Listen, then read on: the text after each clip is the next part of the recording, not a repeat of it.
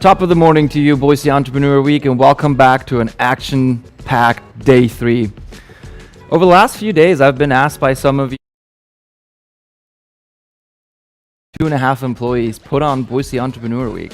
The answer is pretty simple. It's through partnerships with our sponsors and supporters. And on that note, I was also asked where this beautiful furniture came from, because this is typically not the furniture you see in our space that our members get to use. And for that, I invited Jeff Heath, owner and CEO of Business Interiors of Idaho, who has now for the second year in a row lent us this furniture so we can look uber professional. Welcome to the show, Jeff. Yeah, thanks for having me, Tim. Absolutely. Being a partner and a sponsor of Boise Entrepreneur Week year after year, if you could just briefly introduce yourself to the audience and tell us why you support Entrepreneur Week. Yeah. So I'm Jeff Heath, CEO and owner of Business Interiors of Idaho. We've been a Boise business for about 35 years. I've been CEO for about the last 5. And primarily just because I like how it looks on the camera is why I, donate the product. Great reason.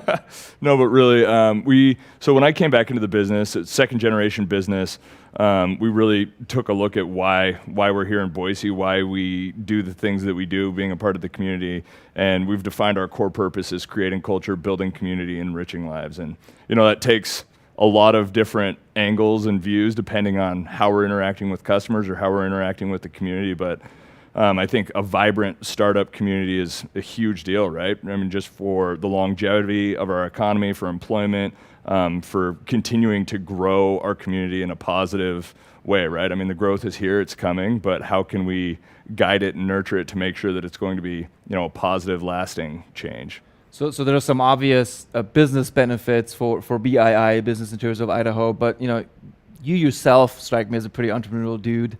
You also run Wheelhouse, which is a co-working space right above BII, just down the street. And so, space looks really nice. It's really posh. I can't quite compete on the poshness, if you will. But, back to the business side. So you guys primarily are in the furniture business for local businesses, right? Correct, yeah. Variety of things, businesses, multifamily, healthcare, higher education. It's really about creating a sense of place and community, right? There's a ton of psychology that goes around how spaces are designed, and it's really to design a space that can harbor interaction and idea and spontaneous creation all the way down to heads down focus time. And so it's understanding how people work and creating environments to foster those kinds of work. So Boise-based business, 35 years, second generation, and I've bought a few businesses in my career, and I know that it's fairly difficult to get the kid to take over the business from the parents. In this case, it worked out. So props for that. But let's switch gears a little bit. Since you do sell, furniture and provide other services to a lot of local employers and entities, small and large. Walk me through what the pandemic did to the business, meaning your customers, but also internally for BII. How did you guys cope in the last 2 years? So I think we got lucky in a lot of ways. We had great customers who already had capital expenditures, who believe in the built environment, and so they were continuing down the path of either building out or reworking their current environment. So we continued to work with them. That really helped float us through. There's a lot of companies that are moving out of larger markets for a variety of reasons and coming to Boise, and see that there will be an end to the pandemic at some point, or there will be some sort of altered environment where people can continue to work in a built environment. I think that there's huge efficiencies and creativity that's gained by interacting in person. I think we all feel a little burnt after being for Zoom or Skype 2 years. There's a lot of factors that go into that coming back, and we're continuing to see growth in Boise, which is great. Internally at our company, we worked remote for a certain period of time, and then we really encourage people to come back because it's what we do, and a lot of our products are very tactile, right? I mean, we're designing together, we're collaborating, we're sharing ideas. We're a very integrated team, so it was important for us to be together. Yeah, in the Wheelhouse as well. There was a period of time where I just told everybody, you don't need to pay rent, don't come into the office, don't feel obligated to be here. But it's started to fill back up. I think people are craving that human interaction. pretty nice landlord there. Right, yeah. You have to Right, pay community rent. first, right? Yeah, that's awesome. You mentioned the built environment, and I sort of think of BII as being a leading indicator almost. In other words, if you get a large order, it tells me someone is setting up shop, they're either growing or they're repurposing their space. So what's kind of your take on this, the return to the office, let's call it that, or to the built environment, as you put it? To your point, talking about Wheelhouse, Trailhead shut down for about a month in April of 2020, and we lost about half our members. But since we've seen a small resurgence, that dropped again, and we're just on the forefront of seeing a small resurgence again. So I'm really curious, kind of what, as a leading indicator of the local economy, what are you seeing? Yeah, it's interesting. We were talking about this earlier. I just got back from our manufacturer Hayworth in Michigan. They do a ton of research on, how is the workspace going to change? How is it offering the things that people need to do the work and the interactions that they need to have? And they said, that they talk with all these big tech companies, with Facebook, Google, and out of one side of their mouth, they're saying everybody can work remotely indefinitely, and then out of the other side, they're coming to people like Hayworth who are doing research and building these environments and saying, what can we do to get people to come back? And I think everybody understands how important that is. And even if you look at local employers in Boise, people like Micron, people like Albertsons, right, who are mandating vaccines for their employees, and I think that's because they want people to come back. And it's a tricky balance, right, because I think what we're going to see is more of a flex, right? It might not be all the time, but I think people understand there's certain kind of natural interactions that can't happen over a planned call. And so it's this fine balance between let's utilize the space and make it work, but also realize that we have the tools to work anywhere. We have cell phones, we can be connected anywhere with high-speed internet essentially, and we can do heads-down work from just about anywhere. So I think employers are taking a really long, hard look at what is the person's role, what is the company's role, what is the style of our industry, and what works best for us. And it's just like anything. No one built environment should look the same. A law firm is very different than a collaborative marketing firm, and I think people will come to different outcomes, but I think the built environment will always have a place, and it's to the business leaders to determine how that looks. So your clients don't only get physical products for their built environment, you have access to data through your manufacturer and yourself, and sort of helping them guide through some of these decisions going forward. A large employer like the Facebook to go to a furniture manufacturer to ask for data at first is like a little surprising, but then you think about it, it makes a lot of sense. Right. Yeah, the product design times on some of these things, these systems that you see in these beautiful environments, can take years to produce, right? Oh. And so they're doing a ton of research into, the cognitive facets of an environment and what products do they need to be designing to meet those human needs, right? And it's a constant learning, it's a constant change. When my mom first started the business, it was you had to be at a desk because that's how your computer was connected to power, that's how your computer was connected to the internet, and that's where your phone was. Power was the anchor then. Exactly, okay. Yeah. And Wi-Fi didn't exist, And so now, it's constantly changing and new insights are constantly being made, but fundamentally human psychological needs are constant, but it's, how do our manufacturer partners create these products and then us apply them in a way that, is nuanced to what the end user and what the company is trying to do. The role of data in this is it's overwhelmingly clear that there's a lot of data to be crunched made into information so people can make good decisions. But I like your point about a law firm looks very different than, a marketing design-centric firm.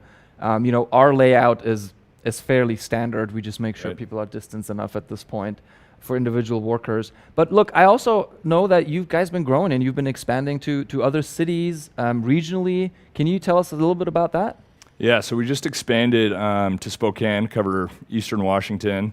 The main focus behind that is that there's a lot of identity and similarity between the markets in terms of the people, the kinds of businesses, how they interact in the community, their commitment to community. And so we saw a huge opportunity to continue to bring more value, and a lot of our customers span these two markets. So it's, how can we continue to add value and scale? I think scale is going to become increasingly important, with the direct-to-consumer business that's happening online, and the more data and the more knowledge we have, the more, the larger our design team is in perspective, the more we can and better we can serve a variety of customers. That's interesting. You bring up the similarity in cultures between the southern region and sort of Spokane and oriented towards Washington. I always assumed and was told that northern Idaho, they're on Washington time.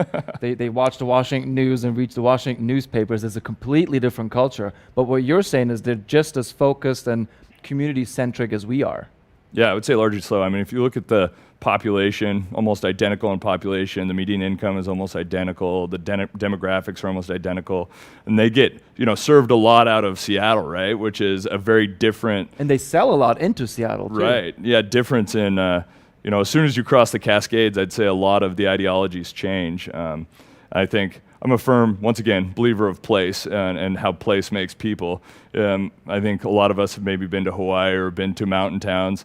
The vibe of the people are very different in those environments than in a big city, and I think that's kind of a product of place, right? And you can see that between Spokane and Seattle, or Spokane and Portland, and start to see the similarities of they're university towns with a river running through it, with a hard connection to the outdoors and recreation, and I think that defines a lot of the people who live both in Boise and Spokane. I really like the way you put that, product of place. I can probably argue that Boise and Boise Entrepreneur Week is a product of place too. What a great fit. So is this a brick and mortar operation you have then up in Spokane? It is, yeah. But I mean, as with the distributed world and technology, we can support it greatly out of Boise. And so the whole idea is that we can kind of balance and load share and idea share now that a virtual world is acceptable and we have the tools to make it happen. There's still a lot of travel involved. I mean, as I said, we work in a built world, but ideas and information can flow constantly between the two locations. So the second generation leadership or ownership of BII is marked by expansion. Right? You're expanding regionally into another market. How does your family kind of look at that and look back over the last 35 years with, I'm going to assume, somewhat humble beginnings, and now you're expanding regionally? They must be pretty proud, right? Yeah, I think so. It's funny that you bring that up with humble beginnings. I mean, my parents first started in a Firestone tire shop over where the Idaho Power building was. They didn't have enough inventory to have a warehouse and a showroom. So they were in need of a co-working space almost. Exactly. Well, yeah, you could see through the window where they changed the tires. And so what they would do is they take the product out of the boxes and they would set it up, tape the boxes back shut, and put them back there so it looked like they had more inventory. So I think from that point to having a co-working space and all these other things we're doing, I mean, they created a great foundation for us to grow. And then, I mean, timing is everything, right? Boise is thriving. We were just talking with somebody else about how Boise is a product of these big companies who chose to be here, right? HP made a decision to choose Boise over Spokane, actually. Oh, we won. And we beat them. Okay. Yeah, and you think about that. I mean, how many companies have spun off from HP or spun off from Micron, these people who left and started different companies? So, and it's great that we continue to see that, right? With, the Cradle Point acquisition and the T-Sheets acquisition and all of these, and then those people, some chose to leave and start new companies, and it's like kind of this momentum, right? And I think what's exciting about the work that happens at Wheelhouse and Trailer is we're working on planning the next generation. We're planting seeds of the future companies who hopefully will spin out another 50 companies each, and it's just a cycle after a cycle. Right, yeah. And I mean, you see it all the time, right? The people who feed off the ideas of one another and can, synergize and bounce ideas. It's fun to see. Yeah, on that note, it feels like I could go on with you for another 30 minutes. We only have 50, so we're about out of time. And on that note, I'm going to wrap it up. Coming up next is a talk hosted by Michael Baskin, representing INL. It's called Clean Tech Business in Idaho, and it features a few local clean tech heroes, actually. Amber Beeg from Warm Springs Consulting, who used to be a Trailhead member. James Wagner from Jewel Case, who powered pretty much the entire Treeford Festival for an entire week. Maddie Mead, as well as Leif Elgethen from Retrolux, who also got a start right here at Trailhead. But before we do, a quick word from our sponsors.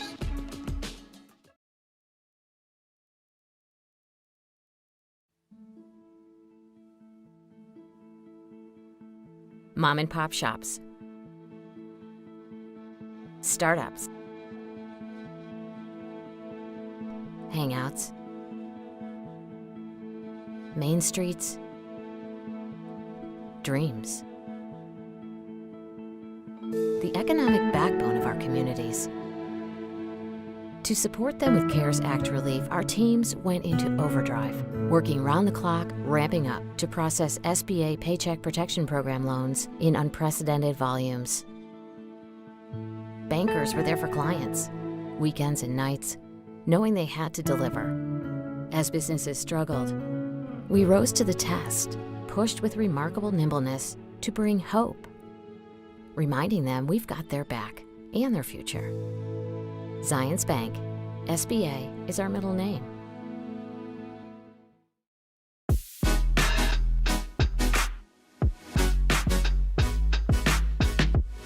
All right, welcome everyone to Boise Entrepreneurship Week and the panel launching a clean tech business from Idaho, Opportunity and Risk. My name is Michael Baskin. I'm the Innovation Advisor for the Center for Advanced Energy Studies, the consortium known as CASE, which includes the 3 Idaho Public Research Universities, Boise State University, University of Idaho, Idaho State University, and Idaho National Lab, so Idaho's energy consortium. And I'm joined today by 4 panelists with diverse businesses and perspectives. I'd like to welcome Maddie Mead from Hempitecture, based out of Sun Valley and Twin Falls, as I understand it. Welcome, Maddie. Thanks. It's great to be here, Boise Entrepreneurship Week, and really nice to sit here on this panel with such incredible clean tech entrepreneurs from Idaho. Awesome. Thank you. And then I'd like to welcome Amber Beeg, from the head of Warm Springs Consulting. Welcome, Amber. Hi, everybody. Thank you, Michael. And I'd like to welcome James Wagner from Jewel Case. Welcome, James. Hi, great to meet everyone. Excited to be here. And welcome Leif Elgethen from Retrolux. Thanks, Michael. Also excited to be here. All right, and I'd like to invite everyone to kind of give a brief intro of what their company does and what they do with their company, and we'll kind of go in the same order. So, Maddie, maybe you start us off, then Amber, then James, and Leif. Maddie, tell us a little bit about Hempitecture, which I know has been in the news, and look forward to hearing a little bit about the Hempitecture initiatives. Yeah, thanks so much, Michael. So I'm the founder and CEO of Hempitecture, and at Hempitecture, we specialize in what we believe is the most sustainable insulation product on the planet. We're actually bringing manufacturing here to the Magic Valley, Twin Falls area, Jerome County to be specific, and our flagship facility that we are building out currently will be ready in Q2 of 2022 and will be capable of producing a number of products, but primarily hemp wool insulation, which one of the benefits is it's carbon negative. So that's a good thing. So it helps you save energy and helps our planet as well. I'm going to pass this off to Amber. Hi, I'm Amber Beeg. I'm with Warm Springs Consulting, and we are a sustainability consulting firm. We work with governments and businesses on building roadmaps to sustainability. Hi, everyone. James Wagner, founder and CEO of Jewel Case. Jewel Case designs and manufactures battery systems to solve for all of your temporary, emergency, portable backup power needs. So one product platform that stacks like Lego blocks so that it can ideally size for each one of these power applications. And replacing gasoline generators, also providing that critical backup power. And we manufacture in Garden City, Idaho. So Leif Elgethen with Retrolux, and we build a software platform that makes it really easy for contractors and project developers to develop, design, sell, and install energy efficiency solutions in our existing commercial buildings. There's over 7 billion square feet of commercial space in America, real estate, and it's our vision and our mission to make those spaces as smart and energy efficient as possible. Awesome. So if I understand this correctly, we've got the head of a hemp insulation for energy efficiency for building insulation company that's manufacturing in Twin Falls with Hempitecture. We've got a policy and advisory and consulting firm out of Warm Springs Consulting that works with governments big and small to help lay their future pathways on where they're going. If I got most of that. And then we've got a kind of a unique Lego plug and play battery company that's, as I understand, replacing generators with silent renewable power at festivals and other unique opportunities. And then we've got a software business that helps companies who are going to scale energy efficiency businesses get their projects done. So I think that's, at least I've got most of that right, I hope. 4 different businesses, 4 different initiatives, 4 different founders. So really looking at this from the founder perspective, what got you interested in launching your business? It would say, and not all these are renewable energy businesses, but they're in the renewable energy, clean tech, energy efficiency realm. So kind of what first got you interested in the field, and what made you launch what you're doing today? And open to anyone who wants to start. I'll jump in there. First off, Michael, what a great job assembling this panel. This is awesome. Such great people to be on here with. James, I need your batteries yesterday for camping and all the things on the road and never having a place to plug some stuff in. So we're going to connect after this call. I'll just briefly touch on my story of starting in clean tech. And for me personally, it was when I was an architecture student studying architecture and environmental science. And I really didn't have a concept of clean tech or really understand what clean tech was at the time, but just saw a need for more sustainable materials in the built environment. So for me, I've been working on hempitecture since 2012. It's been reincarnated.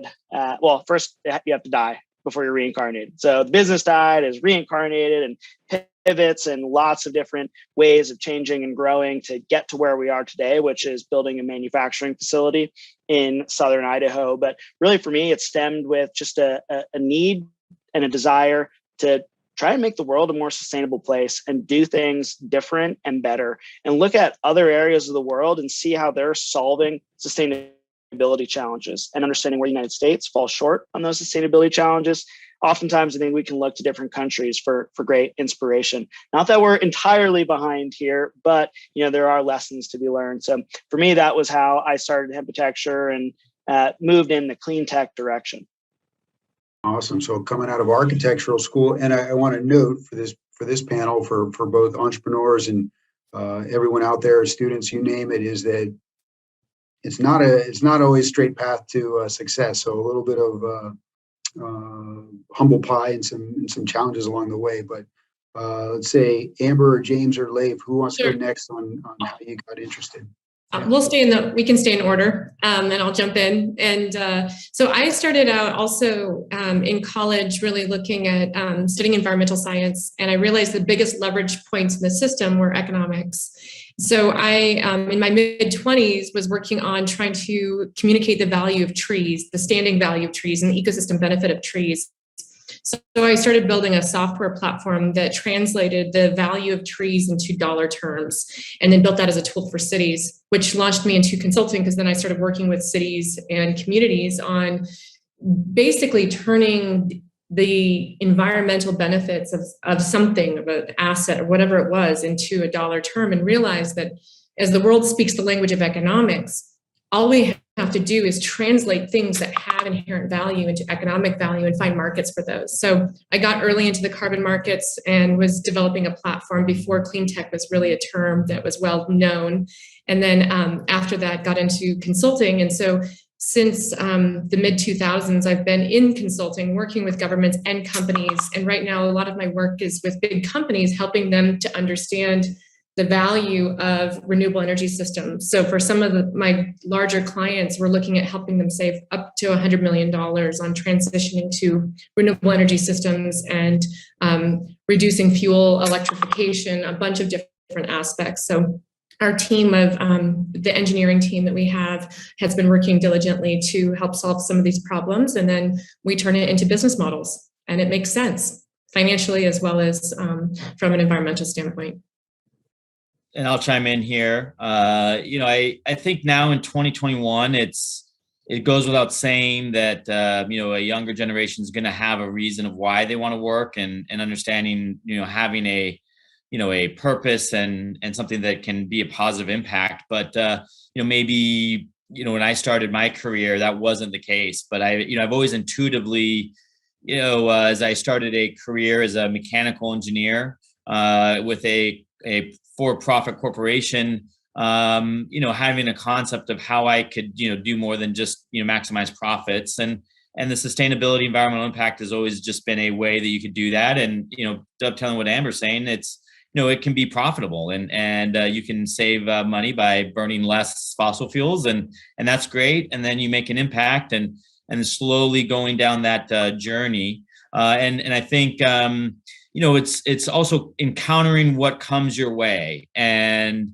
then so, I stumbled into batteries in 2007 with my co-founder, and realizing the potential, and really, that's the key to renewables, because renewables are not going to match your demand, the production, and then so you're going to need batteries, and it's it's a fantastic product. It's a fantastic thing to be working on, and we've been working on it for a long time. I love to see the passion that's going on now, where there's society as a whole sees the need for these solutions, and there's a groundswell momentum that we're all seeing here. So I'll pass that over to Leif. Yeah, so the first time I was even aware of sustainability, clean tech, these different terms, was in college as well. I was fortunate enough to have a cousin who was working on climate tech in Norway at that point in time, and that was in 2002. And as a scientist, he shared with me some of the data, and it was very compelling at that time that we were having an impact on Earth, and it was negative. And that really opened my eyes and got me focused on sustainability writ large. And ultimately, I learned that I had one of the most important entrepreneurial characteristics, which is I'm super curious and I really like to learn. And so I took that learning and that curiosity, and I really started to think about what the problem meant, what the scale of the problem was. And then I realized I had another entrepreneurial trait, which was that I like to solve problems. And so once I realized there was a problem, I understood how to think about it.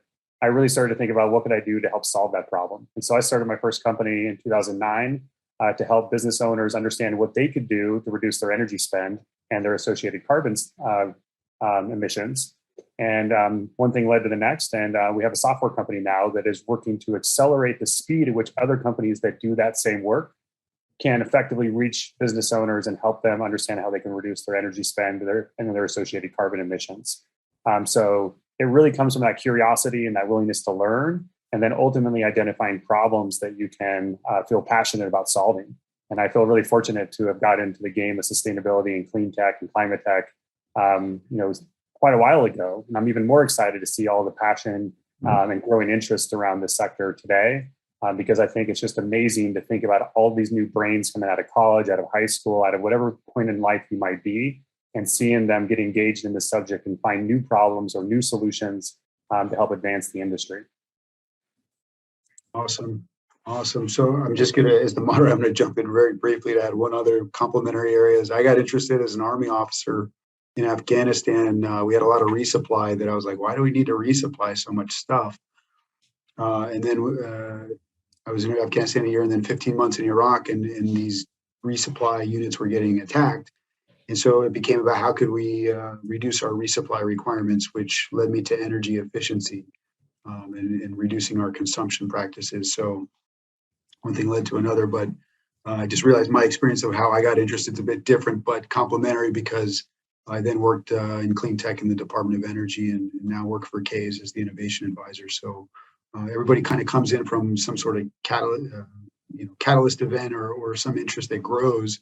And I'm also kind of hearing, Leif, James, Amber, Maddie, everybody kind of continued on here as kind of a theme that it wasn't just the first stop or things were just rolled out on a red carpet, but kind of iterating and kind of exploring has led you to where you're at, and you'll probably continue to iterate and explore for where you go next. So kind of shifting here, just to explore a little bit. You lead companies or you lead organizations here. Is how did you develop your value proposition, and really how did you also balance what your product is with finding customers? So really looking at that from the entrepreneurial perspective of, we're making this, I got to get money to develop this, and I'm going to employ people, but then I need to sell this. And how do you make that special sauce work? Yeah, so for me and over at Hemptecture, kind of going back to what I had said earlier, there's been so many reincarnations of our business and pivots. And as an entrepreneur, that is one thing that I try and tell every entrepreneur is that you need to be persistent, you need to have a vision. But if that vision is not panning out, don't be afraid to adjust your sails and catch a different wind. Because sometimes you're getting signals that are directing you that way. And if you're so determined in going that other direction, it might not work out. So early on at Hemptecture, we had a very unique building system that required a lot of different people and processes in delivering a building. And we learned early on that if you are really reorienting the order of operations in a building project, it's very difficult to find customers and clients that are super committed to do that. And so early on, we were really focused on this one area and realizing that, we had customers go, to the 8th inning and then drop out because they couldn't get a building permit, or an architect that would design a building and then it wouldn't be accepted by the building inspector. All of these things really indicated that we needed to go in a different direction. And so about 2 years ago, we went in a different direction, which is a one-to-one product substitution. And the value proposition of that product substitution is, hey, what's in your walls now is bad. It's bad for you. It's bad for the planet. And why not switch to something that is carbon negative, good for the planet, healthy for you and your family? And hey, we spend over 90% of our lives indoors. So why not turn our homes and the places we spend 90% of our lives into a sanctuary, a place that nurtures our health and is responsible for the environment? Finding customers, Michael, that's a whole other challenge and a story unto itself when you're an entrepreneur. But I think when you have a product that is right and a product that speaks to people and there's a mission behind it and a belief system behind it, people are gravitated towards it. You can market a bad product all you want, yet you might not end up with customers at the end of the day. So I think so long as you have a passion fit, you have a product that's serving a need, finding customers, that's going to happen organically. And once you start to see that organic traction and people coming into your world and your network, that's when you can really start to accelerate on gaining more customers and getting more traction. And I'm sure with the other panelists on this group, there's lots of different perspectives and ways because we come from different sectors. We have other tangible hard goods, we have consulting, we have software, and I think our customer segments are different. So I'm excited to hear what everyone else has to say. I'll jump in. I think that it really, when it comes down to it, and going back to what Leif was talking about, those key ingredients of being an entrepreneur is curiosity and also problem solving. And I think as an entrepreneur, one of the unique things we do is we identify problems. And usually when I have a chief complaint about something, there's usually a problem to solve. And if I find it a problem and want to solve it, usually there's somebody else who also has the same problem. So when I started a software company in the mid-2000s, I was actually trying to find a solution to the really bad tools that existed at that point in time to do the job that I was trying to do for my day job.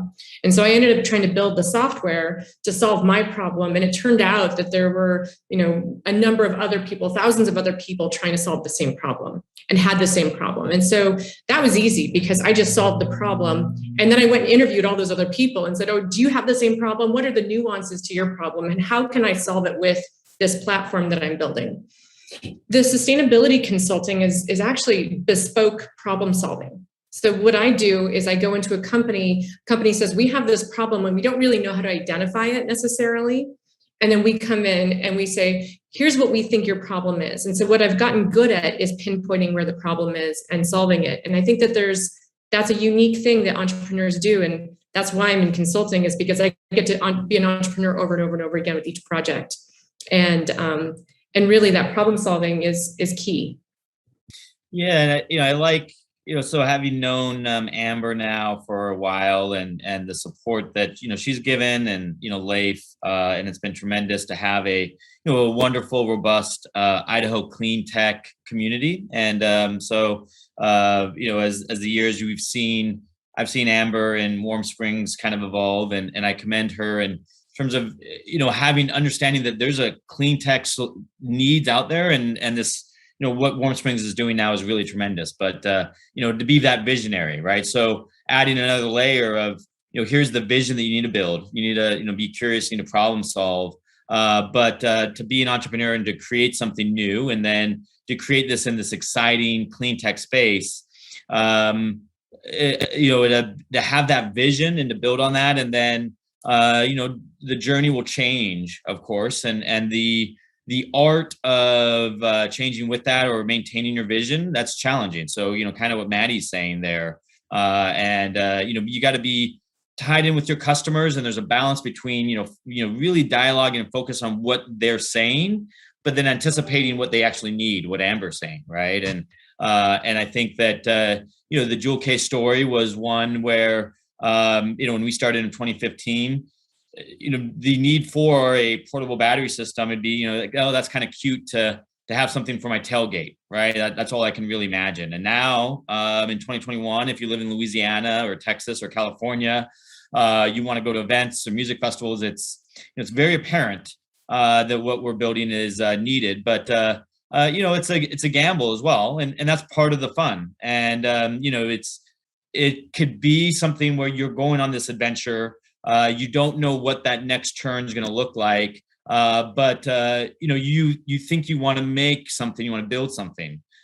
Take that strength or that passion, and then go forth and try it, and make sure you're in tune with your customers. But then also, I think that you need to feel strongly about what you're trying to build. If you are just trying to maximize something, or how am I going to make the best decision here, you might not be able to persevere through the struggles of what that actually looks like. A great kind of pivot for us was, we were really focused on events, trade shows and music festivals, and then COVID hit, and suddenly we have no customers, right? So how do you sell, and how do you continue to evolve your company? And it's been great to have events come back, for sure. But then as a result, Jewel Case is a much better company, coming out of this, because now there are, other technologies we've developed and other customers that we've developed as well. And now, it's not just one story. There's a lot of different other needs in there as well. To be fairly additive to the great comments that everybody has shared already, I'm going to keep it pretty simple. Once you find a problem you want to solve that you're passionate about, figure out what that solution looks like, or what you think that solution will do for solving that problem, and then go talk to people. Like, go find who you think your customer is going to be and talk to as many of them as you can, and see if they actually have the problem, how important is that problem to them, and whether or not they'd be willing to pay for it, a solution to that problem. So I always just recommend that earlier and faster you can get out in front of potential customers to share what you're thinking about what you're going to do for them and get their feedback, the faster you're going to have a pathway to success. So, don't be scared. I mean, I'm an engineer, and it was scary going out and talking to those early customers, and I was worried they're going to think my ideas sucked. And if you're an entrepreneur, you got to get over that stuff quickly. And the best way to do it is to go out there and share your story with folks and get their feedback. And you'll be amazed at the positive response you get and the helpfulness that people will give you, both in telling you parts of your idea that might not be so good, but also the parts that are really resonating and things that you could do to improve it. So take advantage of that. It's a free resource that you can get from your ultimate customer base. You'll get some really awesome early adopters that want to jump in and help you build it or help you test it. And ultimately, it'll make sure that before you spend money building something real, you've already gotten out there and realized and proven to yourself that the problem is persistent, and that your solution is something that would work for people and they would want to pay for it. A little bit of customer discovery and customer engagement. I'm hearing from Leif about, hey, get out there and. And I also want to throw in the clean tech space and the social entrepreneur space, where your revenue stream is not necessarily who you're solving the problem for. And that's something that, we often confuse. Our revenue stream has to be the person, or essentially the customer. And in the social entrepreneur space, you can actually have a different revenue stream than the problem you're solving, the person you're solving the problem for. And that always gets really interesting, right? So this is where social entrepreneurship, like a friend of mine built these cell phone charging stations, independent charging stations in Tanzania. And really what she was solving was poverty and entrepreneurship. But really the solution was these charging stations where people would pay money into them.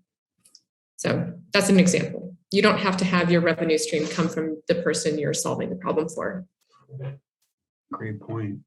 And Maddie, I saw this is 2021, so no remote panel would be complete without some sort of interruption. So it sounded like Hempitecture had some office stuff going in. So just to transition here. So all of you have launched something. I want to kind of highlight a little bit and get some fast insights about partners. Like no one can do this alone.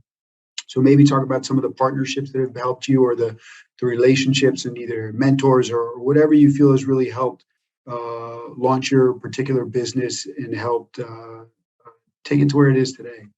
So welcome insights and thoughts on how partners in the ecosystem have helped you. Michael, as an entrepreneur and someone who's launching a company and growing a company here in Idaho, it's been incredible to experience the resources that we are afforded here in Idaho. And so recently we were awarded a Department of Commerce grant for the iGEM program, which allows us to work with the University of Idaho. This is such an incredible opportunity, not just for hemptecture, but also for the students that are at the University of Idaho who get to research and develop the future of our building materials here today. So we're really, really thankful for this opportunity, which again was completely afforded by the Department of Commerce. And I get to go up to Moscow, work with the students, get to go into the laboratory. It's really an incredible thing. And then I think outside of, looking to state level resources, look to local resources. Who in your community can help you? Who is a mentor to you? Who can you partner with to get further faster? Because as an entrepreneur, what you'll ultimately learn is that delegation is really important. And finding out how to work with other people is going to be really important for you to ultimately experience success and grow your business. I want to chime in and also add and do a plug for the Clean Tech Alliance and for Trailhead and for all the organizations that are key right now. And I want to say, Boise Entrepreneurship Week is another one. These are the venues in which we meet each other. I met James through Entrepreneurship Week. I met Leif through some mutual friends, and I've known these guys for many years now. And these guys have been invaluable to my business, and just the exchange of ideas and the camaraderie and the friendship and the innovation and the thinking. And all of us are also part of the Clean Tech Alliance. So the Clean Tech Alliance is an organization that we recently formed a chapter of the Clean Tech Alliance in Idaho, and Michael's part of it as well. So we're all part of the Clean Tech Club here in Idaho. And if anybody wants to join, please follow up. Maddie, we would love to have you join the Clean Tech Alliance because you would be a perfect fit for it. And it's been really fun and really exciting to see that conversation grow and emerge in Idaho. And it's also just been a delight and super fun to watch and learn from Leif. Leif has been an incredible mentor and advisor. And, the mentors don't always have to be people who are older than you. So I really just appreciate the friendships from both James and Alex and from Leif, and we support each other a lot. And actually, I feel like I get a lot more support from these guys than I give. So I just want to acknowledge them and thank them. Yeah, thank you, Amber. Exactly, right back at you. Everything you said, I just want to repeat and echo. And reach out. Maddie and Tommy at Hemperature, I've had a great call with Tommy already. And I think anyone on this call, I've learned from fellow entrepreneurs, and I would want to extend that invite. If anyone, I'd love to help bring people up, because, it was Leif back in 2018 that, as someone that had just quit a corporate job and trying to figure this out again, that Leif helped me out there as well. So, you got to pass that forward. Mm-hmm. Cool. So just a couple of things that weren't mentioned that are really great resources. There's the Cascadia Clean Tech Accelerator. Maddie's gone through that. I've gone through that. A great way to level up your game fast. Obviously, Trailhead is a great place to meet people. Clean Tech Alliance, if you're into clean tech, is a place to go and convene. Trailhead's a great place to go for entrepreneurial stuff. So keep on that. Boise Entrepreneurship Week, huge resource. And I think the biggest thing that you just heard from everybody is that Idaho is welcoming. So take advantage of the fact that you can get in the door of anybody for a conversation. And so if you have a need and you want to learn more about something you heard from any of us, reach out, and I guarantee you'll get a response and you'll get a meeting. And that goes all the way from the folks on this panel up to people like the CEO of Cradlepoint that just exited for $1 billion. You could probably get a meeting with him, the governor. And so Idaho's just got a really great open door policy, which means you can get access to just phenomenal people that can help you with thinking about your business, thinking about your market, and ultimately working towards putting something on the streets. So take advantage of that. Super blessed to have relationships with the other people on this panel. all doing great work in Idaho. I think we all feed off each other and really try to make sure that this is a sector of the economy that can really help grow both people personally and professionally. So tons of opportunities, but just remember, all it takes is asking for help, and there will be help to be found. Yes, you got to ask, and the welcoming aspect of Idaho business and public leaders, and always an opportunity to connect with others. So we've got just a little over a minute left, and I just wanted to go before I say thank you to everyone. Is who's hiring here? I know there's some opportunities, and I know there's willing to connect, but I'm curious if the Hempitecture manufacturing facilities, if you're looking for folks. Jewel Case is back up and at it after COVID. So if you're hiring, or if you think you'll be hiring in the future, what you look for in a candidate. Very briefly though, maybe 10 seconds each. Hey, yeah, first off, thanks again, everyone, for sitting in on this panel. This has been awesome. Hempitecture is hiring, and we're looking forward to bringing jobs to the Magic Valley region with our manufacturing facility opening up in Q2. So you have manufacturing experience, feel free to send us a message. We'd love to hear from you. We just hired a few people, and we will probably be hiring again in the spring. We just hired a couple interns. We also will be looking for people who love to work with Excel and want to do greenhouse gas accounting work. So that's an area that we will likely be hiring again for in the spring. In Jewel Case is always hiring. We're hiring right now, and really looking for people that can think on their feet. They can really try to create something that's new and be thoughtful about how you can solve these power needs with something that's not a dirty, smelly generator. Yes, and Retrolux is always hiring as well. careers@retrolux.com. The 3 areas we're most interested in right now are software development. So if you got experience in UI, UX, back-end, front-end, full stack, please let us know, as well as sales and marketing and customer support. So we really love having people in Boise, but we do support remote positions as well. So don't let your location hold you back. Send us in your resume. We'd love to hear from you.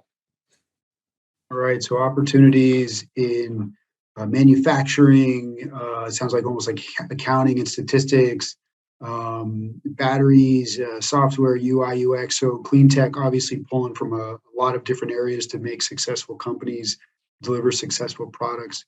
I want to thank on behalf of Boise Entrepreneurship Week, Trailhead, Center for Advanced Energy Studies, all of the energy transition, clean tech community in Idaho. Thank you all. Maddie Mead, Hempitecture, Amber Beek, Warm Springs Consulting, James Wagner, Jewel Case, Leif Algathan, Retrolux. Thank you all for your insights. And we look forward to the next happy hour. There's usually a happy hour in Boise, sometimes one monthly.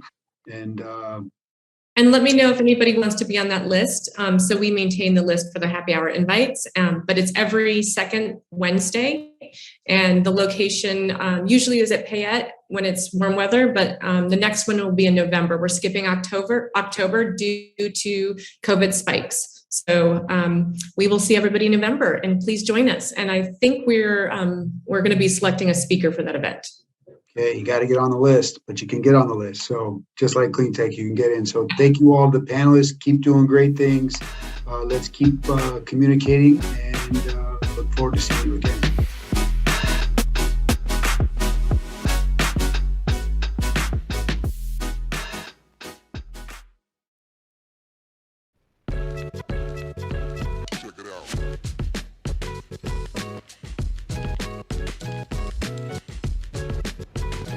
Hi, and welcome back, Boise Entrepreneur Week. Really excited this morning. I have to say I'm feeling a little run down because we were out partying last night, watching live bands that jump at our block party, and I'm getting old. Like, I can't do that as late as I used to. We have another full slate of events here today. We're really excited to do 2 more pitch competitions this morning or today and this afternoon. One is our cybersecurity challenge. Tune in for that. Also this afternoon is Hacking for Home Building, which is a pitch competition about home innovation and building innovations. Really exciting stuff, so stick around all day. But before we get to any of that, I'm really excited to be sitting down with the VP of Marketing at ClickBank, Kuba Porai Kaczynski. Got it. All right. First and foremost, thank you so much for being a longtime partner of Boise Entrepreneur Week. ClickBank has been kind of one of our OG sponsors. I think you guys had one of the first teams that signed up for a dodgeball tournament ever. Right. ClickBank is the reason why in the dodgeball tournament in a normal year, the teams challenge each other. So they wanted a challenge count. And so ClickBank is the reason why we set it up that way. So thank you so much for being a longtime partner. Absolutely. I'd love to hear just, for people in our audience who maybe aren't familiar with ClickBank or haven't met you before, I guess tell us a little bit about what you do for ClickBank and what ClickBank's all about. Yeah, absolutely. So I head up their marketing team. So obviously we're responsible for driving awareness, consideration, and purchase of clients. But in terms of what ClickBank does, we're an e-commerce platform with an affiliate marketplace. So what that really means is we help entrepreneurs, people looking to get started with a business online, help them bring those to market. And so we do that through our e-commerce platform tools like order form, integrated payments, fraud protection. And then we bring that together with an affiliate marketplace. So then we've got affiliate marketers, about 90,000 of them, that they take those products across the web and help them drive their sales. So, and talk to me a little bit about what kind of that makeup of that typical client. So are these clients who have, a single product that they're usually trying to work? Are most of your clients pretty early stage entrepreneurs? I mean, talk to me about who really needs ClickBank. Yeah, absolutely. It's a broad set. So we have 100,000 businesses on platform, again, being around for over 20 years. Yeah. So it literally starts from a guy in his basement that's just trying to figure out how to make some money online, and that's all he knows, and that's his dream, whether it's just a side hustle, all the way to e-commerce brands that are have many products, but are looking to really grow customer acquisition. So they'll typically bring on one product that's a kind of a high converting product that they can share profit with affiliates for driving sales for them. Interesting. So it's a really broad swath, which makes my job hard. Absolutely. Yeah. Well, especially because, you could have someone who has all kinds of different products that might end up or completely different from the next person who signs up for ClickBank, right? That's right. So I have to ask this question because, there's been some changes in the last 18 months, 2 years. So what trends are you guys seeing in the e-commerce space? Yeah, absolutely. Lots of changes, but at the same time, actually not a lot changing, just growing faster. So, right.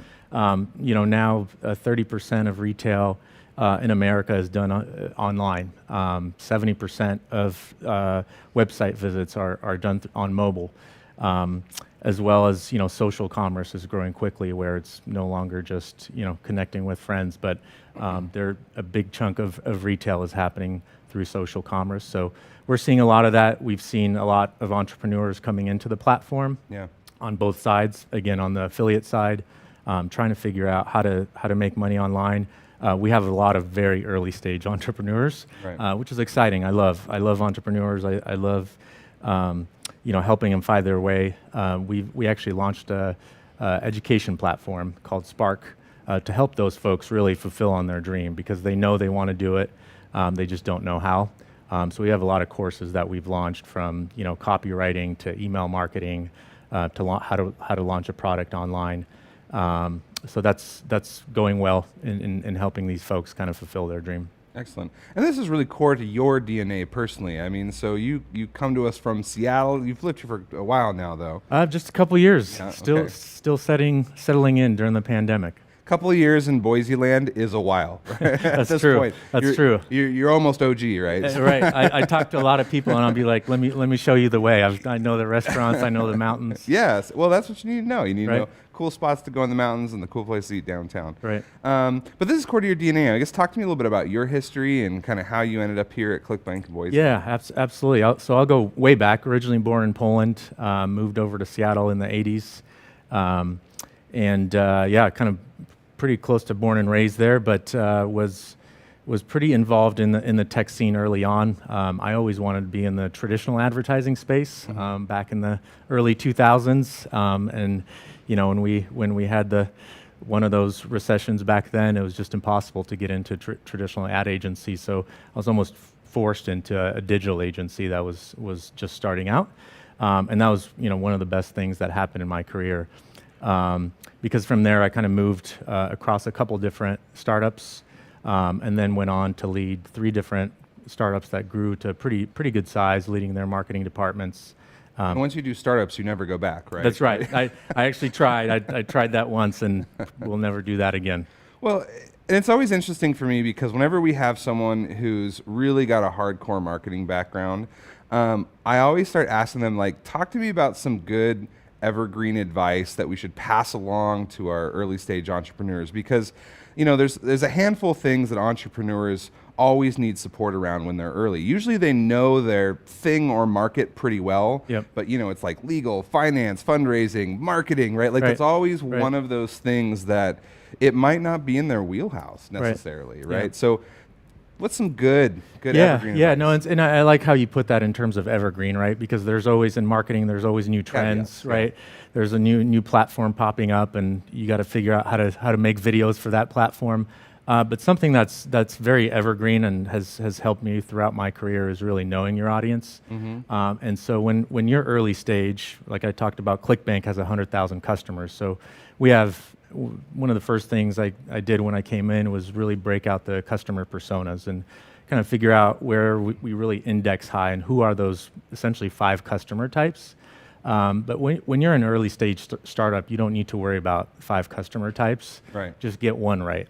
But really know that customer. Not. Well, we talk a lot about like finding a beachhead, right? So in a lot of ways, you're talking about that. You're trying to like nail a specific customer, because you always expand after that. But once you nail one, it gets a lot easier to nail the next persona and the persona after that. Right. That's right. That's exactly right. And so, how do you think early startup founders should really? Because I think when you have your product, you spend so much time figuring that out. I think it is hard to understand how to build a persona, how to target a persona.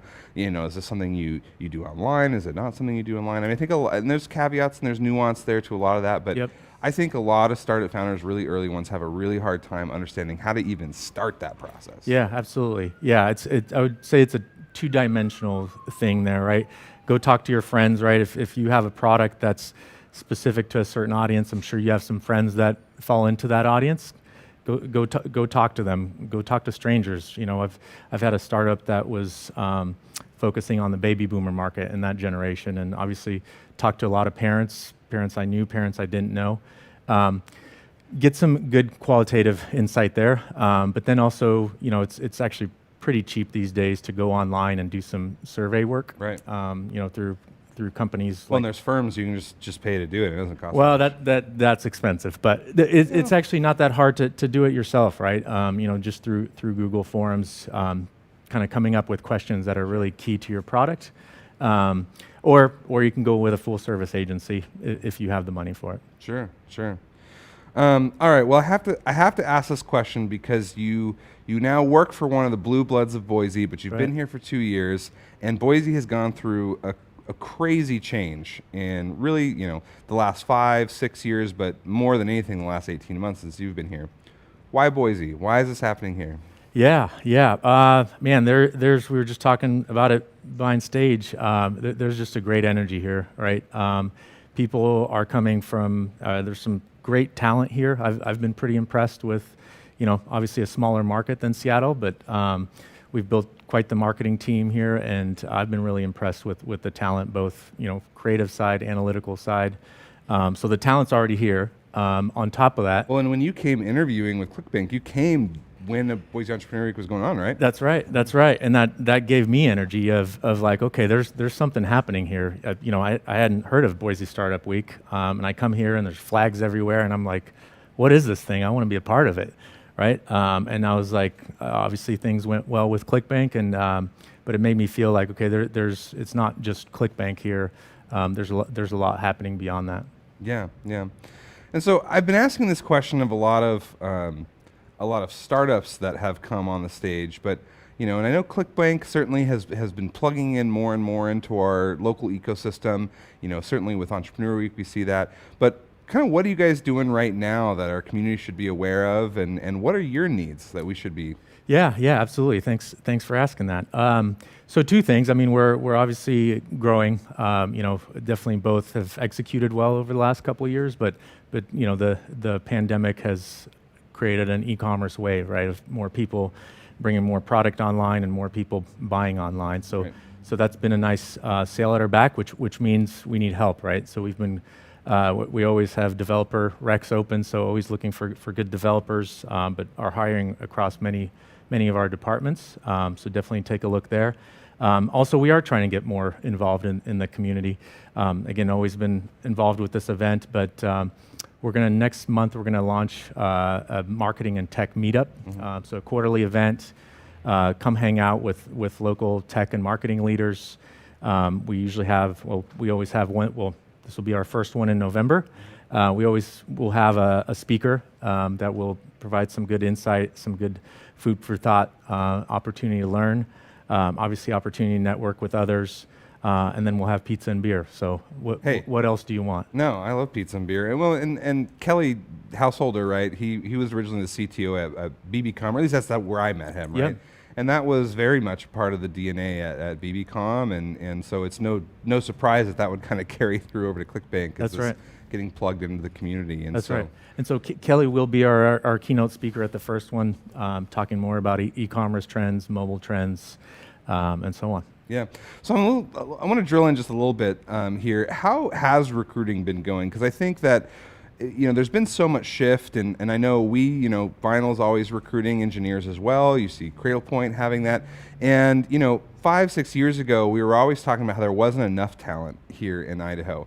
But now a lot of companies are starting to maybe recruit more nationally. And so how is that? How have you seen that change just in your guys' recruiting efforts? Yeah, I mean, there's two kind of headwinds. One headwind and one, I think, wind in our back. One, as you've probably heard, August was named the Great Resignation. So you've got people changing jobs.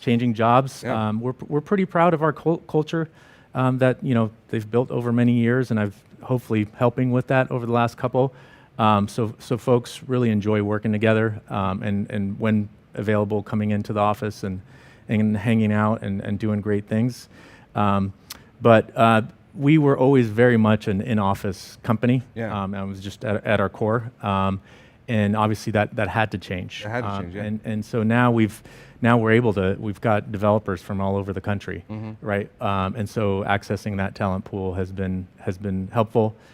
We've been able to still keep 90% of our employees here in Boise, but for the right roles, being able to recruit nationally is great. Well, I'm sure like us, your first pass, you're always looking at people in your home market and your backyard that you can have be part of that in-person culture. But if you didn't immediately find it, you just kept hunting, right? You kept the job posting up, you kept trying to hunt and figure out how to source and recruit talent in your local market. Now you just kind of go next on the list. They might be in Connecticut, they might be in New York, they might be wherever, right? And so I find that, I'm sure this is true with you guys, those positions are kind of just getting filled, whereas before, it would take a little bit longer. That's right. Yeah. That's right. So, well, that's exciting. You heard it here. If you're looking to be part of that Great Resignation, switch jobs, there's opportunities over at ClickBank. You guys always really are on the hunt because you're growing that team, and that's exciting stuff. So, Kuba, I want to thank you so much for taking time to come down here and chat with us more about ClickBank and getting to know you. ClickBank's been a long-time partner, and it's a lot of fun to have these conversations with you guys and have you come participate in Boise Entrepreneur Week and support early-stage entrepreneurs with your resources and your time. So thank you so much. Absolutely. Love to be involved. Awesome. Coming up next, we have Focusing on When the Opportunity is Wide, but first, a few messages from our sponsors. We are Executive Cleaning of Idaho, an owner-operated commercial cleaning company serving the small business community in the Treasure Valley. Taking care of our community is our #1 priority. We offer janitorial and disinfecting services, window cleaning, carpet cleaning, and floor care. We pride ourselves on high-quality and cost-effective solutions so that you can focus on running your business. Visit us at executivecleaningidaho.com to learn more and get a free quote. Teleo is a Greek word that means to perform or execute. In 2018, Teleo's founding partners came together at a local pizza joint in Los Angeles and hatched an idea that led to the formation of a private equity firm focused on special situations and corporate carve-outs within the lower middle market. The vision was to build a great company that focuses on empowering people to perform and execute. With the founding partners' long-standing experience in private equity and backgrounds in athletics, they began building a firm culture centered around teamwork, integrity, a sense of humor, and being dangerously unselfish. That's why the Taleo team has been successful at executing corporate carve-outs, recapitalizing broken balance sheets, acquiring founder-owned companies, and implementing buy and build strategies for its portfolio companies. With offices in Boise, Idaho and Los Angeles, California, Taleo uses its operational resources and capital base to empower management to perform and execute on their business plans and growth strategies. And now, that small idea hatched at a pizza joint has now grown into a thriving company.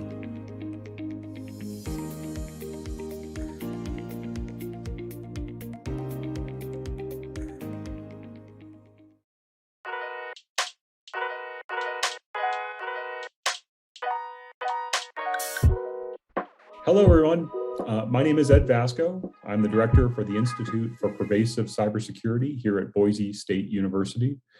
My journey to Boise State started with a 30-year career in the cybersecurity industry, working across many markets, including finance, retail, hospitality, insurance, healthcare, critical infrastructure, and government.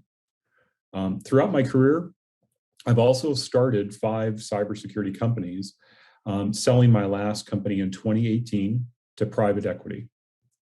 In wanting to take on a new challenge, I decided to enter academia and bring my experience and expertise to tackle the cybersecurity workforce development needs we have around the nation.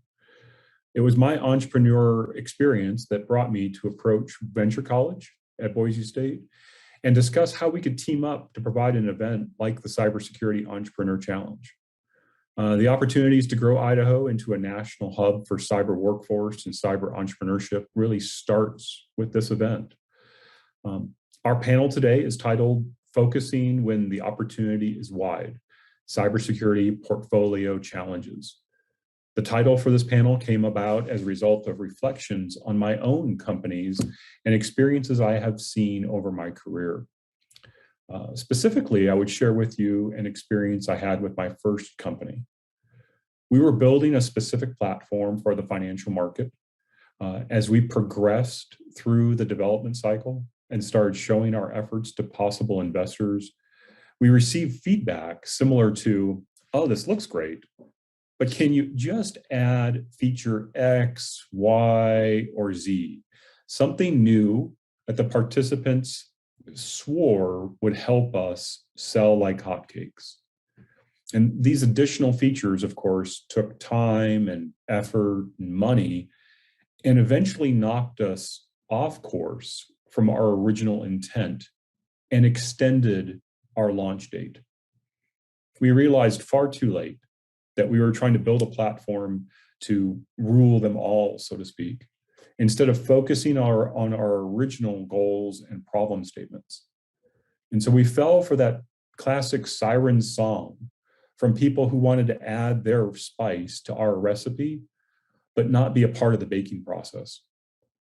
So we ended up with a platform that couldn't be maintained, didn't meet market expectations, and ultimately failed in its ability to attract customers. And that experience was a lesson I learned the hard way, but it helped me with the next 4 companies I founded.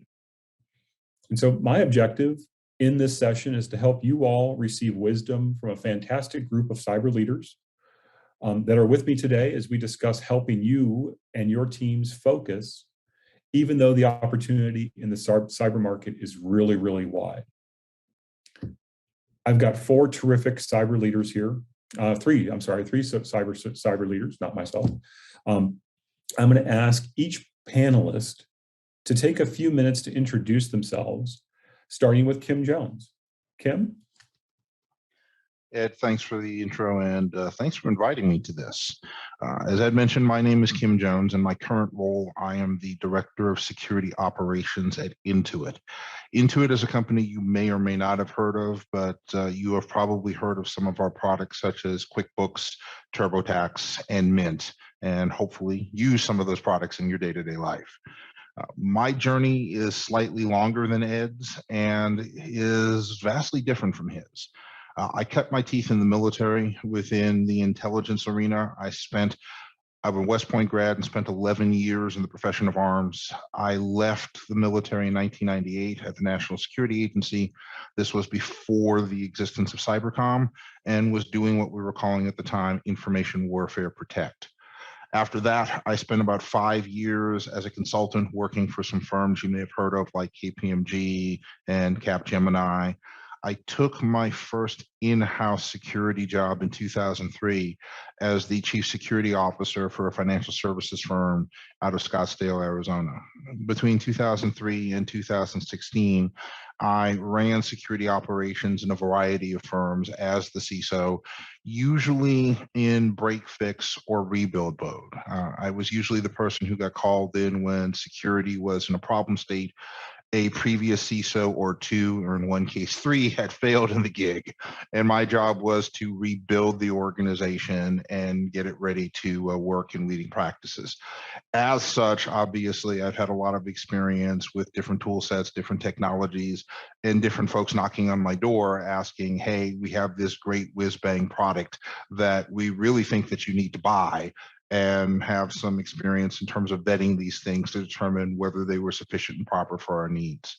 2016, I decided to go on another journey and actually went into academia and built one of the cybersecurity degree programs at Arizona State University. We have about 500 plus students right now in that program, and our focus is to train students for the real world problems of cyber beyond just the tech, but also the governance piece, the communications piece, and the critical thinking piece as well. And I'm still doing that in an adjunct role while I work full time at Intuit, help work as affiliated faculty for Boise State, and actually work as an instructor within the SANS program as well. So I stay a little busy in my copious free time. And again, I'm glad to be here. Thanks so much, Kim. Next, we're going to hear from Jay Radcliffe. Jay? Yeah, thank you for inviting me. I'm excited to be here as well. So my name is Jay Radcliffe. My current role is the Director of Product Security Testing and Research at Thermo Fisher Scientific. Thermo Fisher is a company that buys a lot of companies inside of the scientific space. So you might be familiar with us because we do a lot in the COVID space, whether it's COVID testing or vaccine development or vaccine storage. It has been a very wild couple of years here in the science space. But my role specifically is making sure that all of the products that we sell are secure.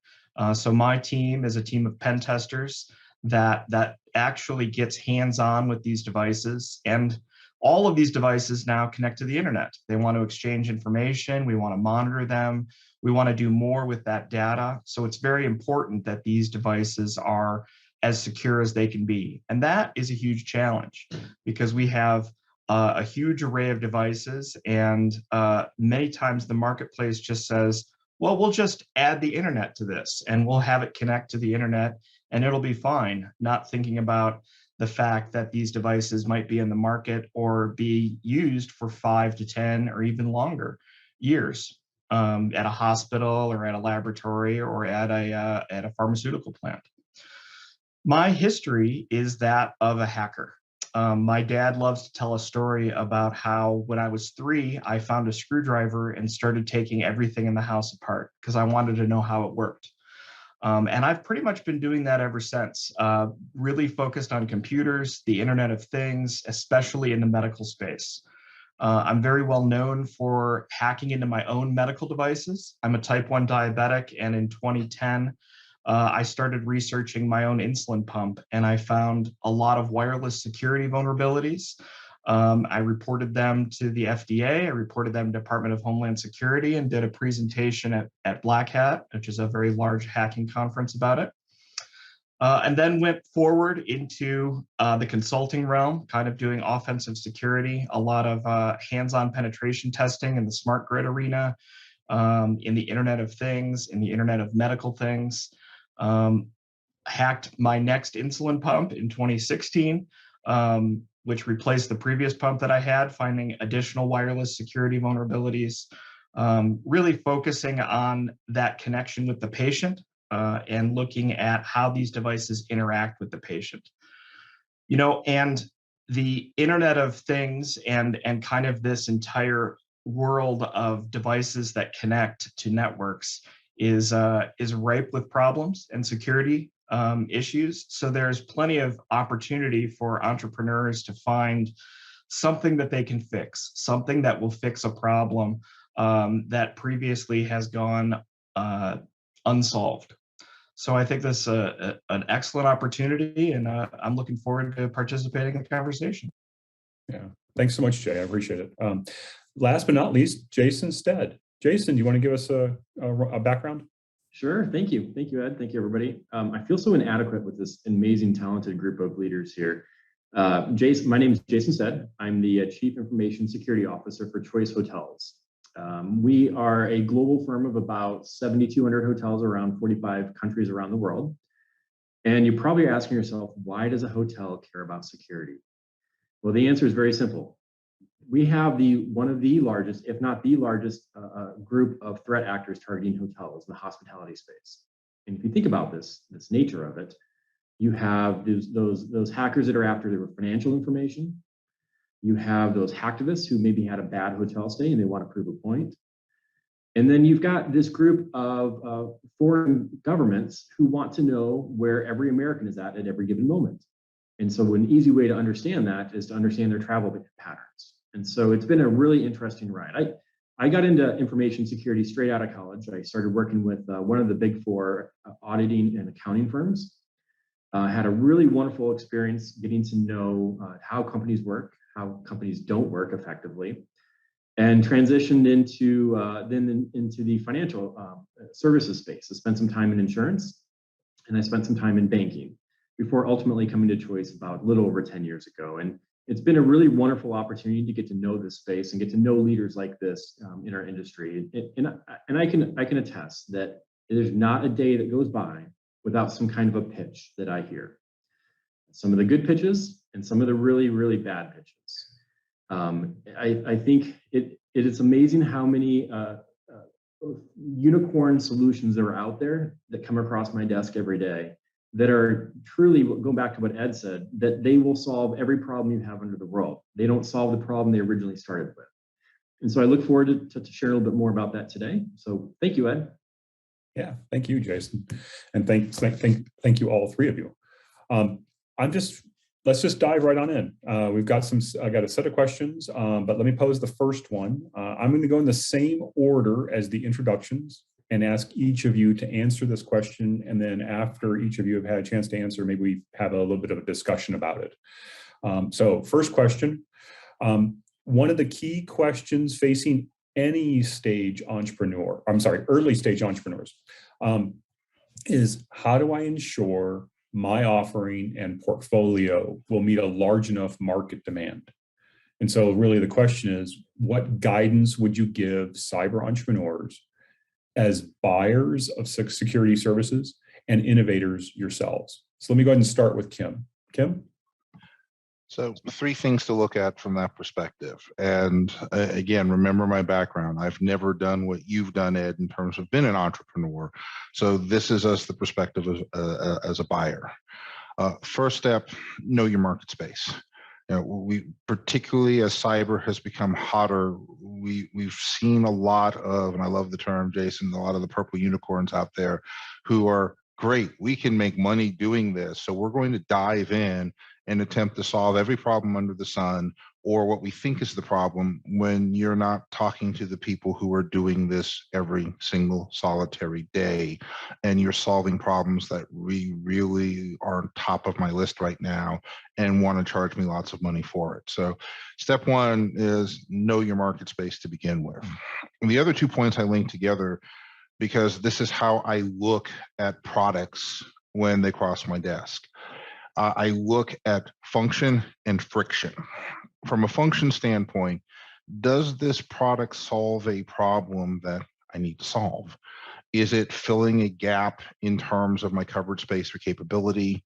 Is it filling a gap in terms of doing something within a particular arena that I need something done in? And if you think about that, as we've looked at the evolution of tech, when we've gone from co-location to data center to wireless to cloud-based, in a lot of cases, the problems are similar, but how we solve them and how the tech solves them have evolved. And just think about all of the cloud-based technologies that have come about in the past few years. And before then, back in the early aughts, a lot of the wireless technology that came about, and now a lot of the mobile technology that's come about from a security perspective.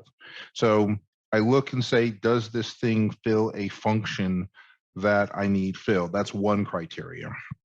The other one for me, from a friction standpoint, gets beyond just ease of use. If we think about security as good, necessary, and seamless as we want it to be, this is an extra step that causes resources. And when I talk to people about this, I talk about just the simple act of driving a car. If you wish to drive a car, most of us in most states require the use of seatbelts, and most of us reflexively take that 30 seconds or 2 seconds or 3 seconds to grab your seatbelts on before you start the car. Okay, that's a delay in time that has nothing to do with what you really want to do, is to just get from point A to point B in your vehicle. And that costs. Now, that cost for us is relatively minimal. It's a couple of seconds per passenger every time we get in and get out. I think about security the same way.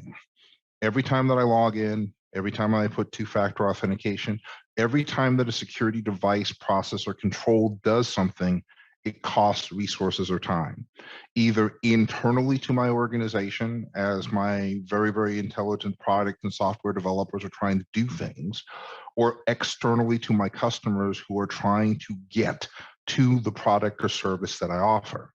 So everything that I can do to minimize that friction point, which then minimizes the amount of effort or resource that's needed internally to do something, is a good thing, because in the end of the day, it saves time, it provides value to me, it provides value to my customers. The other thing that I look at when I talk about friction is, and Ed, you alluded to this, there's also a friction associated with rip and replace. If your product at the end of the day still makes things faster for me, but I have a product that does 85% of what you already do, there's a cost point associated with me ripping out the old product, putting your product in, and maintaining it. So I make sure I take a look at that friction point as well. So for me, other than just knowing your space and knowing what you're talking about, it gets down to function and friction. What is it you're trying to solve, and does it make my life a little easier for my customers, myself, and my constituents? That's what I do. Yeah, no, thanks, Kim. That's great. Jay, you want to take a shot at that question? You want me to repeat it at all? Or? Yeah, if you could repeat it, that'd be great, just so I can frame it right. Yep. One of the key questions facing any early stage entrepreneur is, how do I ensure my offering or portfolio will meet a large enough market demand? And so what guidance would you give to cyber entrepreneurs as a buyer of security services and an innovator yourself? Yeah, absolutely. So, the thing that I look for in different products and the difficulty that I see in the space a lot of times is foundational. So, for example, I will, when I was a consultant, I would evaluate entire company's security and do kind of a cybersecurity maturity assessment. And when I would come in, one of the first questions I would ask is, well, how many devices do you have? Can you show me the inventory of your devices? And 90% of the time, the answer is, I can't do that. I don't have an accurate inventory. Now, that's a very foundational element, and it's a big component of a lot of security controls. So I look at, does this product meet a need on the foundational level? Like, I have to get the foundation correct before I can go after very specific targeted things. Because if my foundation, just like a house, isn't very stable, or my foundation isn't very well thought out, then I don't have the information needed to go and build things on top of it, looking for specific threats. So I think that, when I look at how, adaptable are you, how much of that portfolio is going to meet, I want to look at its relationship to foundational elements. And one of the areas that I would look at is maybe the critical controls. So there's lots of publications that focus on these, 15 critical controls, and kind of how does that tool or how does your solution relate to those foundational elements of a security program? And I think that there's ample area out there, ample problem area to solve a thing and solve it well. And I think that what you spoke about earlier happens to a lot of different products when they come out is, I want to solve more. I want to solve 10 problems, not one problem. And in the end, they end up solving none of my problems, and not solving them very well. So I have found that the best products solve a particular problem at a foundational level, and then I depend upon that product to build the rest of my security program. Good points. Good points, both of you. Excellent. Jason. Really wonderful guidance here from Jay and Kim, and so tough to really follow. As a buyer, one of the things I really enjoy doing is advising startups, advising entrepreneurs. It is much more enjoyable, in my opinion, to be able to advise those folks than to have that sales conversation, because I have 50 sales conversations all lined up, ready to go. But there's a lot of opportunity out there to reach out to leaders in your space that you're trying to target and seek that feedback. They're experts in that space. They might help you think about things that you haven't even considered in the past. Adjacent markets, for example. Ed and I, we had this conversation, I think a couple of weeks ago, talking about different products and different opportunities. And we were just kind of spitballing back and forth of, oh, hang on, Ed, I see how you're solving that problem. But actually, that solves my problem over here. No extra work required. It just slides right in. And so I think it's key to find those advisors out there. And I'm not talking about some paid, expensive advisor. I'm saying find leaders in the market space that, especially some of these leaders in larger organizations, they tend to have a little bit more free time on their hands because they're not constantly in the weeds. And they've also got a great breadth of experience out there to help share more about what they've seen works and what doesn't. One of the things Kim said that really resonates with me is about how do you make my life easier? And how do you make it easier in terms of labor and resourcing costs? I can't stress that one enough. There are some really fantastic products out there. In fact, there's even entire spaces of products. And I'll look at security event management.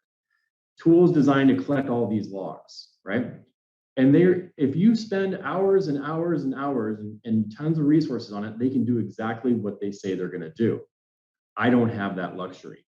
I'm willing to sacrifice that 20% to get me 80% of the way there with 20% of the labor. It's a very challenging space as we think about, especially the cyber markets.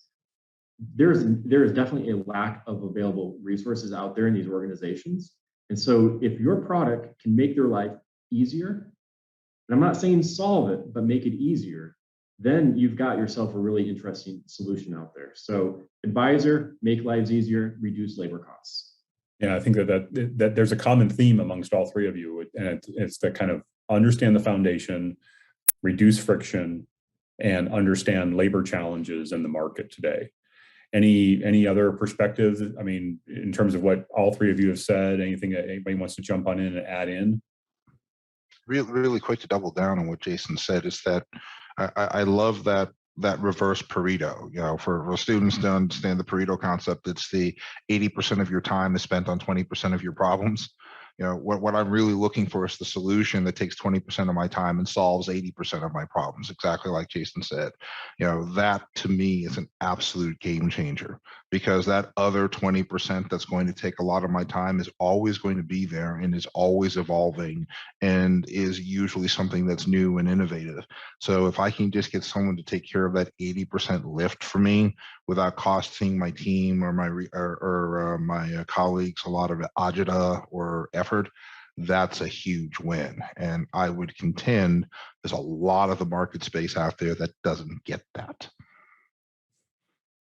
Yeah, I think all too often what I've seen, and I would love to get your all's perspective as leaders. It's products in the space either they boil the ocean and they do everything for everybody, or they solve an extremely esoteric market space that's only 5 customers big. There may be 5 customers that are massive in size, but they're only 5 customers big, and that there's these distinct bumpers in the market. I don't know if you would agree or disagree with any of that. Totally agree. Yeah, I agree with that. And that's why I talk about that foundational piece, right? You can't go and chase something that's kind of more esoteric and more specialized unless you have good foundational elements, you have good data coming from those foundational elements. Right. That foundation is also, it's just so critical, Jay. When I think about some of those great products I've seen out there, I know they could help me, but I'm not mature enough. I don't have the foundational things in place to be able to take advantage of those. There's just some foundational components of technologies and solutions that are just not out there. So is there a way to tackle that market space? Maybe not in your product, but in a different product or some adjacent component of your product. My thanks to Kim, Jason, and Jay for participating. I can't thank you all enough. And we hope all of you, from a listener perspective and watcher perspective, have a wonderful challenge event. And good luck to all of you and your teams.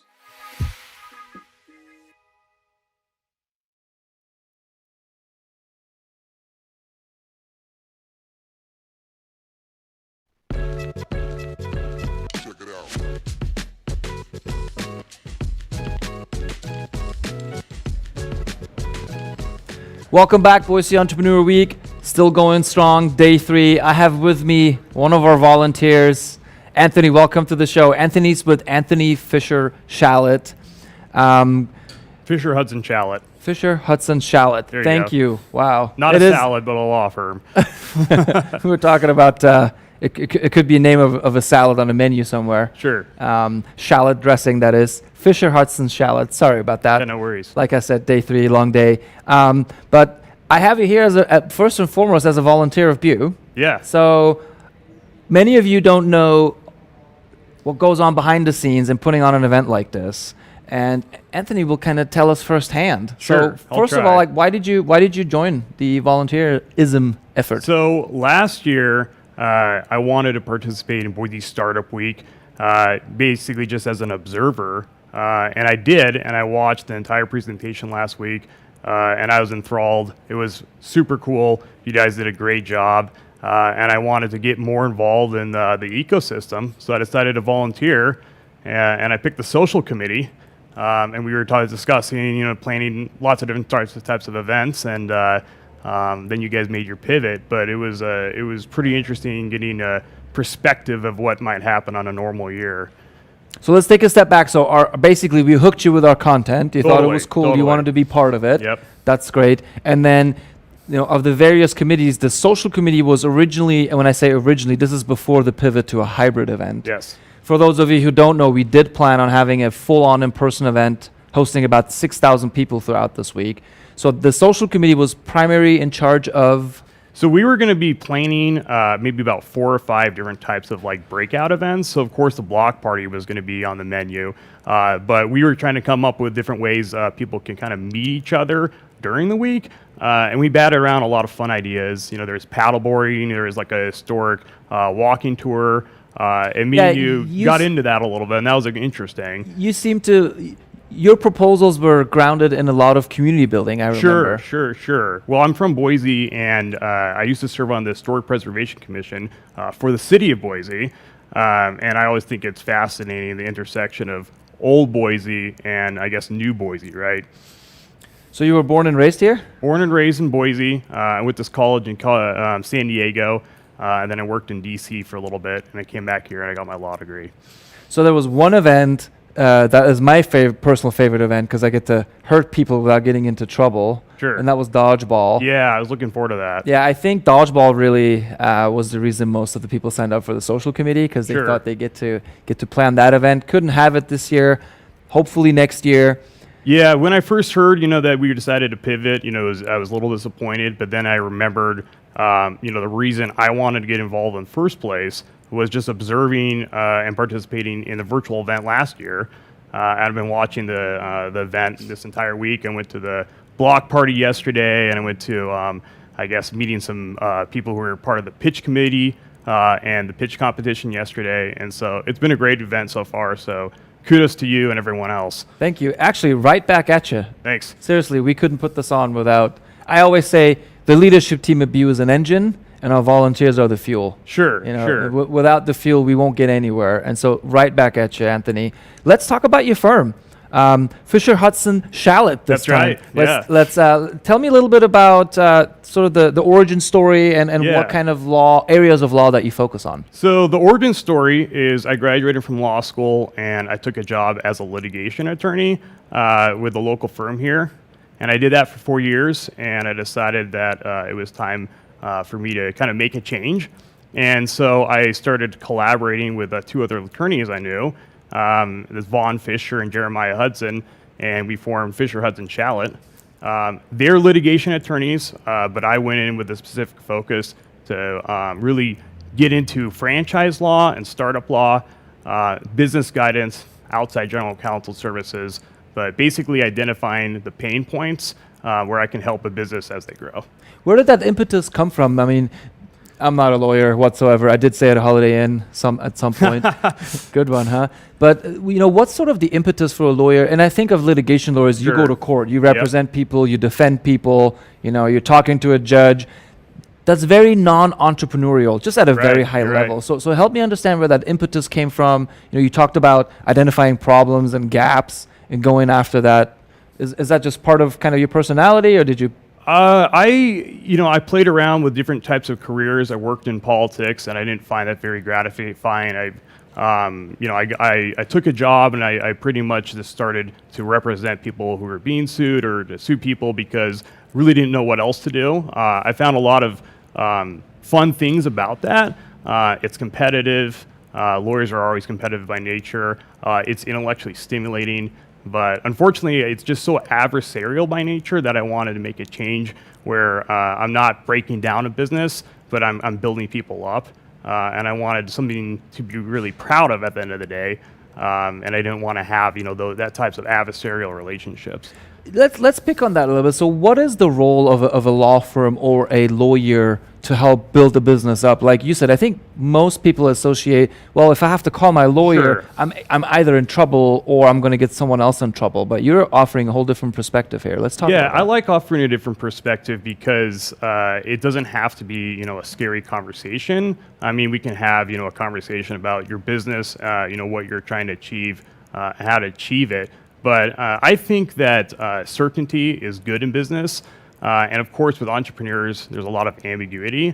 But certainty, you should try to strive for that as you're trying to grow your business, whether that's certainty with your employees, certainty with your business partners, certainty with your vendors, or just feeling comfortable that all your contracts and relationships, there's some clarity with it.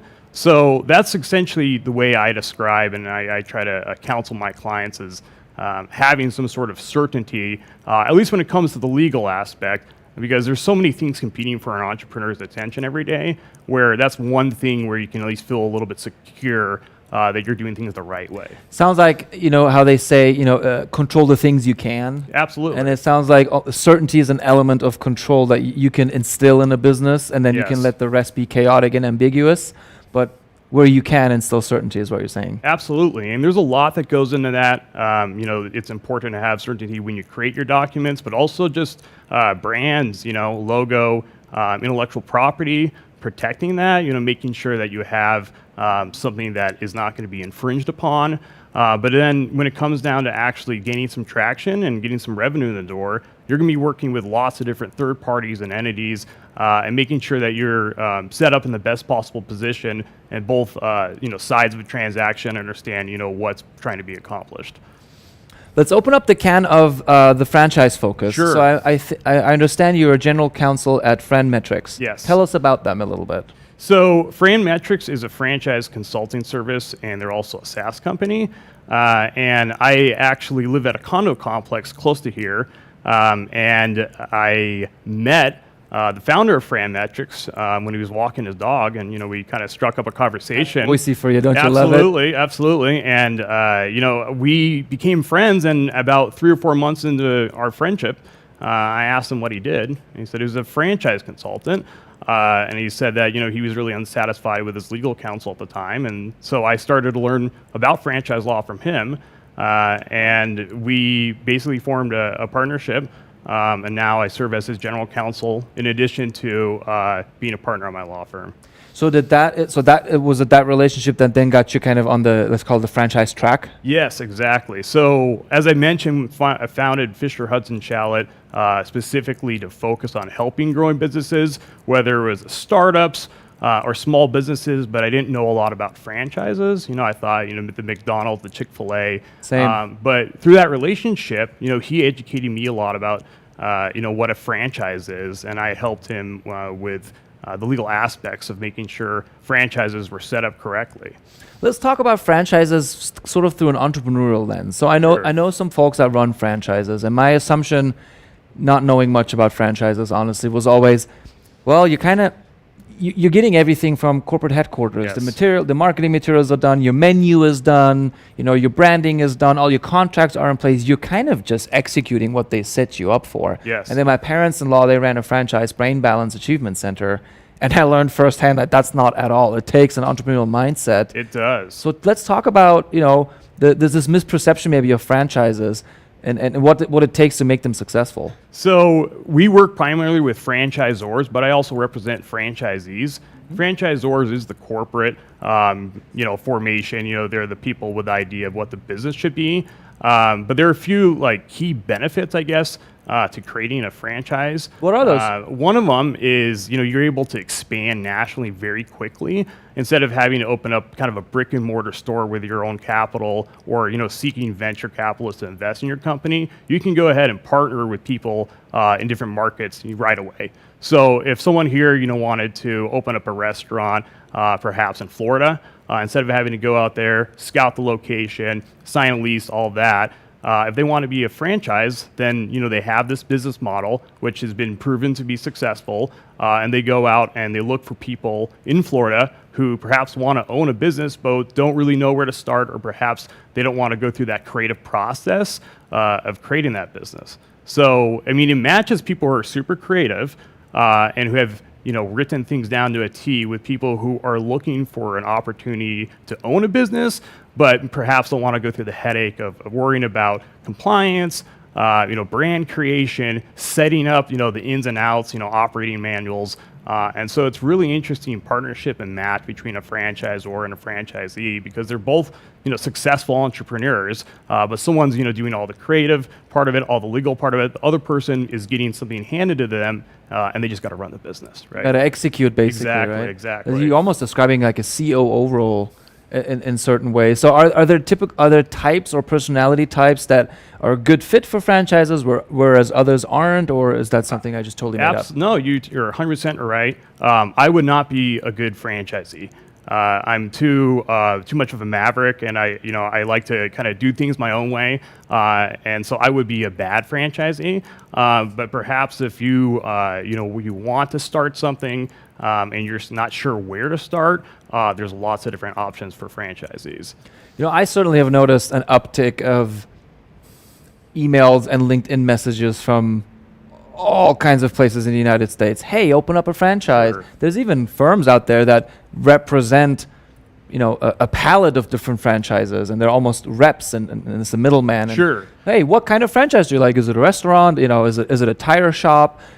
Is there like a resurgence in the States when it comes to franchises? Because like you said earlier, I typically associate them with the McDonald's. Yeah, and it's fast food services, it's gyms, it's actually nail salons, personal trainers, home care, contractors. It's a $700 billion industry, and it's growing, at a really high pace.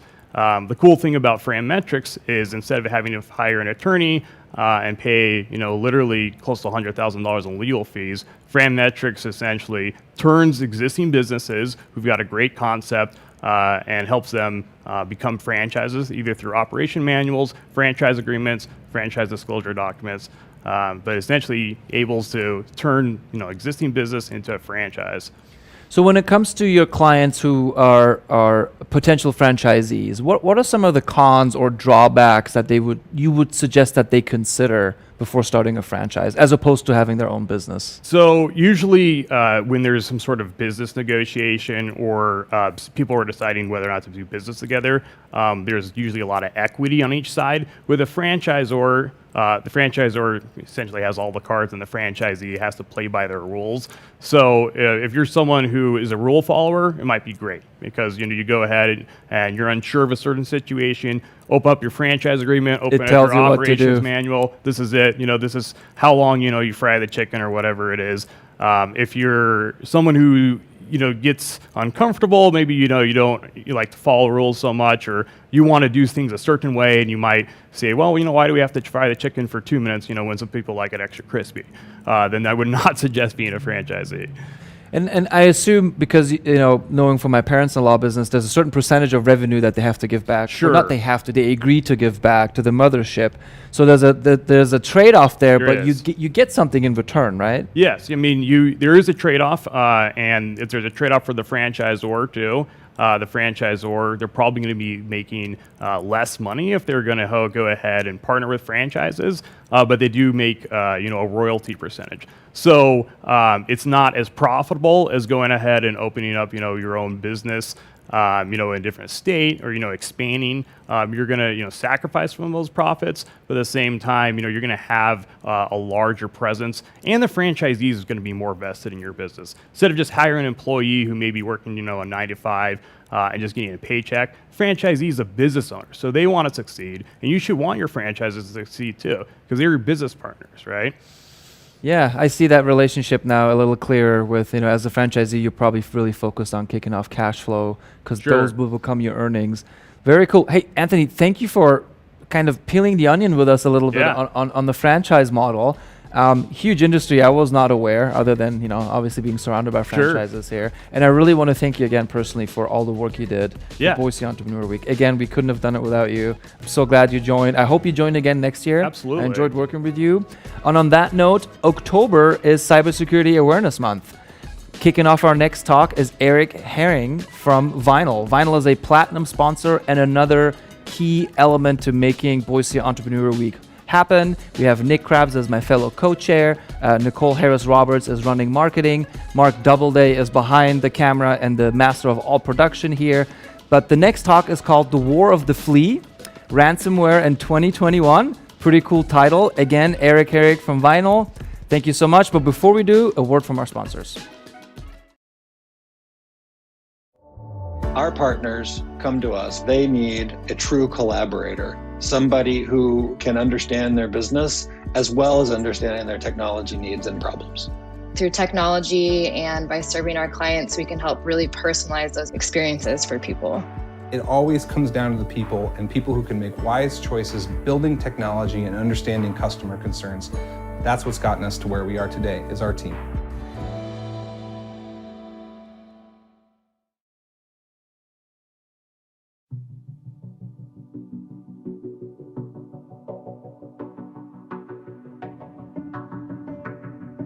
Hey there, I'm so glad to be here today to talk with you all about ransomware.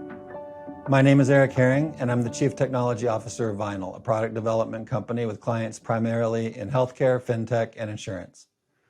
Let's just say we're really comfortable in highly regulated spaces. In addition to building and operating software and platforms, we advise our clients on security, compliance, product management, innovation, and process improvement. We're proud to be based in Boise, and we love being part of this great community and this great event every year. I'm going to do my best to tell you why you should personally care about ransomware, the basics of what ransomware is, and the things I think we can expect to happen over the next few years to a decade. I'm also going to connect some of the dots so that when you read or hear about a new ransomware attack in the press, you'll have a deeper appreciation for all the implications. Let me set the stage with a quick story. So there's a running joke in the information security community that if you talk about any piece of malware, and malware is the generic term for any piece of software created for malicious purposes, somebody will jump into the conversation to say it's built on top of or inspired by Stuxnet. So for anybody who doesn't know, Stuxnet was, in my view, really the first celebrity malware. It was software deployed with the specific purpose of doing physical damage to the gas centrifuges at Iran's uranium enrichment facilities. And it was a landmark because it was multi-stage malware. And it was run as a military campaign. It had several distinct components it was built up from, and they stacked them one on top of another over time. They tested them. They tested each and every one individually to make sure that when it was time to actually pull the trigger, as it were, everything was going to work. So what I want you to take away from this is that malware is a game of mix and match now. And the high bar of a previous campaign is now the low bar of any new campaign. The people who are building the malware are learning from past experiences, their own and others. They're sharing experiences. And so the threat is becoming more pervasive and more sophisticated over time. The other thing I want you to take away is that malware campaigns in 2021 are really group sports. The places where these groups hail from, which we'll get into in a little bit, they are not so good about enforcing the law, international or local law. So Stuxnet was a cyber weapon that was deployed with a specific political goal and a specific military target. Prior to the era of malware, those gas centrifuges might have been bombed. They might have been sabotaged. They might have started a war. You know, it's a pretty serious thing to think that somebody is developing the capabilities to build nuclear weapons. I would say that modern ransomware really can only exist because of the adoption of military tools. In fact, modern ransomware can only exist because of encryption, which absolutely was developed as a military tool for World War II. And it's not only used to take the data ransom, or to take the data hostage so that you can get a ransom, it's also used to power Bitcoin, which is what the ransom takers are being paid in, almost exclusively. So this interesting juxtaposition of tactics, techniques, and technologies is also where the title of this talk comes from. The War of the Flea is the title of a terrific book that studies the history of guerrilla warfare. And in that book, the author says, the guerrilla fights the war of the flea, and his enemy suffers the dog's disadvantage. Too much to defend, too small, ubiquitous, and agile an enemy to come to grips with. And this is very apropos, right? It's an instructive lens to view ransomware through. If you're sitting in your metaphorical castle, which in this case is your organization's computer network, and your adversary can inflict a ton of damage using cobbled together, readily available tools, then you have a problem. And if there's a whole swarm of adversaries looking to take a bite, well, that makes you the dog, getting gobbled up by the fleas, each one taking only a little, causing only a little damage in the grand scheme of things. But in the aggregate, the fleas are an existential issue.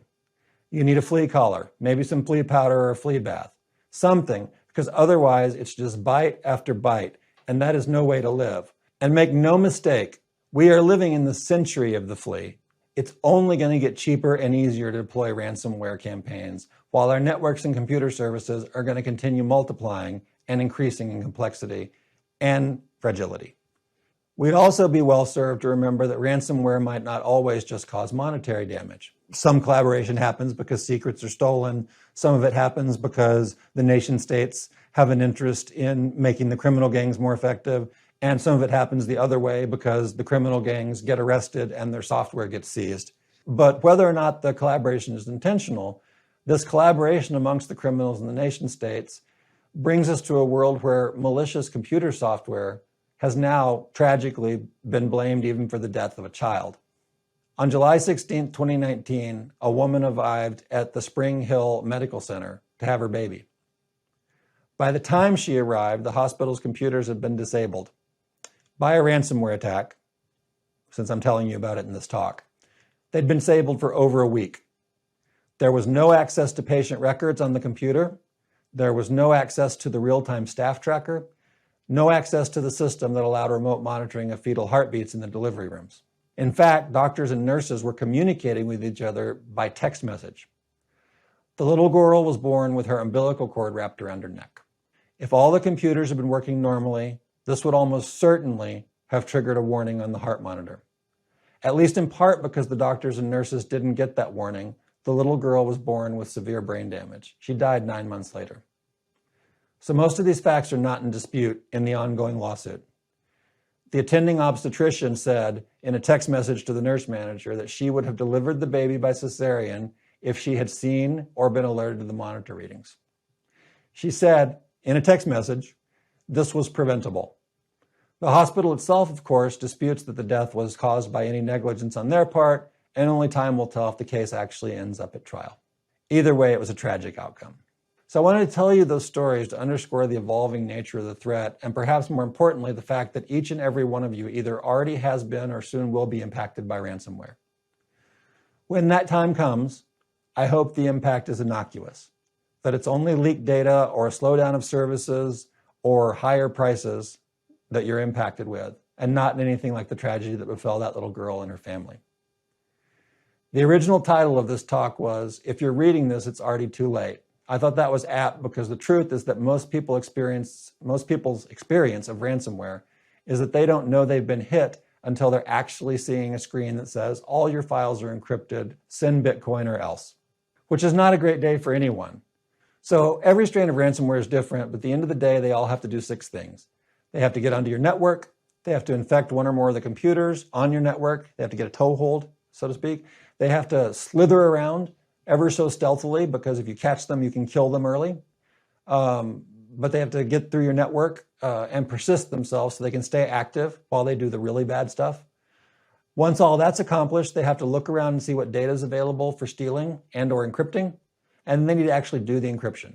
Finally, of course, they have to send you a delightful note telling you that if you want your data back, you're going to need to send them some Bitcoin. So step 1, they have to get a program onto your computer. Now, it turns out that well over half the instances of ransomware deliver this dropper program. That's the initial program that kicks off the attack. That well over half of those are distributed via phishing attacks, pretextual emails, pretextual text messages, that type of thing that I'm sure you all get training for at your companies or your schools. That's not really surprising. Research and practical experience show us over and over that people will click on anything. That's why, in addition to spending tons of money on security awareness training, more and more companies are putting technical mitigations in place to make this first step harder.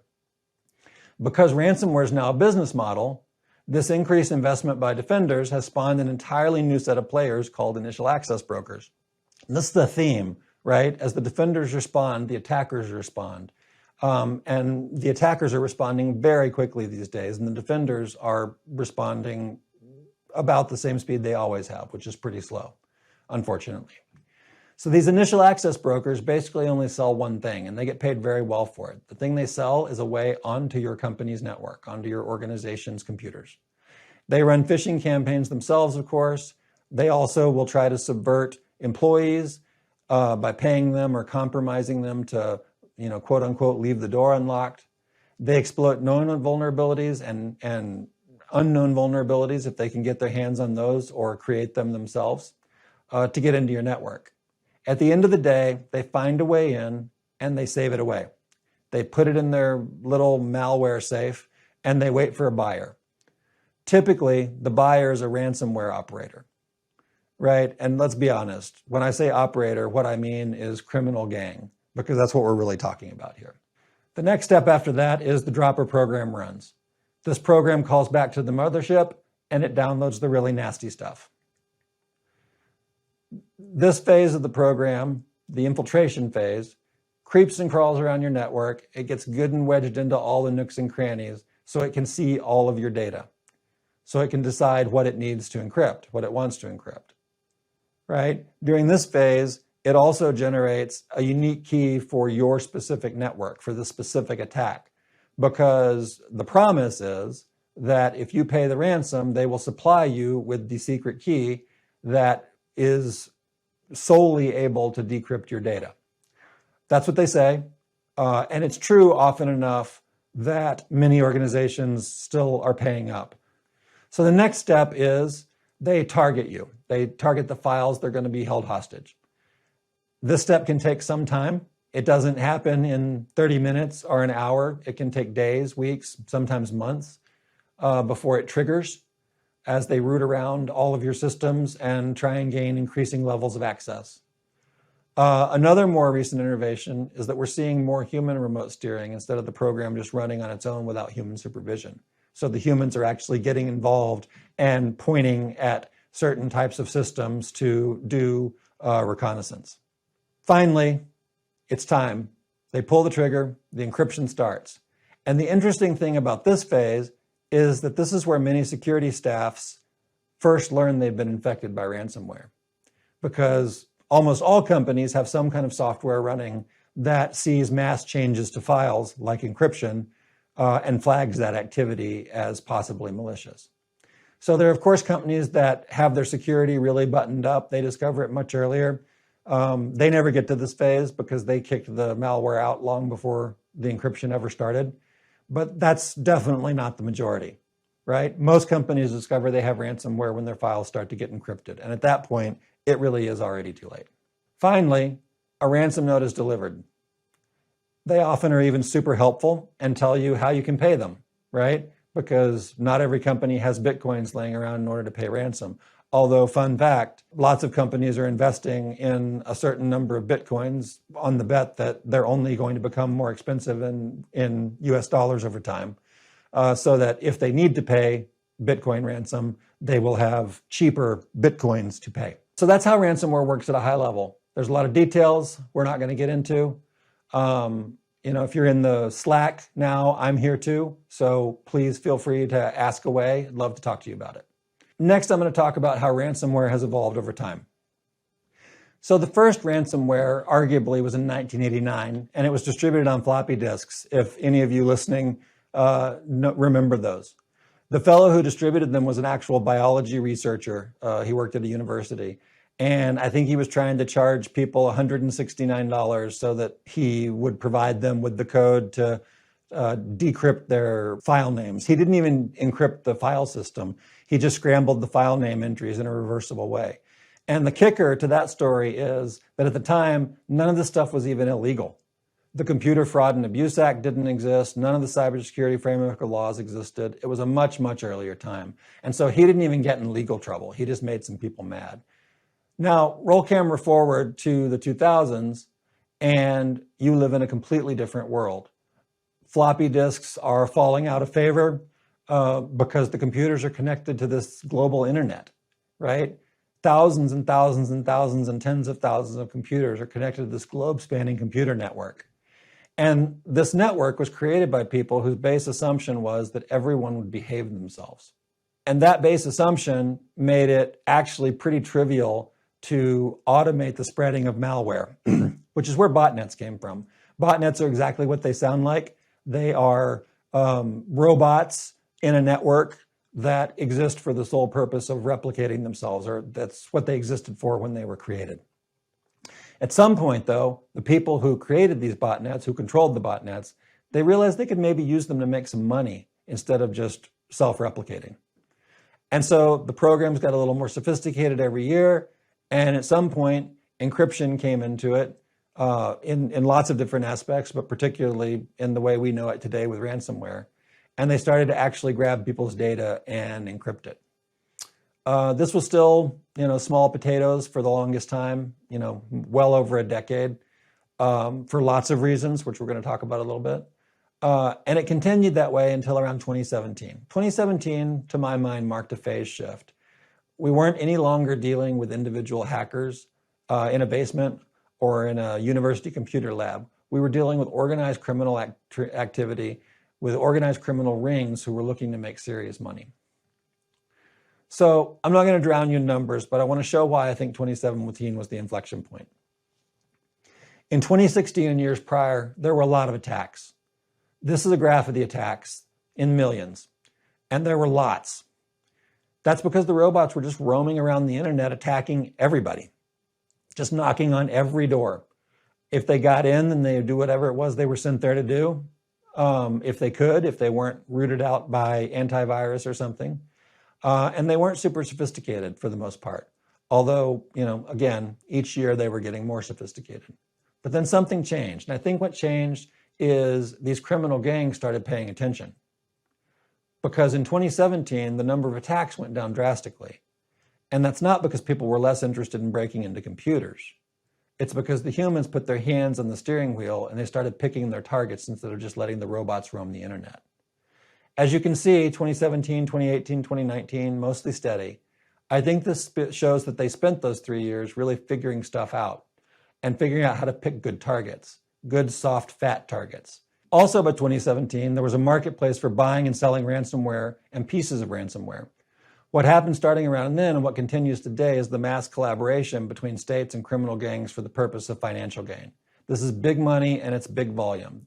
And they clearly figured it out because in 2020, it really ticked up hard, as you can see from the money, right?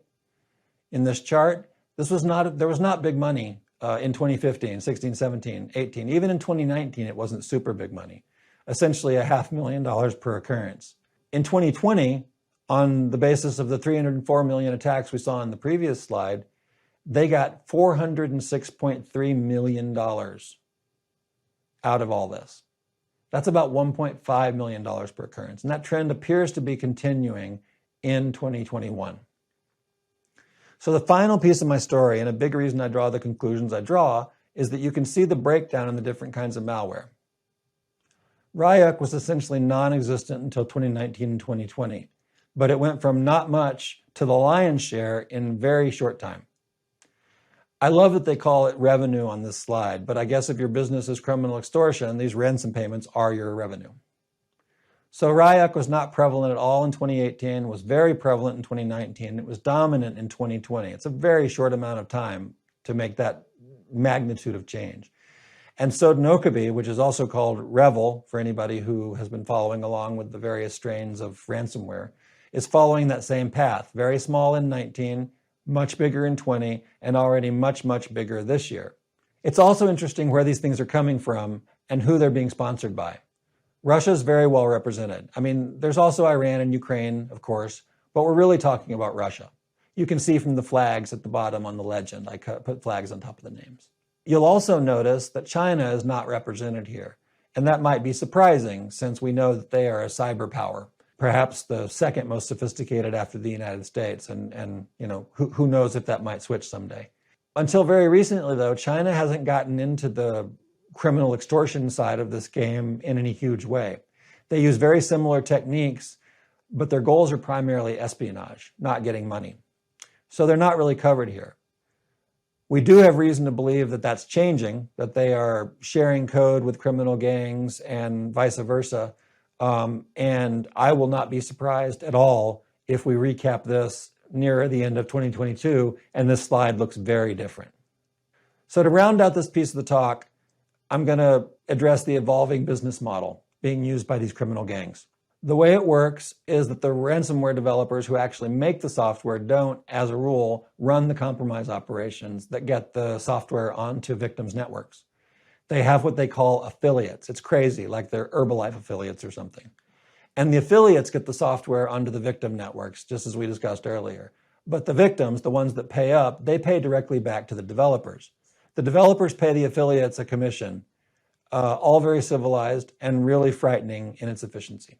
So for those of you who have been fortunate enough not to have seen one of these in the wild, this is what you end up with. This is the WannaCry description screen. And it tells you exactly what happened, exactly how much time you have left before your data is deleted forever. There's literally a ticking clock. And it tells you how to go and get your Bitcoin if you need to buy it in order to pay the ransom. And then it tells you where to send it. You can see from the amount on this slide that this is from a simpler time, probably late 2016, maybe a little earlier in the year in 2016. $300 worth of Bitcoin and you're on your way. Today, that price tag, of course, would be much, much higher.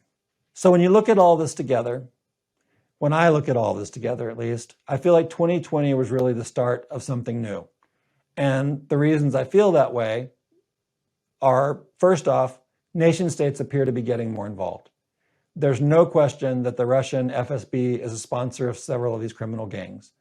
In fact, the people running these various enterprises are targeting our company's organizations here in the US. They could very well be intelligence officers. Russian military intelligence has similarly been attributed with leadership of some of these gangs. The second thing is the criminal gangs themselves are working together.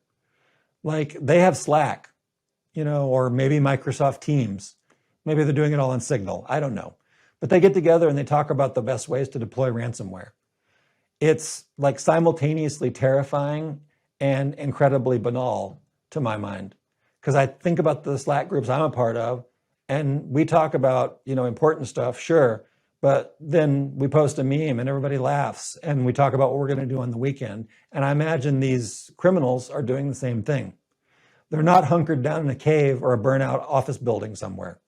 They're just sitting in an internet cafe talking about how they're going to get millions of dollars from corporations in the US, Canada, and Europe for the most part. And along with that, ransomware is a commodity now. You really can just go to the ransomware app store and buy some ransomware. There are all sorts of new attack vectors. Our homes are smart now. My stove wants to be on the internet. It's never going to be, but it wants to be. It asks me about it every so often. And all sorts of other things want to be connected to the internet. Some of them have to be connected to the internet in order to work. Light bulbs are connected to the internet. I will never have one of those in my house. You shouldn't either. Or a Ring camera, but don't get me started. But they all want to be on the internet, and who knows what kind of security measures have been taken to keep malware from getting onto those devices. They're just little computers. It's not like they're exempt because they're tiny. So new attack vectors. Humans are guiding the attacks. This is very important. And it's important because to date, knock on wood, the computers have not replaced the humans as far as creativity goes. And so the fact that they're remotely guiding these attacks without exposing themselves is a big, big deal. And finally, they've started doing what's called expanded extortion. So the expanded extortion model is ingenious in an evil sort of way. You have to admire their creativity, I guess. What they basically do is they double extort you. They encrypt your files, but they also steal them. And they tell you, if you don't pay, not only are we deleting your files, not going to give you the encryption to, unlock them, we're not going to give that back to you, but we're also going to publish them on the internet.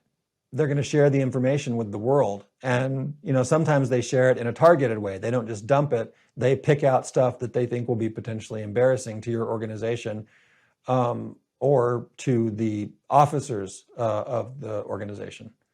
From there, they've gone on to what I call triple extortion. There's not broad accepted terminology for this stuff.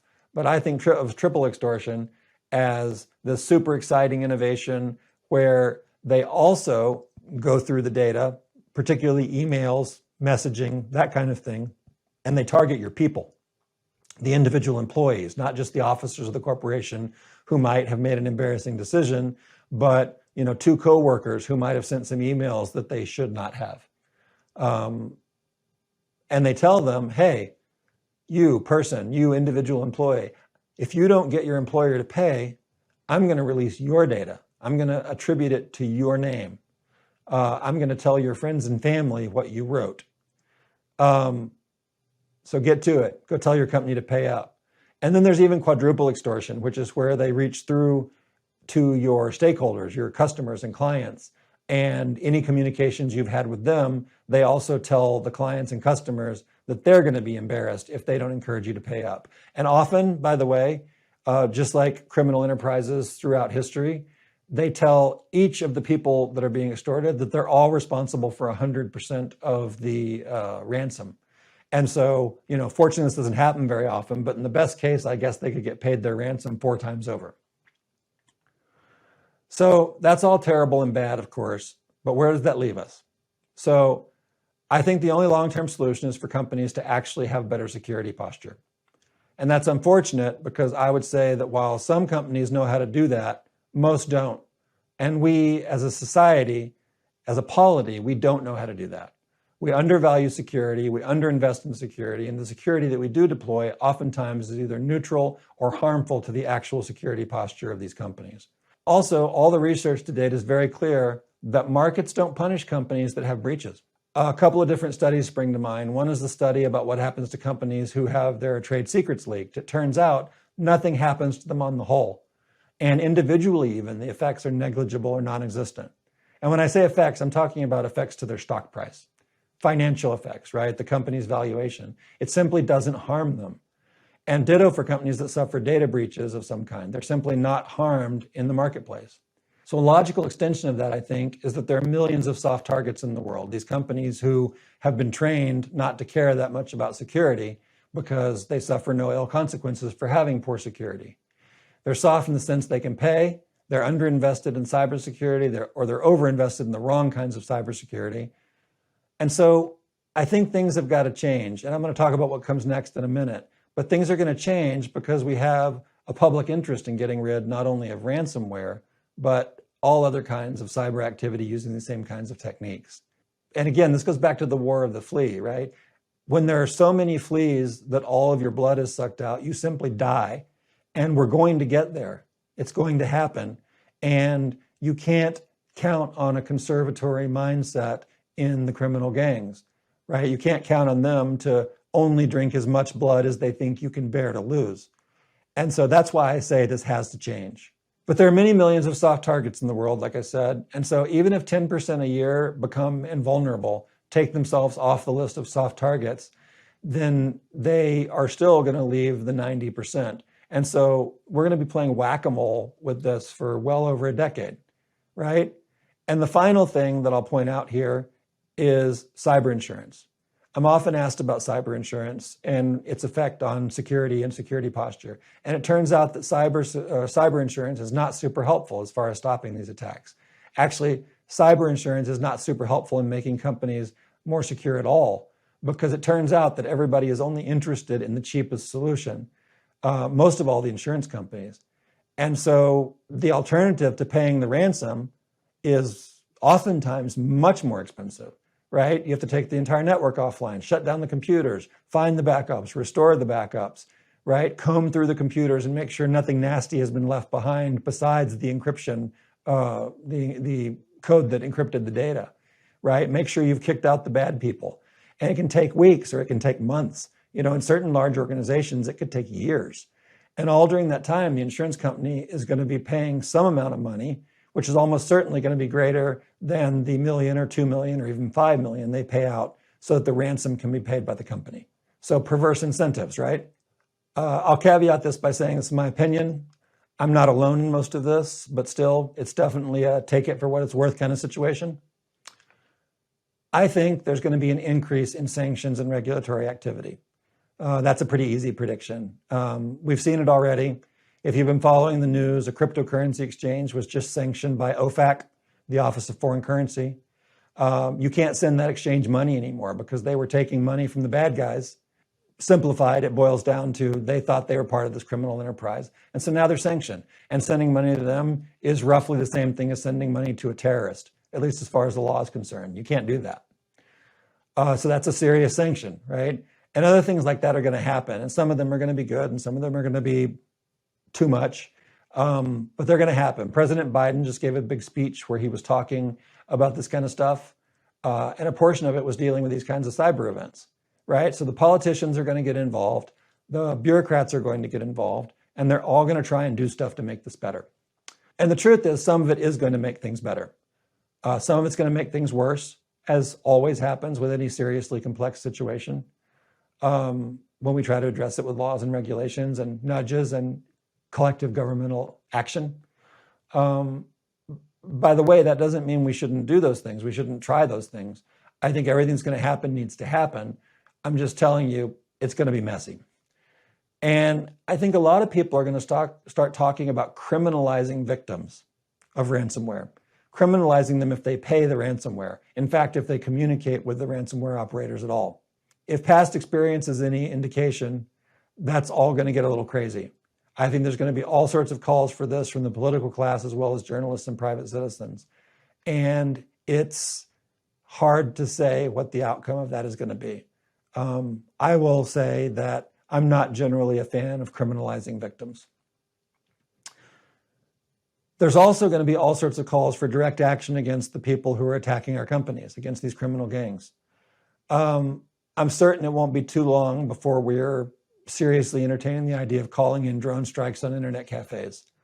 And I will share with you that I don't think turning criminal economic activity into a basis for military action is a very good idea at all. But I have no doubt that people are going to advocate it, and it may even happen. I think that cyber insurance is going to change significantly for all the reasons I talked about earlier, and it's going to change the fundamental equation about how you mitigate your risks in a company. If you're in charge of security at a company, or involved with it, you may already be seeing this if you're renewing your policies for cyber insurance.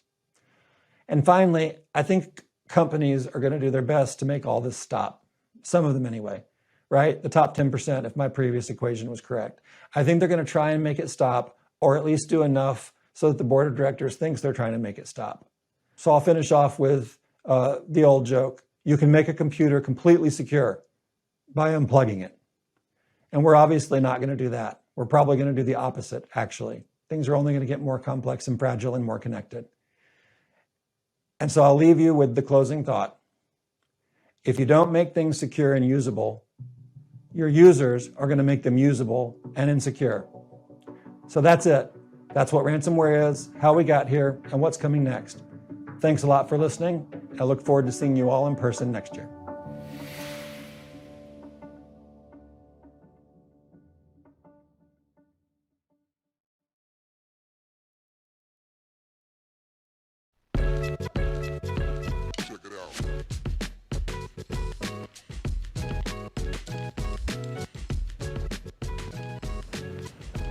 Good morning, everybody. My name is Ed Vasco. I'm the director for the Institute for Pervasive Cybersecurity at Boise State University. I'm a longtime 30-year cybersecurity industry veteran, and about June of 2020, I made the shift over to academia. I wanted to take on a new challenge. Over my 30-year career, I've had a chance to start, run, and operate 5 different cybersecurity businesses. And so today, I really am pleased because I'm joined here with Dan DeClaus. He's the CEO, founder, I should say. He's founder and CEO of PlexTrack, based out of Boise. And welcome, Dan. Yeah, glad you're thanks. here. Yeah, glad to be here. Yeah. Excited always for this week. It's fun. I was going to say it's old home that I learned, right? Absolutely, Yeah, you started out here. That's awesome. Yeah, that's awesome. So, I'm really curious. Give us some perspective. Give the audience some standpoint of starting a business, especially in cybersecurity. It's so hot.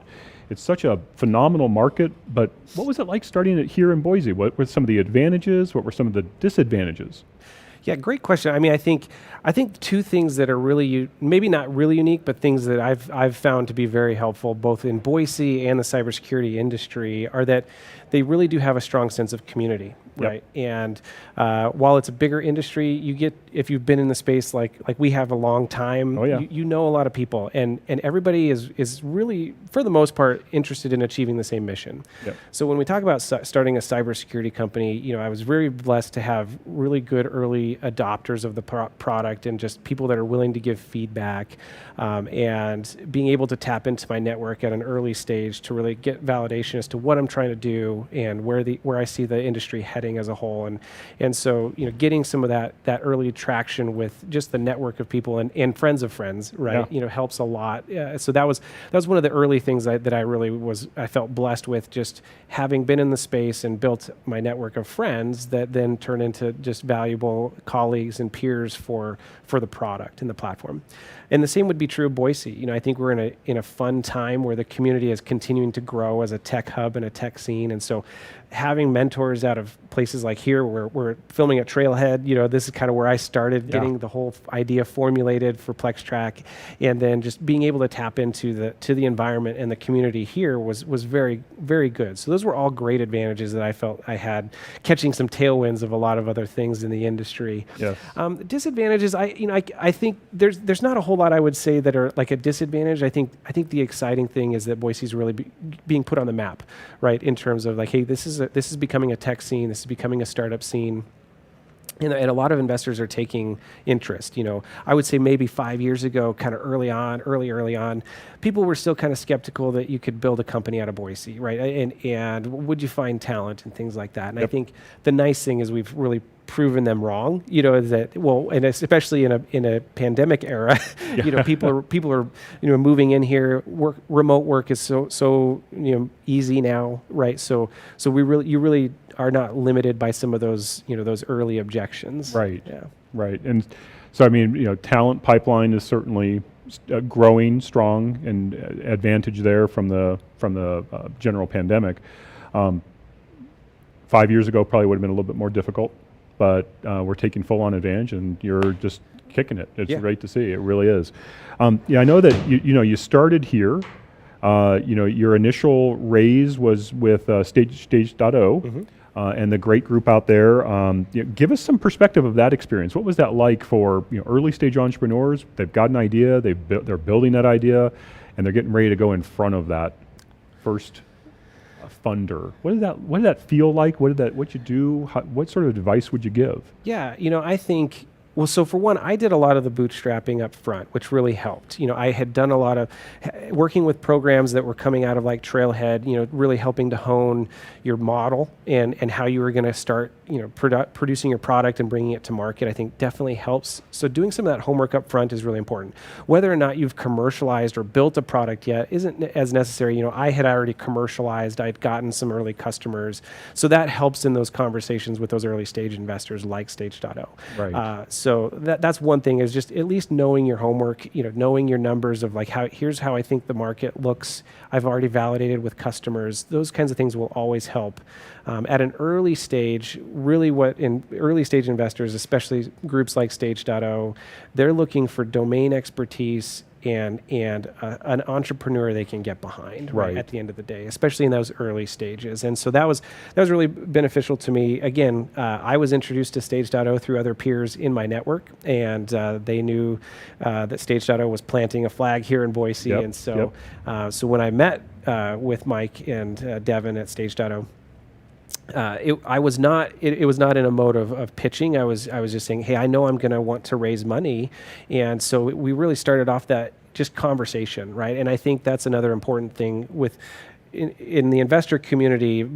Even if you're not raising money at the time, it's always good to start building those relationships. And so one thing that I noticed once I got the seed investment, is that you start getting inundated just like anything else. People are marketing to you, and even investors are marketing to you. They want to get you in their database. They want to know, and they want to start tracking you. Even if you're not raising now or you're not going to be funding now, it's still good to start developing those relationships and just kind of starting to get an eye on who's going to be a good partner, right? So with PlexTrack, we've always tried to focus on who are the right partners to have at the table, and because money is green at the end of the day, right? And you know what you're going to do with the money if you're going to go for investment. So really, how can the investors be a help and a boon to your business and your strategy? Right. And so, if I think about your journey and this really phenomenal set of experiences that you've been able to have, concept, early stage, now you're moving into Series A. And having been in the industry for a long, long time, what's been great to see is the level of investment, the level of interest, kind of bringing it all around to Boise and really enabling that kind of next step for you. Kind of lean forward a little bit. Give the audience some perspective of what does that next set look like? How much more stress? What do you see yourself having to take on that you didn't take on kind of day one? What does that look like now? Yeah. So early on, you are the business. You're running everything. You're doing marketing. You're doing sales. You're doing customer success. You're building product. At least that's how I was. Some people have co-founders that are taking on some of that. With the seed investment, that really allowed us to hire people and start having domain expertise in things like sales and marketing and those kinds of things. So as you continue to progress, you get some of that off of your plate, but then you're responsible for the strategy and the vision, right? So each stage brings different set of challenges and growth opportunity, right, for you as an entrepreneur. And so I would say, we were able to close our Series A back in April of 2021, a $10 million round, and it was a joint investment with Stage.0, Madrona Venture Partners, and Nora Mosley Partners. That's awesome. And so really exciting there. The things that you don't anticipate is like, how deep of a diligence process this actually takes, and rightfully so. When you're taking in $10 million, like they want to make sure that you're not just blowing smoke, right? That you do have a legitimate business and good market, go-to-market strategy and things like that.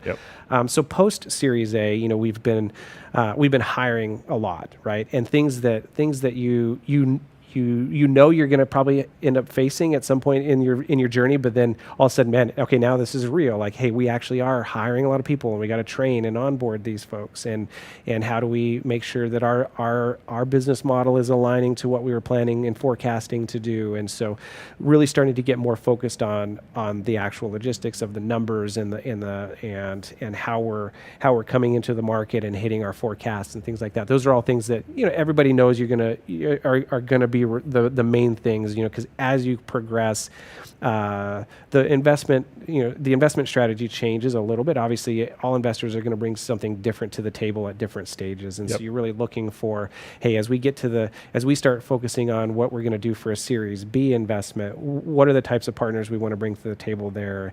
What are the key leadership hires that we need to bring in, and those kinds of things. That's great. So think about the community, and I'll pivot back around to Boise State, be a little biased. What can we be doing? What can Boise State be doing? How are we working together? What can we be doing better? How can we be enabling you and other entrepreneurs within the community towards success? Yeah.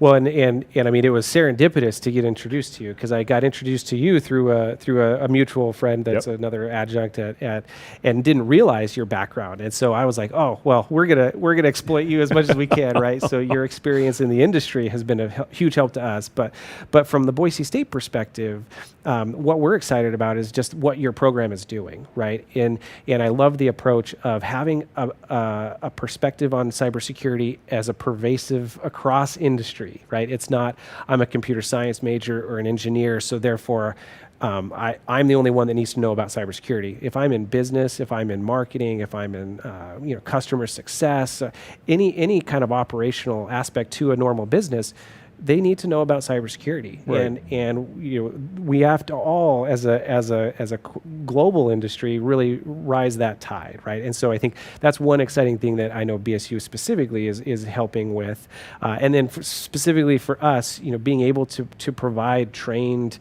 entry level employees is really going to help us as we continue to execute on our strategy and wanting to make an impact in the community as well, Sure. right? And also continuing to validate that, hey, we'll have a talent pipeline that will be sustainable for the long term here in the Valley. Yeah, no, that's great.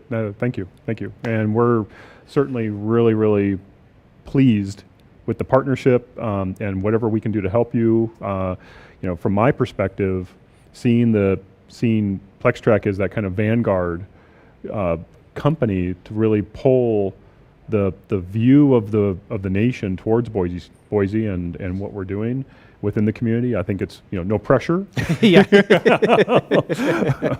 But certainly what you're doing and what you're achieving here, I think the one of my own personal goals is to make certain that somehow or another we find a way to clone you, and just replicate the type of business and the quality of business and the quality of focus that you have.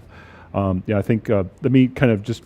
We're coming up on our end of our time. I'm curious, if you were to kind of encapsulate maybe the top 3 to 5 things that you would want to pass along. I mean, go back in time. You've been a couple years now through this process. Go back in time. Send that tachyon pulse through time back to Dan day one. Yeah. The idea is there, the spark is there, and you recognize that there might be something here. What would be the top 3 to 5 things that you'd want to pass along to him now? Great question. I mean, and I think if one, thanks for the comments. I would definitely say that I would not be here without the blessing that I've had of having a great team and a great just support system in general. So you can clone me and the team. But I would say, some of those cliche-ish things actually are true in terms of don't give up. Right. There were many nights, I was doing nights and weekends for a long time, just building this out and starting to get a little discouraged at times. But really believing that, no, we do have something that is valuable for and we're mission oriented to begin with, right? In cybersecurity, we want to make sure the world's a safer place. And I believed that this is actually something that's going to do that. And so I didn't give up, right? And it's easy to do that. And it's easy to listen to all the naysayers. I think definitely continue to stay focused on what are you learning out of those conversations when people are skeptical, when people think you're not onto something. Okay, what is it because you do talk to people that are really excited and will actually pay you money. So you have something, right? So what is it about the people that don't? So those are some things that definitely always I continue to stay focused on is like, hey, don't give up. Stay strong in your vision and make sure you're learning from anything that you think it doesn't align with where you think you're headed as a company or a product, because that helps adjust either messaging or product roadmap, those kinds of things. And then coming back to just building a great team, really focus on.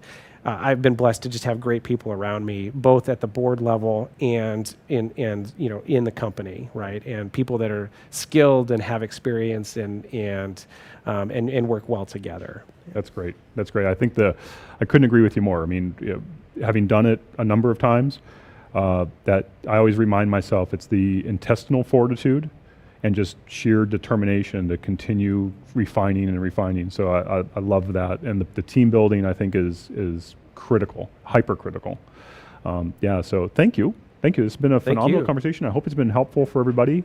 And I hope you have a phenomenal rest of the Boise Entrepreneur Week. And we're looking forward to seeing some great growth and great phenomenal success out of PlexTrack. And wish you all the best. Well, thank you, and appreciate you having me here. Yeah. So again, my name is Ed Vasco. I'm the director for the Institute for Pervasive Cybersecurity at Boise State University. Had the pleasure of talking to Dan DeCloss, from founder and CEO of PlexTrack. Really look forward to being a part of the community and working with everybody who's interested in cyber. Coming up next, we've got the Cybersecurity Entrepreneur Challenge. That's been presented by Micron in Boise State. So you'll get a chance to see me again because we've been heavily involved in that. But first, I want to pass along a word from our sponsors.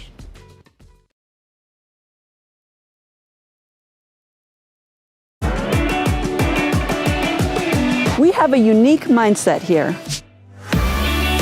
A mindset that helps us blaze new trails. It propels us forward. And it changes lives. So you. So we can change the world.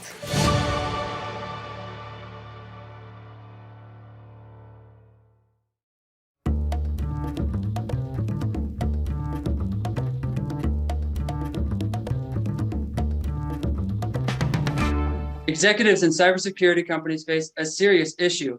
The nature of their service requires lengthy, complex contracts to be written before they can secure revenue. A contract today can take 18 months to be completed. Brian, the VP of Sales at PlexTrack, shared that he often feels out of the loop and disconnected from the legal team. Who has the contract? Has it even been opened? When will it be finished, and what changes are being made? This ambiguity leads to unpredictability in all vital aspects of the business. For a company with high growth expectations, this is not okay. A longer sales cycle leads to decreased cash flow, resulting in greater risk and less growth. Thousands of small to medium cybersecurity companies need a standardized process to receive current updates from their lawyers on the status of their sales contracts. This is why we decided to create Loop, a SaaS-based contract management system designed specifically for cybersecurity companies. Loop's dashboard provides instant information that will help executive teams stay connected and stay in the loop. Loop facilitates the legal workflow for the executive team in 3 ways. It uses Loop Smart and AI to estimate the expected time to complete a contract, keep stakeholders in the loop with its smart dashboard, and proactively identify lagging contracts along with the cause of delay. Throughout the contract process, Loop Smart self-learns based on previous contracts and their attributes. As the information is gathered, executives receive an accurate projection of the days remaining on each contract. With Loop, the executive team now not only has a better command of the outstanding contracts, but also has a dashboard of benchmark data they can draw from when forecasting. Loop intends to share other industry benchmarks so executives can compare their performance to the industry average. Loop displays who is currently working on the contract and what they're working on. As modifications are made to the contract, Loop sends the executives a synopsis about important changes along with the current status of the contract. All of this information culminates into a quick view of whether or not the contracts are on schedule, along with the value of each contract. Let's see how everything comes together as a dashboard. Executives can clearly and easily see how long each contract will take. They have a benchmark for keeping the lawyers and team accountable. They know the current action item of each contract and who is responsible for carrying out that action item. They also better understand the changes being made to the contract without being law experts. With Loop, we expect to reduce the contract lifecycle by 30%, which will shorten the company's sales cycle and increase cash flow. Since well over half of law firms use Microsoft, we decided to make Loop an extension to Microsoft Word, which can be added at the click of a button, making it simple and easy to install. Now anyone can stay in the loop. We tested it out with Brian, the VP of Sales at FlexTrack. He used Visual Basics to automate the process in Microsoft Word, which was then pulled into Tableau to show the dashboard view. Brian was happy to have a clear way to see the status of all the contracts and appreciated the functionality of the dashboard so he could make plans for upcoming monthly meetings. His biggest feedback was that Loop would be a great tool for his customers as well, since many companies have a difficult time keeping track of their purchase contracts.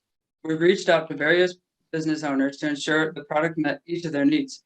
4 out of 5 are interested in using this software to reduce wasted time in finalizing contracts, to improve cash flow, and to eliminate the ambiguity of each contract. We intend to talk to more companies and legal firms to fully understand the most important features and functions they want.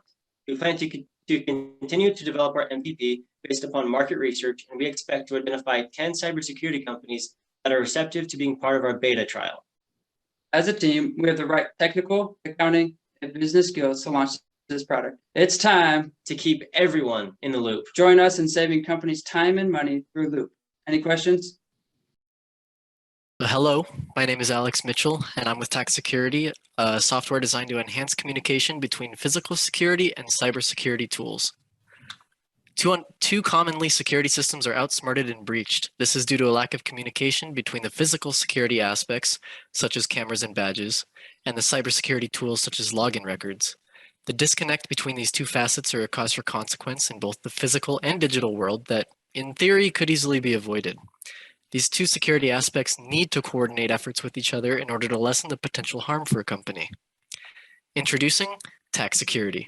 Our software uses logic and multi-factored authentication to consolidate both digital and physical security systems. Tax Security works to interact with and allow two-way communication between cyber and physical securities in real time, as well as notify the Security Operations Center if authentication systems do not match. For example, if an employee were to use his or her badge to enter a building in Boise, but 5 minutes later log into a computer in Las Vegas, our software would immediately recognize this potential threat, alert security at both locations, and figure out what is really going on before any damage is done. We believe this will be a viable solution to the problem by connecting the systems and creating a more efficient and robust security system that is able to prevent unauthorized physical access, network logins, and data theft, at the same time creating an environment where the cyber team is in constant communication with the physical security department, and they work together as one highly connected unit rather than two separate entities. Current solutions are expensive and require a system overhaul to adapt to proprietary technologies. Our product has an advantage over our competitors because we would be able to have a flexible approach to what the business's needs are at a lower cost. Another advantage is our real-time monitoring as compared to the after-the-fact analysis. Our minimum viable product is an elegant interface that you can deploy at your company tomorrow. It uses the log files generated by your existing infrastructure to alert the user towards irregularities and mismatches in your company's security systems. By using large interactive buttons with notification dots, the user can quickly see how many threats are detected and what level of urgency those threats are. As the user hovers over these event labels, the details box of the interface is filled with a short overview of each event. Our product is built on the Python programming language, which is a powerful and robust language that can be integrated into any existing logging platform. I had the privilege of talking to Adam Schoenfeld, application manager of Whitaker Construction in Salt Lake City, Utah. After describing our product, I asked him if he thought that our product would be a good fit for his company. He enthusiastically told me yes, and told me of how this last month his company had an unknown individual attempt to get into their yard through the keypad. After 4 unsuccessful attempts with the keypad, the individual jumped the fence, stole a semi-truck, and drove through the fence to escape. He stated that if his company had had a system like ours, they could have been notified and consequently notified the authorities of this event hours before the first employees arrived at work to see their fence sitting in the middle of the road. He left me with several suggestions to help improve our product based on his experiences in the field. As far as next steps go, we'll effectively compete against existing products by pricing ourselves based on the number of security components implemented. Our flexible infrastructure and vast compatibility will make our product appealing to both small and large companies. Our target market is companies who have 2 or more existing monitoring tools and who are concerned with real-time monitoring of their assets. We hope to update the software with additional protective barriers such as the use of timestamps, geofencing, biometric authentication, system metrics, and device recognition. The implementation of AI and machine learning technologies could also be included to regulate traffic light protocols so that a system could recognize what an individual can and cannot access based on their position in the business. So meet the team behind tax security. Alex Mitchell is an ITM major, Tatum Jones, myself, is a computer science major, and Cameron White is a cybersecurity major. Truly the perfect team to create, manage, and market this software. Hello, we're Lexius, a contract building software application cutting out the lawyer middleman. Cybersecurity is an evolving space. Because of that, there aren't standardized contracts out there. With varying cybersecurity contract stipulation, the cybersecurity company's potential client may be surprised at what they find in that contract, leading to expensive revisions negotiated through lawyers.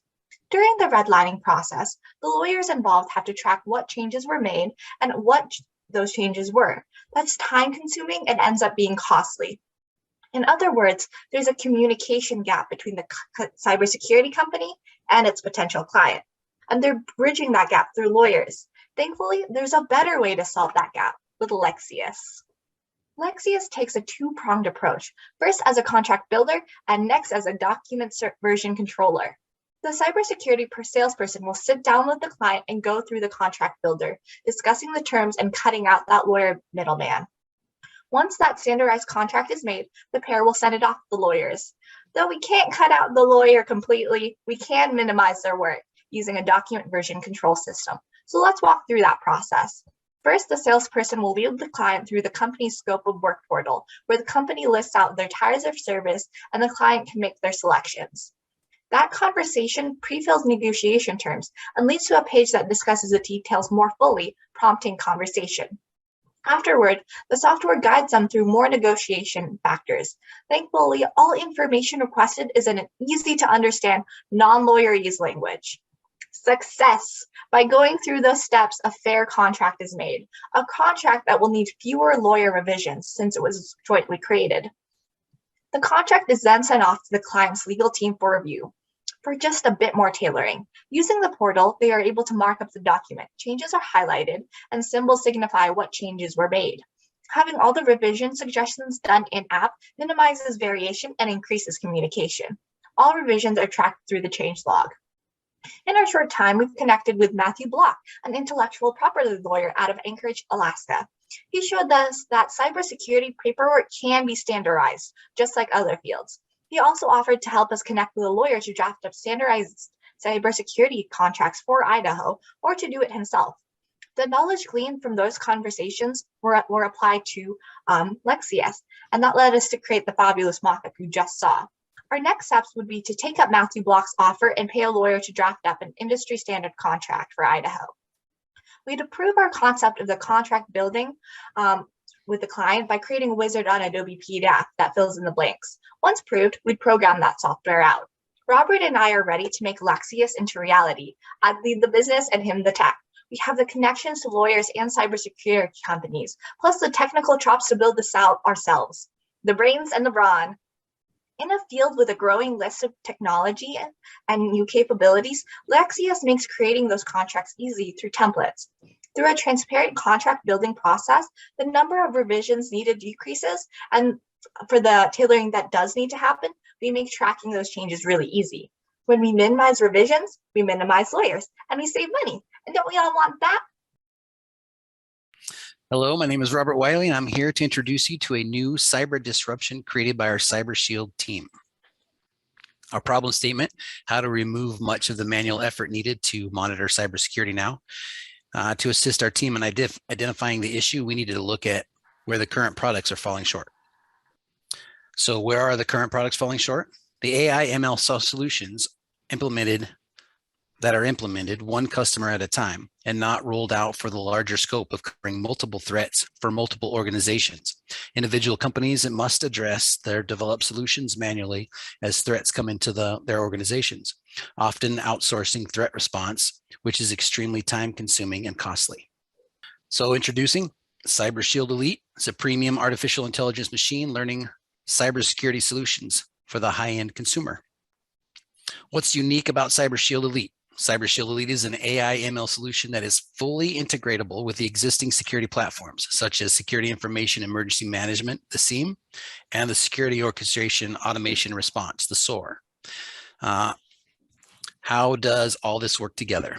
The Cyber Shield Elite will utilize shared open source research information on threats to develop a product that can work for not just one, but multiple organizations, with the garnering sponsorships from local and regional businesses in the cybersecurity collectives. The affordable capacity is based on the use of AI/ML, automating threat hunting in conjunction with open source, publicly available, the data sources, and the community-driven approach. With these three-pronged approach, we can keep the costs lower and the majority of competitors out there. So automation by improving the efficiency through AI/ML plays a part. The flow of information across a platform of small, medium, and large businesses through the Cyber Shield Elite from open source increases the speed of identifying threats. What is the open source? Where does open sources exist? We found that they exist in the government entities such as ISAC, Google, Cisco, SANS, Department of Homeland Security, FBI, etc. What are some of the additional benefits? The most important reason for the sponsorship is reflected in our driving problem statement. It's removing manual effort that's needed to monitor cybersecurity now. Between reducing the staff needed, typically outsourced, to find the big issues, and being able to streamline threat response from automation costs for an organization that are able to be kept low. The dashboard, this is an example of our solution at work. Not only will companies have a full use of their existing security platforms, but they will also only have to add on the Cyber Shield Elite to ensure that they have the full Elite protection. What are our next steps? Phase one is to build out and beta test, first addressing ransomware. And to get our feedback, the companies told us to focus on the automated threat and the recognition response solution that utilizes the combination of our AI and ML. Introduce our team. I have Elizabeth Kahn. She's a compliance consultant and an entrepreneur. I have Sarah Hoyt. She works at Micron in the technology research and development area. Myself, I'm a retired Air Force fleet manager, and Dallin Baird is undergraduate pursuing a degree in the cyber operations and resilience. And we're all in the new cohort for the cyber operation resilience, taking classes together.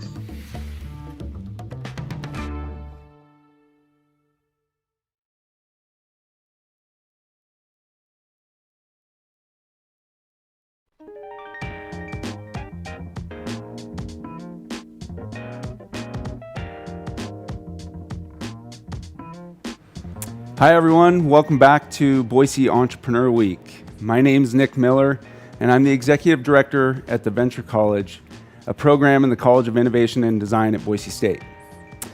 You're going to hear in just a few minutes the winners of the Cybersecurity Entrepreneur Challenge. This competition was presented by Micron and Boise State in partnership with Here.com, Idaho Central Credit Union, and PlexTrack. Stay tuned because we are going to present a $12,000 check to the winning team of the Boise State Cybersecurity Entrepreneur Challenge. See you in a few minutes.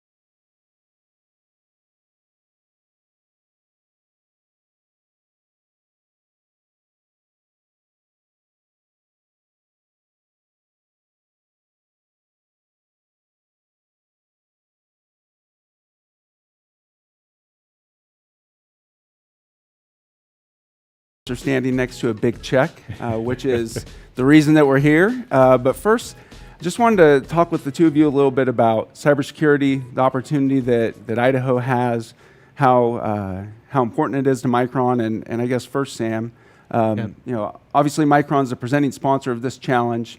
Tell us a little bit about cybersecurity at Micron, why you're investing in it, and how important it is to your future as a company. Yeah, no, thanks, Nick. Yeah, it's look, cybersecurity is a challenge across the entire world right now with all of the increase in the ransomware attacks. I mean, the very public Colonial Pipeline and the meatpacking industry.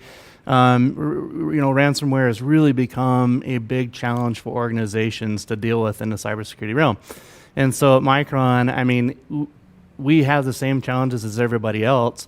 And so finding cybersecurity talent in the industry is very, very difficult to do.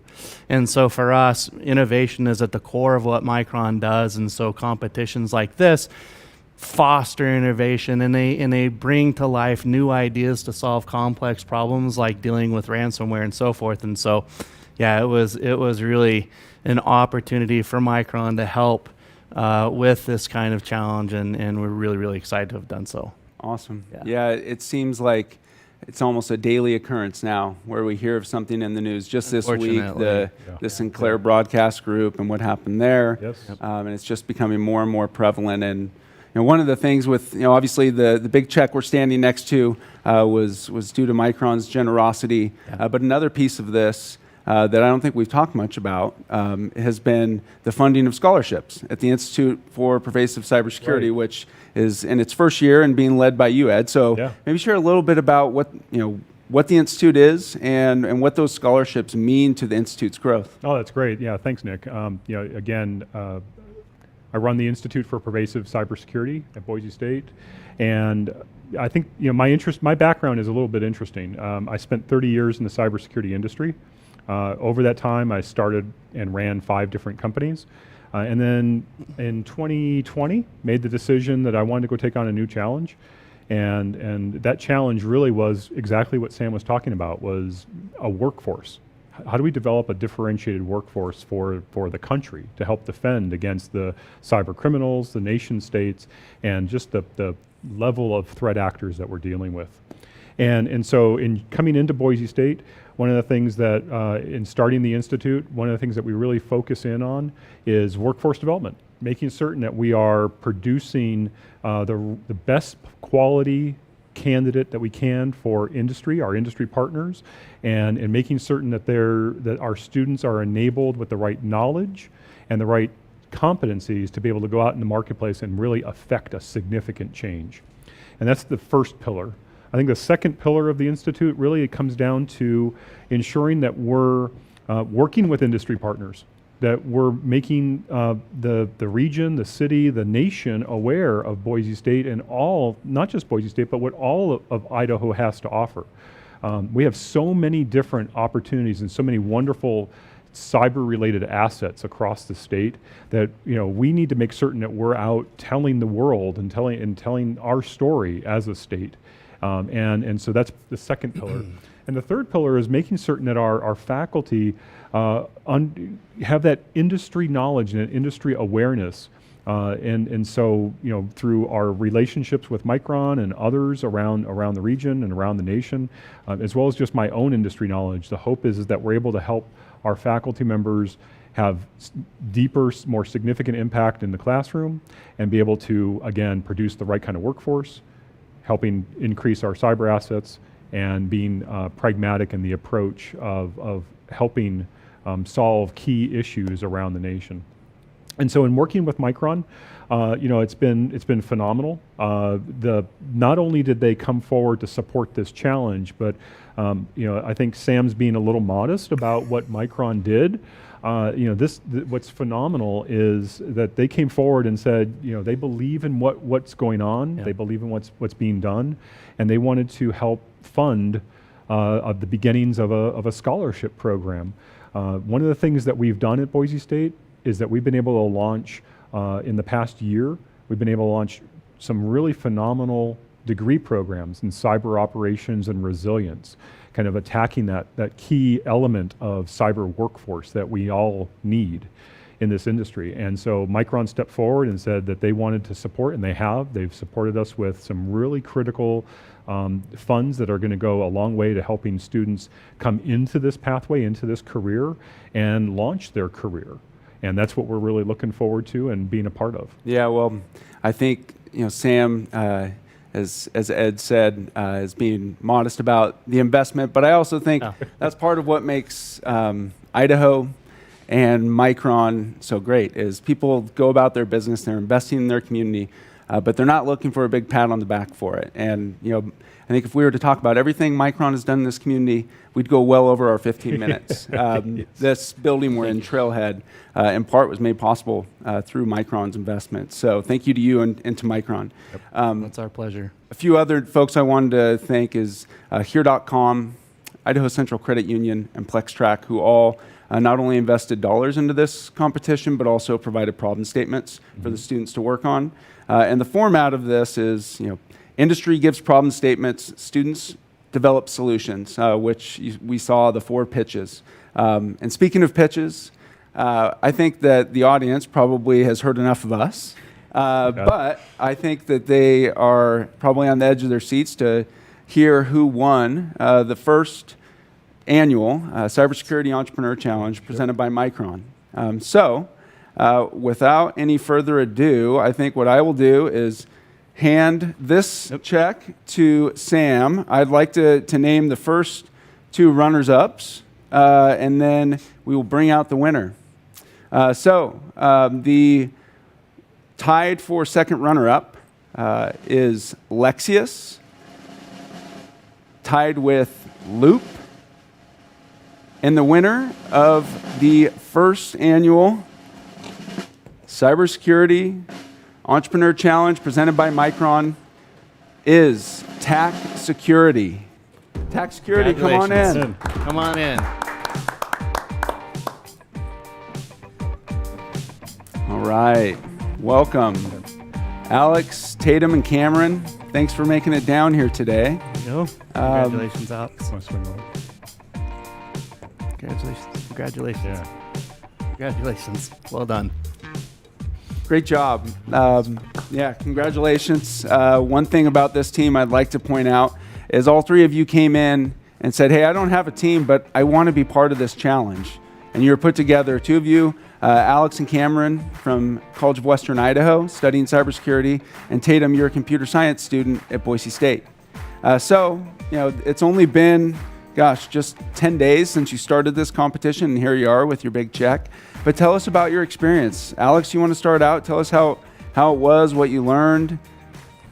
So I thought it was a great opportunity. It was great to meet new people, mentors, potential future bosses. And it was great to work with a team that all had the drive, to want to move forward, to learn more, and also work with you guys. And so it was a great opportunity. And I'd also like to say one thing. I'd like to give a special thanks to my wife for actually signing me up for this. All right. Awesome. Great. She was the one who actually received the email and said, this would be good for you. Good. And so very cool. That's fantastic. Well, you just saved yourself a lot of trouble by doing that. So smart move. Yes, sir. So Tatum, tell us a little bit about TAC Security. Tell us what your idea was. Yeah, so our prompt was actually to blend cybersecurity tools with physical security tools. And so we kind of just designed a software with a lot of help with Cameron to integrate those better in like a real-time security way. So in order to help the company be able to be notified of things that go wrong instead of after the fact, you know what I mean? So right. Yeah, we wanted to make sure that they were able to be up to date with everything and blend those tools into one like mended platform. Awesome. Cool.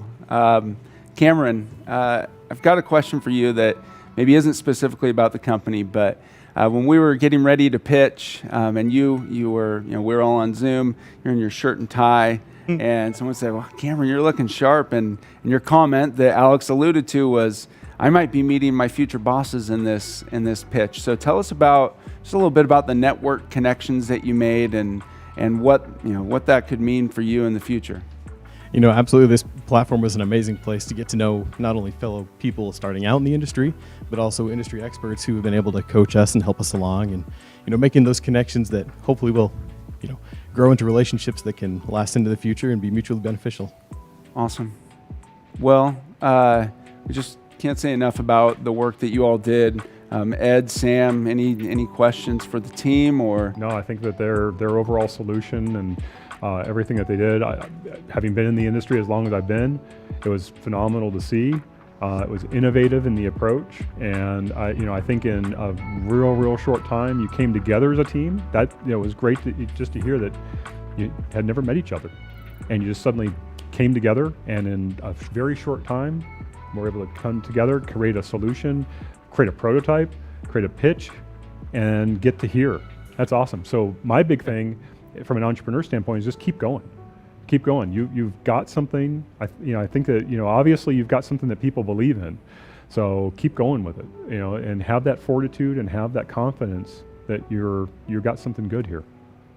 Yeah, no, I agree. I think that the problem statement that you guys picked is really challenging, right? It's something that a lot of companies struggle with, is kind of combining the physical and the cyber together to get really truly meaningful events that you can go and investigate and so forth. And so your guys' solution is really innovative, and I'm really impressed. So I can't say enough. You guys did a fantastic job, especially in the short amount of time. I think they had like a week or so. And wow, awesome job. Yeah, Great job. It was a sprint for sure, Yeah. In the best sense of the word. So I think we are about out of time. One final note that I did not mention, the first runner-up in this competition was Cyber Shield Elite. So congratulations to that team, another team that did excellent work. And thank you Sam, thank you Ed, thank you Alex, Tatum, and Cameron. Thank you. May notice. Thank you. Thank you, Nick. Yeah. You and your team. I mean, this would not have happened without Venture College. Well, So thank you. Agreed. We're just pleased to have such great partners and such great students, the TAC, Tax Security team. Yeah. So up next, you will hear perspectives on Idaho's cyber opportunity. But first, a word from our sponsors. Our spaces are designed to enable communication. When I'm designing a kiln space, my first thought is how to really build on collaboration with the people using the space. As collaboration is such an important part of what we do at Kiln, the pieces of furniture, the way the environment is structured and how the space is organized really adds to the character and success of a kiln space and environment.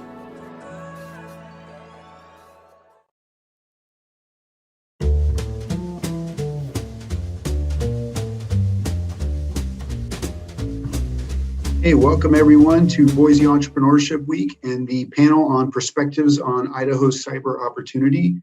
My name is Michael Baskin. I'll be the moderator. I'm the innovation advisor for the Center for Advanced Energy Studies, known as CAES, which is the consortium involving the three Idaho public research universities, Boise State University, University of Idaho, Idaho State University, and Idaho National Lab. So 3 universities and Idaho National Lab together representing Idaho. I'd also like to welcome all of our panelists today. Dan DeClose from PlexTrack. Welcome, Dan. Ed Vasco, Boise State University Institute for Pervasive Security. Welcome, Ed. Sarah Freeman, Idaho National Lab, National and Homeland Security, cyber expert. Welcome, Sarah. And welcome, Natalie Summers, Idaho National Lab, National and Homeland Security and Technology Deployment. Welcome, Natalie. So to kick us off here, I would like to, let's paint a picture of what the Idaho cyber ecosystem looks like. All the different, as many components as we can concisely do. Excuse me, let me go back. Could each person introduce their respective initiatives and what you're working on? Yeah, thanks, Michael. Like you said, Dan DeClause, founder and CEO of PlexTrack. I've been in the cybersecurity space my entire career, going on 16 years, and started in the Department of Defense and the federal space. And Through my time also in the private sector, launched PlexTrack, where we really empower security assessment teams to automate their workflows and collaborate with the people responsible for defending their environments. So it's this concept known as purple teaming, and so we really empower all those workflows for risk identification and remediation. Thanks again, Michael. I appreciate being here. My name is Ed Vasco. I'm the director for the Institute for Pervasive Cybersecurity at Boise State. And I've spent the past 30 years in industry, where over that 30-year career, I've worked across financial, healthcare, manufacturing, government, pretty much every single possible industry, and have started, run, and exited 5 different cybersecurity companies. So my last company is sold to private equity in 2018. And as I started looking around for my next major challenge, I realized that one of the things that is really required is some real focused effort around workforce development. And so I've joined Boise State to help invigorate and build the necessary knowledge and competency structures to really accelerate our workforce development across the entire cyber need space. And glad to be here.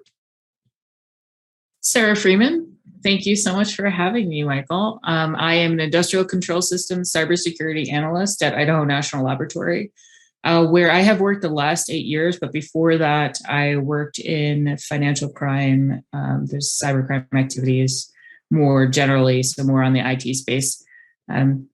Working hard over at INL to try and expand this space. There's definitely a need in terms of the workforce development. And there's some limitations and differences when we talk about protecting critical infrastructure and looking at operational technology security that are really important to highlight when we're trying to develop new capabilities and growth areas. Natalie Summers here with Idaho National Laboratory, Technology Deployment, National and Homeland Security.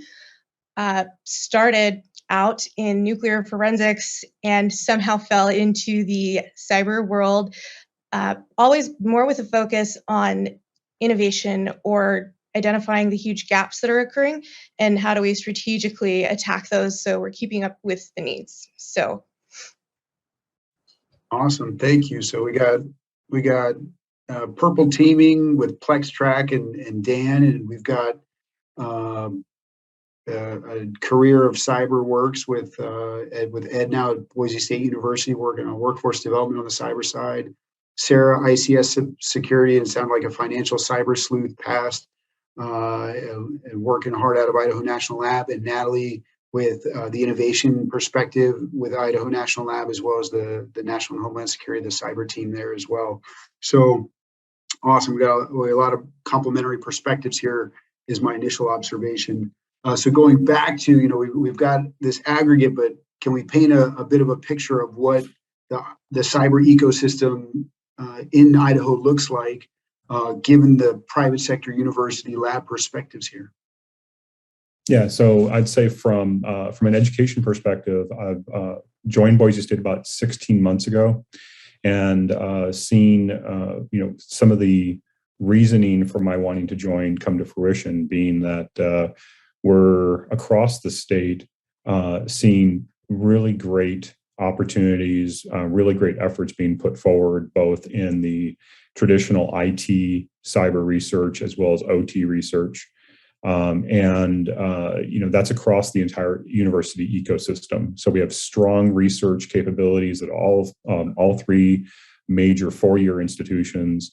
We're also seeing this, as I mentioned, the workforce development needs being met through really strong collaboration between our community college and technical college organizations, as well as our universities. Some examples, we have really strong 2+2 or associate degree turning to bachelor degree pathways. We have ongoing curricula development for post-bac degree pathways and master's programs and PhD programs throughout the state. So I look at the opportunities both around research and critical infrastructure, research around traditional IT cybersecurity, and the workforce development efforts going on across the state as kind of the key higher education elements that allow us to build a really terrific ecosystem of workers, of entrepreneurs, to really make Idaho a cyber hub for, if not for the region, definitely for the nation as a whole in the long term. And I think the overarching goal that we have is both reaching out and enabling further pathway development within our secondary and our elementary school programs, as well as reaching into industry and working with great companies like PlexTrack and organizations like INL to say, what does industry need and how can the university and community college environment help ensure and enable that need? Awesome. 2-year, 4-year development, things going across the state, and sounds like a real strength from what I understand, and compared to other states of what Idaho's really getting after. And Dan, what are you seeing from the private sector side? Yeah, so I think one thing that's exciting is that obviously the tech scene in Idaho in general, from an entrepreneurship perspective, is growing and is very strong.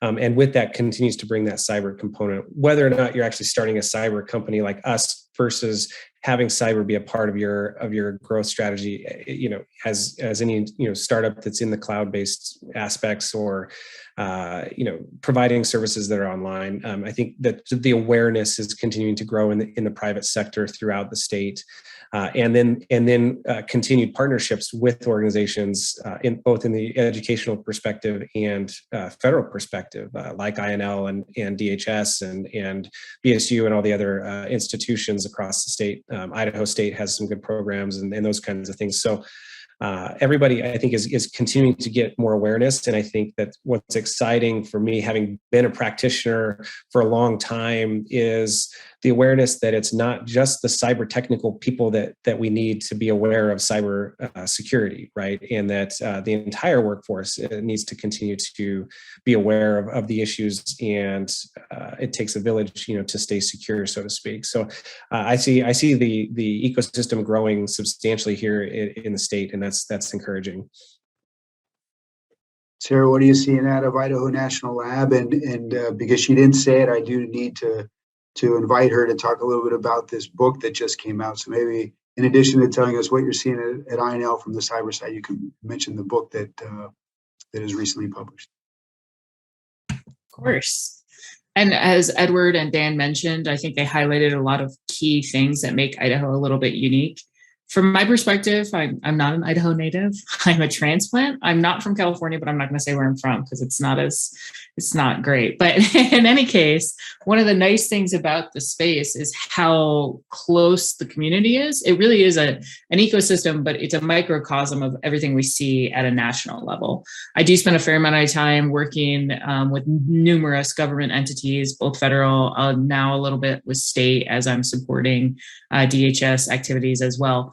And what's interesting about what both Edward and Dan highlighted is there's some really nice features of being kind of a closer knit community, especially when you're talking about incubating ideas and really trying to address some of the gaps that we see either in cybersecurity or technology research writ large. So highlighting that and a plug for the book, I suppose. Idaho National Laboratory is definitely occupied that awkward space between private sector and the public federal space for a long time. They do have a very close relationship with DHS, but they also work with other entities, obviously Department of Energy in terms of their research plans. As part of that process, particularly in my group, we are very much threat intelligence focused, especially within my own department. And one of the issues we've been dealing with is that discrepancy or the gap between our defensive strategies and what we're witnessing on the threat space. So because of that, and built on those kinds of experiences from a number of our engineering-based subject matter experts and our cyber researchers over the years, there was a lot of feeling that we really need to change how we looked at workforce development. Long-term strategic workforce development definitely needs to be addressed, but we were seeing more of a tactical need as well. So there was an immediate security issue, and that's where the book and the general process, consequence-driven cyber-informed engineering, originated from. So using that philosophy, or recognizing that discrepancy between that gap between the red and blue, how can you quickly jumpstart maybe even the incubation phase within the blue teams to really try and address some of those gaps? Very interesting, seeing different pieces coming together here. And Natalie, from your perspective, and what are you seeing? What is as we paint a picture of what the Idaho cyber ecosystem looks like? I know you have kind of multiple skill sets here. You also work sometimes with developing students, but also with innovators and lab scientists at Idaho National Lab. Yeah, one of the things that I've really liked about working with the lab is how they try to build connections. So all the way from SANS had programs like Girls Go CyberStart, supporting competitions with that, doing outreach through our STEM programs all the way from K through 12, partnering with colleges for activities like B-Sides, and for the CyberCore Summer Camp that is a collaborative effort across all of the units. Launching things like Pi Cafe is a new thing that's coming out that's meant to take the resources being developed by those collaborative groups and make it accessible throughout more of the year. The things that are happening right now are pretty endless if you actually just start Googling a few keywords. So I think creating the connections to leverage them as effectively as possible, where each group's individual strengths are leveraged to work together more effectively rather than to compete with each other. And I think that's something we've tried really hard to keep a focus on. Awesome. Yeah, and I'm not as familiar with B-Sides, but I know you have chapters throughout the state, and there's from Moscow and Boise, Pocatello, Idaho Falls, so all kinds of things going on. So pretty rich, and someone who is from California, a lot going on here in Idaho, and so we painted a picture a little bit, but I kind of want to tack towards Dan now, really, and it's Boise Entrepreneurship Week, so you're launching a cyber business. You've got some previous experience, but can you talk a little bit more about the value proposition of business, but also, paint a picture of what it's like to actually launch a business, and if you're going for financing, if you're growing, and just tell us how you're baking the cake.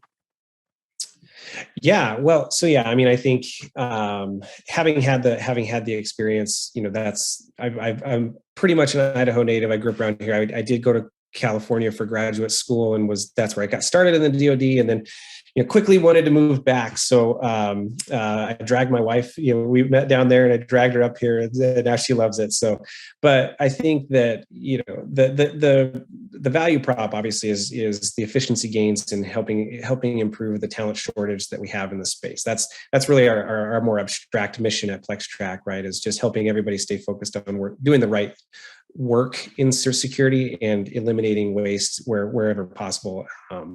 So I mean, that's just kind of the high level of what we do without getting into too much of the details. But it's been fun, I would say. I mean, launching a business is never easy, and Ed knows this as well. But and maybe others on the panel I'm not aware of.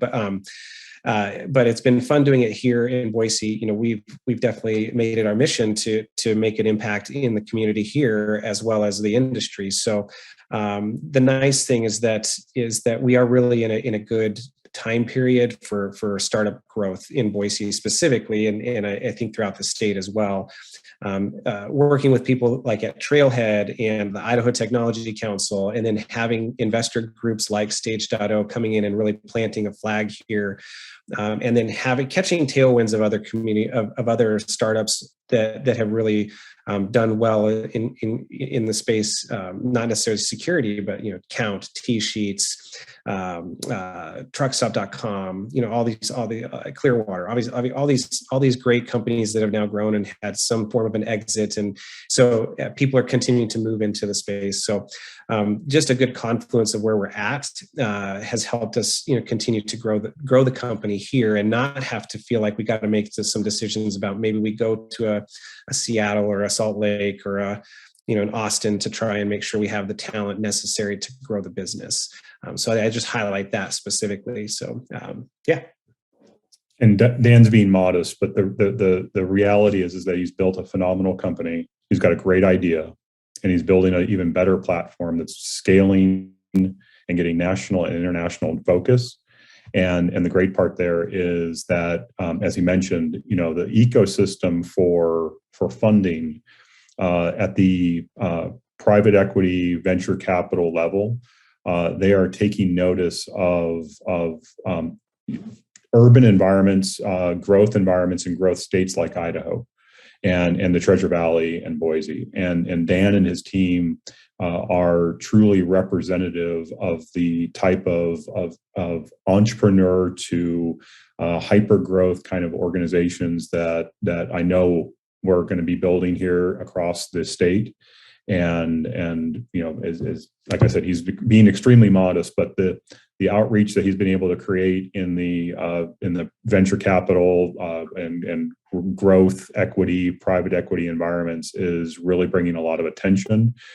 As well as he mentioned, the recent some of the recent transactions that have occurred in the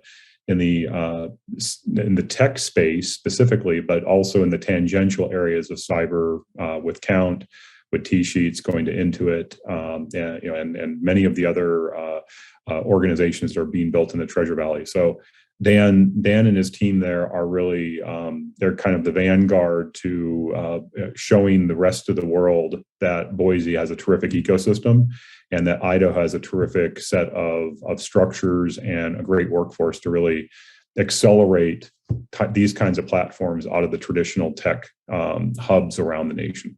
Let's rise together is kind of what I'm picking up at about these bigger companies also exiting, but also kind of the next wave, Dan and other companies growing in their in their steps and then and taking it to another level. And Boise really emerging as a leader in Idaho, but also generating additional financial interest. So I do want to go to another part of eastern Idaho now. I want to go out to Idaho Falls. To Sarah and Natalie and kind of look at what the lab, Idaho National Laboratory, brings into the ecosystem from its, I'm aware that, international folks are always coming into Idaho Falls for the lab's capabilities and folks from all over the U.S. But here I can actually ask the cyber folks what they actually do, if they can talk about it, and maybe a little bit about INL's cyber portfolio.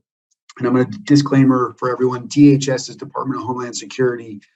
So we may have a lot of acronyms in this panel, but Sarah and Natalie, what you're seeing from the INL side, really also a little bit about Department of Energy Labs, what they contribute to this particular area.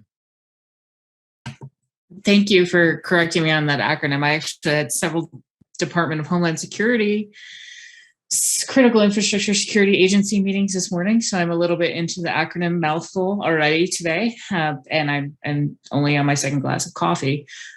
So technically, I guess if you were going to say somebody is not familiar with Idaho National Laboratory, how do we describe the space that they operate in? The first thing that is probably important to notice or highlight, besides as in some cases a separating feature from some of the other labs, is that Idaho National Laboratory has a charter that specifically directs them towards what are considered hard problem research areas. And the nice thing about that is those are things that are very difficult to get funded outside of those federal circles, because it's not necessarily, in some cases, it's research that hasn't been proven. So it can be very difficult to get venture capitalism or other types of funding. It also allows us to do really high risk research. That's one of the ways that Idaho National Laboratory has actually excelled, because of the fact that they do have a large facility in the center part of the state, 980 square miles. That allows them to really test out certain things that wouldn't make sense for either small entity, just because the initial investment or the potential risk that research might fail. But that really helps us build on that foundational knowledge when we talk about scientific research. So coupling those things together, the Idaho National Laboratory, specifically National Homeland Security, has a huge focus on trying to bring together multiple domains that don't traditionally play nicely together. I think that's getting better every day, but for a long time, these were things that were considered very separate. And the example I like to use actually is because the history of the lab is focused very much on developing instrumentation and control systems for nuclear power plants, a little bit of a niche area, if you can imagine. There was the experimentation there was designing that technology and then testing it to various failure scenarios so they could understand how to make it more resilient. But having that background where the engineer was part of the core discussions and then ultimately branching into the cybersecurity space for those same very systems, it allowed them to merge traditional cyber research domains, computer science domains, cybersecurity domains with some of those engineering, whether they be power engineers, instrumentation and control engineers, nuclear engineers, so just across the board. So that multidisciplinary approach has really helped them to try and or successfully bring together different perspectives to some of those hard problems. Collectively, there's a number of research domains, I would call them, that National Homeland Security and Idaho National Laboratory collectively are focused on. Those range everywhere from security and resilience of electric grid operations, from transmission, distribution to generation, recognizing the need for smart technologies and grid technologies of the future to include things like grid storage, distributed energy resources, renewable energy of the wind and solar type, in addition to the nuclear aspect.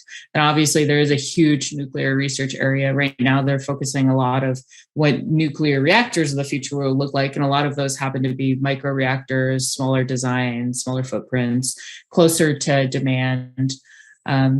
And of course, one of my favorites, although I never get to work with them, but one of my favorites is actually nuclear applications for alternative uses. So things like space batteries, which is not technically what they're called, but that's what I call them. So being able to use that to really propel some of the other government research areas, like things necessary for NASA missions and that kind of thing. And hello, Kat. And certainly with I was just in Washington, D.C. talking to the Air Force a few weeks back, and inclusive with that particular conference was the new Space Force. So the work that I'm sure that's being done at INL from probably has applicability not just within NASA, but also on the DoD side. And so from an entrepreneur perspective, one of the things that I would always try to recommend entrepreneurs keep in mind is that the largest acquirer of both cyber services and cyber technology is the federal government by far, and across the various agencies and departments. So, if you're looking to grow into or start a business from a BEW standpoint in the cyber arena, the key elements that an INL happens to have, and some of the key directionality that they're going in, there's probably terrific opportunities just to think about not just how is cyber applying on the battlefield, but also how does cyber and general technology and operational technology apply in kind of a not where gravity is allowed, in places where there's no gravity, like space. So lots of opportunity there. And I just want to jump in very quickly on that statement, because I think Ed brings up a huge point, which is because a lot of the research the lab is doing is that initial proof of concept. And because they're not intended or not supposed to compete with private industry, taking that technology and those new findings, those innovations, that the last mile is really something that the lab needs to partner with private industry to do. So don't be discouraged by the lab's massive research portfolio. That's just actually an opportunity for collaboration and future growth. And it's one, I think, working with other states throughout my career, it's one that really does add a kind of secret sauce to our state's mix. Is the opportunity to be able to have a national lab within our state ecosystem, where these kinds of research elements and, as Sarah said, these kind of hard research areas, meaning hard in that they normally wouldn't be supported by industry. There wouldn't be normal avenues for this kind of research to be undertaken, and INL is at that forefront doing that. And so as those new discoveries are made, that opportunity to be able to partner, take that last mile commercialize and go out into the market and support those kinds of research opportunities and commercialize them is significant. Yeah, I was going to ask in different perspectives here between Dan and Sarah and Natalie and Ed here on how does the university, the lab, and the private sector all come together? And I think we're kind of hearing this, and I want Sarah and Natalie to confirm, but my understanding is that private companies can get their stuff tested at Idaho National Lab and the other Department of Energy laboratories because they're contractor operated their federal facilities. So I'm looking at Sarah and Natalie to kind of confirm that, but also the technology developed there is entrepreneurs can work with the lab to actually license it and take it forward, like Dan's doing with his business, but not from a licensing, but able to take it forward as an entrepreneur is part of that. But I think the key question would be is how does all this come together between the university space, the lab space, and the private sector? Just welcome your thoughts all around them. I will jump in and try and be brief so that Natalie can highlight some of her tech deployment work and innovation. But from a little bit of a bias here, from a cybersecurity perspective, obviously, when we talk about grid resiliency, it's critical that we work with different private sector entities, commercial vendors, and manufacturers of equipment. So that's, I think, the easiest place to highlight. That is pretty consistent. It has been for almost 2 decades now that people have brought various components into our ecosystem for testing.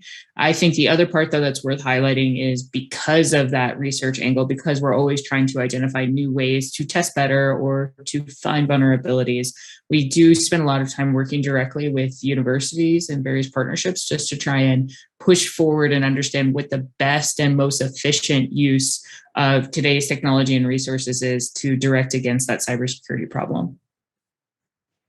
Yeah, I know that we're going to get some flack if we don't bring up that we also work in the wireless space. So we talk so much about the cyber physical and critical infrastructure and protecting things that are crucial to the nation running, but that often happens in partnerships where the multiple groups that do come to us and they can help get validated studies through us. Building relationships like that has been really important to us in the Wireless Institute, looking forward to next-gen wireless testing, spectrum innovation, and wireless security research and development is sort of another area that maybe we've missed mentioning just so far. But helping as the glue or a third party that we're not trying to compete with industry, we're not trying to build anything that would break those parameters, the partnerships for the research and then deployment into real world technology, we really need help to get that last bit, as Sarah had mentioned. Dan, you want to go next or you want me to?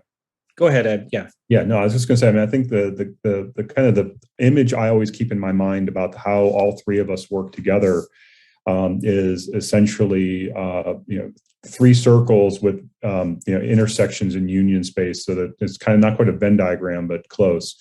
In that INL performs that critical basic research and forward-leaning research. And where the union with the university ecosystem comes in is where we share research opportunities. So our faculty, our researchers are collaborating with INL researchers. Our faculty, some of our faculty around the state hold joint appointments with INL, and likewise INL researchers hold adjunct or sitting faculty relationships within the universities, so that our students are getting exposure to terrific researchers, forward-leaning capabilities being brought by the lab. Our researchers are getting a chance to collaborate within the university ecosystem. We're sharing ideas and collaborating on these new and really, really innovative aspects around, as Natalie mentioned, 5G and how impactful it will be across society and its applications across industry, nuclear, cyber physical, especially within the INL space. And our university researchers really, really emphasize how we work together and how we create this collaborative space. That translates into the other side of the university circle, and that is workforce development. So bringing in new learners, new people who are interested in these particular areas, giving them exposure to these kinds of terrific research areas, giving them exposure to the curricula that's been built across all of the Idaho universities and technical colleges, but also enabling that skill, that knowledge that you're learning in the classroom with the type of competency development that you need to be able to go on out and affect a real impactful, fast opportunity for industry partners like Dan and others around the state and around the nation. So the university kind of sits, at least from my biased perspective, coming from within the university ecosystem, we kind of sit in the middle and are acting as the method through which we're collaborating on one side and we're producing great workforce on the other. And then I don't want to speak for Dan on this, but in my mind, the kind of other component of this Venn diagram is the industry side, which partners with INL for that opportunity for the last mile, as we've talked about around research, as well as is providing guidance and direction and receiving the workforce that's being developed and making best use of the ideas and the people to create a lot of value around Idaho. Yeah, no, I think what's exciting is is being able to help commercialize and bring to market some of the great research, like that people can partner with, and that maybe even on the research side, they're not able to do that, right? And don't have as much experience in that space. And so being able to tap into the entrepreneurship community or just the business community to be able to partner and find a way to commercialize that and get it into the hands of the greater good, right? And then the flip side of that, also just being able to, what excites me is that we're now getting more exposure to the general population, right? I think one thing, having started a security business, is that, yeah, we sell a security product and we are selling it to security practitioners, but we still have to hire people in marketing. We still have to hire people in sales. We still have to hire people in, customer success that may not have a cyber background, right? So we're training them in the cybersecurity space as well. And so when there's more research in collaboration at the university and the lab level, that means we can tap into people that have some exposure to the space and in whatever profession they actually choose to go in, right? So that's something that's been top of mind for me as we've been on this journey, right? So some active learning at all levels. It sounds like in a company like Dan right now, it's not like everything's finished right there. You're still learning there, on the job training. Ed, some the capabilities, and I heard you say competency-based learning as well, or skill sets. And I was thinking skills with a Z. We need skills that we measure, and then the technical capabilities. Make it really cool. Skills with a Z, Michael. Because when I hear competency, I'm thinking hard skills. Yeah. So, and then Idaho National Lab kind of in the middle of this in generating, but in multiple directions. And with that, I would like to thank all of our panelists, Dan DeClose from PlexTrack, Ed Vasco, Boise State University, Sarah Freeman, INL, and the book author, Natalie Summers, INL. Thank you all for your time and perspectives for this panel within Boise Entrepreneurship Week. And we now turn to the follow-on Boise Entrepreneurship Week program. Thanks again.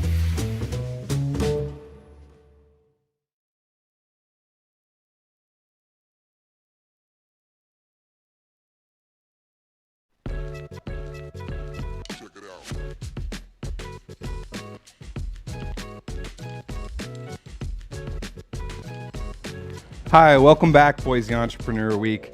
Man, we've had such a crazy day, jam-packed again, keeping the momentum going. It was really exciting to see the Venture College and the Cybersecurity Challenge handing out checks earlier today.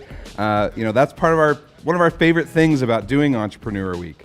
So before we get back to that, doing hacking for home buildings this afternoon, I'm really excited to be sitting down with David McCauley from Taleo Capital.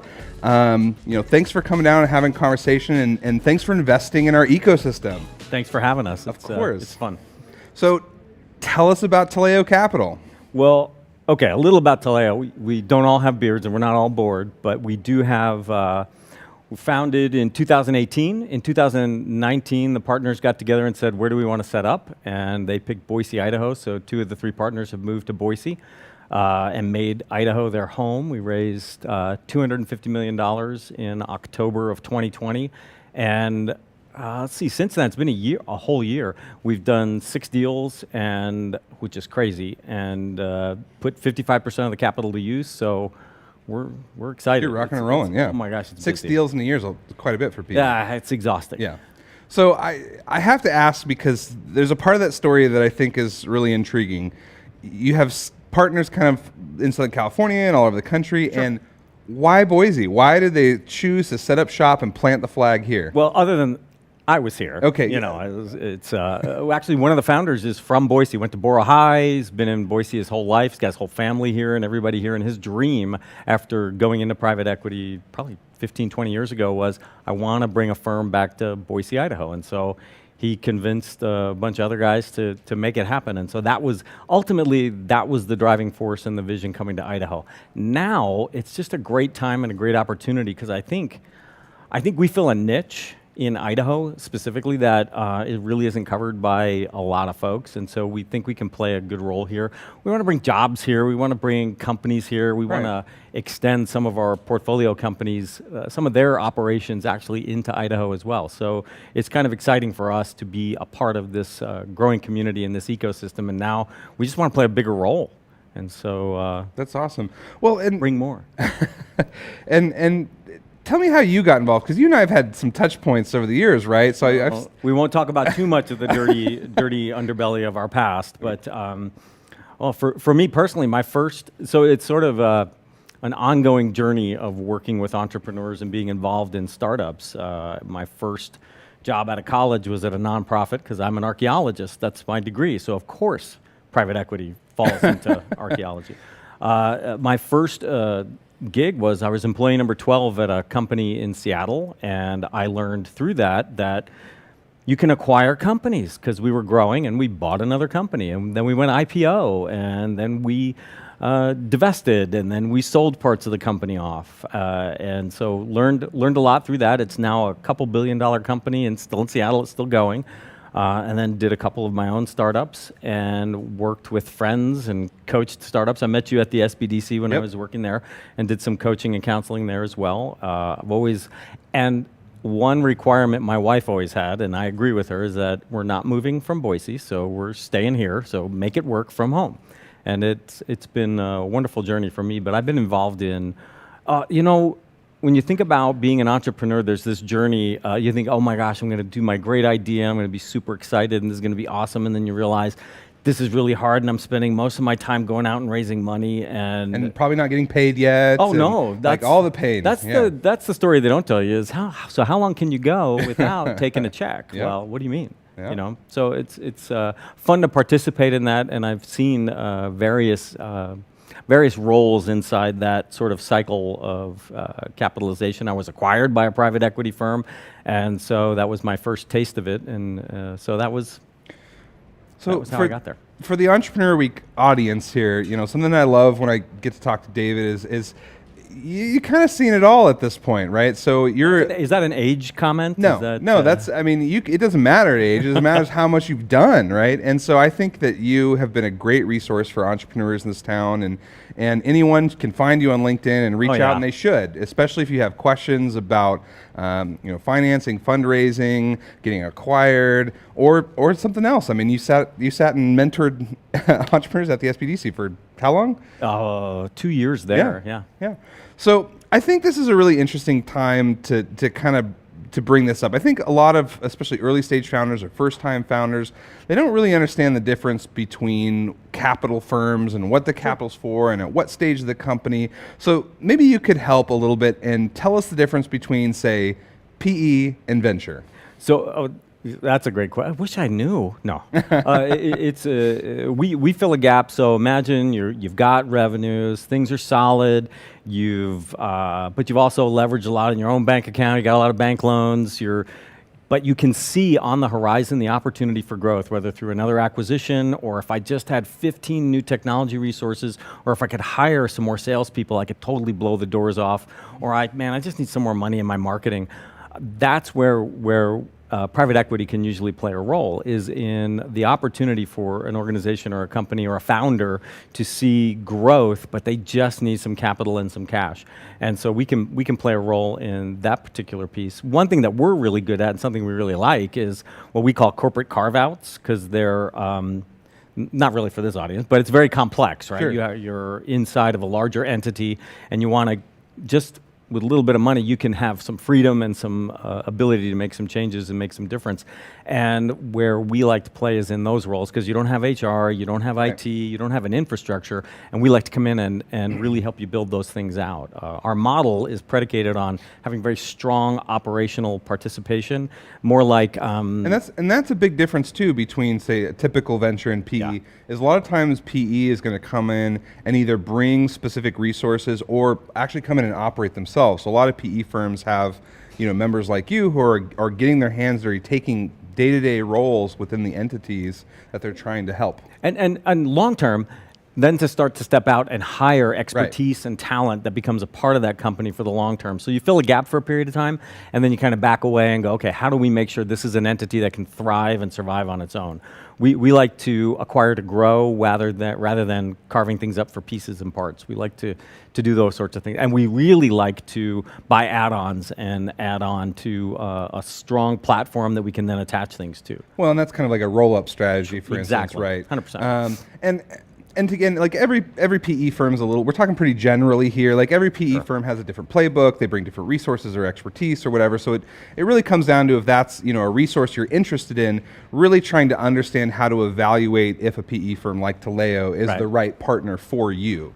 And that's beyond whether they can write a check to help solve an immediate growth need or whatever. Yeah, money's rarely the huge problem. That's the point I was trying to make. It's easy to, sometimes money's easy, but still you have problems to solve. So, and a lot of those problems are what do I do next? Or I wish I had somebody I could talk to. And that's really a good role for PE to play as well, as a good sounding board for the team and the executives that you may have that, there's not somebody else inside the organization or in your board that might be able to help and participate. That's where we can bring some expertise to bear. Fill a gap. Exactly. Fill a gap. Yeah. So with all the entrepreneurs I've been interviewing this week, I always like to ask, what's the thing that you need right now? Like, you have the whole Boise Entrepreneur Week audience here ready to listen. What do you need? Well, for you guys, it's a little different. So I'm going to ask you a different question, which is, what kind of deals are you looking for?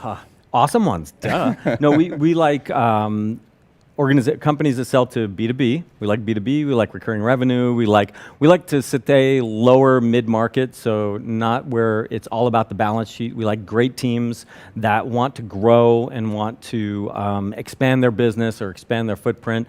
We're interested in investing and growing with an organization rather than let's just get rid of it and not deal with it. So that's where we like to play. About recurring revenue. We like good recurring revenue, and technology's always good. Although we bought some very non-technical things I was telling you about. So. Sure.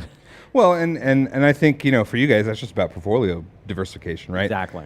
So are there specific industries that you guys target or look at or have specific expertise? We're good at manufacturing. We're good in software as a service. We're good. We like to play in those spaces. We like to play in opportunities that can be software as a service if possible. We like that kind of stuff. Technical, ideally.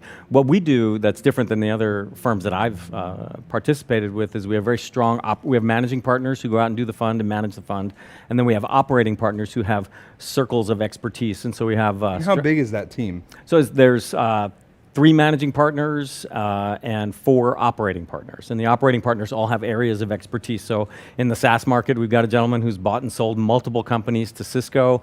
In the healthcare market, we've got a gentleman who's been in healthcare for, I'm not allowed to say how many years, but he's... Long enough. Lots of experience. Long enough. Oh my gosh. But a lot of experience both in healthcare and in EMRs, so electronic medical records. And then we've got some expertise in the airline industry, but mostly software and software as a service. And I would assume things that are kind of parallel to those, right? Indeed. Stuff that comes alongside some of that expertise is a big part of PE. Exactly. Right? Well, I was talking to you about, we did an acquisition of Rand McNally. You think of the maps, right? Well, they actually have a very cool fleet management technology for trucks and truckers and commercial trucking and vehicle management that is behind there as well. So you get to work in both those places. And who would have known? I know. Like, yeah. Well, we did. Oh, yeah. If you're going and doing the deal. I do now. Yeah. And so talk to me about kind of your guys' hope for deal flow specifically in Idaho. I mean, if you're going to be headquartered here, plant your flag here, everyone moved here. I mean, you literally like get the band together, everyone. Bro, we're putting on a show. We're putting on a show. So in Idaho specifically, we want to have an impact in the community. We want to participate in the ecosystem. So we're talking to folks that may not be a fit based on what I just told you, but we're talking to them anyway because we believe if we can help bring capital into the valley, then we can help eventually build our portfolio. So we've connected some local entities to angels, to startup venture capital, to other private investors that we know. So it's not necessarily to fit our portfolio that we're looking for. What we want is access so that we can help grow those companies. So in a couple years down the road, we can then participate if necessary. So it's playing the long game here in Idaho. Our vision is to bring jobs here, to bring aspects of our portfolio companies to Boise, to we put money in the nonprofits locally. So it's and participate in events like this. And that's the thing that I give you guys credit for, because there's lots of folks, especially in different forms of capital, that have been coming to Idaho and they kind of want to do everything their way. And what you said was, which resonated with me when we were talking about this event, was that's not your ambition, right? What you really want to do is invest in the ecosystem, be a resource for people. Right. You should reach out to them if you have questions about capital, even if they're not That's very true. the exact resource, because they will put you in touch with people that can help what you're doing. Well, David, thank you so much for coming out for having me. It's and awesome. chatting. That's all we have for today. Coming up next is plugging into the Bitcoin network. But first, a word from our sponsors. Teleo is a Greek word that means to perform or execute. In 2018, Teleo's founding partners came together at a local pizza joint in Los Angeles and hatched an idea that led to the formation of a private equity firm focused on special situations and corporate carve-outs within the lower middle market. The vision was to build a great company that focuses on empowering people to perform and execute. With the founding partners' long-standing experience in private equity and backgrounds in athletics, they began building a firm culture centered around teamwork, integrity, a sense of humor, and being dangerously unselfish. That's why the Teleo team has been successful at executing corporate carve-outs, recapitalizing broken balance sheets, acquiring founder-owned companies, and implementing buy and build strategies for its portfolio companies. With offices in Boise, Idaho, and Los Angeles, California, Teleo uses its operational resources and capital base to empower management to perform and execute on their business plans and growth strategies. And now, that small idea, hatched at a pizza joint, has now grown into a thriving company.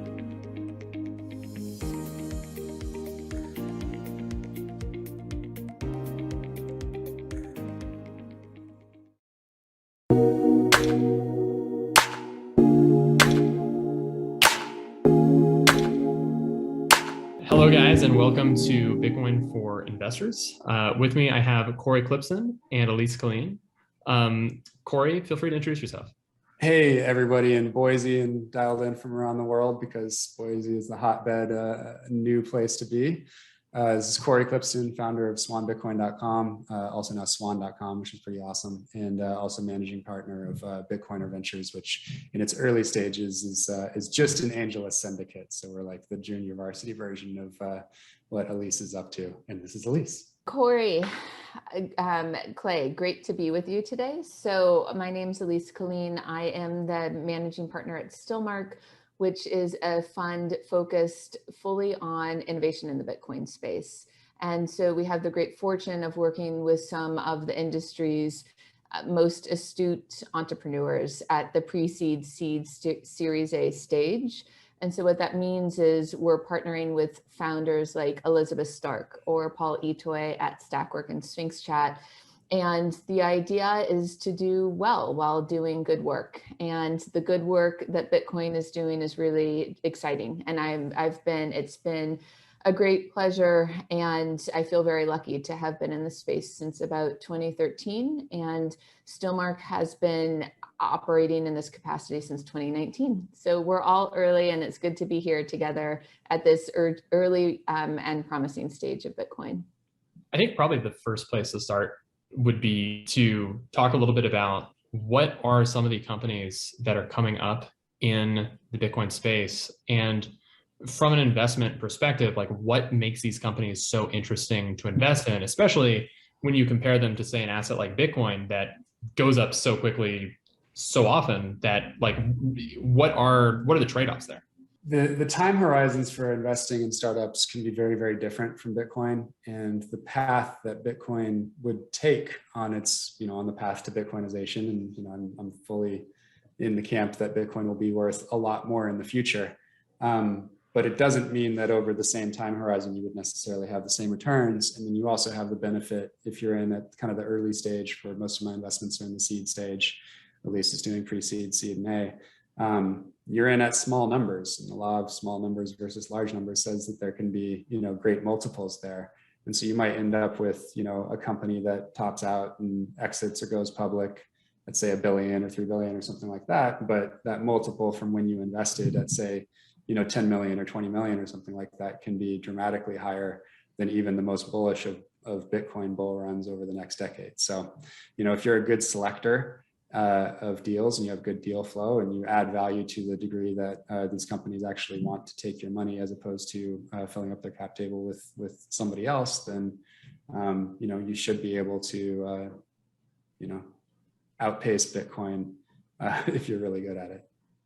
From my perspective, I would say, venture capital and ownership of Bitcoin, participating in a venture fund versus owning Bitcoin, it presents two sorts of, fairly different risk reward balances.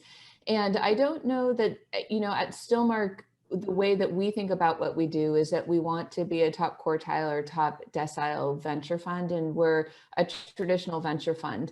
I don't know that I,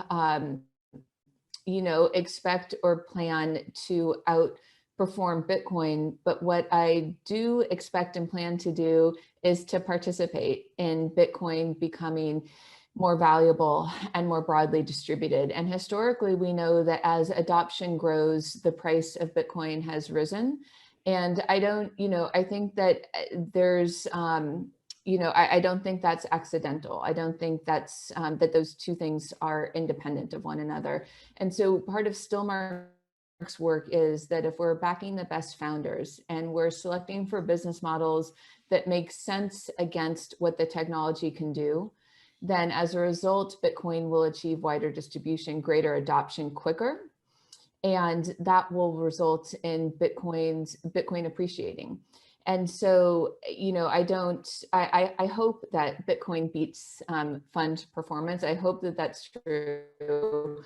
But the way that I evaluate our performance is against venture capital standards, and if we're also good for Bitcoin. And so, it's a complex balance, but I hope that the investors that we partner with, so the investors that are backing our fund, I think the way that we think about the best way to participate is to both hold Bitcoin and to back early stage startups in the ecosystem. So with that perspective, sort of doing both, it's a 1 + 1 = 3 dynamic. Versus, something more straightforward than that. Now, and when you guys are taking on LPs, I know there have been a few other venture firms in the space. They very specifically, like the capital they're looking for from these investors who are going to be investing in these companies, they're looking for people who understand Bitcoin and are aligned with kind of the Bitcoin ethos. Do you feel like that's also very important, that the capital that's going into these companies, that's investing in these companies, also believes in the value proposition of Bitcoin? I'm also an advisor to the Bitcoin Venture Fund, which is what Chris Calicott is running out of Dustin Trammell's office down in Austin. And, it's kind of an OG. I think Dustin was like the third person running Bitcoin after Satoshi and Hal. And so they have a very, very strict rule on, full alignment, and they're vetting the heck out of these people before they let them in the fund. And, and that's all well and good. With the LP base that we have of, 400 people or something in that are subscribe to the Bitcoiner Ventures Syndicate, if they apply, I accept them. And I don't really care because they're not going to, take a board seat, and they're just, a small check in an SPV that's a single line on a cap table. And if they're a blockchain lawyer or, an altcoin founder or whatever it is, like, I'm taking their fiat that they got from wherever they got it and converting it to good use with Bitcoin companies. So I don't have any sort of governance concerns about that. And then I guess the third version is kind of when I think about my own cap table at Swan. All of the people that I talk to and that I listen to and that have any influence are Bitcoiners. And then if they're just an angel and aren't really spending other people's money and therefore kind of have like a duty to, let's say, LPs, and also deep pockets for lawyers to try to get you to do something altcoin related, or, just do something that we don't think is good for Bitcoin, then we wouldn't let them on the cap table. So I don't mind taking, a check from like Dan Matuszewski, who's, a crypto trading fund manager, but also loves Bitcoin. That's totally fine with me, because he's not taking a board seat and it's just an angel check from him personally. But if I was going to take money from a fund at some point, then I would want it to be, somebody like an Elise, or, somebody like a Chris Calicott or something like that. Frankly, people that are interested and that grok the opportunity in Bitcoin just tend to be people that, we feel lucky to partner with, right? So there's not sort of been this dynamic where someone is keen to back the fund that we think is, someone that a founder wouldn't be proud to partner with directly. And so I don't really feel any tension here. But Bitcoin is advantaged by having more resources. And so while there are, multi-billion-dollar funds that are going into the altcoin space and token spaces, Bitcoin founders, in my opinion, have been undercapitalized against sort of the opportunity that exists in the startup landscape. And so it's my hope that more resources will be dedicated to Bitcoin. And in that aim, we're making sure to be broad in the kind of investors that we can work with, same as what Corey is suggesting. When we're talking about investing in these companies, which industries, obviously the financial system is an industry that we are seeing right now getting disrupted by Bitcoin. Are there other industries that Bitcoin is disrupting outside of finance? So I think there will be. So the way that Stillmark is a thesis-driven fund. And so what that means is that while we enjoy founders reaching out to us and certainly do invest in founders that we meet through inbound channels, we also generate our own investment hypotheses and then go to search for the founders that are best positioned to take advantage of those. And the way that we do that is that we're paying close attention to what's happening at the protocol level, both Bitcoin Core, Lightning Network, sidechain technologies, and we're anticipating what that means in terms of sectors that are empowered. So here's an example. We know that Lightning Network has matured significantly over the past several quarters. And as a result of that, payments opportunities are much more promising. And bringing that a step further, what payments sort of means and what types of companies we can back as a result of payments being at this place where it can scale. It will define what sectors we can target. So for instance, today, a gaming play, a company that introduces Bitcoin rewards via gaming or peer-to-peer payments in gaming or gaming rewards makes more sense than it might have made 2 years ago prior to the Lightning Network being at this more advanced and mature stage. I've spoken a lot about looking at opportunities in the earning space. So what I mean by that is, for example, we've backed a company called Stackwork. And what Stackwork is a mechanical Turk sort of competitor where they're building a distributed workforce that's paid in real time via Bitcoin using the Lightning Network.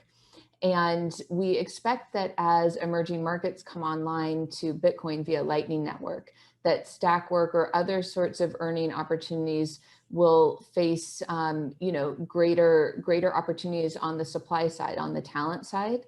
And we want to make sure to take advantage of that. Of course, gaming is an example also of earning opportunities in Bitcoin. And so really for Stillmark, it's about matching where the tech is, where the underlying protocols are, to the opportunities that we seek out for investment. And this might be a good point for me to point out too. I think probably a lot of our audience may not know what Lightning Network is. So it may be good to go into a little bit like what Lightning Network is and how this layer 2 solution is maybe impacting our ability to build new businesses on the Bitcoin ecosystem. So Lightning Network is Bitcoin's payments network. And what it means for users is that you can transact instantly, globally, and virtually for free. And that unlocks a whole new economy, really. It means that, just simply that if you want to send, if you have a daughter or son studying abroad and you need to send them, food money for the week, and it's a Sunday night, you can do that. You don't need your bank to be able to wire your son studying in Berlin his food money for the week. But it also means that you can transact with folks that have been deemed to be high risk because maybe they live somewhere where, GDP is lower or the common, household savings is lower. You can transact there. And finally, it means that remittances, the concept of remittances is just flipped on its head. So this is relevant to El Salvador again. So El Salvador introduced Bitcoin as legal tender in September, and a large part of that economy is driven by remittances, people working abroad and sending money back home. And you can do that on Bitcoin without relying on an intermediary that's imposing fees on you. And so to be able to transact peer-to-peer instantly across the globe, almost for free, this is why I think of Bitcoin as fintech for poor people. And frankly, the TAM on a market where you can serve everyone from, folks with the most meager means all the way up to folks with the greatest means, I hope that it unlocks for the audience an understanding of the potential opportunity to do well while doing good in Bitcoin. So for some people, probably when they think of investing in Bitcoin, they're probably not even to the point where they're thinking about investing in companies. They're still looking at investing in Bitcoin, the asset. And what I've found is kind of even just trying to get somebody to that first step where they're investing in Bitcoin, one of those hurdles is talking about what a store of value is and why it's so important in today's environment. So I was wondering if we could kind of get into that a little bit. Yeah, I mean, I think you've seen the market decide the best way to get into that, because it's the beginning of every book and every article at this point is kind of get somebody to question what is money in the first place and why does it fluctuate and why is it just this paper and what did it used to be and what's the history of money. And once you get them to kind of think about something that almost none of us had sort of explained to us in school, and we didn't have to write papers about that, at least until maybe grad school when you took money in banking class or something like that. It's just not part of our primary education or secondary education in the US at least. And we don't have the frame of reference that some other countries may have where they've gone through currency changes or devaluations or whatever. And we know it's a lot easier to understand Bitcoin if you're in Turkey or Argentina or something like that than it is, in Mississippi or New York. So I think that's probably the first part is just kind of start with history and an understanding of money. And, I think little by little, you're starting to sprinkle in some Austrian truth, the sort of undisputed aspects of Austrian economic thought. And I think that generally helps people kind of build a little bit of a mental framework that will allow them to understand the money side of Bitcoin.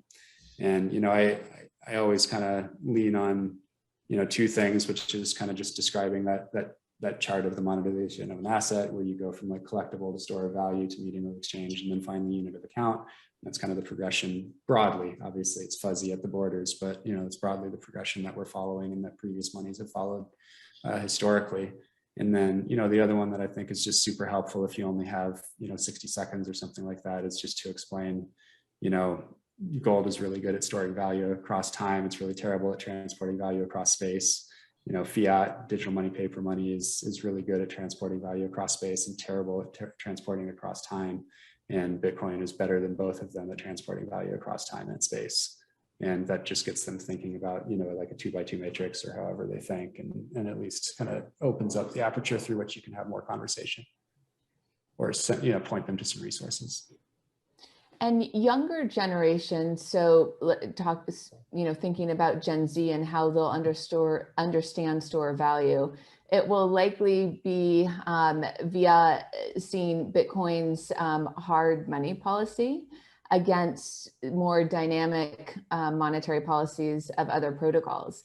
And so it's interesting. Corey gave a great example, which is that if you live in a country where you have seen monetary policies and the value of your currency swing wildly, it's easier to grok the value proposition of software enforced rules around Bitcoin's monetary policy. But for folks in developed markets, and I suspect for a generation of young Americans, for example, the way they will discover that is by understanding, over the course of a couple years or of a full market cycle, what it means for Bitcoin to have hard rules that it promises and, lets rest, versus protocols that are kind of, trying to be smart with those rules in order to, in the short term, appreciate the value of the associated token. And so, it's interesting to me as a non-Gen Z person to sort of learn from that group about how they come to those understandings and recognizing from their perspective what Bitcoin is. And I think a lot of what that will be is a consistency around its hard promises. And this is probably a great segue into the design of Bitcoin itself. Because at least I know you've talked quite a bit about this in other podcasts, just the design of Bitcoin. And what was it about Bitcoin's design that drew you to Bitcoin? Right. So I came into Bitcoin at a time when I was in VC already. I was largely at that point, 2013, focused on investments in the cloud networking space. And it was kind of the perfect way to find Bitcoin because what hooked me was not Bitcoin as a store of value or appreciating asset, but it was really Bitcoin, the protocol, and what that meant for applications or infrastructure that could be built on top of it. And so the reason why it made sense to sort of bet my career at that point on a fledgling technology was because of what I said earlier, which was that if you have a decentralized network where you can align the incentives of stakeholders that would otherwise perhaps be adversaries, but through Bitcoin, you can align these incentives. If you have that, that means that people of lesser means or who are not in the inner circle can access the same sort of financial tools as the privileged, then that is very compelling. And it's not just compelling for folks that are interested in social issues or who think that, that folks should have access to banking resources, but it's interesting just for folks that are thinking about how to back, private market companies that are pursuing the largest TAM, right? Because if you can address a broader user group, then you have, a larger market. And that's what Bitcoin can do through decentralization. And so, that's sort of what hooked me on the tech. And then also the fact that this was going to be led by a group of people that wanted to make money, yes, but also wanted to positively progress culture. And not for sake of fulfilling some sort of ego-driven agenda, but because they wanted to put their talents towards it, to dedicate their lives to this. I mean, who could turn down an opportunity to work with developers like that? I just found it so compelling that there was no way to kind of pull my thoughts from it. And, that hasn't changed. I think that, we're very lucky to be working at a time when minds like Andrew Palestra and, Songkit, younger folks at Blockstream, or Peter Wolle, these types of folks are all here at the same time working on the same problems. And they're sort of like once in a lifetime type of talent. And so, I think that spending time where the smartest people in the world have dedicated their lives, that's always going to make sense. And it's one of the reasons why, I remain quite grateful to be a part of this ecosystem. My dad and I are working on a project right now. And one of the things he just always is telling me, he's like, everyone we're talking to is so young. And that seems like that's very unique to the Bitcoin space. Do we see that in other industries and other investment opportunities? Are there people as young as, kind of the Bitcoin ecosystem? I actually haven't noticed that really at all. I think it's pretty normal distribution of age versus what I see in tech. If anything, maybe skewed a little bit older, precisely because there are a lot of people that don't have to work for money because they already have it, and wouldn't be working unless it were for this cause of Bitcoin.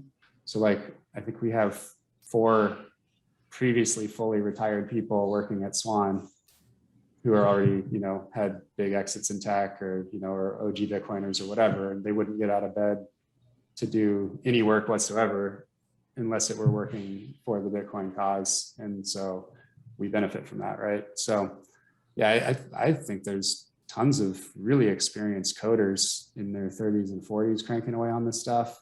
If anything, you have to have taken some lumps and to really understand and have good mental frameworks to be able to contribute, to be able to hang with these people.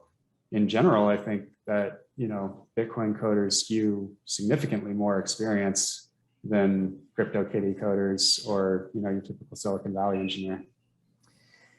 Yes. So I think that's right. So we, so one of the things that I do in addition to, the work that we do at Stillmark, but it's related, is that I'm on the board of directors at Blockstream. And of course, this is a group of folks that are, very much adults, largely. But at the same time as I say that, I think that it's interesting to me that this group of, folks can continue to get the best young talent coming out of University of Chicago, for instance. That's Songkit.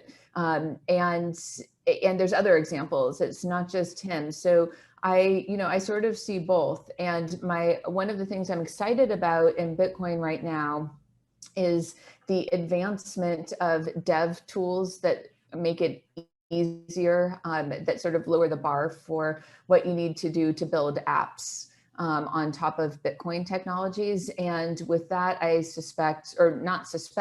already hearing this. With that, I think that young developers that have been building in other environments will begin to migrate to Bitcoin technologies. And so the ages, and experience levels might sort to balance out. And then what makes up for the age and experience, I think, are folks that seem to have some sort of innate understanding of how to build businesses in this new paradigm of decentralized tech.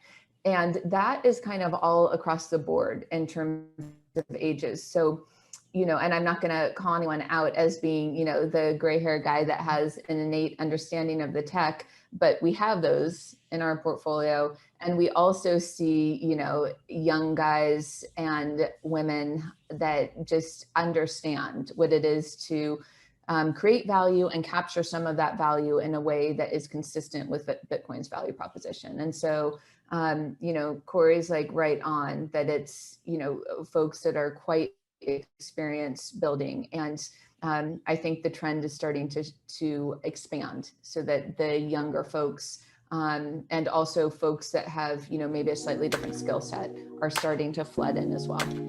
Awesome. Well, thank you guys so much for joining me today, and we'll talk soon.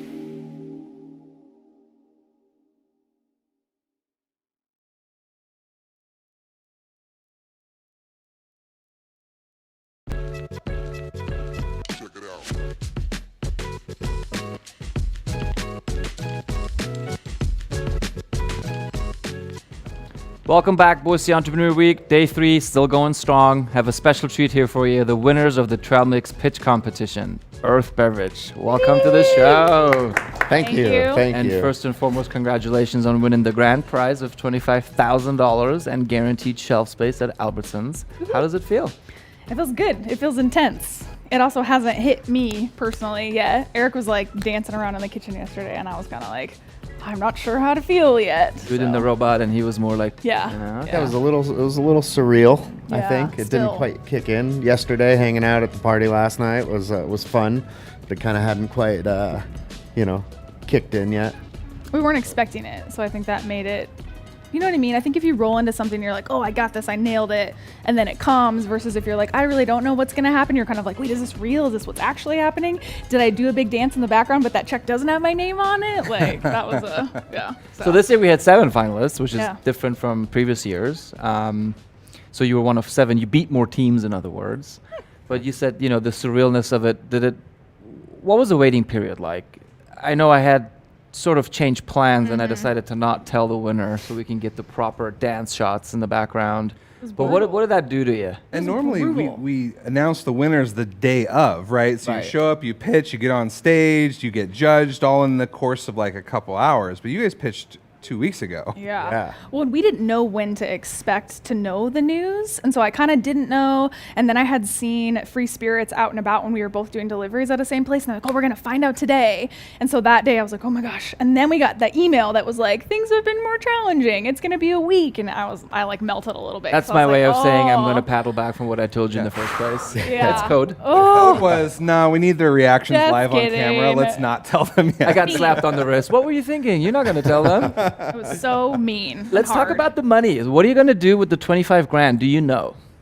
We have some thoughts. Some thoughts? Yeah, we have a couple of thoughts, but we don't know specifically what we're going to do with it yet. Because Okay. there's a few different ways we could skin this cat. Out of curiosity, what's more gratifying at this very moment? 25 grand or shelf space at Albertsons? Honestly, between those two, neither. It's the relationships, and even just today walking in and seeing the other winners. No, seriously though, because this is awesome. Shelf space is awesome, but what's going to catapult us into the future in both our lives and business is having this relationship with you and with our mentor and with other business owners. And it's fun to be friends with other business owners because like today, when we're done, we want to go to lunch, but like all of our friends work 9 to 5. And so we're kind of like, okay, no one can come with us, but like anybody who's here, who's making a small product that works weird hours gets it and they can come hang out. That makes me happy on several Yeah. different And levels. you guys scored too, because your guys' mentor was Matt Price. Yes, And he's Matt rad. Price, obviously COO at Killer Creamery, long history of CPG.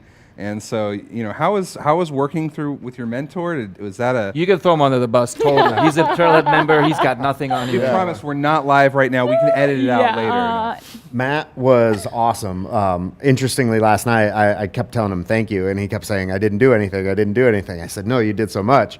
And what it wound up being was when he came in and looked at our presentation after we had kind of had it almost done, he came in, looked through it, and he said, I'm not going to change anything. And he's like, but I'm going to tell you these few things. And it was 3 words.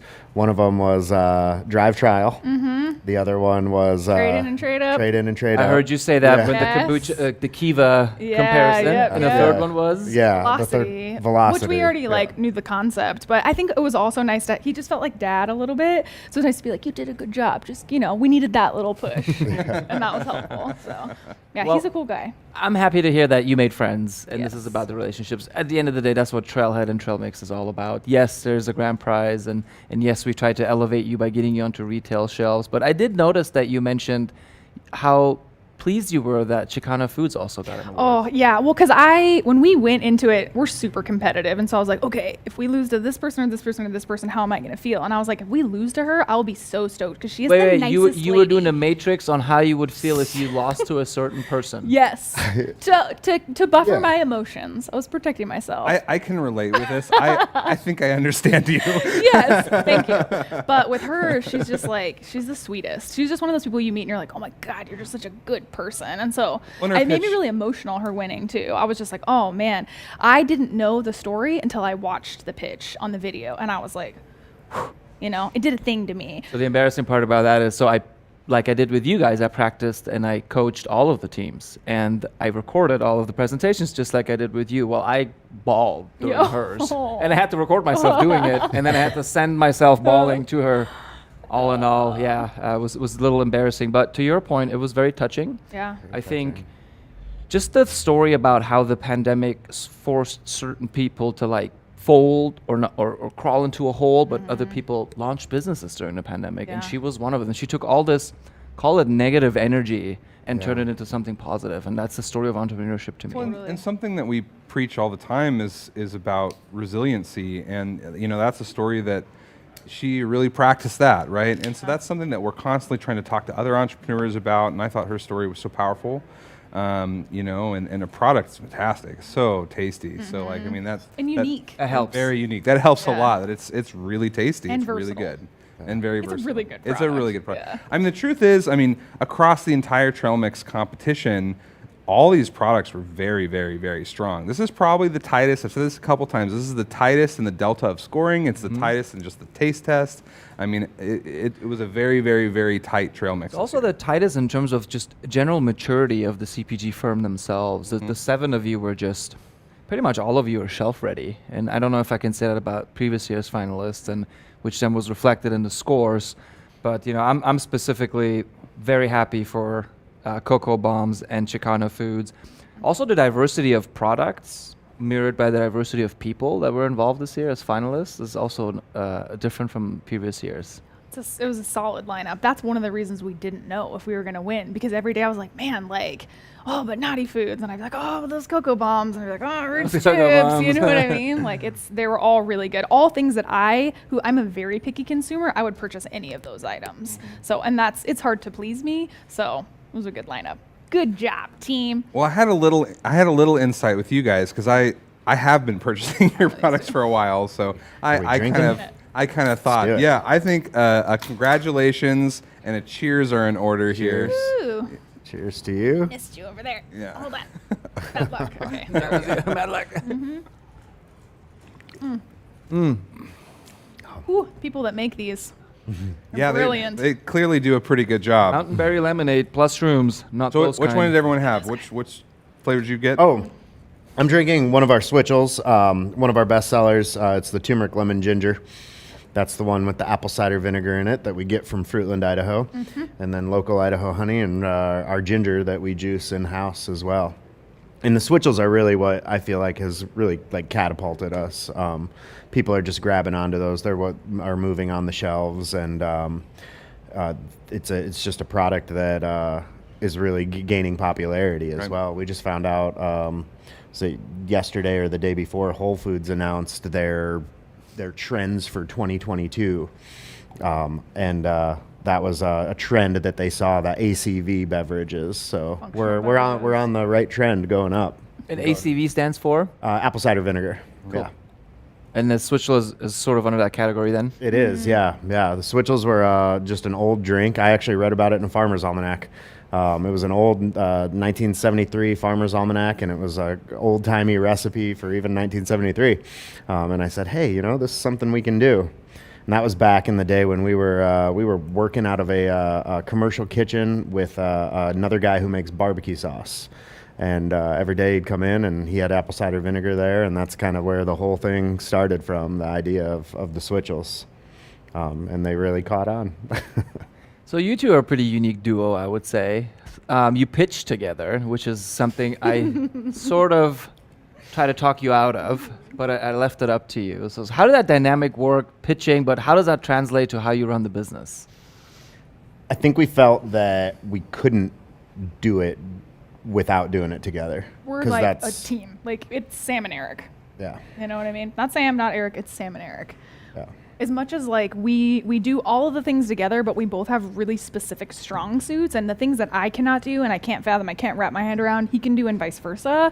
And there's very few things that between the two of us we can't achieve. But yeah, it's a package deal. So when you said that, I was like, dang, we got to find a way to kind of like work around it. But then I took the clues that you were giving me about the psychology behind it and trying to figure out how I was going to ease that transition in. So it's like, obviously we got to talk to the judges beforehand, so he came on first kind of thing, and then I brought him up multiple times because I was like, okay, the more that they know that someone else is coming, and then we don't go back and that forth. was brilliant. I didn't even notice that. Yeah, so honestly. I like put it in a few times, and then once we switched, we just switched the one time. Because originally I was like, oh, we'll do every other slide, and you were like, no, we'll do a switch all. Yeah. Well, it also just wastes a lot of time to have it that way too. And, Yeah. and you have in these pitches, you have such a limited amount of time to convey your story, your purpose, the traction that you've had, all those things. And so switching between co-founders, it's just eating time off your clock, you know? Yeah. 10 minutes is brutal. Sorry to Yeah? interrupt. It was terrible. Like in the beginning, if Well, you it's too long watch, or too short? too short. In the beginning, Oh, listen man. to how fast I'm talking because I have to talk at warp speed because I know that I only have 10 minutes. 10 minutes actually for pitches pretty a long. lifetime. I could stand up there. The pitch competition on Tuesday was the 2-minute drill, Yeah. right? Yeah. I don't know how we could have packed it all into less. You couldn't. You get really good at it. I actually tell all entrepreneurs, get really good at selling your mission in an elevator pitch. Yeah. Minute or less, be able to hop in and talk with someone real quick and be able to tell them your whole story. The better you are at that, there's a direct correlation to success. Well, we better. We're going to have to work on that. simplify. Get it down to 2 minutes, get into an elevator. Yeah. Yeah. That's 4th floor or whatever, and Yeah, that see sounds what comes out in the other terrifying. end. Just like test on random people. Just pick a building in downtown, Yeah. like a receptionist at a law firm or something. Yeah, I have to tell you about my drink. Just test on people. We'll just bring cans Get- and get start direct cornering community people feedback. Yeah. into elevators. It's not creepy at all. I Kind of like doing a mic drop. Just drop a can. There's our pitch. Hopefully it won't open as you drop it, right? Explodes. Look, I'm really excited to see your product on Albertsons shelves. Hopefully I'll be one of the first ones to buy it. It's probably the most gratifying moment for me personally in this whole process is to see your product up there, and I can say to myself, we had something to do with that. You did. Yeah. You better take a selfie when you go in there. Oh, I do, I'm and then I also expecting. help your velocity numbers because I Oh. buy the product. Look at that. And Albertsons goes, ooh, it's flying off the shelf. Look at So you're going to that. start at the Market Street stores, and eventually, if sales support it, you will then expand to the Intermountain West stores. Yeah. Which When? is quite the distribution. I like that attitude. Yeah, when. It's not an if, it's a when. Hey, any innovative new flavors in the works that you want to touch on before we get off of this live session? So our seasonal flavor for fall and winter is going to launch here in the next couple of weeks, and it's a spiced pineapple switchel. So it has the same backbone as the other switchels, the apple cider vinegar, ginger, and honey, same amounts, all the efficacious amounts, but then it has pineapple, cinnamon, and nutmeg. So I can't put this on the can because the FDA would be mad at me, but the functional properties behind it are designed for digestion. So the pineapple is going to have the bromelain. I think from about now until January, we all eat like garbage. Mm-hmm. And so I was like, how can I help people digest their garbage? This is what this is for. So that'll come out soon. It's in cans. It's just she's naked. Shouldn't have a label yet. Functional beverages with a purpose, just like this Yes. one. This was for Treefort and a mild hangover Yes. supplement, right? A liver support, immune supporting. It was a Mild people. hangover? You had a mild hangover? I didn't have, yeah. That's funny. Well, with that, we're about out of time. Congratulations again. Thank you. Thank you. Cheers to Earth Cheers. Beverages. Yeah.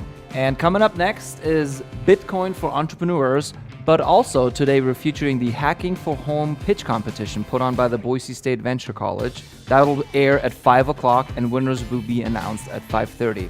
But before we cut to the Bitcoin for Entrepreneurs, a quick word from our sponsors.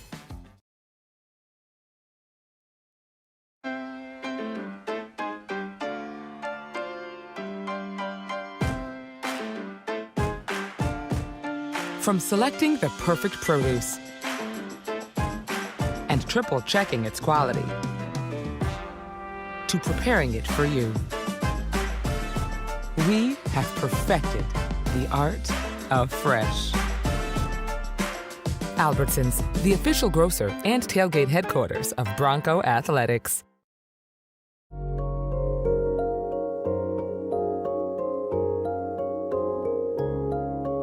All right, so I'm here with Corey Clipson and Will Reeves. Corey Clipson is the CEO of Swan Bitcoin and the author of the upcoming book, Bitcoin, Your Bright Orange Future. He also serves as an advisor to Riot Blockchain, Unchained Capital, and Bitcoin Venture Fund, TVP, and is a partner in Bitcoin Ventures. As an advisor, he has supported more than $250 million of fundraising since 2016, and as an angel as an angel, has funded 20 plus early stage startups. Before startups, Clipson worked for Google, McKinsey, Microsoft, and Morgan Stanley, and earned an MBA in finance and entrepreneurship from the University of Chicago. Thanks for joining us, Corey. Will? There's a short version of that, by the way, for next time. By the way. All right, I will make sure. Will gave us the short version, and he's definitely more prolific than he's letting on with this bio. But Will Reeves runs Fold, the leading Bitcoin rewards app. So what I thought I would do is we would jump right into, for both of you guys who have built companies in the Bitcoin space, is why build a company in the Bitcoin space? You know, I think both Corey and I think have shared building outside of the Bitcoin space. And personally, for me as a builder, I've never been more energized about the problem I'm looking to solve and the community I'm solving it with. And so I think it's pretty well established that Bitcoin is a mega trend that will be increasingly taking over the globe in terms of finance and value creation. So I think that's the obvious part. I want to be part of that. I want to contribute to that. I want to accelerate that. The other bit, I think building on Bitcoin gives you a couple unfair advantages. Number one, we're drawing from a community of people that are driven and passionate in ways that you do not find in other areas of technology. We have people that do more, go faster, and think much further than most other, I think, talent pools out there. We're inherently global. There's no nation we cannot interface with or hire from. So I think that is a huge piece, that passionate part and drawing from a global talent pool. The next one is that, hey, as a builder, you need to be obsessed with what you're doing and working on.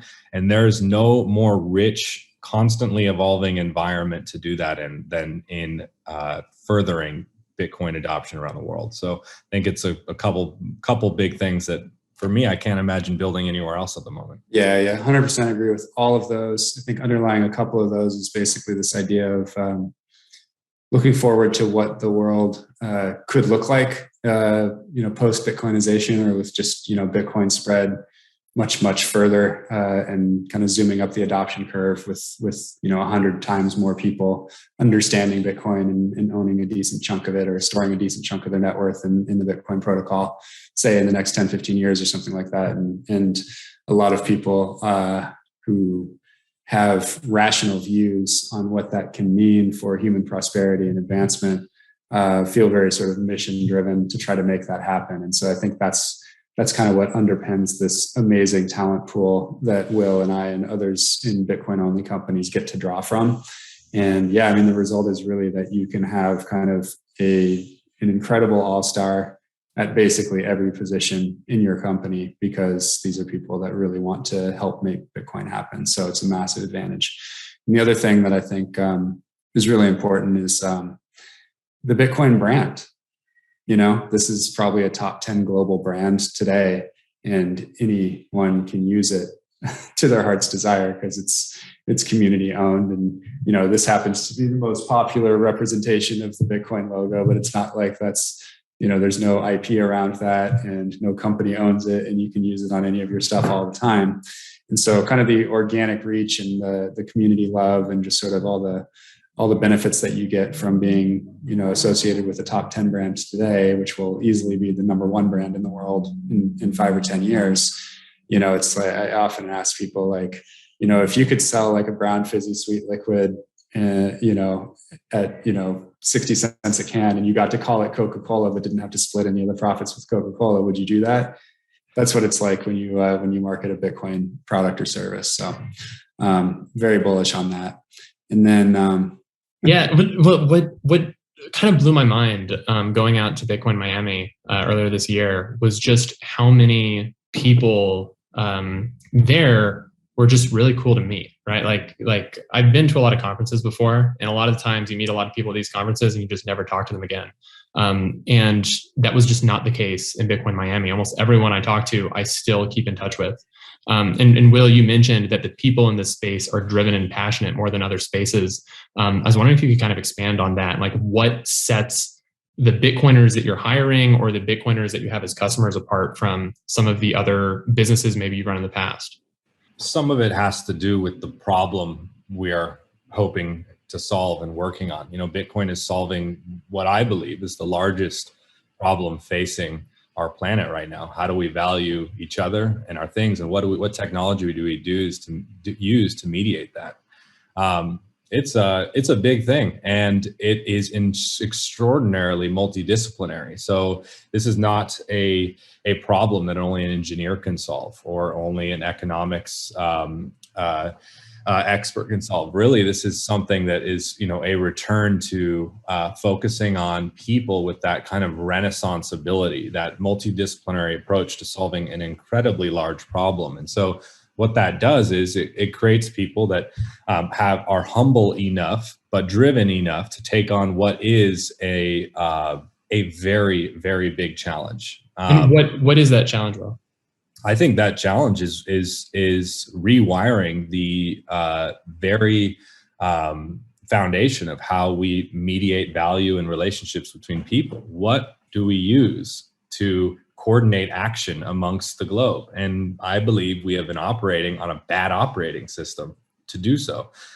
We have been presented with a unique opportunity to rewire and swap out the infrastructure to something based on Bitcoin, which I believe will be the foundation for a better world in many ways. And so when you get such a hairy, big problem to solve that also requires people to have be rooted in a kind of multidisciplinary approach to world and problem solving at the same time of being humble people, I think you get you're filtering for a very special, specific type of person that has historically, I believe, always been the type of person that has brought upon these new phases of huge, phase shifts in technology or cultural change in this world. And we're seeing that amass around the Bitcoin in the Bitcoin community and increasingly infiltrating Bitcoin businesses and providing those kind of founding teams to get us there.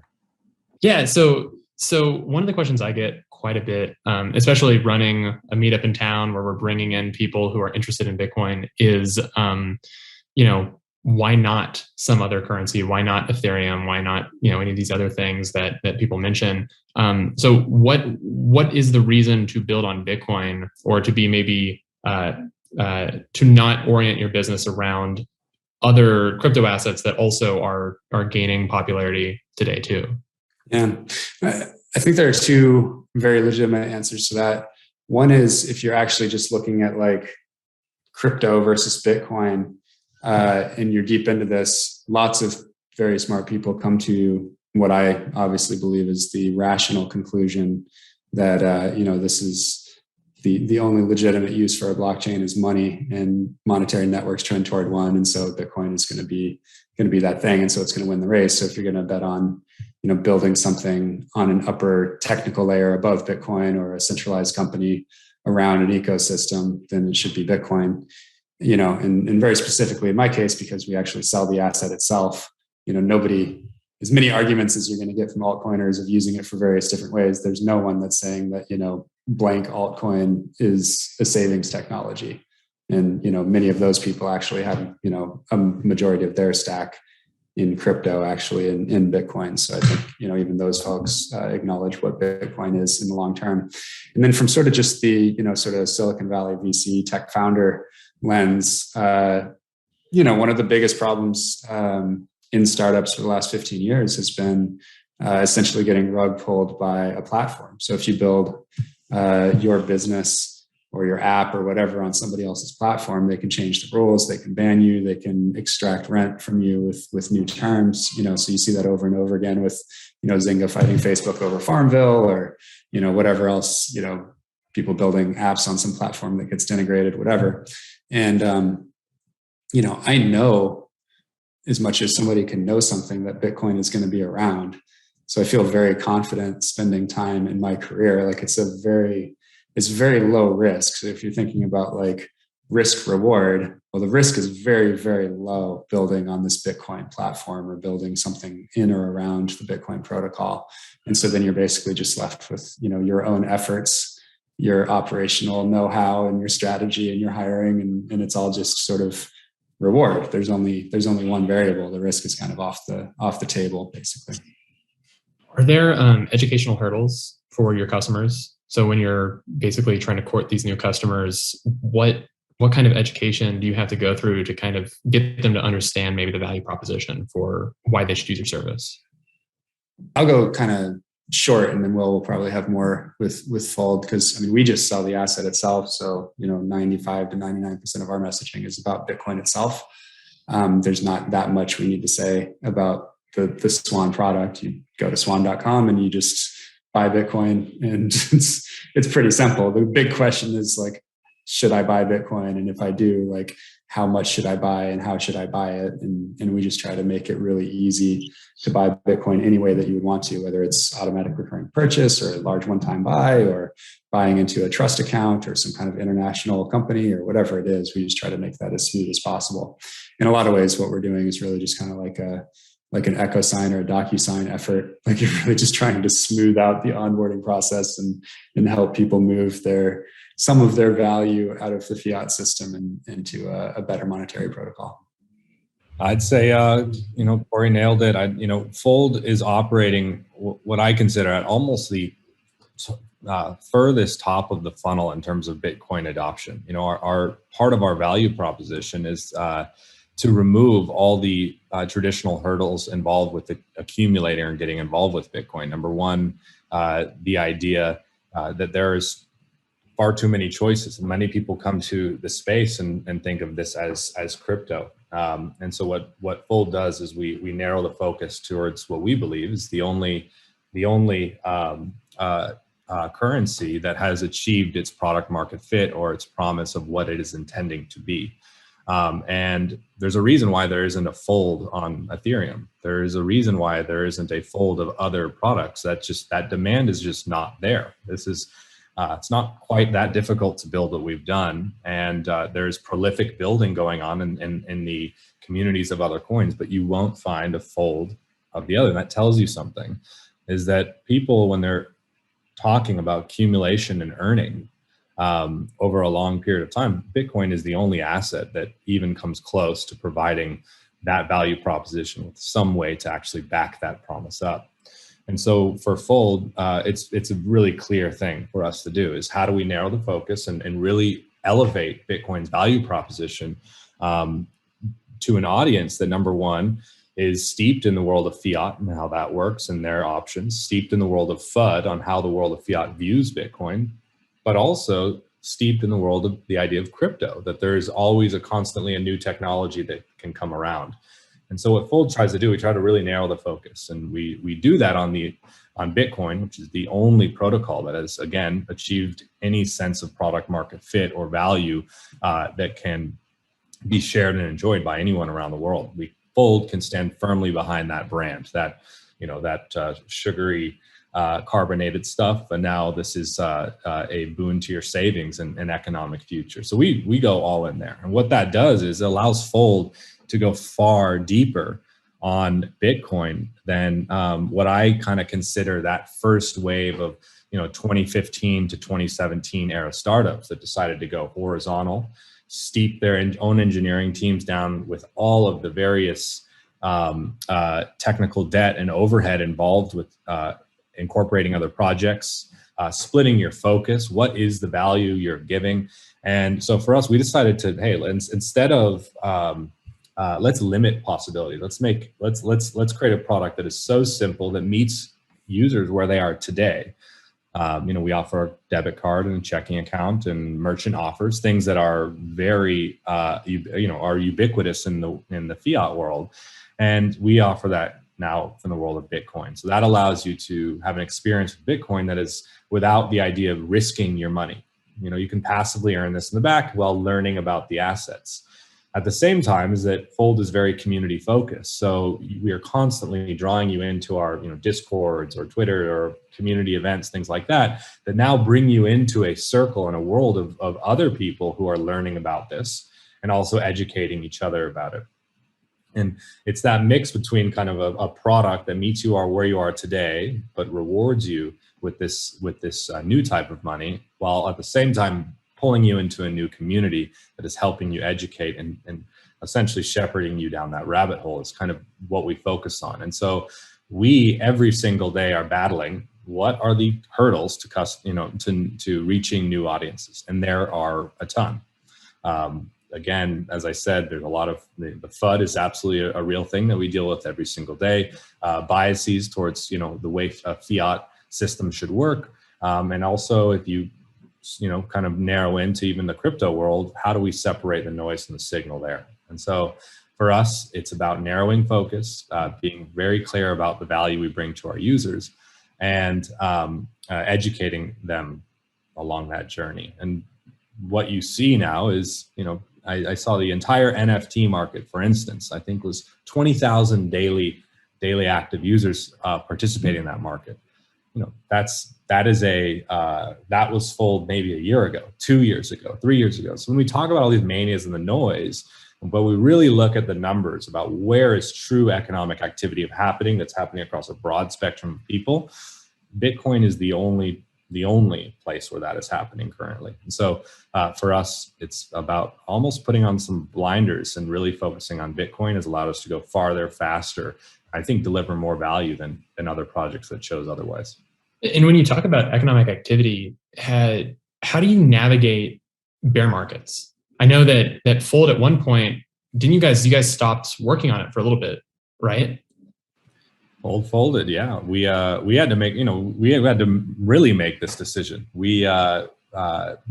Fold's initial structure was spend your Bitcoin on chain and convert that into a Starbucks gift card and get 10% off.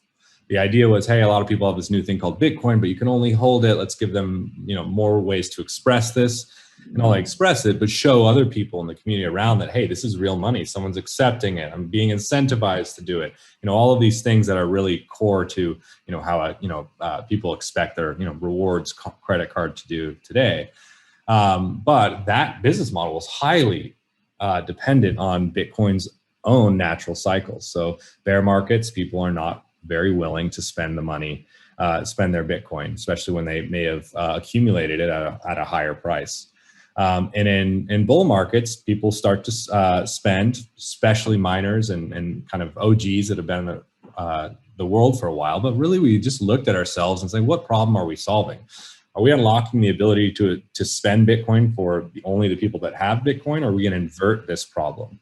And we're going to give Bitcoin to all those people that don't have it yet. And so it was really that kind of phase shift that allowed us to, number one, escape all of the issues that we experienced with operating on Bitcoin's cyclical nature, create a more sustainable business model, but also one that had an infinitely larger TAM than what we were going after originally. So that was a very important shift in what we were doing. But we certainly, in that process, were facing the idea of, hey, we need to shut down Fold, rethink where we're going. And at that very time, that is when the 2017 Cambrian explosion of new crypto projects coming to market, all with very large checks to drop into any project's hands. And Fold decided to take a step back, rethink our approach, and stay Bitcoin only. And I think that served us well. Yeah, no, that's, I think restructuring it, right, in a way where instead of encouraging the user to sell Bitcoin, you're kind of encouraging them to accumulate it. And Swan's kind of famous for not having a sell button on their platform. And it's one of these things that I hear a lot from people I talk to. They're like, well, do people actually want to spend their Bitcoin, right? Because I talk to them about Bitcoin. I'm like, well, kind of the idea is you want to hold it. You don't really want to spend it. And they say, well, if I don't want to spend it, if I don't want to sell it, then how is this behaving as a currency? And it's kind of becomes this, like, I guess, a deeper question into, like, what is Bitcoin? But like, what is the opportunity here for people that don't want to sell their Bitcoin? Like, why do people not want to sell it? Well, why is that good? It's just a matter of timing. Like, so if you have converted, most of your net worth or most of your liquid net worth into Bitcoin over time, or it became most of your net worth because it went up faster than your other assets did, then at some point you're going to have to spend Bitcoin. Which is why, usually you hang out in, groups talking to people that are, actually spending Bitcoin for real and using these Lightning wallets, out of necessity, not just out of novelty. most of them have been in Bitcoin since 2012, 13, 14, maybe 16, 15, something like that. And a substantial portion of their net worth is in Bitcoin, and they actually have to spend this stuff because they don't have anything else to spend, right? And more people will be like that over time. So I've been saying for a couple of years, like I expect that most people will be able to buy most goods and services priced in sats by the year 2035 around the world. Like that, it's very, very fuzzy, but that's kind of how I think about the time frame. Like that doesn't mean that lots of people won't be going up the S curve until we get to most. More and more people every year are getting added into that category of like, actually, it kind of makes sense to spend some Bitcoin here because I don't have anything else to spend, and it's kind of expensive, and it's just easy because I'm buying something, from cross-border or whatever it is. It's just, it starts to become more and more convenient for more people over time.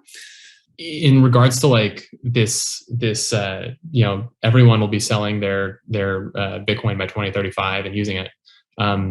As we, I don't think anybody will be selling their Bitcoin. It's just like you'll have to spend it. You'll have to spend it, right? Yeah, some people will, and I think.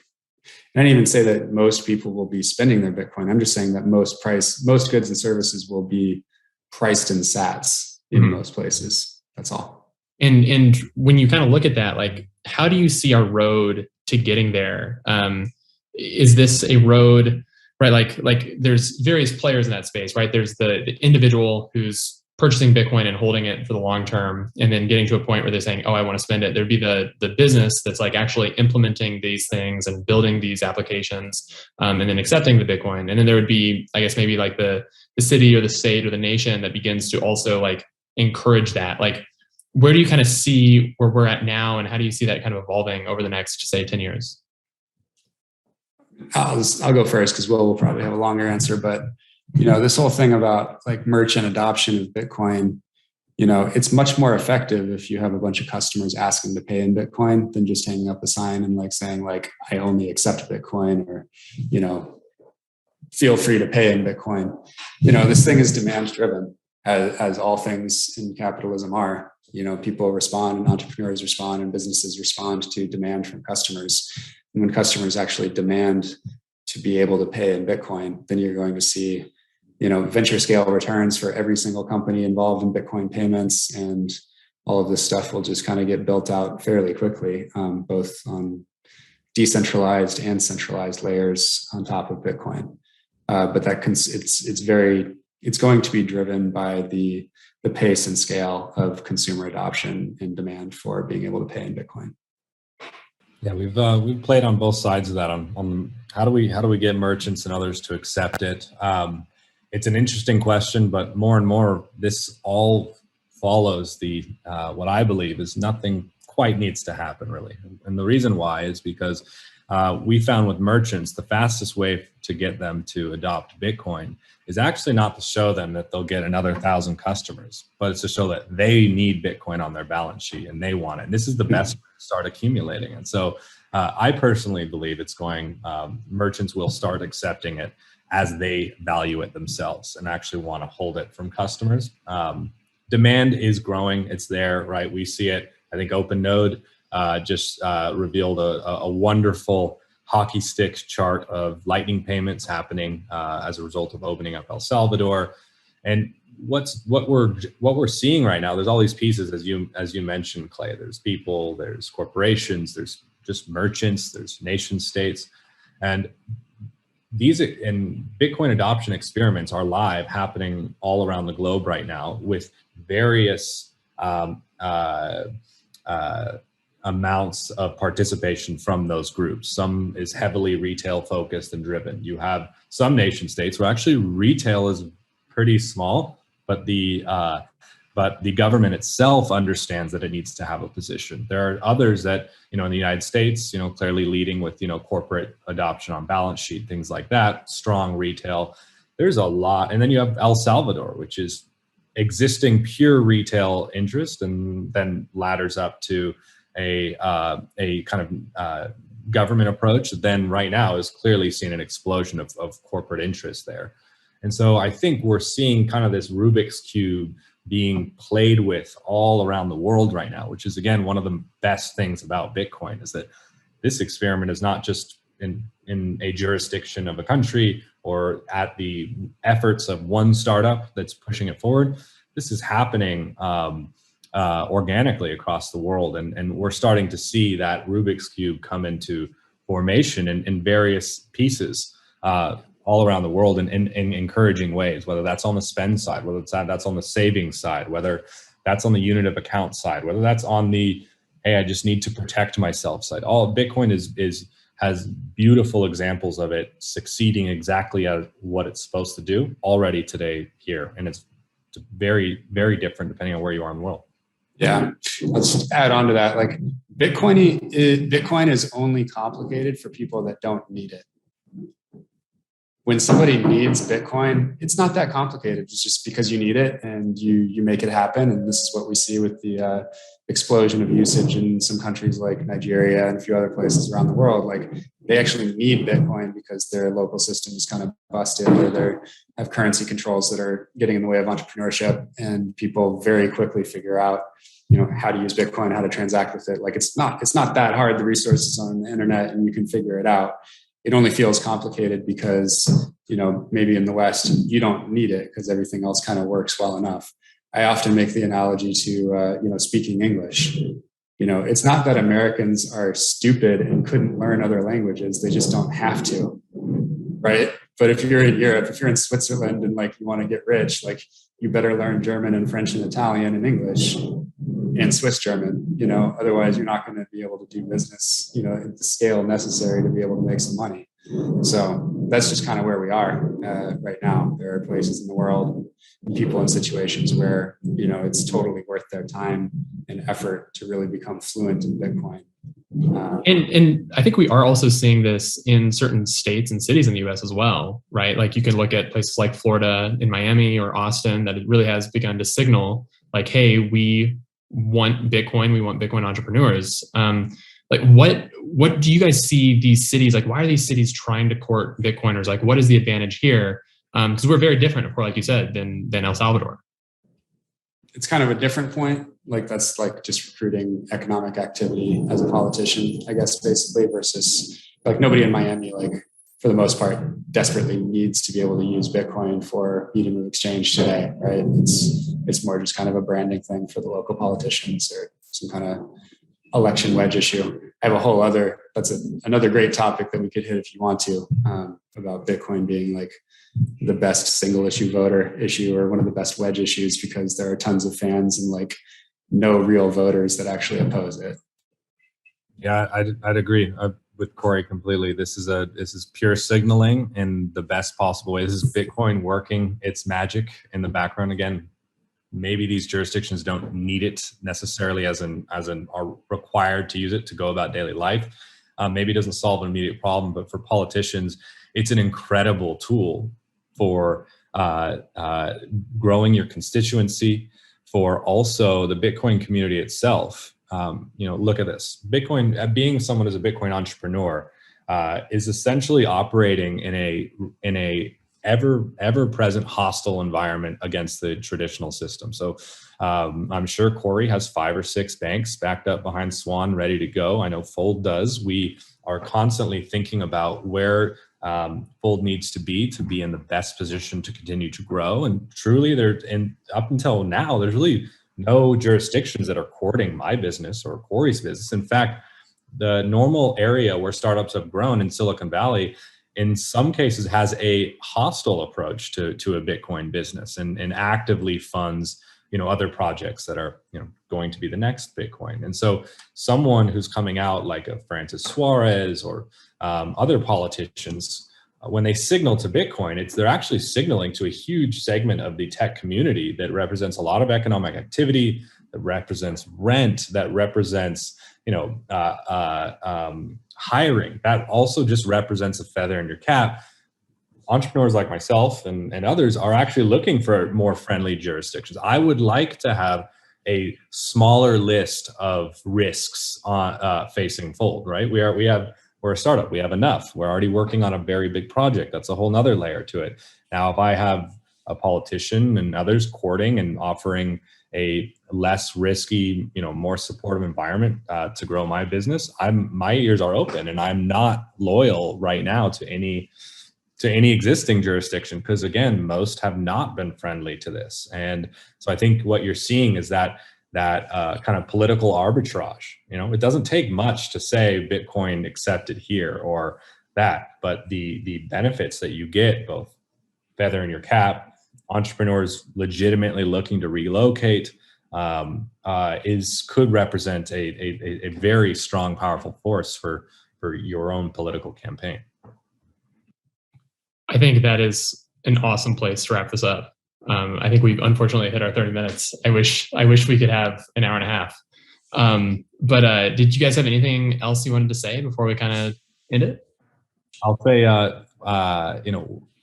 to all those listening here, I think oftentimes we look at Bitcoin as being a small kind of environment or community of people. You look at political action groups around the United States, we are one of the largest right now.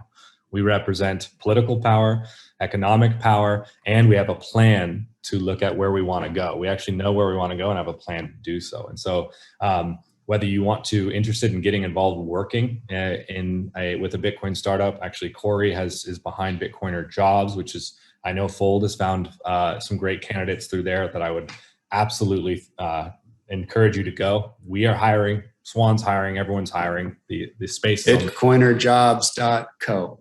Bitcoinerjobs.co. So take a look there. Plenty of incredible projects to join. Whether you want to be investing, again, I'm actually just going to be hyping Corey. We also have Corey's AngelList fund that we have there that will get you connected to some of the best projects in the space, and then on the other side of getting involved in terms of educating your friends and family, there's incredible content being pushed out there. And so lean into these Bitcoin businesses that are here, use the products, let us know. But ultimately, if you want to take the next step, there are jobs here.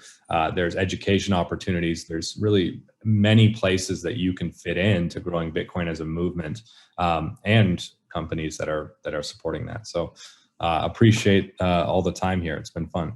Yeah, thank you guys so much. Thank you, Will. Yeah. Can I give the audience a gift real quick? Yes. It's just my personal favorite book to give to people to get started on Bitcoin. Is called Inventing Bitcoin. It's 2-hour read or 2-hour listen, and I recruited the author to my company so we can give it away for free now. So if you go to swanbitcoin.com/free book, you can grab an ebook or an audiobook of that. I think it puts you on a real firm footing and gets you started out of the gate in a really good way, kind of understanding what this thing is about. So feel free to grab that.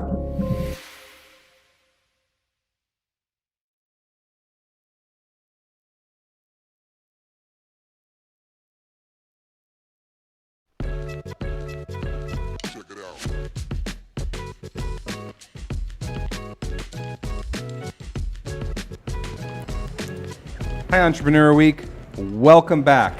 Man, I have to say we've had such a crazy day already. Day 3, handed out checks for the cybersecurity challenge. We had the winners from Trail Mix coming back down, and we wanted to take a moment to highlight a couple friends of ours who work behind the scenes and make this event happen.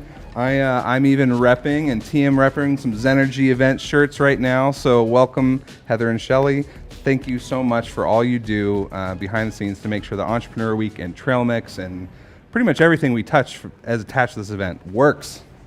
Thank you. Yeah. I guess the main question is, why do you put up with the two of us? We ask ourselves the same question every day. I would say the answer is because somebody has to. Touche. No, but for real, I think this is fun. It's really fun. It's a fun event that has started from a random call out to volunteers 5 years ago. Is that the genesis of how you got involved? You were voluntold to come and help out? Not even voluntold, straight up volunteered. They straight up volunteered. Yeah. So I remember this pretty well, as I'm sure you do, but so the first year that we were running it, we needed some help manning our registration booth, and we reached out to BYP and the Boise Young Professionals and asked if they could help us man this registration booth to get bags and shirts and people checking in for the event. obviously long before a virtual event was even an inkling in our eye. And these two showed up and said, we got you. And you guys manned the desk for quite a while that first year. And then, afterwards came up and said, we do more than just hand out badges, And I was like, oh, really? Tell me more. And so, that's the genesis now. So did Zenergy exist at the time? No. So it sort of helped give birth to Zenergy. Yes. Entrepreneur Week at its finest. Yep. Yes. It probably wouldn't actually have been for this that Zenergy ever would have come about. Yep. Well, and the next year, of course, now we're talking 2017, you guys really got involved. Yeah. And, for us, I think having someone who has a handle on the large scope and event, we have 188 speakers that are speaking there's a small version of this event this year. And so, it helps to have practiced hands who know how to keep track of that stuff for us because we're bad at it, to be honest. So anyways, I want to first and foremost say thank you for another year of hard work. I know that we are a pain in the butt, and I know that you guys do a great job getting it all done, making sure sponsors are happy, making sure speakers show up at time, and so thank you. Thank you for working hard on this. Well, Thank you very much. thanks for letting us come back every year. Yeah. I genuinely love the challenge of trying to remember why I know someone's face. Well, and that's part of the cool thing about it. Every year coming back together is almost like this getting the band together thing. That's pretty fun. And we start planning this event, March, sometimes early February. We would prefer January. They want January. I'm still trying This is for after the session. Yeah, but it really does take about 6 to 8 months to plan this event, and certainly in a non-virtual year, it certainly takes that much time. And while we have a lot of volunteers that work on it, you guys have to be in the saddle for 6-8 months on it, without a doubt. Yep. You're basically the central point of communication between all the volunteers and the leadership team. So that's quite the task to take on. And I also hear that you keep the film crew hydrated. Well, somebody has to make sure that Mark drinks water. H2O for Mark. So, while we got all four of us here, I really how do we think this year's going? How do we think this event is going? Are we serving our core mission, which we talk about all the time, which is promoting early stage entrepreneurs to be successful in the next stages that they need to take? How are we doing? I think fantastic. Yeah. Just, right, always still being in the background a little bit. You get to be more of an observer. And I was over at Jump most of yesterday and watched interaction in the ICC, and just some great conversations happening and so many connections. I watched a couple of people connect with David Meltzer, and it was fantastic to see. Well, and having someone like Dave Meltzer, again, thanks to the Outpost for bringing him up to our event and working with us on the 2-minute drill. But, having someone like that come up here is a great resource for entrepreneurs trying to figure out, I had a million questions when I was starting companies, and having someone that has that much experience and has this TV show and sees, gosh knows, 100,000 pitches, who knows? He knows some stuff. Yep.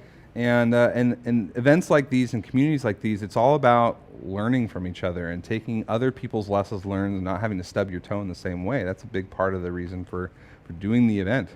And let's talk about checks. This year, this is the most we've ever been able to get away.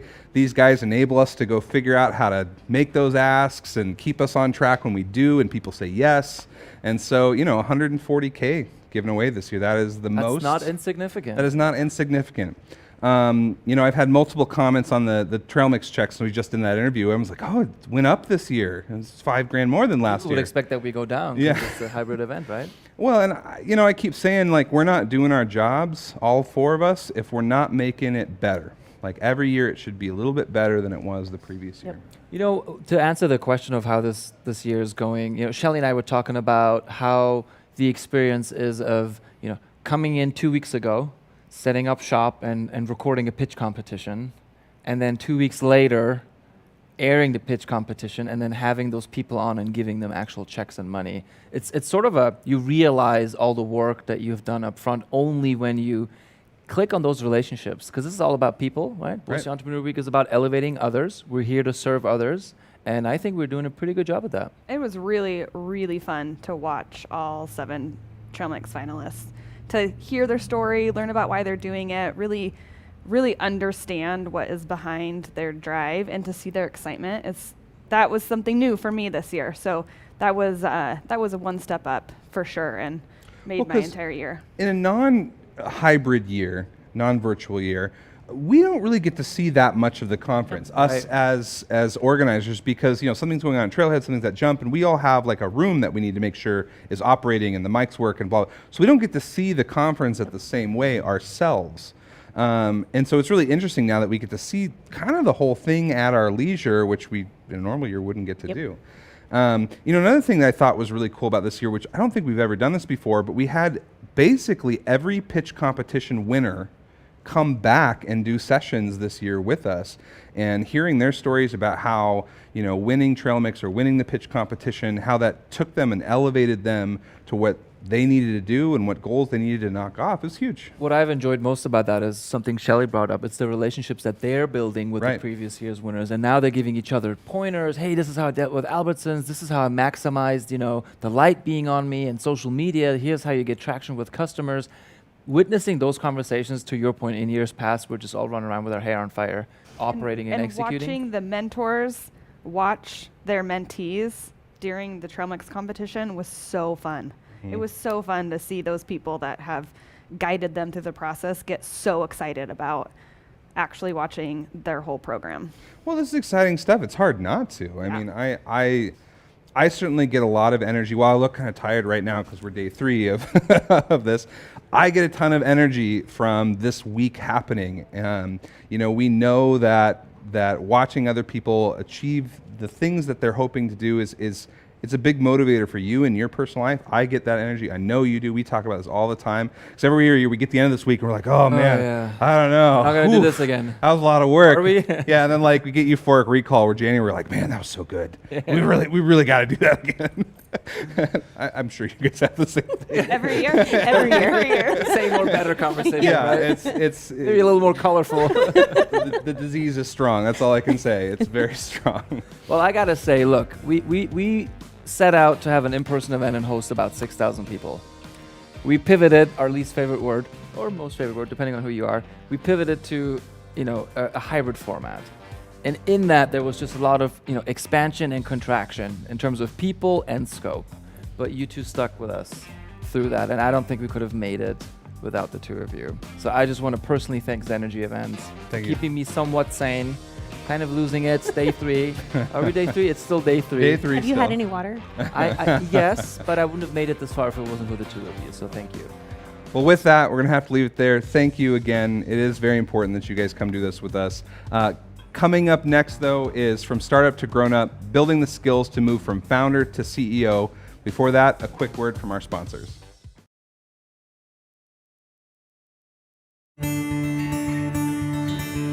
We were very excited and very young when we started Business Interiors.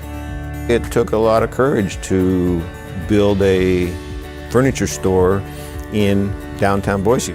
Business Interiors, just with their location and where they're at, they just grew with the valley. Our philosophy was to do good business with continuing customers, get good referrals, have good products at the best prices. Have our business be a structure of whatever the customer wants, we'll try to achieve. Mark and Betty made it happen. No matter what was required, didn't matter what the circumstances were, they always came through. We work harder than anybody else in this industry, and one of the most pleasant things that I'm grateful for is to watch their son Jeff move into that role as the leader of the company. That does not happen very often. I come from a long line of farmers who would take over their farm from their fathers and keep farming. And this, in effect, is my little farm, and it makes me very proud to see him following that family tradition in a way. He was very much alive and very excited where he wanted to go with the business. I had been around the business quite a bit. I was actually upstairs in the conference room. They set up a little crib for me, and that's where I spent the first few months of my life, and have been around the business ever since. A lot of work styles have changed, so the products to satisfy those needs are different now. We need to have a showroom where we can tell stories, show ideas. You can really see the light bulb kind of come on when you talk about a concept and then you walk the space and they can physically be in it and see how it relates.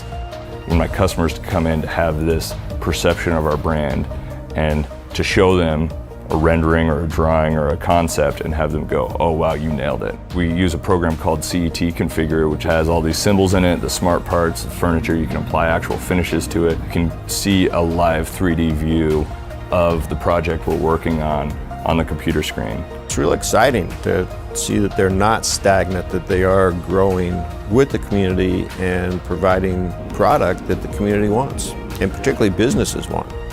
Business Interiors is all about service. That's where we have been successful.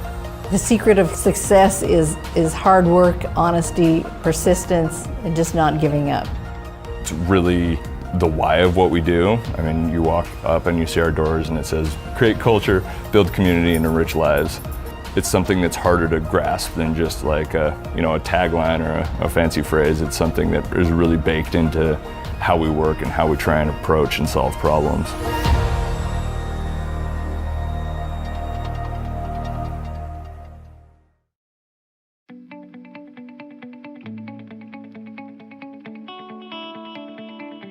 Hi, everyone. My name is Amanda Gibson. I am here with Alyssa Cohn, who is an executive coach and leadership expert. She has been named the top startup coach in the world, as well as the #1 global guru of startups. So we're really excited to have her here today to teach us about how to grow your leadership, but also particularly how that helps in the context of being a startup. So thank you, Alyssa. Thank you so much for being here with us. Hi.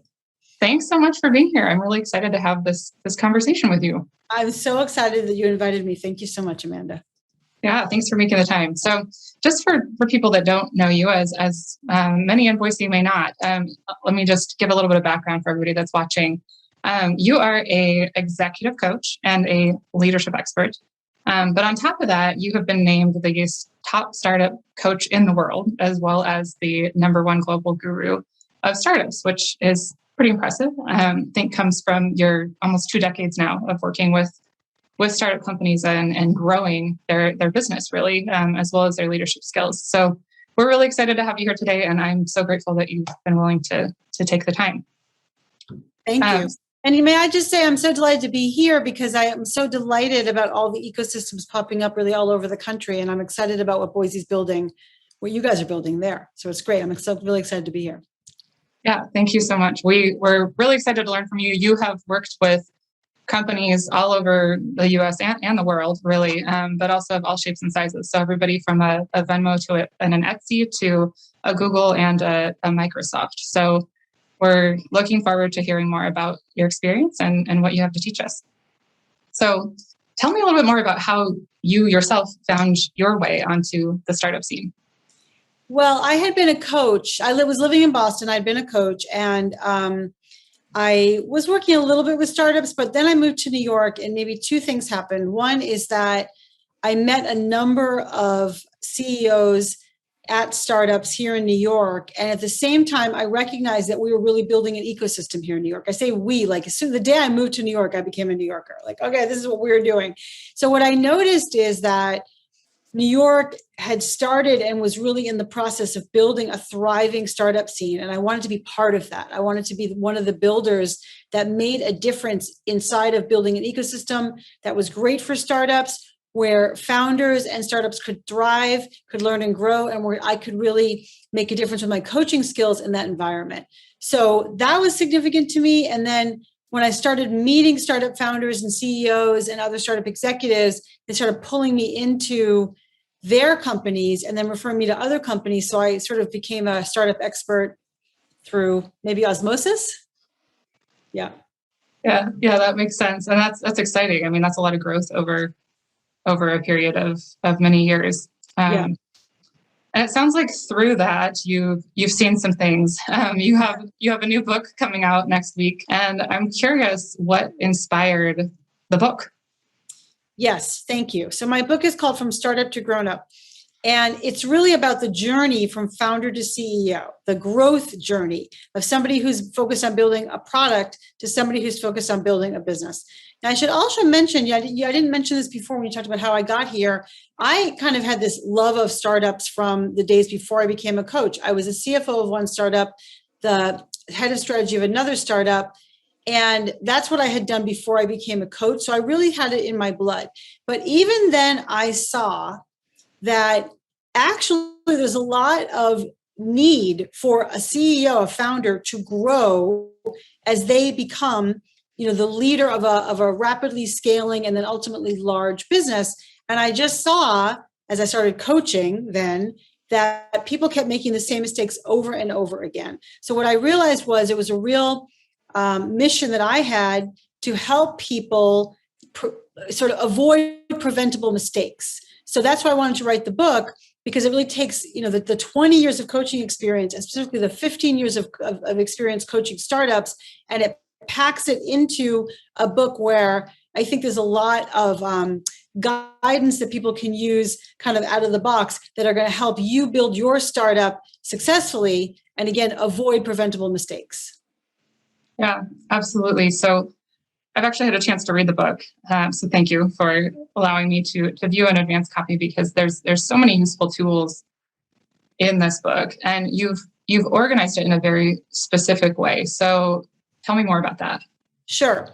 So it's divided into 3 sections: managing you, managing them, and managing the business, the enterprise. And, I talk about this in the introduction, and I organize it that way because when someone comes to me, there's usually a problem. Something's happening. So there's a problem with the business. They're not making their goals, or there's a problem with an employee. Something's going on with the employee. Maybe there's a problem with the co-founder, something out there. And then as soon as we start talking, we recognize that, for example, this employee is, there's some issues with this employee, and you, the founder, are avoiding having the difficult conversation that you need to have. How come? And that's because there's something going on with you, right inside of you, that's preventing you from having a difficult conversation, making a certain decision that needs to get made, organizing in a certain way. And I would say that for everybody I've ever coached, it starts with you. And then once we kind of get a handle on where you're coming from and your own inner voice and your inner self-awareness, we can then apply all the tools that we need to managing them or managing the business. I have a lot in the book around tools around delegation and tools around making good meetings and tools around how do you hire and fire people. But those tools are just going to be superficial kind of varnishing if we haven't kind of figured out what are some of the things that are maybe holding you back. So that's why I want to start there. And then I apply all the tools to the other aspects, the crucial aspects of managing the business and managing the employees. Yeah, that's great. I think that's a really key point, and something that I don't know if it changes as you grow up into your business. Can you talk more about if you see that changing as the company gets bigger? In terms of, does it always start with you? Yeah. Yeah, actually, most people who have either read the book or heard about it, they would say, this doesn't just apply to startup founders, this applies to leaders of all stripes. And I totally agree. The truth is that as you mature as a leader, you learn more skills, you get more comfortable doing uncomfortable things, and overall you have more savvy and sophistication. But either way, there's something inside of you that is being triggered, maybe being uncomfortable, or maybe having an adverse reaction, or maybe dealing with a blind spot that you're not aware of. So the learning doesn't stop, but you do gain more tools and sophistication along the way. Yeah, that makes sense. And you also include a number of scripts in the back of the book. Can you say more about those, and then maybe give us an example of what one of the more common ones is?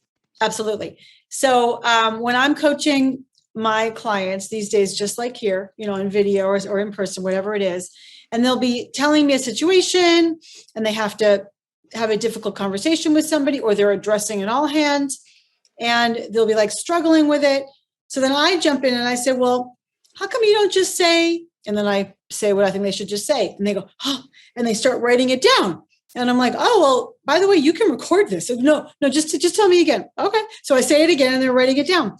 So I began to realize this was really valuable for people. So like literally I would say, why don't you just record this? So then you can have this, forever and ever for yourself. But I realized that actually my writing these scripts out would be helpful for everybody who reads the book. Now, some of the scripts these are delicate situations.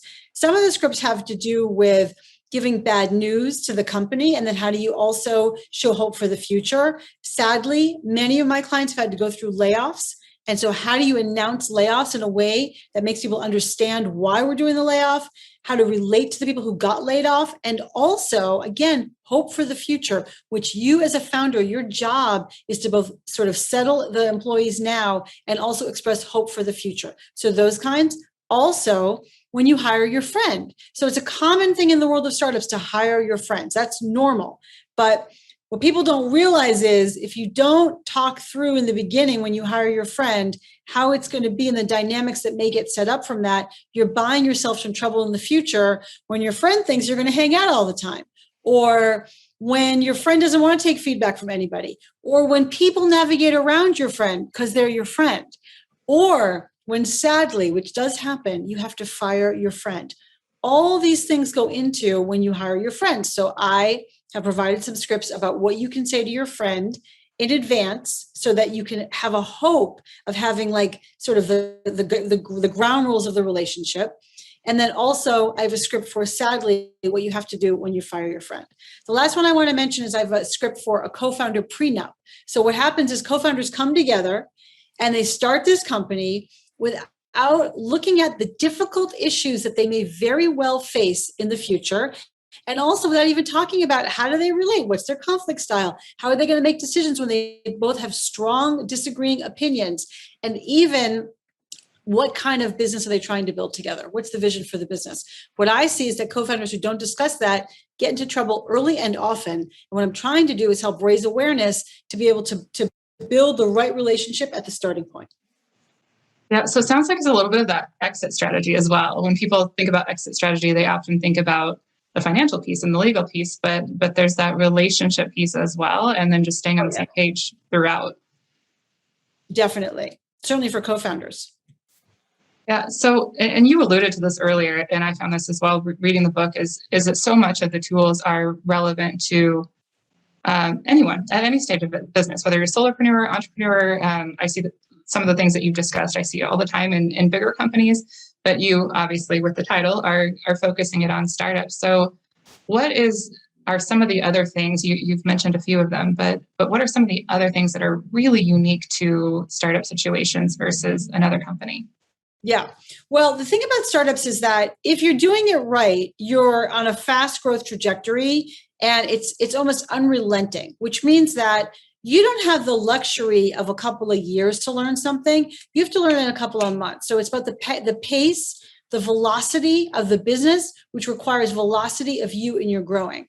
Back to why the book is divided into 3 sections, managing you, managing them, managing the company. You have to grow quickly, rapidly along all 3 of those dimensions. So that's one thing I think that's different. The other thing that's different is that founders are by nature different.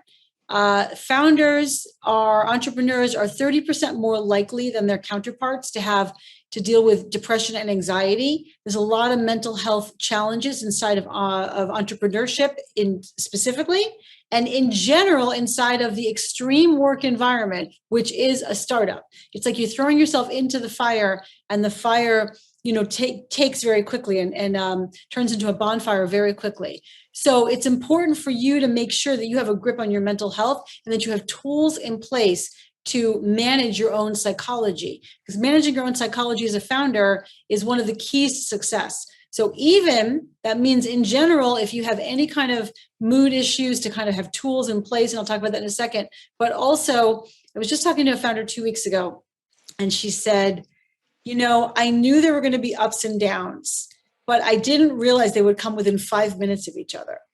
And that is the challenge. That's why it's an extreme work environment. So you've got to be able to handle the quick, rapid up and down and up and down and up and down for years, over a period of years. Startups take a long time to mature.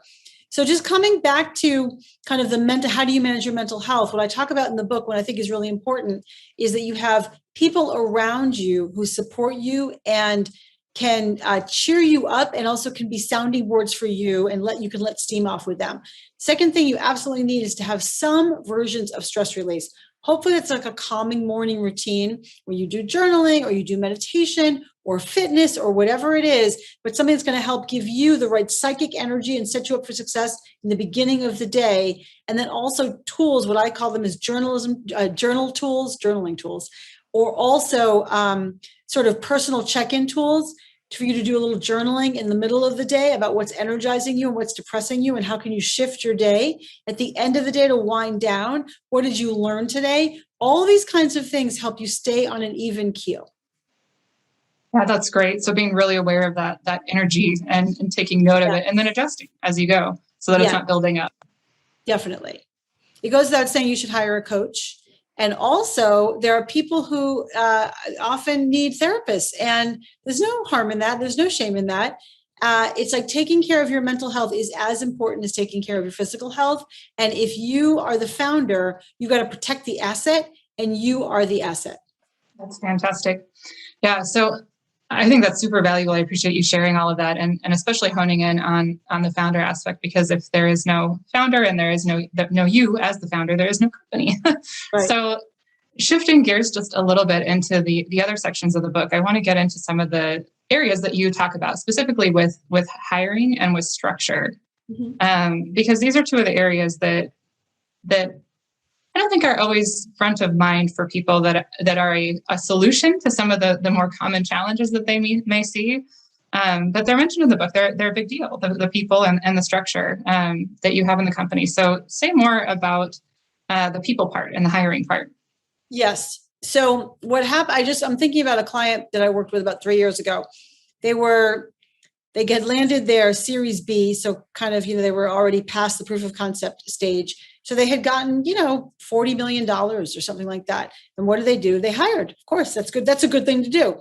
What they did was, this founder in particular hired a bunch of college friends, and also just hired, as in, you're capable, you're smart. I'm sure you've been in the startup world for a while, or you're technical. I'm sure you can do it.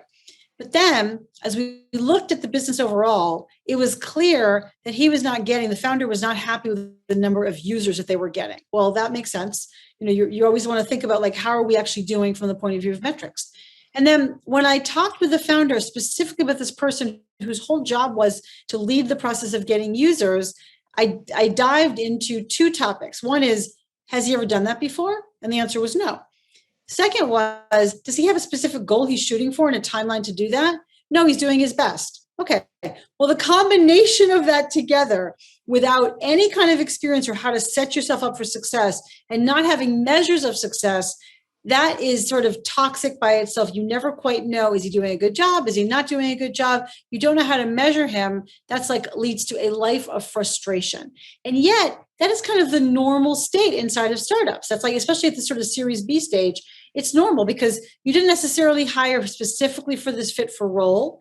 And also, you yourself may not be as experienced to know that you need to set goals and metrics and deadlines so people can kind of get a handle on, how they're doing against a specific success measure. So I say that because then I come back to, so what's the antidote? The antidote is that before you hire, you really need to think specifically about what you want this person to do, both in terms of the accomplishments you want them to have, and then also in terms of specifically the way they're going to get it done. So they're leading a team. Do they have leadership experience? Do they need to collaborate with a whole bunch of other people? Do they have influence experience? Do they need to both combine sort of an engineering know-how with a product orientation? Have they done that before? So that kind of evidence on the jobs to be done is critical. And then you have to give them a sense, together, work with them in a sense to figure out what will they do, what will they accomplish by when. Now, if they don't make that goal, you don't have to fire people. Should I fire them? No, you don't have to fire them. But it's really interesting, especially at the Series B stage, you're just figuring it out. Maybe they couldn't make the goal because it was an unreasonable goal. Maybe they tried 5 things that didn't work. Okay, so what else should we try? Or maybe how do we create a more reasonable goal? One way or the other, you've got to examine the metrics and their process to see if that's the person who can lead you to where you need to be for specific successes. Yeah, so setting that up front almost gives you the language to have those more specific conversations down the road. Yeah, actually, one of the founders I work with, he told me about his co-founder. So his co-founder, who was working so hard and doing like 4 different jobs, he didn't have the heart to tell her, oh, you're not doing it right on this element. And I just felt like, first of all, she wants a success. He's a CEO. She's not the CEO, but she's a co-founder. She wants a success as much as you do. And also, when she's doing 4 different jobs, you can't be successful doing 4 different jobs. It doesn't work that way. So of course she's working hard. Don't you think you want her work to have impact? Of course. So therefore, it's for her benefit to sit down with her and create and agree on goals and process to get there, and to recognize that you can't do 4 big jobs at the same time. You can only really do 1 or 2. And let's figure out what you are working on and then who should work on something else. But it's like when you talk about the language, he said back to me, God, it was so much easier when I had just objective goals to talk to her about. That's right. It is much easier. So good point, Amanda. Yeah, most definitely. Yeah. So then on the structure side as well. Yeah. I see this might be an area that I think is unique to startups. You can let me know if you agree, but there's almost a sense of pride in the flexibility that you have as a startup, and therefore a little bit of resistance to structure. Mentioned it in the book more than one time. Yeah. So tell me more about what structure means to you, for one, and what it does for the company when they have it. Yeah. So in the early days of a startup, you hire people who are super scrappy. There are 10 of you in the room. There are 25 of you in the room, and you all figure it out together. And I was at that startup myself twice. I get it. That's super fun and very satisfying. And you can do so many things. So that's fantastic. But then you figure out what the heck you're doing. And once you figure out what you're doing, you need to then do it with customers in a repeatable way. You can't do one-off stuff anymore. You can't just figure it out anymore. You have to have systems and processes that will help you get those results in a repeatable and then ultimately scalable way. Now, one thing to say is that sometimes the early stage employees fight against that kind of structure, processes. It's like so funny to me that once you're at 100 people, you just can't be in the same room anymore. You cannot be in the same meeting anymore. You need handoffs. You need documentation. You need forms. People are like, oh, I don't like big company stuff. And I'm thinking, it's 100 people. This is not IBM. But they liked the early days. So some people don't want to make that adjustment, and God bless, they should go find a different role in an early stage company. But some people are happy to make the leap. But what happens is sometimes companies overcorrect. So what you need is, for example, just a sense of, when does product hand it off to marketing? When does marketing release the information so that sales and everybody else knows what's going on? That's the only question. And that should be like less than a 1-page document. But what happens is when you get there, people get frustrated and they over document, right? And then people from big companies come in and they're like, here's the operating manual for the handoffs. And it's like, 50 pages. So you've got to find the right level of process for the right level of where you are in the company. And at first, that is definitely light by design, and it is able to allow agility, right? That you can still nimbly adapt to what's actually going on, because you'll have new customers and they will need different things, or they'll be bigger and you'll need different kinds of things to handle these bigger customers. But then the next stage is, we're pretty much locked in what we're doing. We pretty much have strong documentation of how it's supposed to be. And the truth is that without that documentation, you, Amanda, are like, hey, Nancy, how do I do this thing? And Nancy doesn't know anymore because it's gotten bigger than Nancy. And so the problem is that there's no way to find out something unless you have a central sort of library of documentation you can go to. So it sounds kind of mundane, and it sounds kind of boring and detail oriented to like document all your processes. But the best thing is when I don't know something and I go to my wiki and I click on something and there's all the information I need. That is sexy. That's great. And it helps you move faster, it sounds like. That's what I mean. Helps you go faster. That's why it's so great. Counterintuitive. Yeah, I have to yell and say I have to say Nancy, how do I do this? Right? It's like, it's all right there in a documented format. And everyone is recognizing that it's the right process for the right time. And over time, it will have to be more processed because that's what happens with large companies. To make them sustainable, you need rules and guidelines and processes and procedures so everyone can follow the same playbook. Fantastic. So is there one area, you kind of alluded to this at the beginning, that there were a number of things that in the startup world that people kept bringing to you, and that was kind of the impetus for the book and a lot of the work that you end up going in and doing and issues that you end up helping with. But is there one thing that stands out more than any other that you see founders constantly trip over? I think that goes back a little bit to sort of you, right? So I think what founders trip over is that as the company grows, so they start off and it's like 10 people in a room and it's like everyone's just, interacting together. You might have hired a bunch of friends. So you're just like Jenny from the hood, Jenny from the block or whatever. And the company gets bigger and a couple of things happen. People don't have the same amount of contact with you as they used to. Also, new people come and they definitely don't have the same contact with you and they didn't know you from those early days, 3 years ago, 5 years ago, whatever it is. So you still sometimes act like just you. But no, you can't do that anymore. What you have to do is recognize that the CEO, the founder CEO, is required to, there's a whole lot of things that the founders are required to do, not always say whatever comes into his mind, not always brainstorm, sort of with employees because they're going to take his word and go execute it. Not be super casual in the all hands, right? Kind of be more buttoned up because you got now 100, now 500 people watching you. And they didn't know you from 5 years ago or 7 years ago. And their careers and their families are riding on you. So you can't just be kind of casual and like we're making it up as we go along anymore. So I think it's recognizing that you yourself, you need to grow and you need to grow in the way you show up for other people. And in your head, you're just you, but around to everybody else around you, you are the CEO. So your suggestions are orders. Your whispers are shouts. And recognizing that is very important for you and for the success of the people around you. Yeah, I think one of the things that you mentioned in the book, and I think I might have heard it before in some way, shape, or form. There's many versions of this, but it's that pretend like you're on a table with a megaphone. Yeah, exactly. Yeah, that's great. Thank you for that advice. I want to flip around back to you actually and ask you, what's the biggest lesson that you've learned in your own entrepreneurship journey? Because you have your own company after all. So what is it that's been the biggest thing that's stood out to you as you've gone along? That would take me hours to answer. But a few things that I've learned along the way, this was something I was always good at, but I have gotten better and I see how important it is, the value of relationships around you. I met somebody at an event in Boston and he hired me as a coach 10 years later.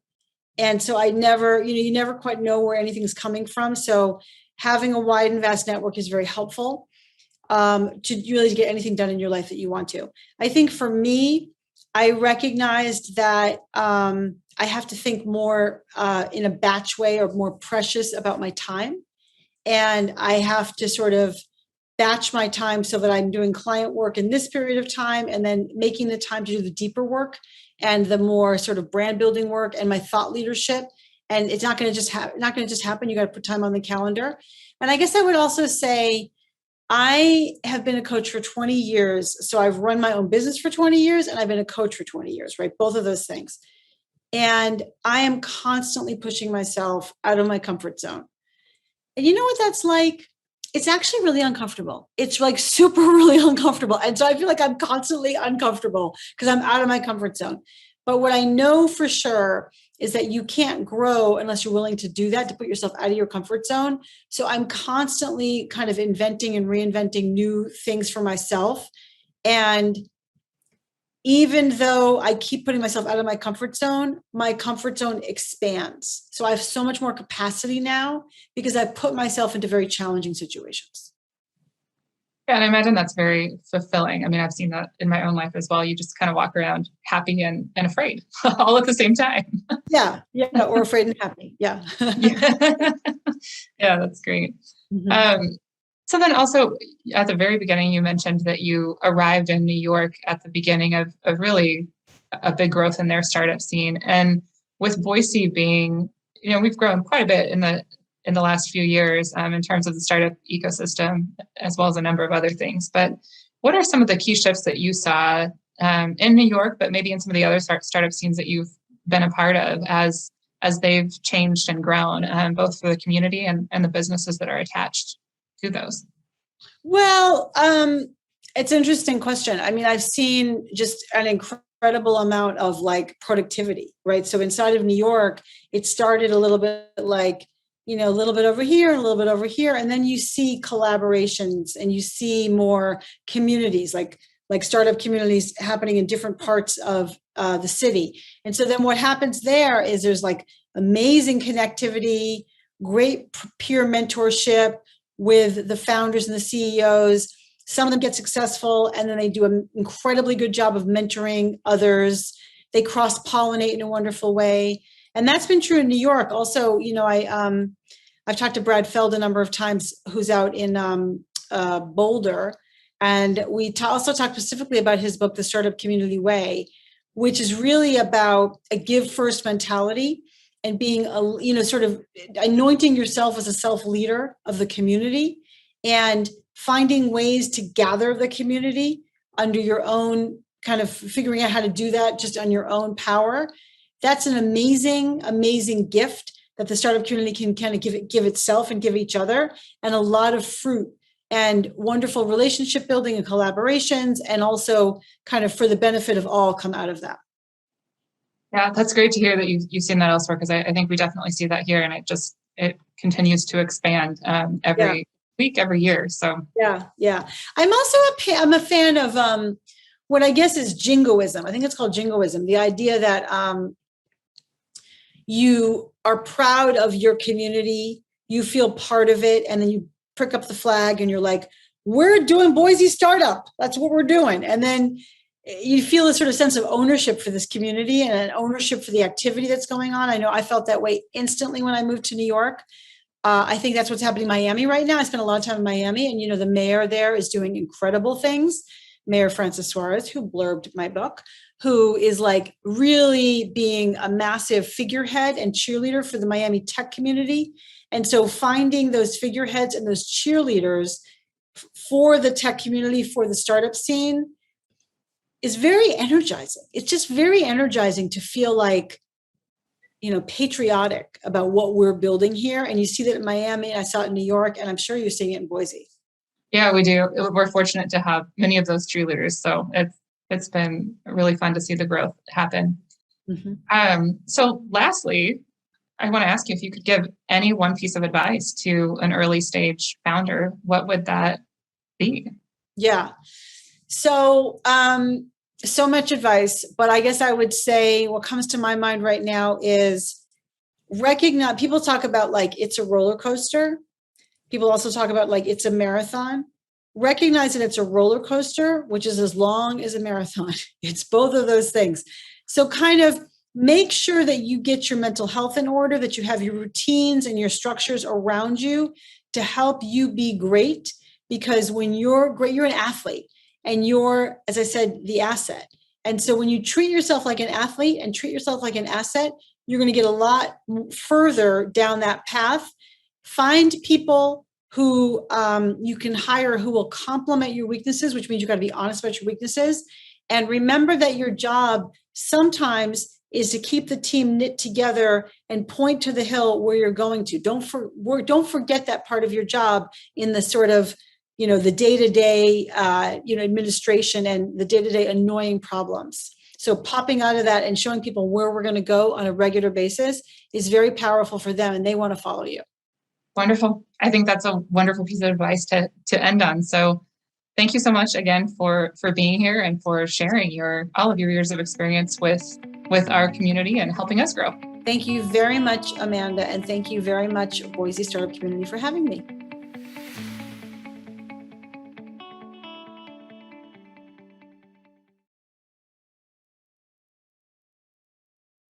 Check it out. All right, welcome back everyone to Boise Entrepreneur Week. My name is Nick Miller. I'm the Executive Director at the Boise State Venture College, and I am here with the founders of Revenate, Paul Latke and Gabe Blanchette. Gabe and Paul, welcome to Boise Entrepreneur Week. Yeah, thanks for having us. Yeah, it's like to be here. Yeah, so we wanted to bring you in today to talk about a variety of things, specifically your company, Revenate, which is just launched in August, correct? Yep, that's when we launched the beta of our service offering. Cool. So maybe tell me just a little bit about yourselves, your background, how you met, and how Revenate got started. Yeah. So Gabe and I actually go way back. We met in college. We were both in Boston. I went to Boston University. He was at MIT. We were some of the only young kids hanging out at all the startup events, and so we just got to know each other. Have kept in touch and reconnected. More than that, Paul. Paul was actually organized. One of his earliest sort of entrepreneurial endeavors was organizing a group, and he selected people from each school. I was MIT's representative, and he would actually sort of email out about startup events. And so even from the time we met, Paul was sort of in an organizing capacity, starting something. I ended up selling that to the Capital. Yeah, the Capital Network. The building community among student entrepreneurs and trying to create that. Yeah, essentially. Community. Yeah, Boston transplants students that wanted to get better integrated into the growing startup community in Boston. It's actually pretty analogous to what we're trying to do here in Boise today, and one of the reasons that we chose it as our headquarters.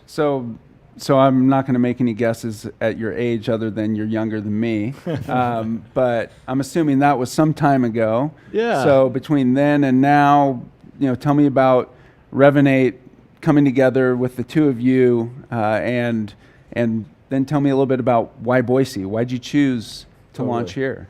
Yeah, totally. Just to take it back a little bit, that was about 10, 12 years ago, to be transparent with you and the audience here. And since then, I started and raised capital for and built a team for an indoor farming technology company right out of MIT, and then sold that to a large Korean appliance company in 2018. That's when I moved to Boise. Okay. And at that point, I bought a few single-family homes and renovated them. And through that process, really learned what it's like to work with general contractors, with subcontractors, and myself. I mean, I was definitely swinging the hammer and involved. It was a great experience. But learned about some of the frustrations, which we'll double click on more. But that's what brings us into sort of build tech, and specifically when Paul and I connected around home renovation. We just a spark started flying there in about February this year. Gotcha. And then, Paul, why don't you tell them about your background? And basically, I graduated college and I built a career in software sales, specifically leadership roles. I was the first head of sales at 3 venture-backed companies, brought them more or less from like pre-revenue to tens of millions of ARR. I've always wanted to start my own company, and in fact, when the pandemic hit, I actually moved to Las Vegas, bought and completely remodeled the place with my brother. And let me tell you, that was a frustrating experience to say the least. And frankly started like inspiring a bit of what Revenate is today. And then fast forward a few months later, I reconnected with Gabe and I thought, wow, we have an old friend of mine who has experience building a product team that has software, hardware, a whole marketing, go-to-market function. With my expertise from a sales leadership capacity, I think we could be a dynamic duo to really disrupt this market. So that's really what brought us together. Gotcha. Yeah, I love the fact that you were both swinging hammers and going through that experience, and now you're trying to make that experience for the people going through that on both sides much better. So experiencing that problem yourself, discovering that, and then working about to solve it. So I kind of wanted to talk a little bit about build tech more broadly, and then dive into Revenate more specifically. Obviously, before you jump into something like this, you're looking at what the future of that market is. What's the size of it? What's the opportunity for you? So maybe if either one of you want to talk about what that looks like today, what the landscape for build tech is like today, and then we can dive into your company a little bit more specifically. Mm-hmm. Yeah, so build tech, prop tech, construction tech, pretty sort of broad terms, but the built environment is one of the biggest markets in the world. I mean, you've got trillions and trillions of dollars of assets, commercial, residential, all over the world. So the whole category is just huge, and often has been sort of a laggard to adopt new technologies. What we've seen in the past, let's call it about 10 years, is especially at the higher end of the market, commercial properties, et cetera, starting to adopt things like digital twins, the ability to sort of digitize all the analog information that used to be just on paper plans and stuff, the ability to track how construction's happening, where material inputs are coming into and flowing out from. There's still a lot of work to be done there and value to be created by startups and incumbents in the commercial industry and big builds. What Paul and I are particularly excited about, given our backgrounds both in technology and our backgrounds just personally renovating homes now, is to bring some of those best practices and sort of forward-thinking technologies into residential building.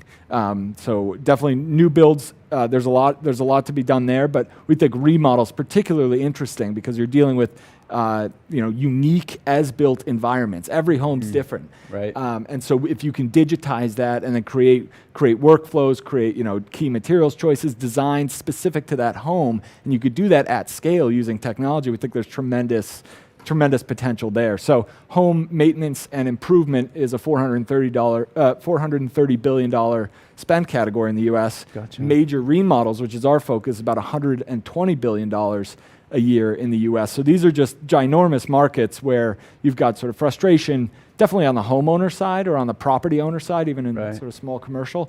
But also, maybe Paul, you can speak a little bit to the contractor experience and the dynamics there. Yeah.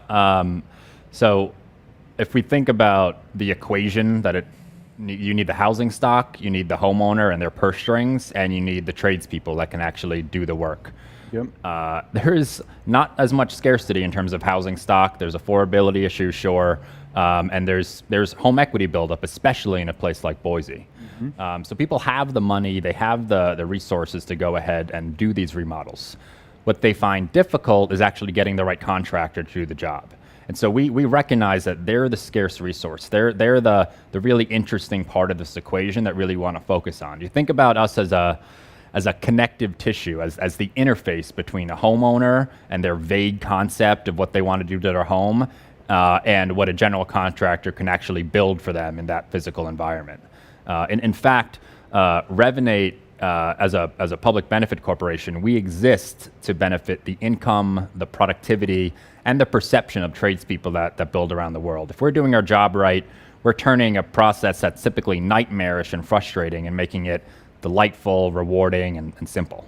Yeah, so I mean, what I'm hearing is in service of the contractors and the end users, the end customers there, but also leveraging technology to just make that experience more pleasurable and less frustrating on all sides, which, as someone who is going, well, we're almost done with our remodel.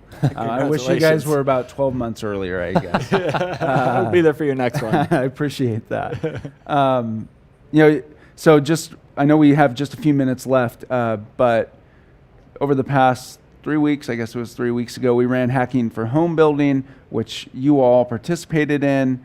And part of the motivation behind that was we have a lot of industry partners in the build tech, home construction industry that are looking at themselves and saying, we have to change the way that we do this. Yep. And companies like yours popping up here in Boise is something that they're heavily invested in. They want to see this happen. So tell us about your experience with Hacking for Home Building and what it was like getting that industry access. Did it change the way that you think about what you're doing? Just how it informed where you are today. Yeah, absolutely. We're incredibly proud to call Boise headquarters for Revenate. And the past 3 weeks, 2-3 weeks, as we've gone through this Hacking for Home Building, we've really developed deep, connections that we knew were out there. But here's a program, a condensed like hackathon format where we were able to connect with building material suppliers, contractors, builders, of a decent amount of the housing stock that's going up around here, remodelers. So in a very condensed format, we were able to form a lot of these industry connections in town that we knew were out there, but this really sort of galvanized us around specific problem statements. So with Revenate, we launched our service offering in August, and we've been working hard at that, doubling revenue every month through October, and I think in November we'll do the same. So we're really focused on that. Hacking for home building was an opportunity for us to look up a bit, engage with industry in a way that sometimes as entrepreneurs, we sort of stay focused on what we think our problem and solution is. Here we were able to develop some great connections in Boise, which is really poised, and we should double click on this a bit, to be a construction technology hub. We have the key ingredients here, and a sort of blue collar work ethic. They're not afraid to actually get hands dirty and build things, build physical things. This isn't Silicon Valley. We can build homes. There's a lot of modular building going on around here. Of course, so hacking for home building was an awesome chance for us to really understand and connect and network and really work pretty hard, nights and a weekend in there, to develop a solution to a specific industry problem. It was really a fantastic experience. Good. Yeah. And I'll just echo by saying that when we're successful, Boise will be considered a build tech capital of the United States, and tradespeople will have a positive perception, an increase of productivity, and hopefully everyone will make a little bit more money because of it. Yeah. Well, you heard it here first. Build tech capital of the United States. I like it. Where can our audience find you? If someone's getting ready to do a remodel or a contractor is out there, where can they find Revenate? Yeah, absolutely. Our website's www.revonate.co. That's probably the best place, though. Happy to have them connect with both Paul and myself on LinkedIn, cool.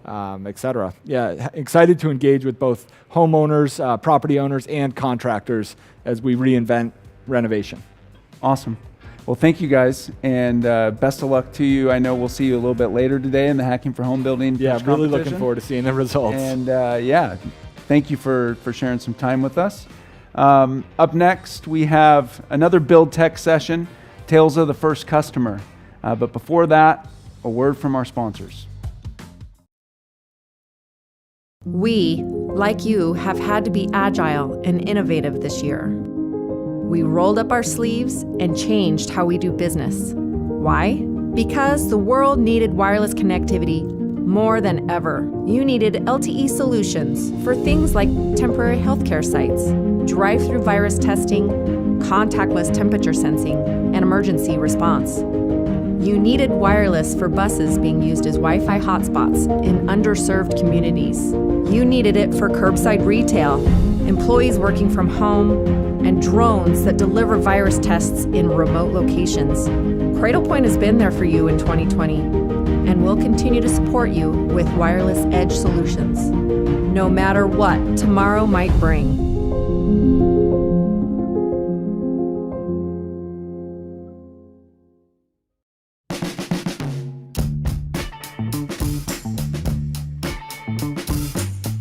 Hi all, and welcome to the 2021 Boise Entrepreneur Week Build Track First Customer panel discussion. Today I have Drake Finley of Drake Integrations, Leif Egilthun of Sprout Energy and Retrolux, and Dean Pape of the Chase Mixus. Thank you all for joining us today. Pleasure to be here. To get started, why don't we talk a little bit about your companies, your products, your space, and your connection to Boise. Leif, why don't you take us off? More than happy to. So I'm CEO and founder at Retrolux, and we are a software company that sells, design, sells, and install technology to electrical contractors, mechanical contractors to help them upgrade existing buildings with energy efficiency and smart technologies like LEDs, smart motors, and HVAC systems. My connection to Boise is I was born here, St. Luke's downtown. I grew up for most of my life in Nampa. I went to the University of Idaho in Moscow before living in North Idaho in beautiful Coeur d'Alene for a little while and coming home to Boise, and have been here ever since. So lifelong Idahoan, most of the time here in the Treasure Valley, and really, really enjoy everything that Idaho has to offer. Great place to start a business, great place to raise your family, and personally, I just love the outdoors. Sound like a busy guy. Dean, what about you? Why don't you tell us a little bit about your business and your Boise connection? Happy to. So my business partner and I run a real estate development company based both here in Boise and in Eugene, Oregon. The company started in 2012 with a partnership between Mark Mixis and myself. I had the opportunity to move to Boise 8.5 years ago from the Portland market. Primarily focused on urban infill product. Most of the time right now is mixed use residential focused. As Leif mentioned, we are extremely excited about Boise and everything that Boise has to offer. And we've learned a lot in the growth of this market to take those into other markets in the Northwest. But there's definitely a focus right now in what we do on the balance of life. Having to live in great locations like Boise and all that Boise has to offer. There's an attraction from many places around the U.S. and internationally to move to places like Boise. Interesting. And Finley, please tell us about yourself. Sure. Yeah. So I've got two companies, Drake Integrations, engineering and consulting company that focuses on control systems, building automation, and commissioning of medium to large scale commercial buildings, a lot of military work, data centers, hospitals, and so on. And then a startup company from my years experience, 10 years owning Drake Integration as a consultant, realized that there's a need for a cheaper, stronger, faster, better building automation platform out there. And so in my little spare time, I've been developing a building automation platform, hardware and software, known as Kajora, where I am the founder and CEO. Moved the headquarters for both companies out of Southern California to Boise, and am now located in Trailhead, which is a co-working space. Have found a lot of great like-minded entrepreneurs. In fact, working with one of my desk neighbors as they are working on some of the software aspects of the Kajora platform. So really excited about the talent and capabilities that I've been finding here in Boise, and it's been quite the blessing to move here, and looking forward to spending more time outdoors, fishing and hunting. I like that. I appreciate Dean's comments too on the balance of life note for Boise, Idaho. And let's talk a little bit about Boise as a market for your industries. How do you see Boise playing a role in your growth here and in other markets? And how has Boise shaped your approach to your product and those broader markets? Finley, do you want to start? Sure. I'll kind of focus on more of the building automation platform that I'm developing. And I think what's great about Boise and Idaho is that our market in commercial building automation, I think it's a fantastic location. The smaller city where I think they're really being proactive about their energy consumption. They do have climate action plans, and one of the easiest way to kind of reduce your energy is turn things off. And how do you turn things off? Smart building intelligence. So in commercial buildings, or buildings in general, consume about 40% of the U.S.'s total energy. And I really think it's a potential great location to kick off our platform, and it could be a big benefit to Boise. Interesting. And Leif, how about your experiences with the Boise market and your product development here? Yeah, so we think Boise is just a great place to grow and start and grow a business, and have really enjoyed working with the talent, both internal to our team, employees, as well as our supporters from legal to accounting and so on and so forth. So we think that's just a great foundation. The work-life balance that Dean mentioned is just a great attractor of high-level talent. I think we see more and more of that coming to Boise. With big exits, Clearwater Analytics went public today. So holy moly, how amazing is that to have that kind of software talent? And so for a software company, we know that's going to spur, more innovation, more talent, both being homegrown and imported. So, we think the talent base is strong and getting stronger, which is a foundation for a company. You got to have, the talent, and that's just getting better and better in Idaho. When we think about our customer base, for us, we sell nationally, coast to coast, border to border. We have customers all across the country, and some here in Idaho. And so we really enjoy working with our customers locally because it gives us a chance to go hands-on with our product and get their direct feedback while they're using it in the field, because our tool does have a field aspect to it. So that can be super, super helpful as well. So last but not least is just the fact that I was able to really formulate the idea here and get a lot of feedback from people early on as I moved from being a practitioner of doing energy efficiency projects for building owners into developing a product for them. So really similar to Finley, I was able to really take on the ground experience and translate that into something that I could take internationally or nationally and eventually internationally. So I think Boise has what it takes both for early customer development and discovery as well as all the resources you need to get a company started and off the ground. Wonderful. Dean, you have in your new construction industry a lot of growing needs for energy efficiency and building automation. How are you seeing that play into your projects in Boise? Good question. I think we take it on from the end user part, and most of our end users at this point are residents of our buildings. So it's their homes at the end of the day. So we're always looking for opportunities to make their lives easier. And the other aspect of that is how those projects or products are impacting or assisting to not impact the environment. So we're always an open door on what is the new and exciting product out there, and is it something that makes a lot of sense for our clients who are residents of the building to use, to integrate into their lives. So we've seen a wave of interest in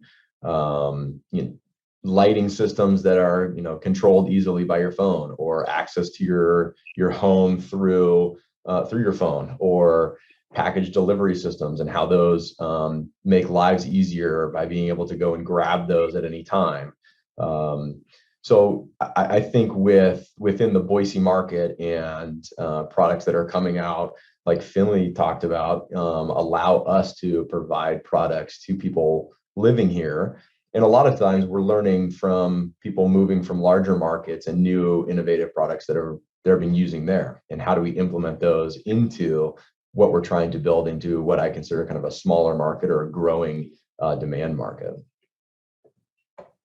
Hey, Dean, question for you on the lighting side of things. Obviously, that's a huge, not only energy consumer, but something that end users, occupants of buildings, kind of one of the first things they obviously see. Have you seen circadian lighting capabilities starting to come to market, meaning where it's changing colors and things based on time of day, potentially could even based on mood? They do it in the new airplanes nowadays, but I know that's kind of a newer technology that I'm starting to hear some rumblings about on the large commercial buildings, where taking kind of emotions and changing the lighting, or depending on what you're trying to accomplish, even like building in for schools, you want kids to pay attention a little bit more, so they change the lighting a little bit. Have you I seen haven't, any of that coming your way? Nothing in the residential side. A lot of our focus recently in both the automation, but also is kind of cleanliness, air quality systems, and in the changes because of what we've been dealing with the past 18 months. That's probably been our primary area that we're seeing area of opportunity. When we talk about lighting and lighting load levels and how we can maximize the return on investment. And I say that globally with the impact that we're trying to use less energy as much as possible in placement of lights, and making sure we're not over lighting areas or under lighting areas, depending on how that area is being used, and being more task specific. But we haven't gotten into kind of light changing technology, which I would be interested to learn more about. Yeah, that's very much an emerging field. And it's been interesting to see in new construction how different standards, programs, and certifications have grown, similar to the well building program that Finley mentioned with the circadian lighting. Leif, when you're working with a client, how has that changed with the new technologies where certifications and programming for these emerging standards gets built into your program with the client? Yeah, so our predominant customers these days are doing energy efficiency and smart building upgrades to existing commercial, industrial, retail, hospitality, basically all across the entire stack of non-single family homes. And what we see is that there's a tremendous increase in interest in doing advanced controls across the board.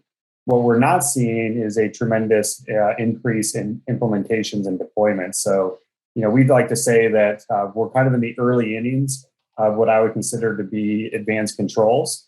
And we think there's going to be another wave in maybe 7 to 8, 10 years, we'll see, where we see the IoT-ification of buildings happen. So we're kind of in the early innings of going from like no control to basic, no control to basic controls kind of happen. And now we're starting to look at going from basic controls to advanced controls. And, in 5, 7, 10 years, I don't know exactly when it'll happen, you'll start to see people putting in just tons and tons of sensors to really measure, meter, sense our buildings so that you can do things like have them adjust the color temperature because they're noticing that kids are starting to like drop their heads in class and getting tired, and all of a sudden it pops the lights brighter and wakes them up again, right? Like this will come. There's already stores out there that have used the lighting system in particular to track every single person as they come through the door and see what you're looking at on the shelves so they can actually watch your head and where you're looking at on the shelves. And if you have their app in their pocket and it's open, it might know who you are. So that kind of technology is already happening. They're embedding it in the lights, but it's effectively a sensor package with cameras and all these things so they can kind of see where you're at, what you're looking at, and use that to decide what to sell you, as well as maybe seeing you grab a thing of ketchup off the shelf, put it back, and then you might get a notification on your phone saying, hey, you want to get a special or a coupon on ketchup today. Like that technology is already installed in the stores. It's very big brother. They're not turning it all the way on because they don't want to freak people out, but we're going to see a tremendous increase. And when I say IoT-ification, like that's what I mean. Like they're going to put tons of sensors, tons of controls in these buildings and have them start paying attention to people and using that to help with productivity, help with learning if it's a school, help with health outcomes if it's a hospital. Retail, obviously, they're going to try to get you to buy more because that's what they're trying to do. So you're going to see different use cases for that based on the building type. And some of the big companies are already implementing this stuff right now.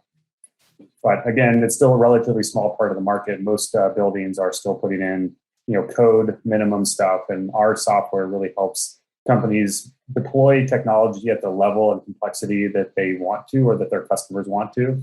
And so, we really look at supporting people where they are and where they're going in the future.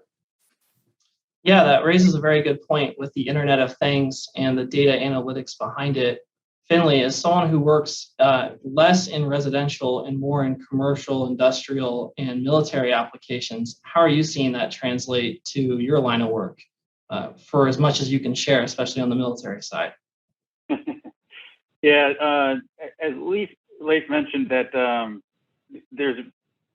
we're still at the very early innings when it comes to this technology and the implementation. There's a lot of barriers right now. A lot of it's cost.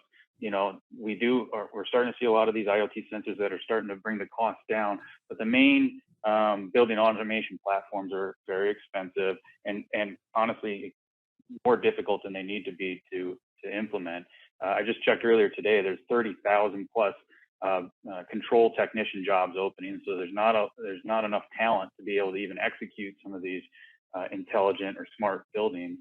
So I do think we're at the early innings. And the other issue too is if you're familiar with construction and commercial buildings, the electricians, the electrical guys, the electrical engineers don't talk to the mechanical engineers. Mechanical engineers don't talk to the AV guys, audio, video, don't talk to the security, fire life protection systems.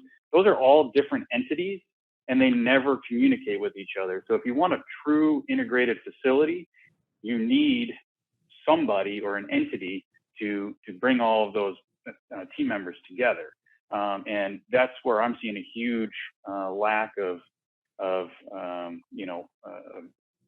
teamwork on the engineering side and on the construction side. So I think there's a long ways to go in that aspect before we actually start seeing fully integrated buildings. Dean, I know very much that you're often that entity who has to bring it all together for the different new technologies coming out in your products, especially when you consider how long it takes a building to get built and also be planned in its development. What are you seeing some lessons learned as you work with the building is now open, you have customers coming in, but you also have these new technologies, new standards that are being introduced, yet that isn't integrated potentially, for example, to the mechanical and air climate control systems or the electrical systems. One example is, for example, access control and security lighting. Previously, buildings were wired for those items. With the Internet of Things and new technologies and companies like Nest, very often you see at the end of the project a more nimble, cheaper product being available. How do you bring that all together and try and stay ahead of the curve as much as possible and be proactive? Well, as easy as it sounds sometimes, communication up front as quickly as possible. We believe in bringing the team together from day one and letting them bring the, hey, you better think about this or think about that, or hey, don't spend your money on wiring these things anymore because they're going out. Most recently, everyone remembers the cable jacks. You plug your TV in your cable box. We're not planning on doing those anymore. It's just not something that's needed by tenants. So, and as things change, implementation of certain things is becoming easier later. As you mentioned, there are products out there, kind of a post-completion product, but we're trying to adjust on the fly a little bit and be able to be flexible and be able to provide for some of these changes to happen. But starting with a very simplified platform now, instead of having sometimes feeling like an overcomplicated system of communication and wires. And at one point, how did your lighting system talk to your HVAC system? Well, now it's all has a simplified platform for the most part, and they talk to themselves before we even know about it. So it's making our job a little easier as long as you get all of those groups to start talking early enough to say, hey, we have this system which allows these things to happen because it's already integrated into that. Wanting to make sure that they all come back to kind of one centralized ease of use package is what we're always trying to do from the very get-go. But it's ever changing. So every opportunity that we get to try something new, we'll take a hard look at it and run it down and see if it makes sense for our projects. But by the time we open the door, we're already behind, ultimately. You bring up another good point for team building. Leif and Finley, I'd like to hear your perspective since you're very much a business-to-business product. How do you work with the client for team building, and then also to any sub-consultants that you may use in order to deliver that end product when there is such an emerging market that changes quickly? Leif, do you want to start us off? Yeah, definitely. So, I think we as a software company, we're already very used to using digital technologies to communicate before the pandemic. That doesn't mean that our partners, our customers, were at the same kind of point in their journey as we were. So we still did a lot of things in person and generally would meet in person if folks wanted to, and use Zoom or other technologies like this to communicate, as much as we could. What we've seen though is through the pandemic, I think capabilities and ability to work, remote with your team, both internally, your customers, your partners, your vendors, has just skyrocketed to where now I think the default is to try to work asynchronously first through email, messaging apps, whatever it might be, and then second to meet via webinar or phone call and really try to lean in on doing things virtually so you can eliminate at least drive time and maybe flight time for us, and only meet in person when it's absolutely necessary. So there are certain parts of what I think every company does that has a better feel, a better outcome, better results if you do meet in person. they're really around creativity and team building.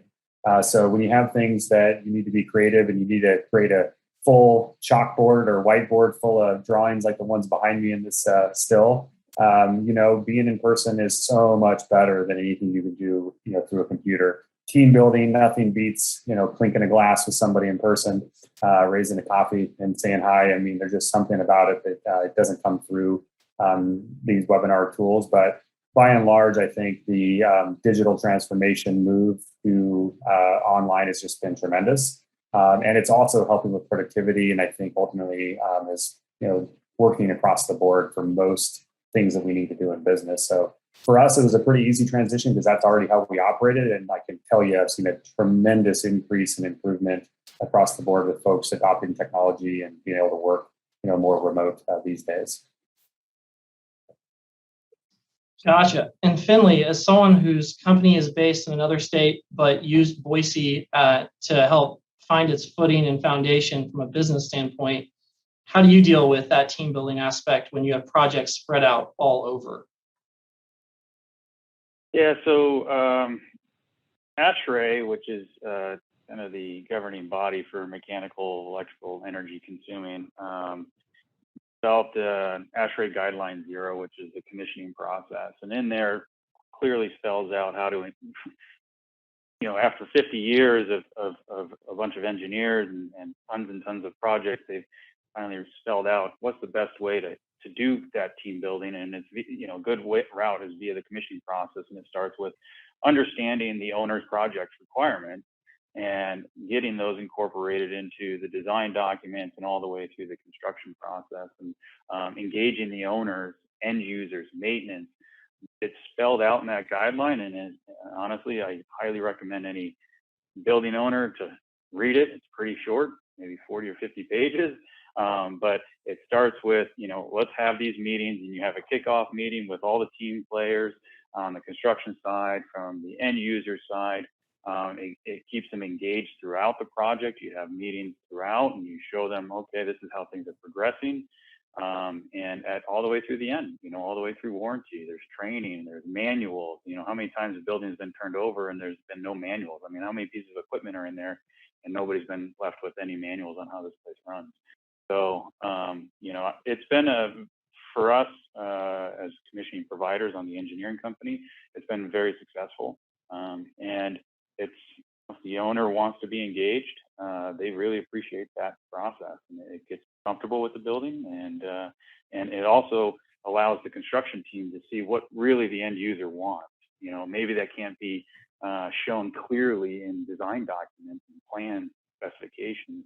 When you see a plumber talk directly with the owner and say, I like these type of toilet fixtures, and the reason why I have these problems, and all of a sudden, that communication naturally happens. And, I highly recommend any building owner to look at that guideline, because it's Yeah, that's a fascinating process that you just outlined, and a lot of it being on paper and getting in front of the client as soon as possible.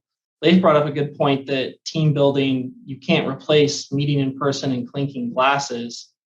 Dean, what's been your experience with the Boise ecosystem and the team building aspect of the physical presence for Boise?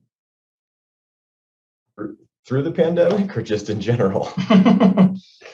Whatever you want to share, absolutely. Sure. Pretending the pandemic will go away someday. Yeah, hope and pray, right? I was pleasantly surprised moving from a larger metro market and coming to Boise about kind of the open doors that were always available, and learned very quickly that anyone and everyone who was passionate about Boise and the growth in Boise and wanting to do it right was an open door to communicate any and everything. Again, coming from a larger market where it was very hard to get a hold of someone at the city, Boise was fairly easy. Being able to actually have a conversation and get up to a mayor's level is somewhat impossible in some jurisdictions, and Boise seems to be pretty easy. So the passion that this community has about wanting to be a good community, and if you as a business or your business goals are aligned with what Boise wants to be, I think it's a great and seamless community to work within. in comparison to the other ones that we've had the opportunity to work in. Yeah, I like to second that. I mean, I now get to work in other places in the country, and a few things always come out striking about Boise. One is access to people. I mean, you can get a meeting with the governor if you really want it. I mean, it might take you a little while, but you'll get it. And you're not getting a meeting with the governor of California, no matter who you are almost, right? So you can really get into almost any layer of government, any layer of company. If you're a startup and you want to talk to the CEO of Boise Cascade because you're thinking about a wood product company, you could probably get that meeting if you just put your mind to it, in probably like 3 to 5 months. If you're talking like years, like pretty fast, you can get into somebody. So that's been a tremendous benefit to us as a company, being able to go and knock on the door of a tech CEO and a software expert, as I tried to move from being a building practitioner expert to a software expert, and just bend their ear. If you want to learn about policy, going and talking to the politicians. I mean, it's really up and down the entire stack of people. So that's big. It's so different than a lot of other places you might try to start a business and grow a business. The other thing about Boise, I think, is just like people are just so much more accommodating and nice and wanting to be helpful. So not only will they open the door, if they can help you, they will. And if they can't, they're going to introduce you to somebody that can, or keep you going down the road of trying to find the right resource for you. So people want, I think, genuinely to help, not just let you into the door to get through it so they can get on to the next thing. Like they're going to open the door and try to help you, whether they can do it themselves or introduction to somebody else. And that is also very different, because other places you'll get the opportunity. You can see them like looking at their watch because they're ready to get over with it because somebody accidentally booked them because they just don't care. And you don't see that in Boise either. People are like, as Dean said, they're genuinely helpful. And like, I grew up here, so I just kind of, that's just normal. But once you get out of here, you realize it is not a normal thing. Finley's smiling down there. I mean, he's from Southern California.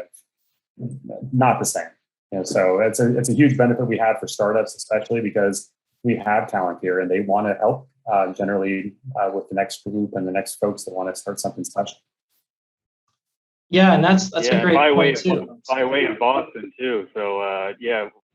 So speaking of that friendliness, you come from the Northeast. It's a tough town, Boston, and you get into New York City, and coming here, just that friendliness is.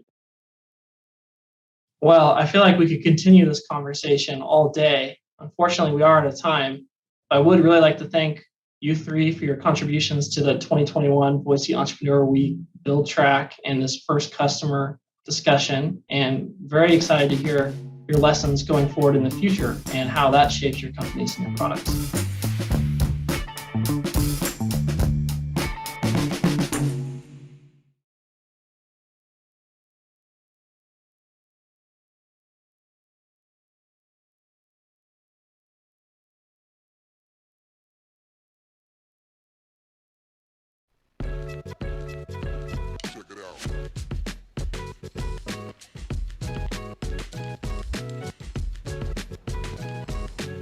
Hi, I want to welcome you back to Boise Entrepreneur Week. I'm Gordon Jones, the Dean of the College of Innovation and Design at Boise State University.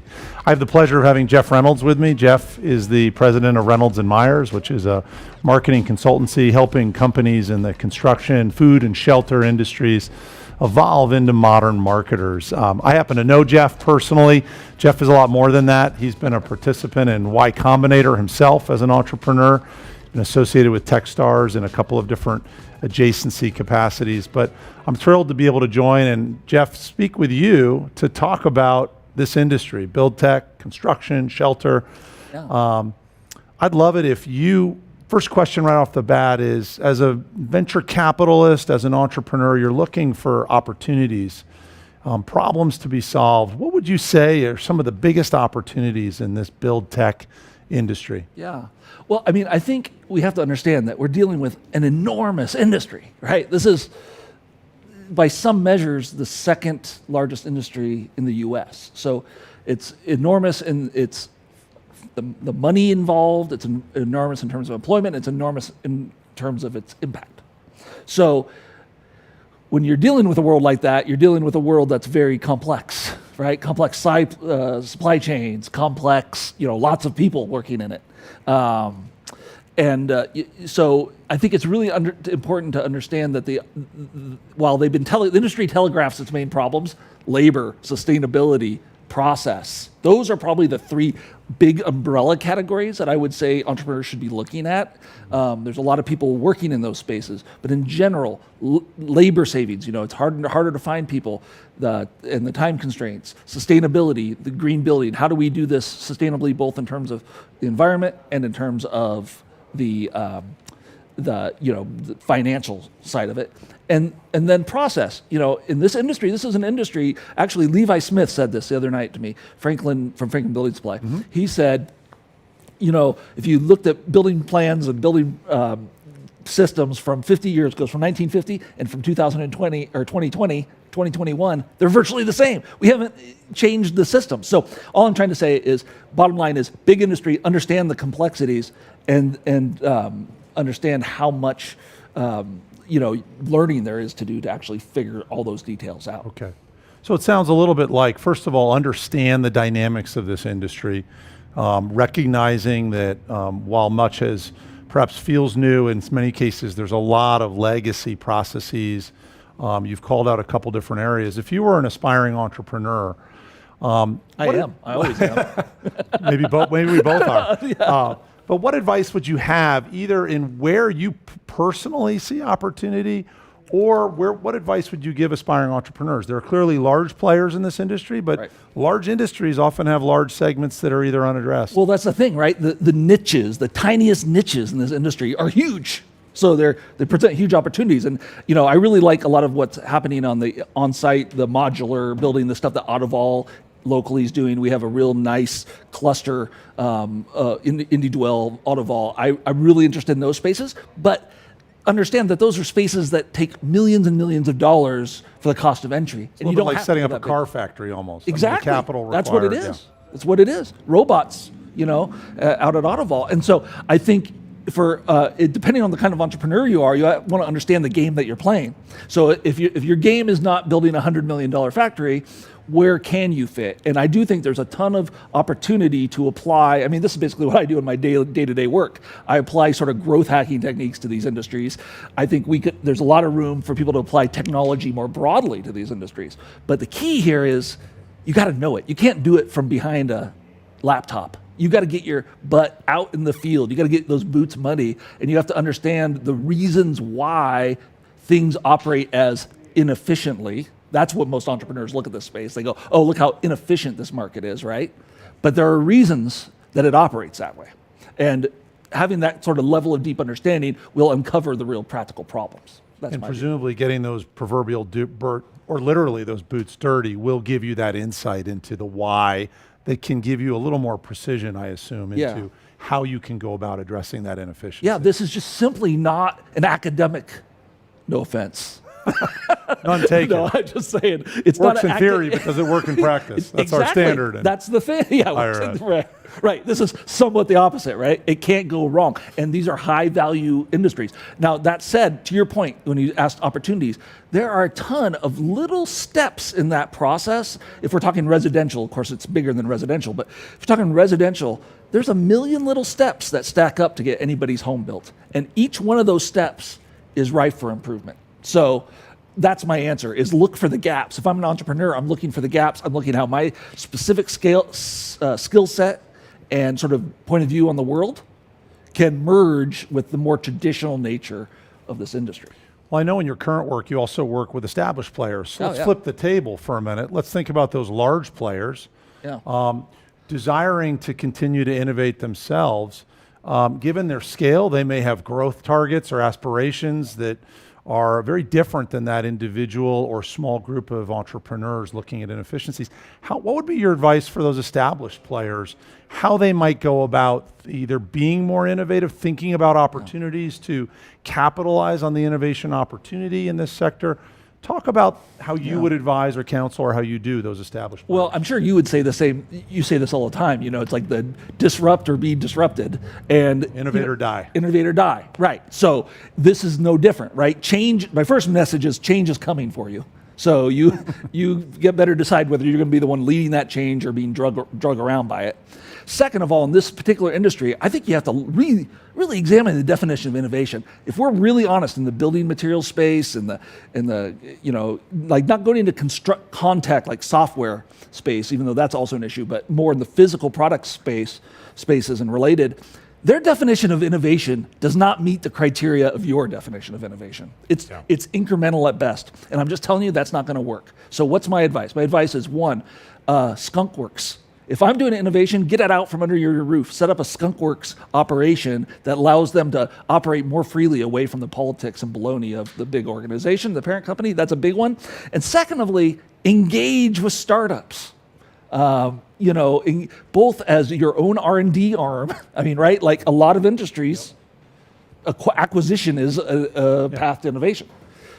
So that's huge for a lot of these companies. But they don't even have to go as far as acquisition. Just know what's out there. Talk to them. Learn them. Use them. I'm not saying use inferior products or products that aren't ready for prime time, but actually engaging and using startups will help you, and it'll help them, and it'll help the ecosystem. Do you think it's safe to say that many larger players, what often happens for those leaders is there's a lack of, you get so focused on your domain, you lose your peripheral vision, 100%. Right? And that entrepreneur probably has wonderful peripheral vision, but needs to develop, as you described, real knowledge, understanding how to go at it. Yeah, and it's a little bit of those opposites, if you will. Yeah, and it's an industry where distribution and scale really matters, and we're seeing more of that. Which I think, if you just look at home builders, there's massive consolidation, for example. That creates new opportunities. But yeah, I mean, that's exactly what I'm saying, and I'm trying to say that as entrepreneurs need to understand the realities of this market, that scale helps, that these traditional legacy, what I call legacy companies, they have something real to offer. And there's a reason they're successful. So entrepreneurs, the startups shouldn't downplay that part of it. Yeah. And the other side is these legacy companies shouldn't take for granted that they're always going to be in the position that they're in now. Let me do this. We have such a short time together. I've got almost a quick final question for you. Yeah. Let's turn this to Idaho. Yeah. We're here in the Treasure Valley. We have viewers and there's entrepreneurs across this state. What positions Idaho or the Treasure Valley in particular to be truly well-positioned to either innovate or have influence on this build tech industry? Talk a little bit about why this area, region, or this cluster that makes up Idaho or the Treasure Valley is special. Yeah, I mean, we're built for it, is the truth, pun intended. We have a legacy of this. Some of the greatest companies of their time came out of here. Morrison Knudsen, built the world in the 20th century, Boise Cascade, and many others. And I think the first thing is legacy. We have a legacy of it. But that only takes you so far, right? I mean, legacy gives us a network of people that leads to the second thing, which is connectedness. And that, to me, is really the magic of this area, both Boise and Idaho. You can pick up a phone and call people that matter. 1 degree of separation. Yeah, exactly. Totally. Well, and one last thing, Go for it. Which is our culture that has come out of both those things, which is a culture of self-sufficiency, get it done, roll your sleeves up. And I just think, you put legacy, culture, and connectedness together, and we're really well set for this. I think that's a great way to close it out, Jeff. I want to thank you. That's when I think of that legacy, culture, and connectedness, really special way. I hope that's been of help to those entrepreneurs and aspiring entrepreneurs listening. I want to thank you, Jeff. Thank you. And thank Reynolds and Myers. And we're going to turn it over. And coming up next is Build Tech, Venture Capital and Acquisitions. But first, a word from our sponsors. Venture College, a program in the College of Innovation and Design, is a place where any student from across this university can take the ideas that they're learning in the classroom, little ideas, big ideas, and bring them forward into the world. Lumini builds portable wall-penetrating radar devices to help first responders and soldiers identify people and threats through the walls. I found Venture College originally as a graduate student at Boise State. I was looking for programs where I could get involved in business, but had no background in business. I think a lot of times that students get really caught up in their major. I did this as an undergrad as well. You just think you're so busy, you don't have time to do things outside of your degree. But I think it's really important because you learn a lot in school, but you don't necessarily get the opportunity to actually build something that's your own. And that's something I think the Venture College is really helpful with, is actually giving you that space to build your own thing. The Venture College is a student-centered, faculty-enabled network of resources for every student at Boise State. Come and see us to get started on your idea today.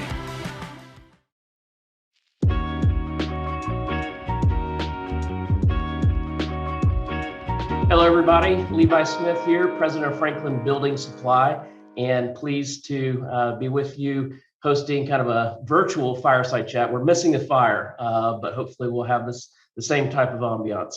But here with Austin Yount from Brick and Mortar. And so, Austin, if you would, I'd love to have you take a moment and just kind of give everybody an introduction so they know more about you, and then Brick and Mortar, and we'll dive into a conversation about innovation in the construction space. Absolutely. Thanks, Levi. Thanks for having me, and hopefully we can have a good discussion, and hopefully it's worthwhile. We'll see. So I'll talk a little bit about Brick and Mortar, what we do, and then give a little bit of my background. So Brick and Mortar Ventures, we're a venture fund focused on seed and Series A investments. So what that means for it kind of means different things to different people. For us, that's, call it $1 to $5 million checks into early stage technology companies that are focused on changing the way we build, design, maintain the built environment.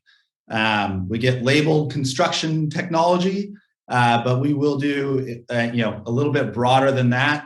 We view we'll get into this a little bit, but we view construction as a common process among many industries. So that ends up with investments in underlying technology that may seem to be further away from our thesis, but have an underlying problem they're solving within our industry.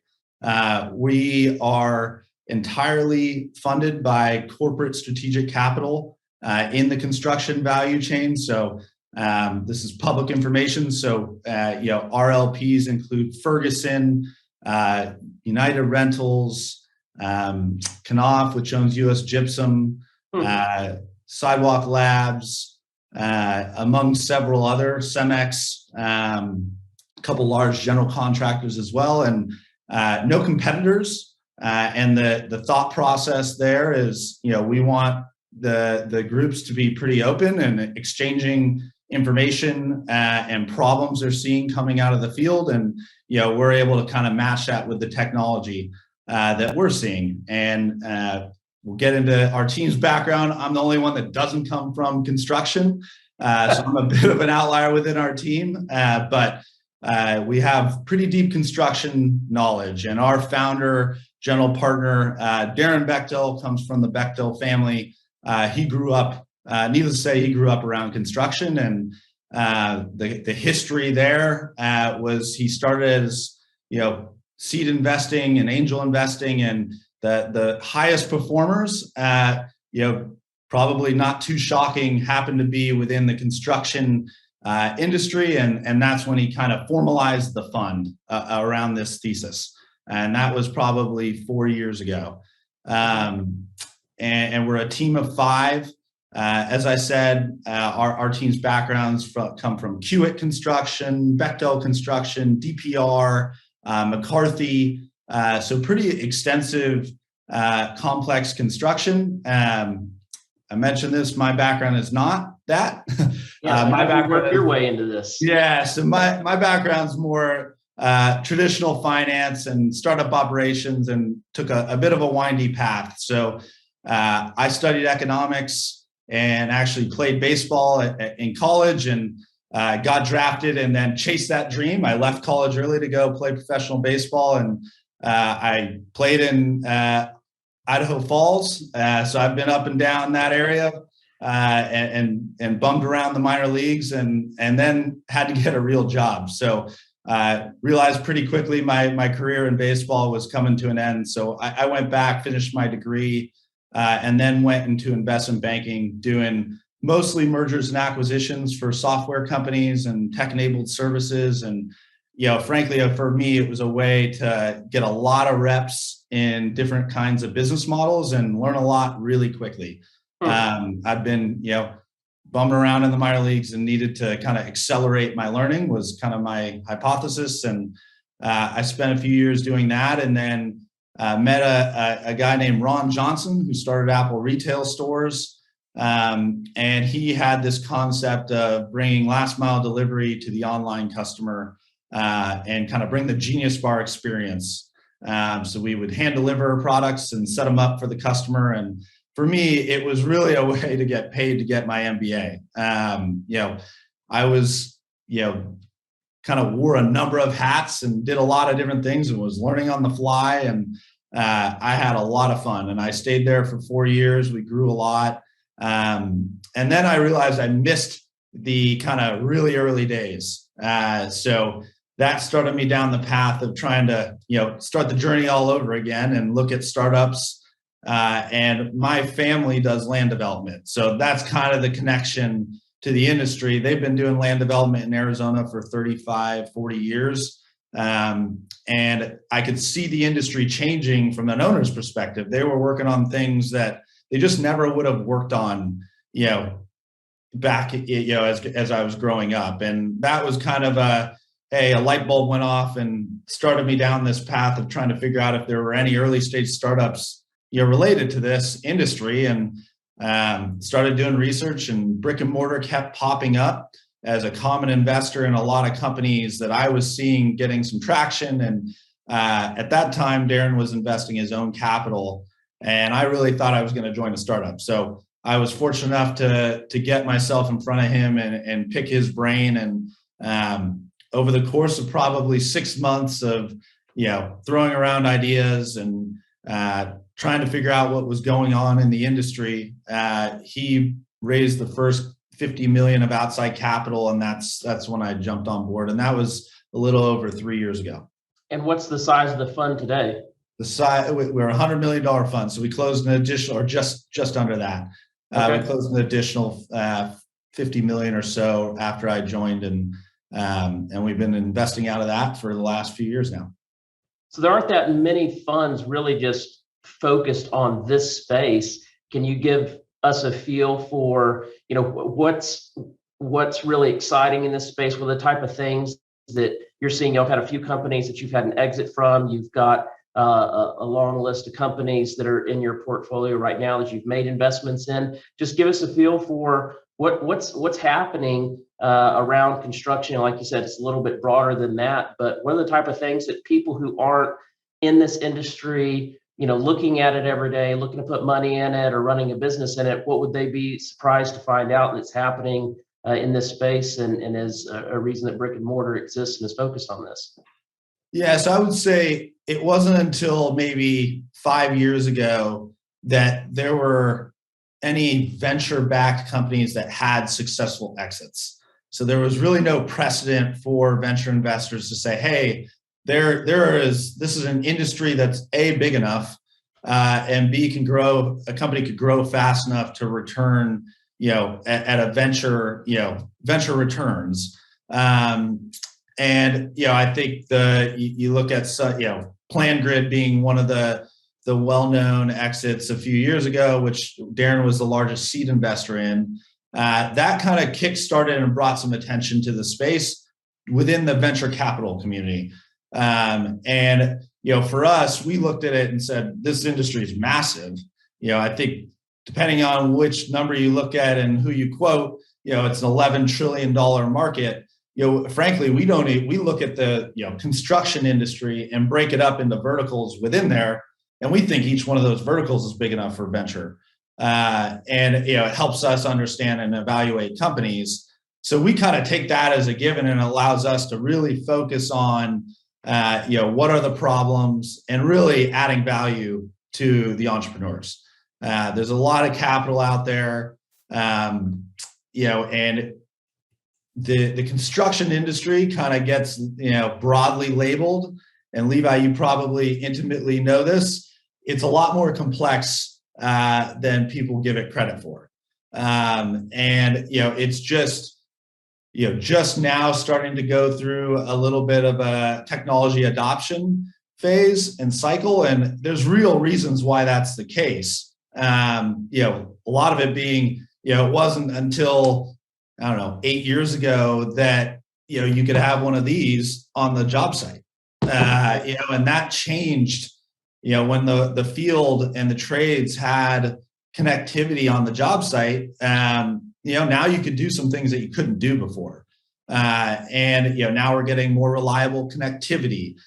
So you're just getting to the stage you can get data out of the field. And you see that as a lot of the early kind of wave of startups were really digitizing, paper processes and starting to get data out of the field. That was kind of the first wave. And now we're kind of in this, there's a lot of software point solutions, and, everyone's kind of trying to shake out and figure out where the ROI is. So, it's interesting the point you're making about, just within the last 8 years, what tools have appeared on job sites. Again, depending on who you quote and a variety of, different ways to look at this. But I think there's a general consensus that construction is the industry that has had the least in terms of productivity gains of any industry in the United States post World War II. And so it's really remarkable that it's an industry of that size, right? Like you said, you almost have to break it into verticals to even get your mind wrapped around it.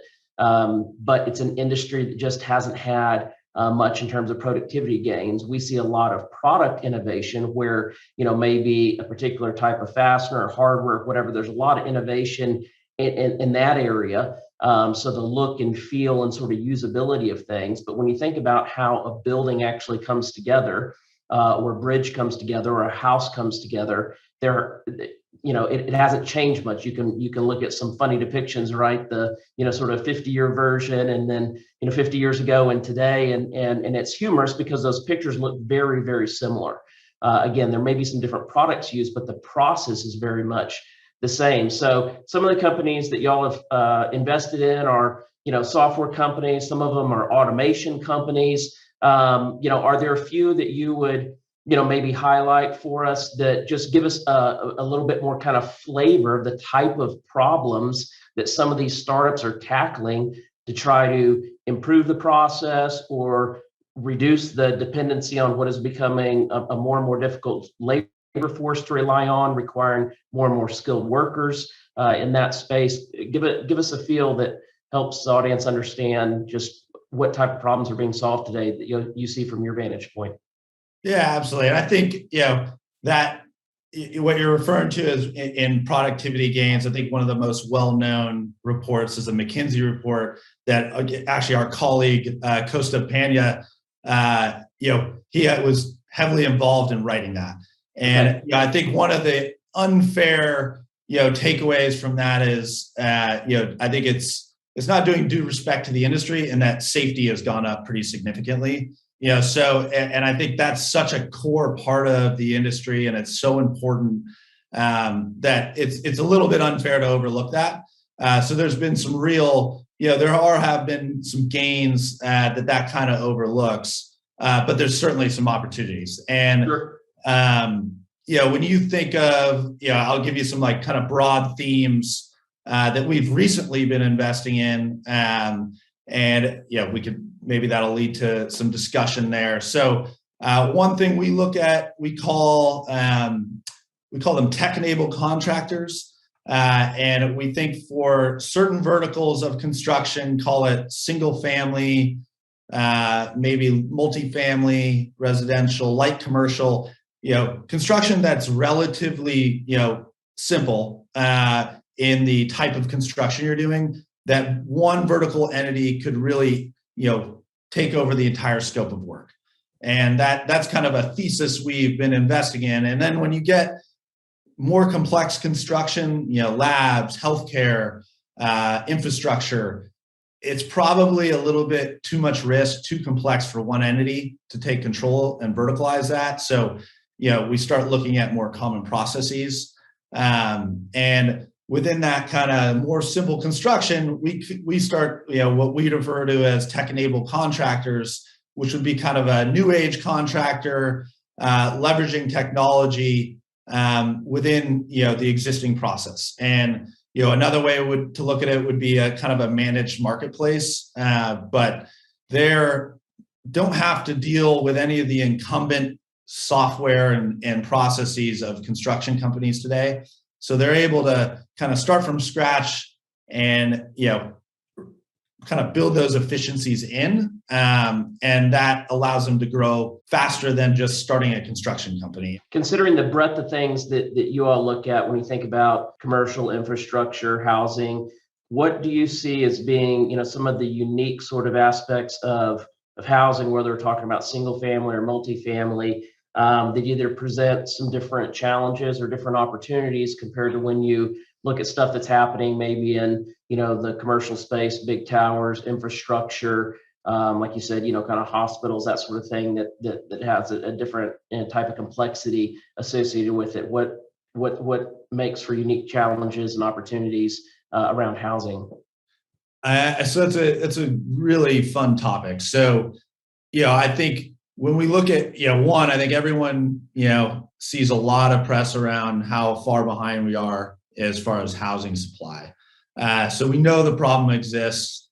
We can't build houses fast enough. So how do we make better homes faster and cheaper is, that's a problem that everyone's trying to kind of, figure out. The kind of approach to that is probably most top of mind for a lot of folks would be prefab and modular housing.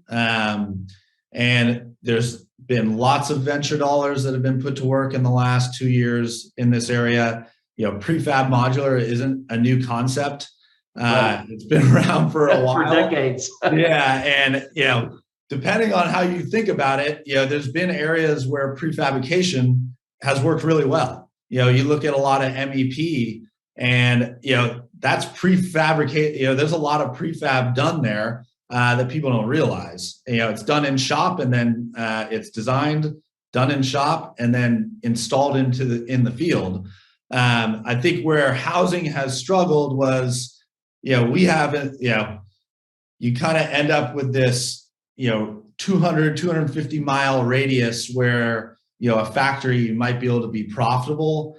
And, if you're doing custom housing, it's pretty hard to be efficient and keep a factory moving on housing. So you've seen a lot of money go into it and nothing has quite taken off.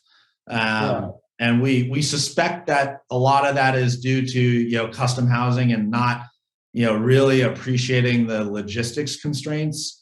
We invested in a company called Connect Homes that's doing full prefab modular housing, but the modules are based on the intermodal shipping network. So, it costs the same to ship, 200 miles as it does to ship across the country. And we felt like that was that's much more scalable, understanding the logistics network. They're not trying to give full custom design to the customer. They're, think of it more of picking a car. You can pick some colors, you can pick some, your model, and, you feel like you're getting your options, but it's really, it's really constrained. And right.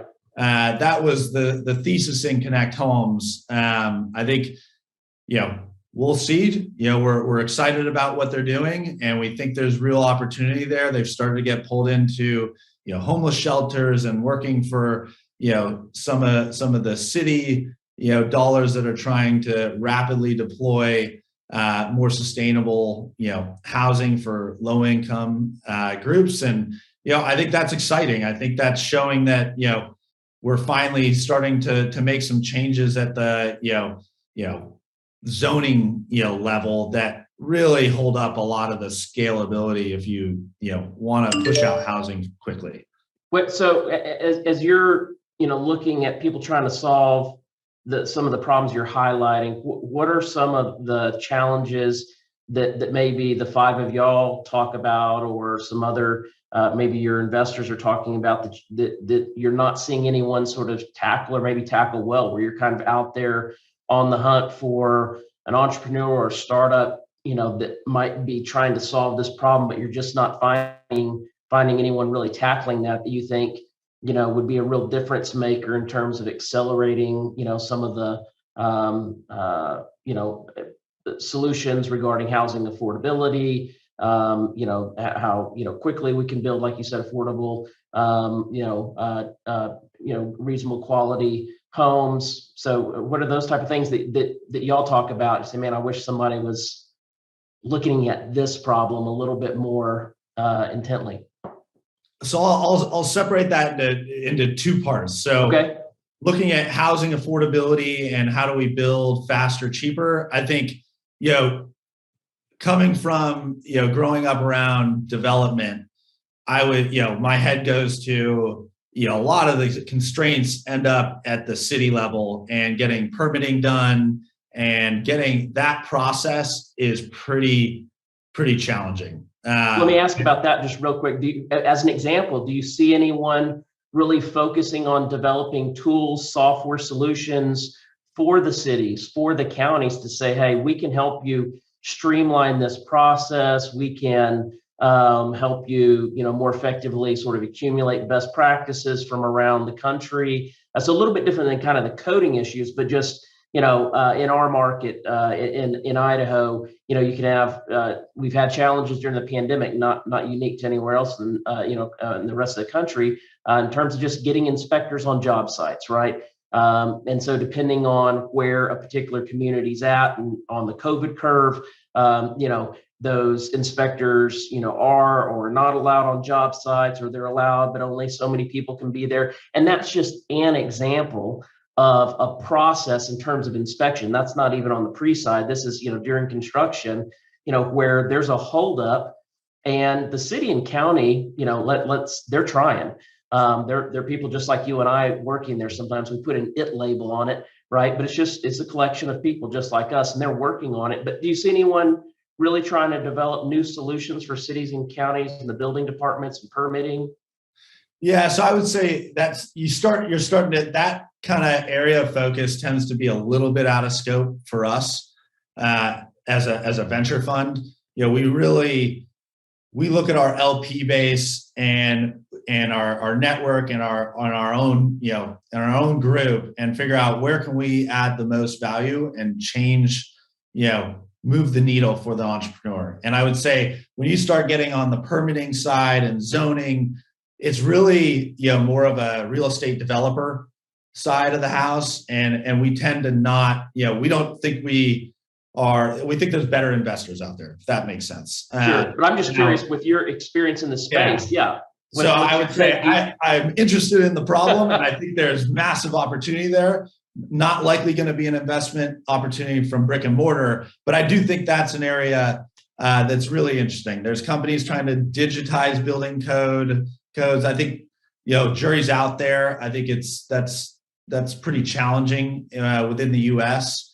And often developers are, trying to figure out how to change building codes and zoning rules in order to unlock value.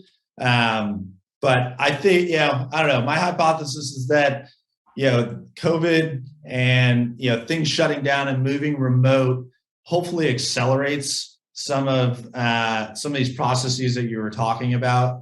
Inspection's a great one, where, okay, maybe we can get the same quality outcomes virtually, and we're getting more comfortable using these solutions. And I think that's a huge opportunity. I think it hopefully accelerates investment and companies trying to attack those problems.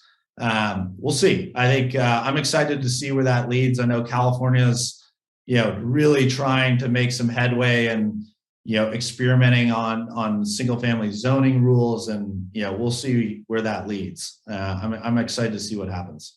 Yeah. Let's get back. You kind of, and rightfully so, sort of separated my questions. So we kind of went down this rabbit trail. So if we go back to that other question in terms of some things maybe that you're, problems you wish you saw people tackling, in what is your sweet spot? What are those things that maybe y'all are talking about and are on your wish list, but you're just not seeing anyone really, put a stake in the ground and have a solution that's interesting, or maybe, have a focus that's compelling? So we definitely have some areas. I think one thing we're careful about, and we push ourselves on, is there's no sacred cows. So, we might have a hypothesis, but, we will adapt as we get more data. And entrepreneurs tend to be, able to figure that out and come up with ideas much faster than we can. We might have some high level understanding of problems, and then we'll kind of wait and be looking for, what are ways entrepreneurs are solving those problems, because where they start, likely won't be where they end up, at least the most successful entrepreneurs. So, we try to pay attention to these companies over time. One area that I would say is we haven't invested in yet, that I think there's probably real opportunity, would be in, how do you improve payments across building materials for the trades? I think that's a really interesting area, because I have a hypothesis that a lot of kind of constraints, particularly for a subcontractor who's purchasing materials, is around aligning their, AR, accounts receivable and accounts payable, rather than, not having, the cash. And I think part of that issue is just the way data is collected, and the way the industry has, kind of evolved over time is, everyone's on either net 60 terms, net 90. You're typically financing the contractor and not the project as a building material supplier. So there's not a lot of science behind why one group gets different terms than the other.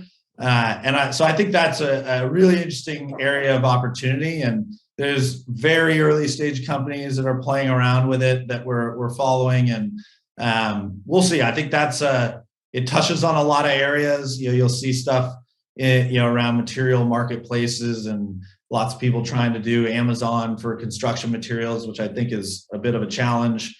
But it all kind of interlocks, with supply chain and all that. So that's an area I get excited about. Our team's been looking and kind of, it's top of mind for us. And, I don't know. And then I think another area, if I'm going to name another one that we haven't invested in completely, would be in your, labor training side. I think that's really interesting.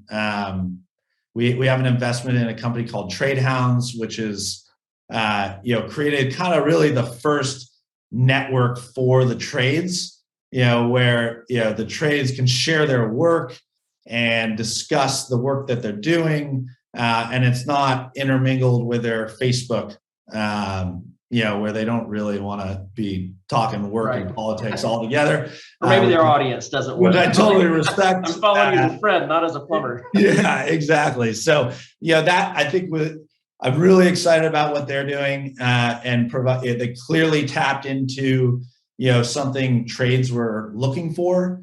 And I think they have an opportunity. If you can aggregate the trades, I think there's some real opportunities to do different things. There's a couple companies, company Intrepid Homes. It's really, redoing the training side of things, which I think I'd love to see, groups partnering, with unions and really how do we all work together, to increase the top of funnel, coming into the trades and train them faster. I think and really show the opportunity in the industry. Right. And I think part of it's probably a marketing problem, and just an awareness issue. But I think those two areas, at the moment are areas we're definitely keeping our eye on. I really appreciate your time and your insight today. And thank you for the work that you and Brick and Mortar have been doing. Absolutely. It was exciting to be a part of it. And, we want to, feel free to reach out as as things come across your desk that you find interesting, and we invest all across the world and the country, and we think it's pretty important. We see creative solutions everywhere, and most of our investments tend to actually be outside Silicon Valley. So I continue to be impressed and blown away by the ideas that entrepreneurs come up with. So excited to see what happens. All right, well, good. Well, we'll leave it there, and thank everyone for their time.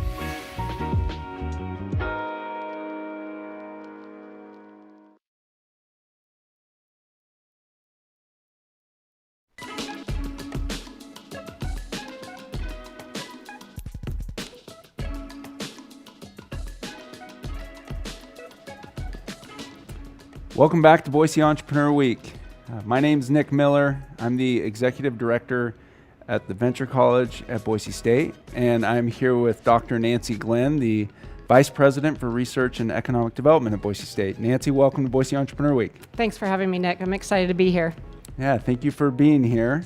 We have a lot going on today. A lot of different pitch competitions, a lot of big checks being handed out, but we wanted to take this opportunity to talk with you about what is happening around research and economic development specific to Boise State. So can you tell us just a little bit about your role in the division that you lead, the Division of Research and Economic Development, and what that looks like at a university? Sure, I'd be happy to. First thing that I want to say is that lots of things are happening at Boise State, and it's so exciting. Our research community is growing, people are excited, we're working across campus, and we're looking outside of campus for opportunities to partner. So the division that I'm in, which is the Division of Research and Economic Development, really facilitates research all the way from idea to impact. So everything from someone having an idea, and it doesn't have to be a researcher at Boise State, it could be somebody outside of our campus, comes to Boise State and says, hey, I've got this idea, where can we go with it? And so it may be that we need to bring other expertise together to talk about the idea and help facilitate that idea. Or maybe that idea is so mature, we're really in the step of looking for opportunities for funding, and so we help facilitate that. So really what we do within the division is facilitate really the whole research ecosystem from idea all the way to impact. And once an idea is funded, then we also help facilitate the IP and the licensing, if there is some, as part of a research project. Or perhaps it is simply project management and follow-up and outreach associated with the project. And of course, students are involved in this process all along the way. Right. The other thing that we do is really help drive the economic development outward from campus. And so looking for opportunities for partners across the community, how our students and how our researchers can partner with community organizations, with industry, NGOs, state, federal agencies, other universities in the state, outside of the state, to really help drive our economic development. And then lastly, I would say in terms of, we really manage the intellectual property of the university. So we help with all of the processes and policies around IP and licensing. Well, it sounds like a pretty small job you have there. I'm still learning. That's a lot. And we have awesome people that facilitate all these different offices. So we have an Office of Tech Transfer, Office of Research Development, Office of Sponsor Programs, a Research Compliance Office, and I'm probably forgetting several others. So it's certainly not me, it's all these wonderful people, Office of Economic Development, that are out there making all of this work. Right. Well, and the opportunity for a tremendous amount of impact and specific, this week we're talking a lot about entrepreneurs and how entrepreneurs can thrive in Boise. And so what does that look like for an early stage company, an early stage entrepreneur to engage the university? And I'll add just a little bit of context from my own perspective, having been on campus for 2 years of, I think we all see, you go to any college campus, you see a lot of big companies that are philanthropic partners to the university, and that's so important to any university's growth. Sure. But finding the next partners that can help we can help, the university can help them grow, and they can help the university grow. What does that look like if you're an early stage company to engage today? Sure. Well, I think that one thing to keep in mind is that we're interested in partnering with people that it might be a one-person early stage opportunity, or it might be a very well-developed, sophisticated, large company that is interested in engaging with Boise State. And really, if you look at the spectrum all along, we have resources and ability and capabilities to engage. And so it may look like someone very early on interested in at an early stage helping with formulating expertise on campus. And so we can bring people together, and whether that expertise is through students or postdocs or faculty or staff on campus, we can help facilitate that. We can also help facilitate complicated contracting or licensing that is required. So perhaps there's a direction that a company is interested in going, and they're just getting their feet wet, and they need some expertise with how, complicated federal regulations, for example. We have that expertise, that contracting expertise on campus. And of course, as we get down the spectrum of development, we also have the licensing expertise. We also have expertise on campus that can help find opportunities for funding, for example, whether that is local or whether that is federal funding.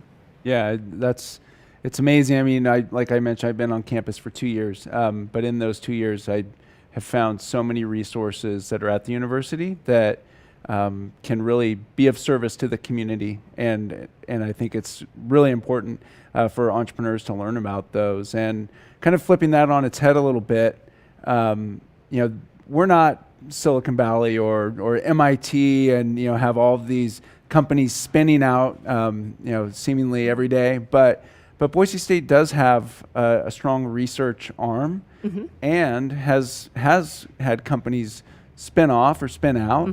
And even some that have been involved this week. Dave Estrada is pitching in the pitch competition, and there's Inflex. Numerous others. But tell us a little bit about that, and if there's any success stories or how this happens on a university campus. Sure. So certainly we might not be as sophisticated as other universities are along that spectrum, but I think that one of the things that we have that many other institutions don't have, or that we can bring to the table, is collaboration.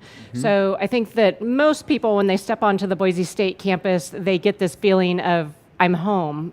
It's welcoming. We work across campus. If somebody's lost, whether that is physically or intellectually on campus, we help people find homes, and we help people find connections across campus. And I think that that's not always easy to find, especially on large campuses. It definitely happens in microcosms across all campuses.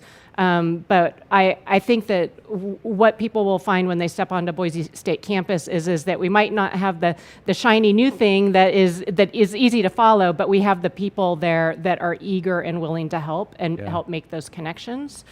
And so we have had some successes, as you mentioned, David Estrada and Inflex, Gnome, Mank, Memristers.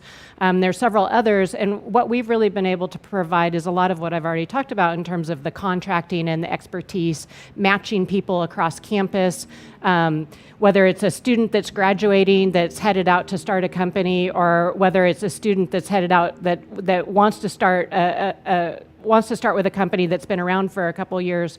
We've been able to make those matches and then provide that continued expertise as those students or as those faculty go beyond just our campus. And so I think that keeping in mind that we have people that want to help and are willing to make the interdisciplinary connections, and I think that's the other point, is it's interdisciplinary.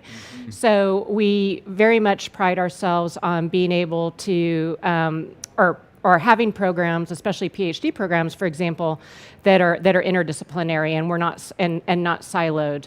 And that's true for kind of all layers within the university, is that we have people that are coming across multiple disciplines together to solve problems. And then I'd also say that we have lots of resources outside our campus as well. We work really closely with the other universities in Idaho. We work closely with our collaborating institutions outside of Idaho, as well as with agencies. And so ultimately, there's always a connection we can find for somebody, and we once we can make those connections for people, then we can provide the underlying foundational support, the contracting support, the negotiation support, the IP support, the licensing support, the billing and the charging support, the post-award project management support, all of those different complicating layers. Yeah, and having just been on the periphery of a few of those, they are complicated. It is complicated. Good to have it's good to have the expertise of like the folks on your staff, Jana LaRosa and others that just they have that knowledge already, and they can make it much easier. And one thing I just wanted to kind of double click on that you mentioned, I think is so important, is access. Yes. Access to people, access to leadership. It's one of the things that makes Boise and Idaho different. Is the young aspiring entrepreneur can get a meeting with the vice president of research, can get a meeting with the president, can get a meeting with the mayor, the governor, the director of the venture college, if they stoop so low. But I do think that makes a difference for our community, and I know that the university does want to move beyond, across that river and come back down here where we are at the corner of 8th and Myrtle at Trailhead, and really have a strong presence in this community and in all of Idaho. And one aspect of that I know has been brought to us is, we have a community within an industry of companies that have said, hey, we want to make an impact here locally, and we want to drive innovation within our industry, and that is the home construction industry. And I know that we have 15 companies at least here locally, and a lot of others that are interested in this idea. And so let's talk a little bit just about what a partnership with a specific industry, what could that look like? How can we convene and bring folks together, and what would you see that looking like going forward? Yeah, I think that's really exciting, a great opportunity, because we have students and faculty and staff on campus that are really eager to think about home building in new ways, whether that is materials or whether that is policies or whether that is place-based observations of city planning, all of that sort of thing. And so we have this really interdisciplinary expertise on campus that is used to getting together already across disciplines. And so I think we have the opportunity to work with industry, listen to needs within the industry, within the city and other governments, and think about how we could bring a diverse group of disciplinary experts across campus together, help facilitate those conversations, the needs, listen to the needs, as well as identify joint opportunities for collaboration and moving forward. I think we also could provide support in terms of identifying those opportunities for funding, kind of not just locally, but federally, because a lot of things are happening at a national scale along this topic that we could take advantage of. Yeah. Well, I know that there's more to come on that, and there may be a convening of sorts in the first quarter of the coming year. So let's do it. If you all are interested, please get in touch with Nancy or myself via LinkedIn or any other way you can find us. And we are out of time, but thank you so much. Nick. Thank Great you to be here. For joining us. Coming up next, we have the Hacking for Home Building pitches, and the winner will be announced at 5:30. But first, a word from our sponsors. Our partners come to us. They need a true collaborator, somebody who can understand their business as well as understanding their technology needs and problems. Through technology and by serving our clients, we can help really personalize those experiences for people. It always comes down to the people and people who can make wise choices, building technology and understanding customer concerns. That's what's gotten us to where we are today, is our team.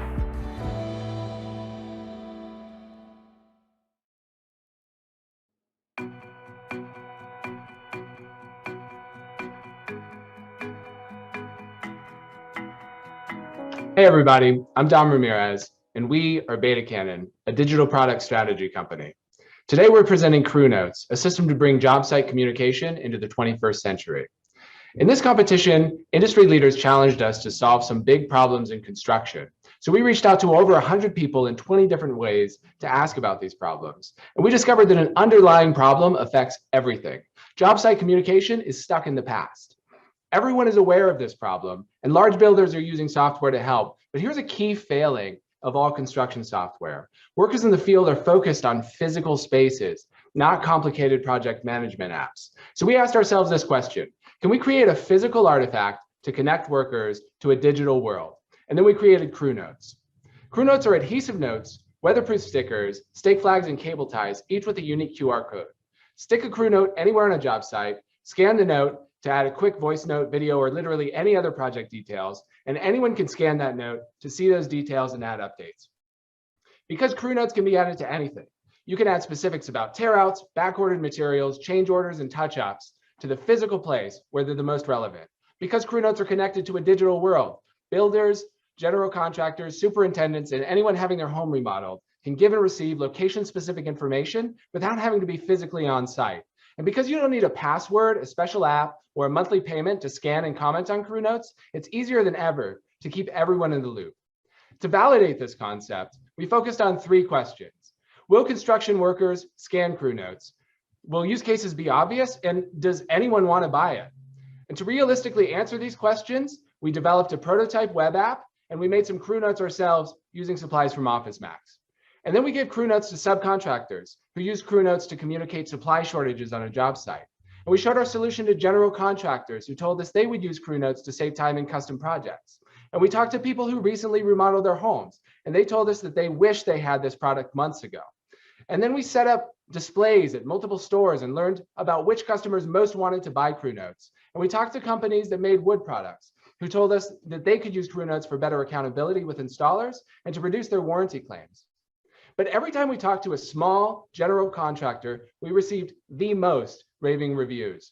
Multiple contractors said they would buy the product and use it to solve tangible problems. And in fact, one of them even asked to invest in the company. Because this group was the most excited, we think our best go-to-market strategy starts with independent general contractors who do custom projects. But we also saw interest from wood product companies who want to improve their connection with installers and homeowners who want to be specific about their needs. Crew Notes have 2 obvious revenue channels.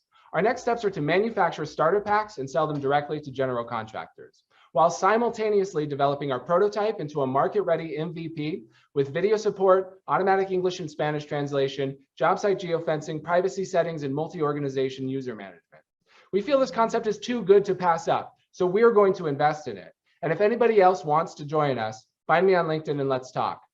We took on this challenge with just 4 of our 12 employees at Beta Cannon. 3/4 of us have actually worked in the construction industry in the past. And in fact, we built 2 specialized apps for this industry in the last year.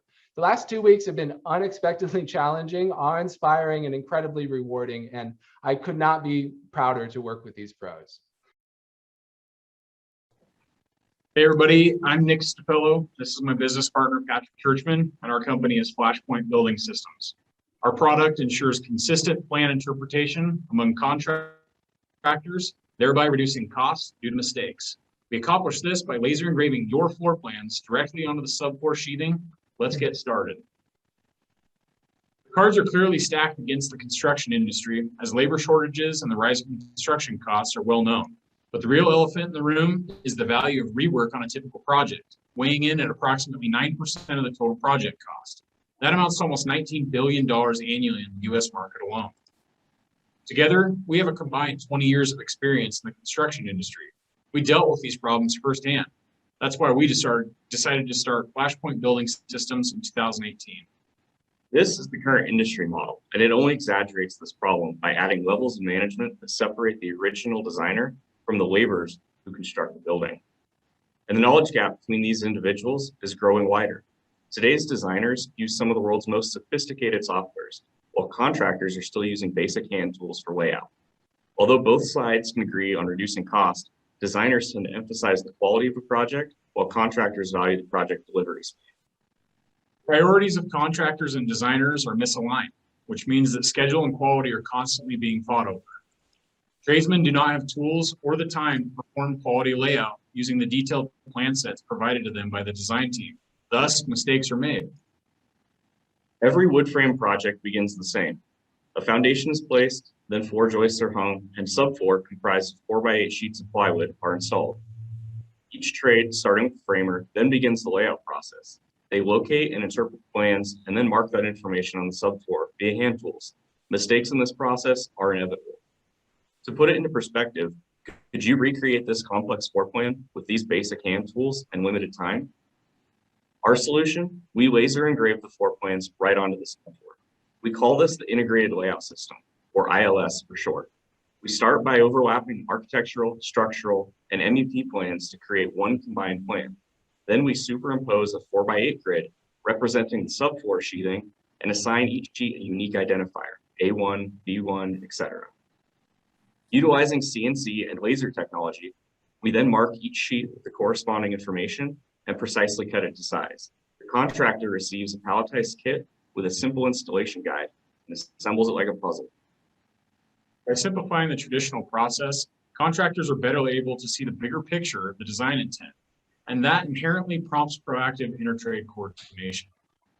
Our system allows contractors to start vertical construction earlier by installing directly on top of the subfloor markings provided, thus eliminating the need for manual layout. The ILS bridges the gap between the quality layout the designer expects and the time constraint the contractor has for install. Benefits include a myriad of cost and time savings, but also a higher quality installation by the contractors is achieved, all because the job was done right the first time. These benefits amount to approximate cost savings to the contractor equal to 3% of the project value. In 2020, after a year of prototyping using Sharpies and an overhead projector, we acquired funds from a small group of investors, patented our idea, and purchased our startup equipment. We completed our first project using the ILS system this spring and currently have 25,000 square feet of multifamily and residential projects under contract. Our target customer is the general contractor specializing in wood construction, of which there are 660,000 in the U.S. market alone. The need's apparent when considering the $19 billion worth of rework.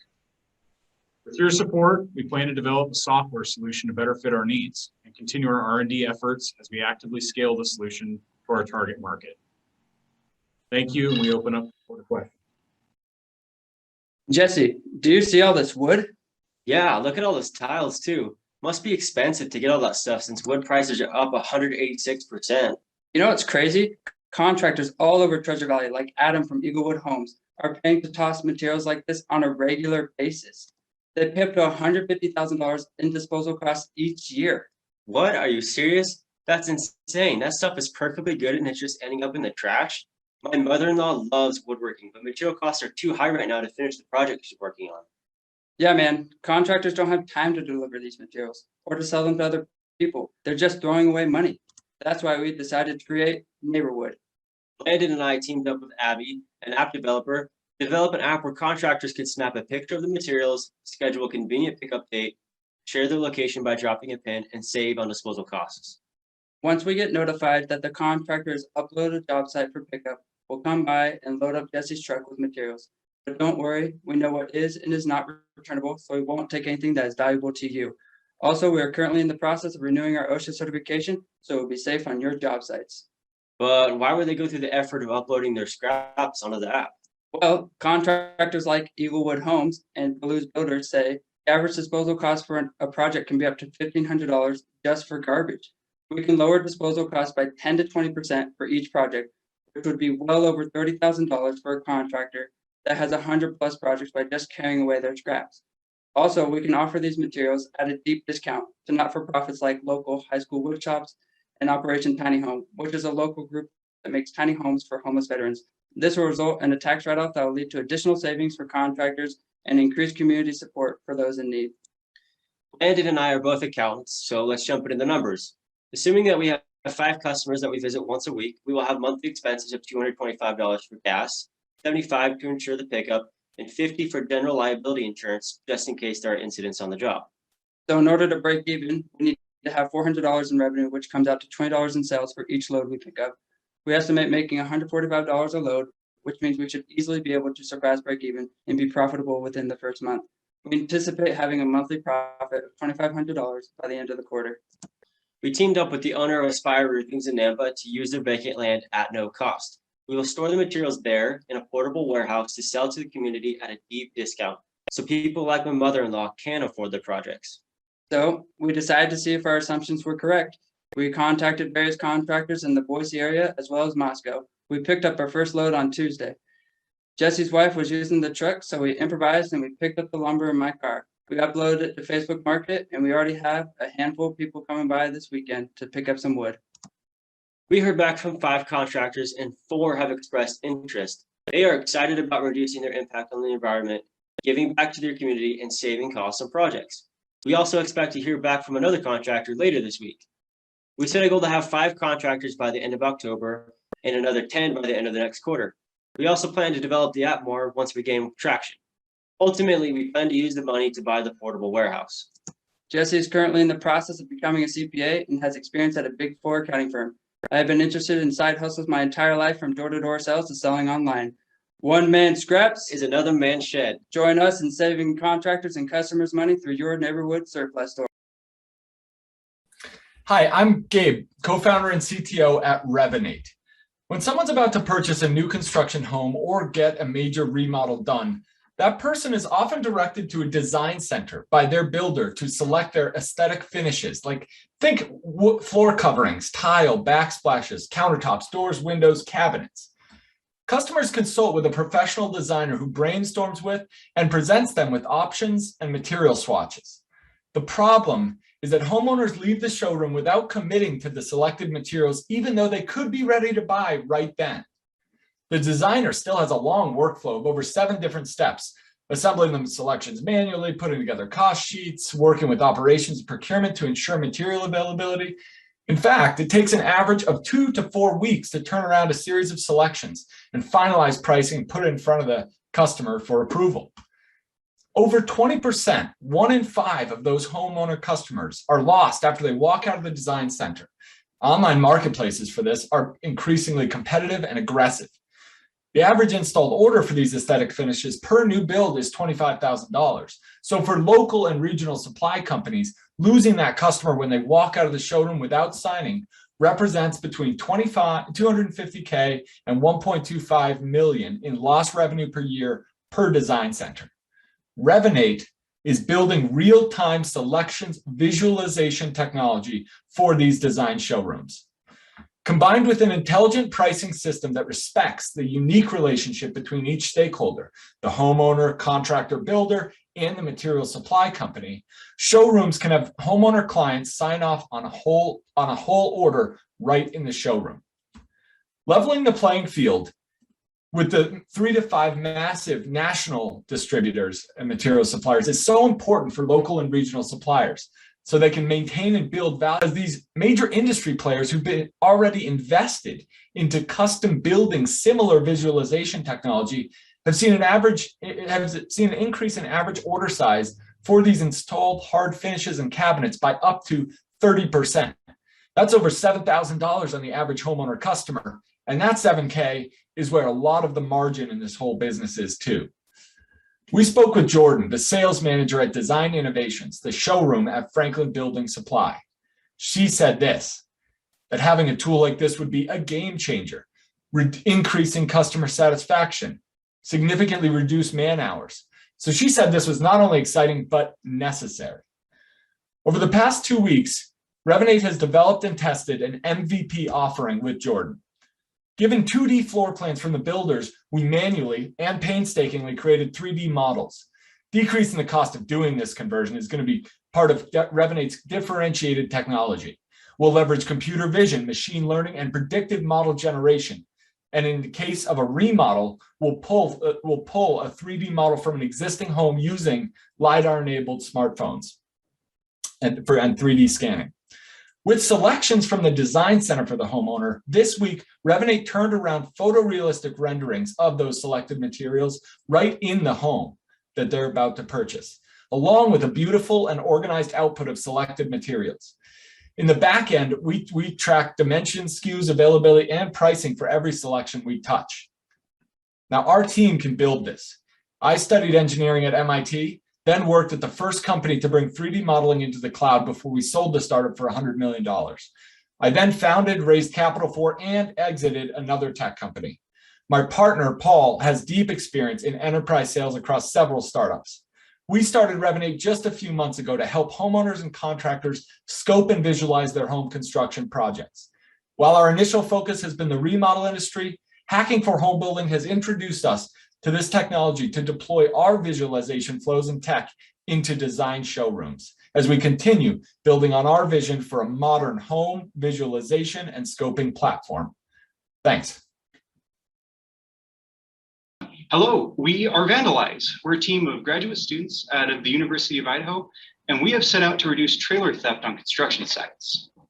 In order to understand the local effects of trailer theft, we've reached out to 9 diverse stakeholders, including residential contractors, subcontractors, the Boise Police Department, insurance agents, and even the head of the Building Contractors Association of Southwestern Idaho. They told us that theft is rampant and the losses are significant. Imagine losing the vast majority of your business assets overnight. For contractors, these assets consist of power tools, generators, other specialty equipment, their livelihoods, all of which is typically stored in a trailer. Nearly 90% of job site equipment theft is carried out by stealing the trailer itself, as it's a convenient package in order to transport their haul. These trailers contain above $30,000 in equipment. The cost of replacement alone is debilitating. And this happens in our region at least once a month. Of course, none of this would be an issue if traditional security methods worked.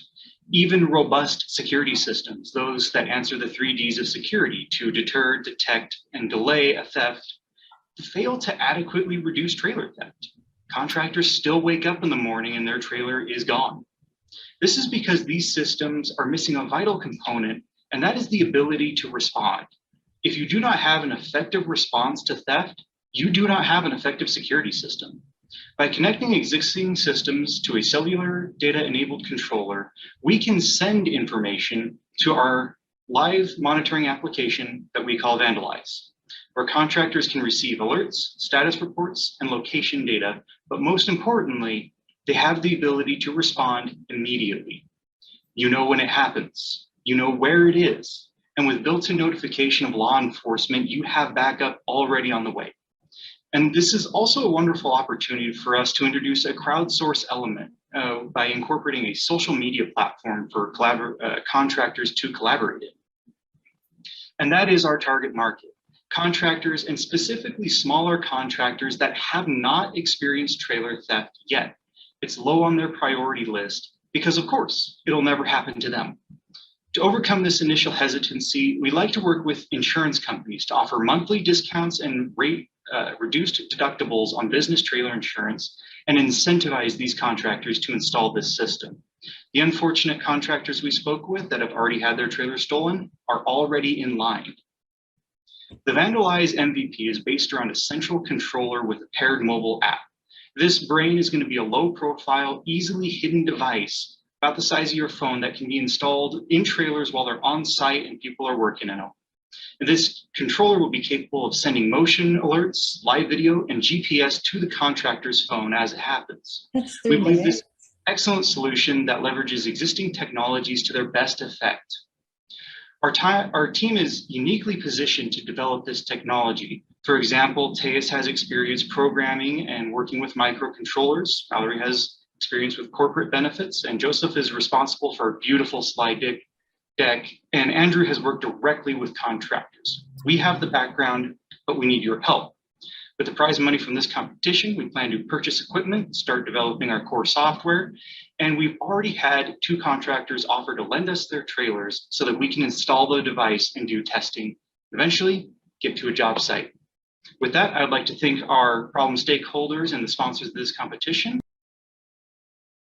Great. Hi, my name is Isaiah Grover. I'm the founder and CEO of Sightseer. Here at Sightseer, we value keeping watch over the site that matters to you. Essentially, we created Sightseer to address construction trailer theft.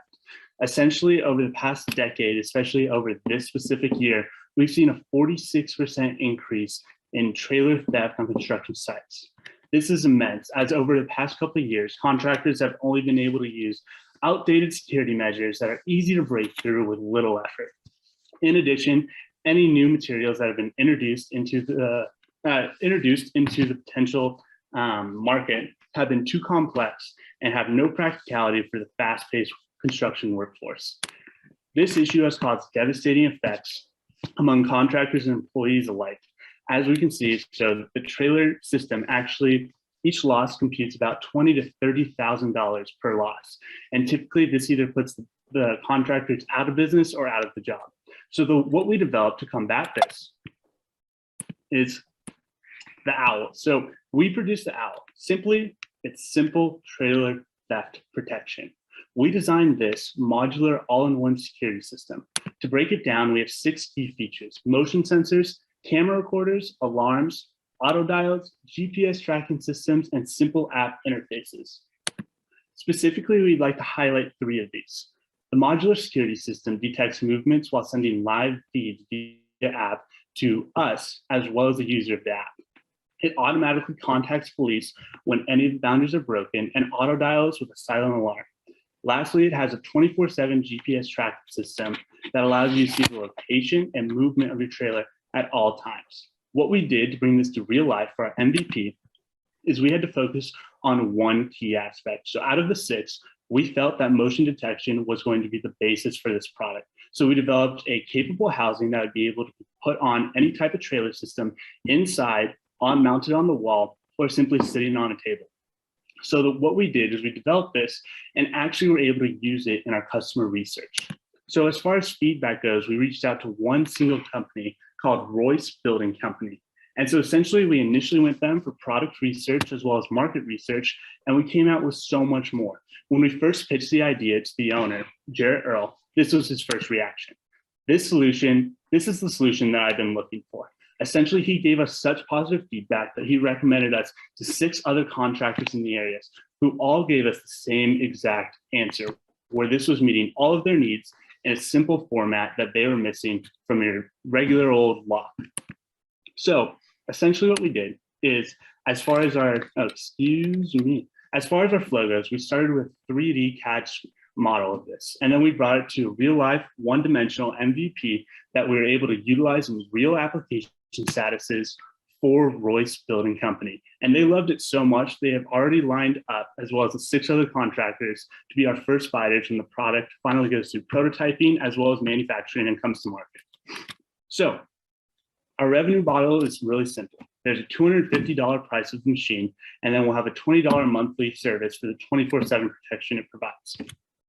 Our next steps with available funding, we plan to first focus on product prototyping, where we're able to engage all 6 features adequately.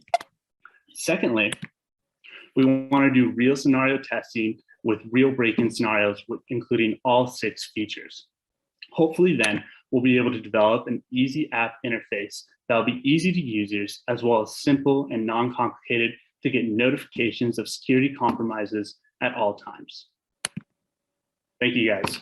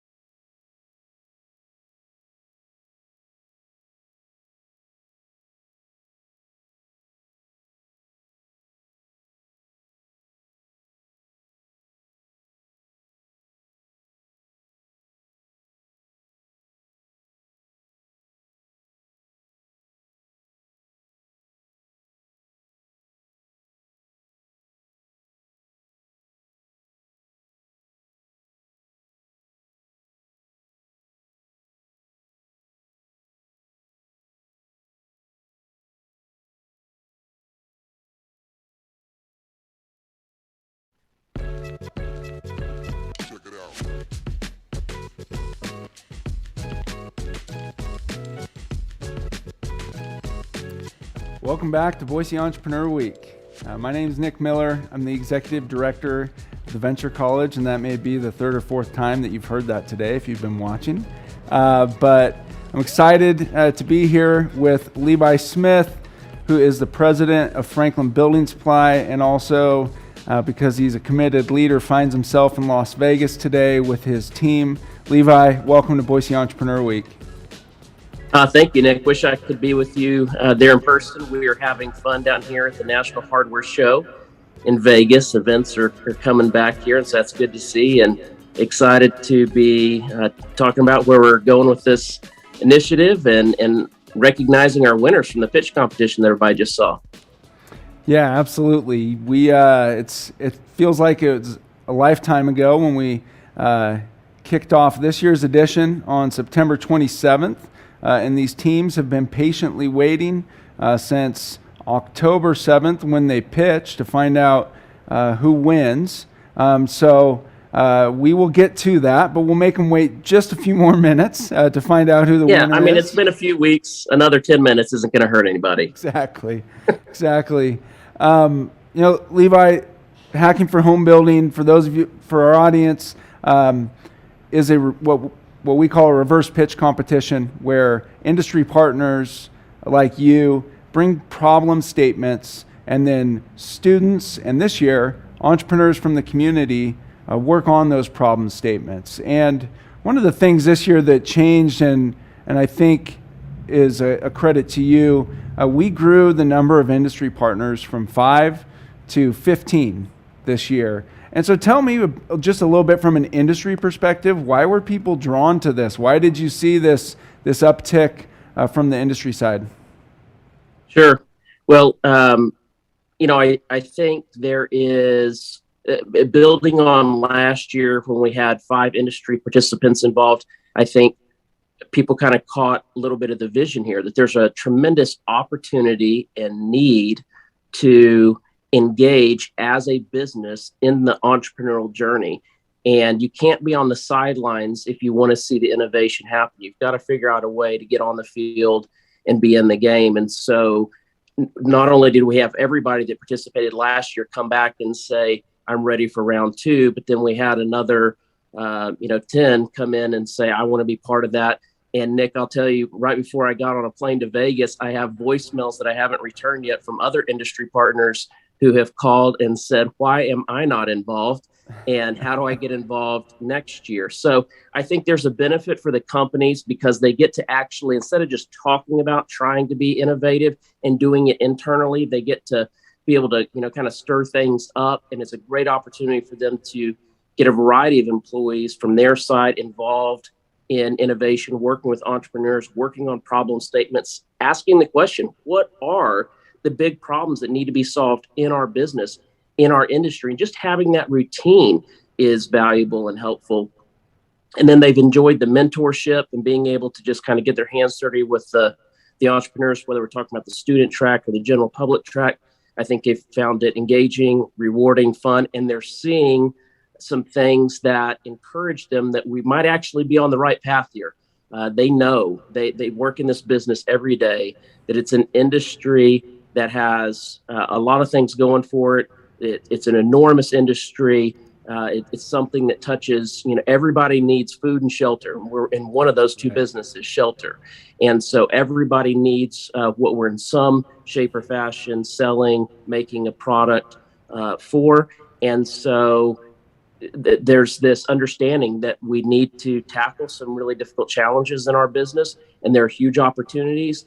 And why let the innovation come to you? Why let the disruption come to you? Why be the last one to have to adjust to what's new when the opportunity exists to line up and be part of the folks who see it first, get to speak into it first, and get to figure out how to make it work first. So I think you've got a lot of companies that have decided they want to lead in this industry, and they have a history of being a leader, and this is a new way for them to lead. So, this year we had Midwest Flooring come back, Altura, City of Boise got involved, Boise Cascade, J.M. Thomas, all contributed not just time, but money to help be sponsors for this. And then we had the likes of Weyerhaeuser, Trust Joyce, Eaglewood Homes, IKO, LP, and ORPAC all say we're joining in too. So I'm excited. We may have to get, find some bigger space next year. I know it. We're definitely gonna have to make some more space on the website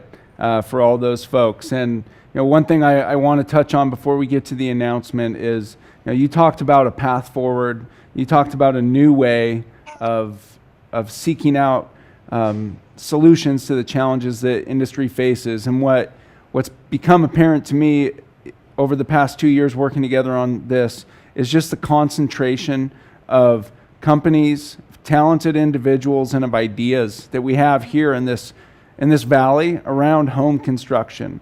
So can you share a little bit about your vision for what comes next for this industry, the entrepreneurial community, and kind of the cross section of those two coming together? What does that look like in the future to you, Levi? Sure. So the Hacking for Home Building event really is a first step towards realizing a much bigger and broader vision. And there are a number of reasons that it made sense to start with that type of event, reverse pitch, get the community involved, get the educational institutions involved. But where we're really trying to go with this, and the vision that I keep putting in front of folks, and I'm delighted and encouraged that so many people are rallying around, is I think there's an opportunity in Boise specifically to create a housing construction innovation hub that brings all the stakeholders together, because this is a very complex and fragmented industry, meaning that everybody operates in their own kind of verticals, and it's really complex in terms of city, county, state codes and regulations, and there are just a lot of parts and pieces when you think about how we go from cutting down timber to actually handing someone keys to a new home. And so I think in that case, we actually need to have a place, not just a virtual place, but a physical place where people are used to gathering, not just once or twice, but multiple times a year in a variety of settings and for a variety of reasons, to actually work together, to collaborate, to coordinate, and to really develop connection with people in the industry from A to Z. So not just the finance people, not just the product people, not just the development people, but across the entire spectrum. If you're going to solve complex problems, I think that collaboration and connection and coordination is really, really critical. And so we're saying, why not do that in Boise, Idaho? Let's make Boise, Idaho the hub for this to happen more effectively than anywhere else. And that's not to take away anything from anybody in the rest of the country that's working on this, but they're not trying to create a space for this to happen. And you've touched on some earlier sessions. Boise, Idaho is a perfect place for this to happen. We've got all the right ingredients. So this is just putting them all together in the same pot, making sure we got the right amounts of each ingredient, and we can cook up something special here. And so I think we're seeing that the industry partners see this opportunity, cities seeing this opportunity, educational institutions are seeing this opportunity, investors are seeing this opportunity, entrepreneurs, and all of a sudden you get all of those coming together. And I think we can, in the way that I describe it, unlock and accelerate innovation in home construction in a way that we have not seen. It'd be great for Boise, it'd be great for Idaho, and it's desperately needed for our industry across the country. Yeah, couldn't agree more, Levi. And I think what I would say to the audience is there's more to come there. But we talked about entrepreneurs and people that are looking to change this industry. So I want to make sure that the entrepreneurs that are standing just, you're in Vegas. I've got them about 10 feet away from me. We can't delay any longer. And they're chomping at the bit here. So I'm gonna introduce or announce the winners of this year's Hacking for Home Building pitch competition. We had 2 tracks this year, as I mentioned before. One was focused on students. The other was focused on the public, community entrepreneurs. Anyone who wanted to come and try to address one of these problems could. I'm going to announce the student winners first. Coming in third place this year was, sorry? Thank you. Flying in the big check. All right. Coming in third place this year was Neighborwood Surplus. Neighborwood Surplus, congratulations. And now, the second place winner was Sightseer. Sightseer, well done. Congratulations. So that means that our winner, first place, Hacking for Home Building 2021, was Vandalize. Vandalize, come on out. A lot of virtual clapping. Way to go, Vandalize. All right, Vandalize. Congratulations. As we can probably tell from your name, Vandalize, you all are at the University of Idaho, based here in Boise, down at the Water Center campus. Would you mind just introduce yourself, tell us what you're studying? Hi, my name is Tejas Mitchell. I'm studying mechanical engineering, and I'm going to be wrapping up this fall. And so, yeah, this has been a great opportunity for us to really get out and really just, get more experience being entrepreneurs and really putting the skills that we've learned to practical use and being able to work with you, the Venture College, which thanks enough. Yeah, thank you, Tejas. Yeah. I'm Jason Talford. I'm also a mechanical engineering graduate student. I'm not nearly as far along as Tejas, but no, I think he had the good words there. I'll just parrot him. All right, thank you. Yeah, I'm Andrew Miller, and I'm in the architecture program getting my master's degree. I have about a year and a half left. All right, Andrew, do you want to tell us just a little bit about what Vandalize proposed, what the problem statement was? Yeah, so we were kind of looking at the problem of trailer theft. A lot of contractors have had their trailers stolen, and they were kind of excited to tell us their story about kind of what happened. So we kind of went around and interviewed a bunch of people and kind of got to hear their stories, which was kind of great. Awesome, awesome. Well, congratulations, Vandalize. You guys did a tremendous amount of work. One thing I'll point out is you're one of the teams that we would have to kick out of the Zoom room every night because you're putting in extra hours and you're doing just great work. So it's a well-deserved win. Levi, any thoughts to add there?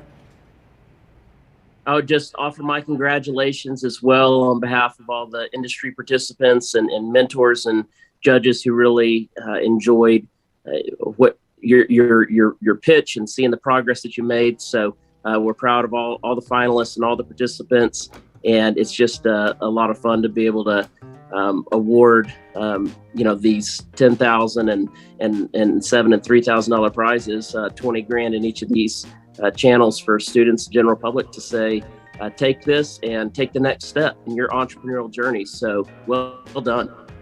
All right. Yeah, absolutely. Well done. Thank you. And you are free to go. Take that. It's good at the bank. You can cash it. It's covered. All right. Congrats. Okay. And as I mentioned, we have another track, a public track. So what I'd like to do is announce the third place and second place winners, and then bring up the first place winner. Kara, would you bring me the check? Thank you.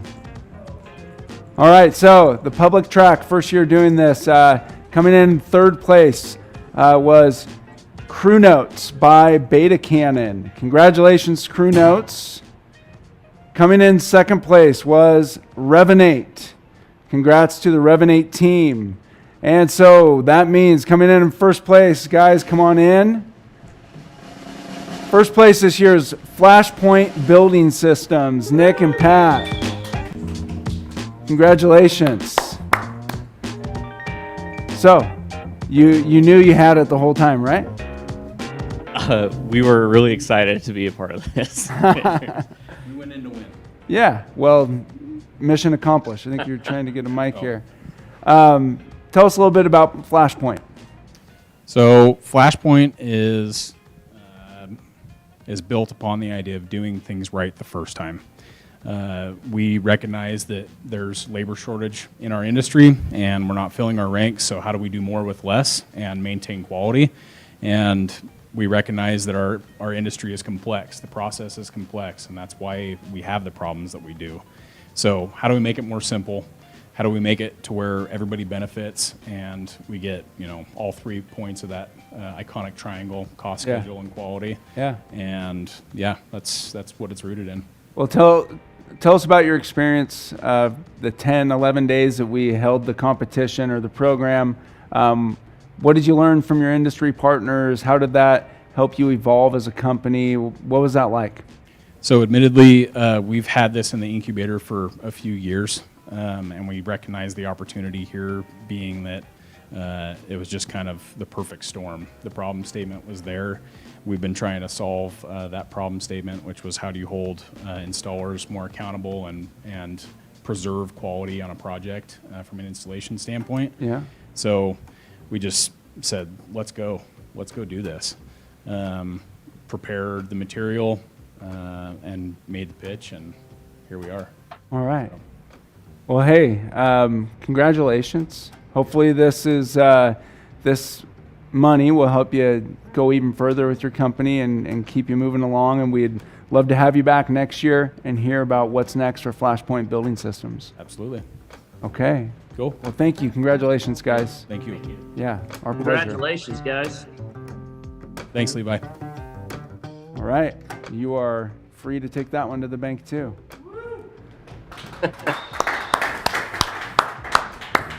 All right. Well, now we have all of our winners shared, Levi, and we're going to do this again next year. So it's time to get right back to work. Any closing thoughts or words from your side, Levi? Well, we're absolutely excited about doing this again next year and having a round 3 with Hacking for Home Building, but we're looking at having an event in Q1 where we bring a broader array of stakeholders to the table to help everybody identify ways that they can contribute. Again, these problems don't solve themselves. And so we're asking everybody if they're willing to just contribute in a way that makes sense for them and their business and their lane. If everybody does that, and we've got such a good community in Boise where I think people have naturally just want to lean into things when they're invited into an opportunity to be part of a solution.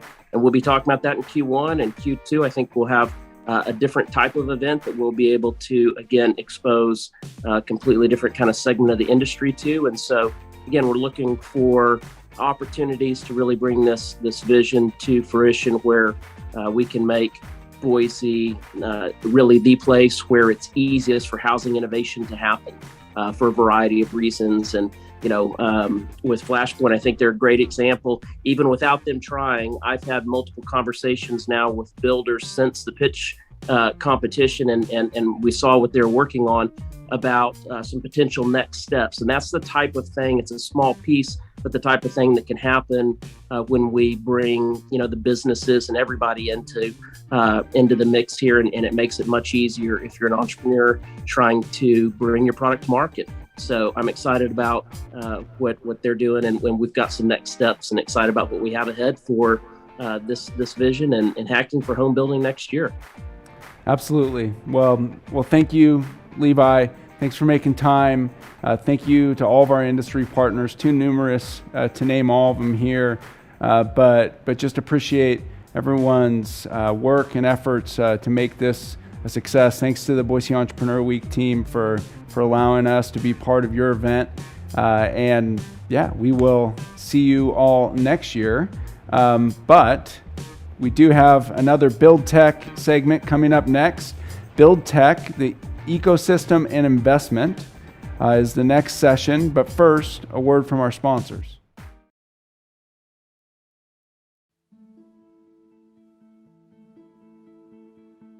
Mom and pop shops, startups, hangouts, main streets, dreams.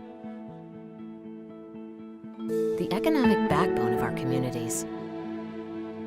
To support them with CARES Act relief, our teams went into overdrive, working round the clock, ramping up to process SBA Paycheck Protection Program loans in unprecedented volumes. Bankers were there for clients, weekends and nights, knowing they had to deliver. As businesses struggled, we rose to the test, pushed with remarkable nimbleness to bring hope, reminding them we've got their back and their future. Zions Bank, SBA is our middle name.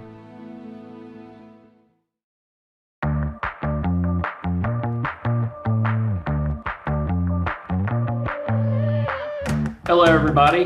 Welcome to the panel session on the flow of capital as part of the Hacking for Home Building track within Boise Entrepreneurship Week. It's our pleasure to be with you here today. By way of introduction, my name is Levi Smith. I serve as president of Franklin Building Supply. Franklin Building Supply is a professional dealer that provides materials to job sites so builders can construct a home. So that's my background, but I'm just the moderator of this panel. The real stars of this panel are the three gentlemen that I have with me. And so I'd like you to learn a little bit more about them as an individual and also what they do in terms of business. And then we'll get into a conversation about, from their vantage point, what they see in terms of capital flow into construction-related startups, developments, really a broad array of perspectives that we have here on the panel today. So Matt, if you wouldn't mind kicking us off, let's let everybody know a little bit about you and Yesler. Yeah, thanks, Levi. So maybe I'll start with, I'm actually a Boise native. I'm in Seattle right now. I'm CEO and founder of Yesler. And so most of my background is actually wood products and wood products innovation, tons of years in product development. And Boise was actually a big hub for that. Spent a couple decades in Weyerhaeuser and then decided that all that knowledge around the supply chain from the mills through the distributors, through Levi's company, all the way to home builders was really behind and really lacking technology. And there was a big opportunity to really focus on the lumberyard where Levi sits and change the way they interact with the supply chain all the way back to the mills. And then later on, how do we help Levi and companies like that then interact with home builders? So real absence of technology there in that whole space. And we like to say we trying to organize the chaos of buying for lumberyards right now. How do we give them different data about the supply chain? How do we give them a different way to interact with the supply chain through technology? And then how do we make all their history available to them to sort of inform what they need to do next? We think about the entire supply chain and how we improve that with technology. Organizing the chaos is a high bar. I mean, that's a lofty goal. Are you disputing that there's a little bit of chaos? In the just a little bit of chaos. Okay, there you go. So Mark, let's jump to you. You know a little bit about the chaos of construction. Share with us your background and your business experience. Sure, glad to. We desperately need Matt and Levi to be successful in that effort to have our industry move forward in a good fashion. So almost 30 years ago, co-founded a company called Gardenian Land Development. Over the years, we developed about $5 billion worth of product. Kind of our elevator speech was urban, high-rise, mixed-use, highly sustainable product. We've been on the forefront of sustainability. We've got over 80 LEED certified buildings that we've done over the years, most of which are gold, platinum. Just wrapping up construction this month on a building we're really excited about. It's the first commercially sponsored and largest living building to be built to date. I sit on the Bullet Foundation as a trustee, and of course, Dennis's building in Seattle was the inspiration for ours, which will be net zero energy, water, and sewage, which is really the direction that we think we've got to be headed. We think that the supply chain around lumber is a huge piece of that puzzle. It's one thing to make a high-performing building, but thinking about our food chain is really impactful, thinking that concrete and steel are a pretty ugly process. And using a renewable resource such as Matt and Levi are working with, that's grown right, harvested right, and done so regionally is the direction we really need to go. Our other main focus has been on social equity. We pretty firmly believe the next 2 decades, biggest challenges cities are going to face is social equity, whether that be the homeless, drugs and alcohol, mental health, people of color, economically disenfranchised. And to that end, we currently, and have been for 15 years, we're developing an awful lot of low-income housing tax credit or LIHTC product that's affordable to folks making between 0 and 60% of AMI. And then in the Pacific Northwest and Intermountain regions, building an awful lot of middle-income housing that's affordable to those making roughly 80 to 120% of AMI. And I live in Sun Valley, Idaho, so I'm just down the road from Boise. Sun Valley, and it's this is pre-recorded. We're at the end of September. You said you got some snow up there today, or you can see some, huh? Actually, I'm in the Cascades today. We have a home in Oregon still, and so we're over here. But Okay. yeah, All right. Very good. snow's headed your way. It's coming our way. Matt's dressed for it. He's got you've left Boise, but you still got the official attire on, ready for snow. All right, Daly, let's hear from you. You're down in Atlanta, and you manage what I think is an interesting fund that engages companies in Atlanta and Georgia. So I'd love for you to introduce the audience to yourself and to what that fund's focused on. Yeah, so my name is Daly Irvin. I'm the managing director of Engage Ventures. We're a corporate venture fund here in Atlanta in partnership with 14 of the largest companies that are all headquartered here. So the companies that most people recognize are, Delta, Coca-Cola, Honeywell, Home Depot, Georgia Pacific, which is highly relevant for most of you as well. And Invesco is another one, but we have 14 in total, plus Georgia Tech as an LP in the fund. And we invest in companies that match their strategic missions, and then also provide them kind of a window into what the future looks like from an enterprise technology standpoint. And prior to this, I've been on 4 VC-backed companies on 3 different continents. I was an early team member at Airbnb and part of the team to help launch them overseas. And then also, after that, ran a company called student.com, which is the largest student housing marketplace in the world. And we started that one in Shanghai, China. So I've been kind of across the board from an operator perspective and now on the investment side. And I'm originally from Eastern Washington, born and bred in Omak, Washington, which is just up the road from you guys. But yeah, found my way back down to the South. But yeah, I appreciate you being here, and this is excited to be up on the panel. We appreciate you joining us, and I assume you're not seeing any snow down there. not this decade. In Atlanta right now. 1 inch of snow will shut this place down. So. Right. I'm originally from Texas, and I think 1 inch should be generous. I mean, for us, I think trace amounts of snow just forced everybody to hunker down and wonder how anyone survived where it snowed regularly. That's sort of the actual question they were asking, not just how it's done, but how is it even possible? So, Daly, we got to you last for introductions. Maybe we'll start with you first in terms of the questions. So why did you develop a fund that's focused on engaging these leading companies in Georgia? And what do you see as the benefit for startups and entrepreneurs that are, receiving, capital from that fund for having those type of companies involved? Yeah, so I think, having lived in some of the major kind of startup ecosystems like San Francisco and New York and London and Shanghai, there was kind of this nexus of large companies working with startups, working with major kind of research institutions. When I moved to Atlanta, that was incredibly true as well, but the Venn diagram wasn't overlapped.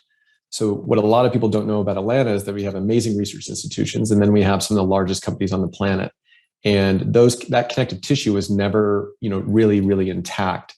And the opportunity is, if you kind of aggregate this customer base, which is, these amazing companies that dominate their industries, startups will be attracted to come down here because their largest customers are going to be here. So when we put this kind of group together, their biggest thing was like, if I want innovation, I have to fly to Silicon Valley or New York City. And in return, they basically said, why don't we start Engage, put that in the middle of this ecosystem, and then the best innovation and the best startups will get on planes to fly to Atlanta. And that's really what we set out to build, 4 years ago. And from a corporate perspective, the reason why they joined Engage is, one, they're also not connected to each other. So if you're an SVP of supply chain from Home Depot, you don't know your counterpart at UPS or Georgia Pacific. And so how do you actually learn from the best in class companies at the corporate level? So we just wanted to be that meeting spot. And the other one is, how do you have a venture firm that's dedicated to finding solutions that impact your strategic roadmap? And so we work with, over 1,000 executives, over the last 3 years to figure out where they're going strategically, so that we're investing in companies that match, their roadmaps. For, Home Depot, for instance, they made like 4 or 5 CVC investments the past, 5 years, and 2 of those were into our companies. So meaning that we can be a great nursery for innovation that they'll eventually either go on to, partner with or acquire, or kind of influence their roadmap. And yeah, I think kind of the highlights is that we made, in our first fund, we made 43 investments, and they signed 86 contracts with our corporate partners. So the word is certainly getting out, that we can be that conduit into the Fortune 500. And now the Fortune 500 here is saying, actually, can you actually be our conduit out to the startup ecosystem and this innovation ecosystem at large? But yeah, I think it's, when an ecosystem comes together, everything gets better. And I feel like there's a lot of potential when that happens, when universities are working with, tier 1 startups, and when tier 1 startups are working with the best in class, Fortune 500, when all of that starts, really starts humming along, that flywheel gets going. This is a self-reinforcing kind of product. And, those relationships have got stronger over 4 years. And we're really excited about where we're going in the future with all these 3 counterparts. I appreciate you sharing that story. And I'm really, the first time that we talked, I was just intrigued with the model, because one of the things that we're trying to do with Hacking for Home Building and working with Boise Entrepreneurship Week is to really get that flywheel going, specifically around, construction, home construction related startups. But it's about engaging all the different players in maybe a way that they haven't been fully engaged before. And I think in particular, a lot of businesses, we have the marquee, public companies here in Boise or Idaho that are used to being involved with startups, but the mid-sized companies, whether it's a Franklin Building Supply or others, have thought, well, we don't have a place. We don't have a role, but we desperately need those companies to engage. And I hope what you shared is inspiring to some of these companies to think, okay, maybe we can participate here. Because like you said, when you get all the pieces together, the entrepreneurs, capital, businesses that can be the test customers and provide the right type of feedback, and the educational institutions, you get everybody together, you can create a tremendous amount of momentum. And we have that opportunity here in Boise to do that around construction, where as Matt talked about in terms of his, being from here and the history that Boise and Idaho have, we've got a rich history and tradition around construction and some construction innovation. And I think we have an opportunity to really make that something that we're known for, but it's going to take everybody figuring out how to play their part. So appreciate you sharing that story. And we'll circle back. Mark, we'll kind of keep going in reverse order here. I'm curious, you've got a storied career in, getting these projects off the ground and getting these buildings built. You're focused on sustainability and affordability. I'm curious what you've seen from your perspective in terms of, what type of innovation do you wish that you would see in those 2 areas? Because it seems like, let's be honest about this. Construction isn't, the sexiest topic when you're talking about, startups and innovation. People don't think of it in that way. We see from our perspective some products that get innovated. So someone might come up with a better fastener, for example, a better nail, a better screw, but that's not sort of addressing the bigger issue of sustainability and affordability that, you articulated well as being, really significant issues for our time. And so I'm just kind of curious, what have you seen in terms of people focusing on making things more sustainable, affordable? What have you seen that's lacking? What can you share with us? Levi, the short answer to what innovation we've seen is not enough.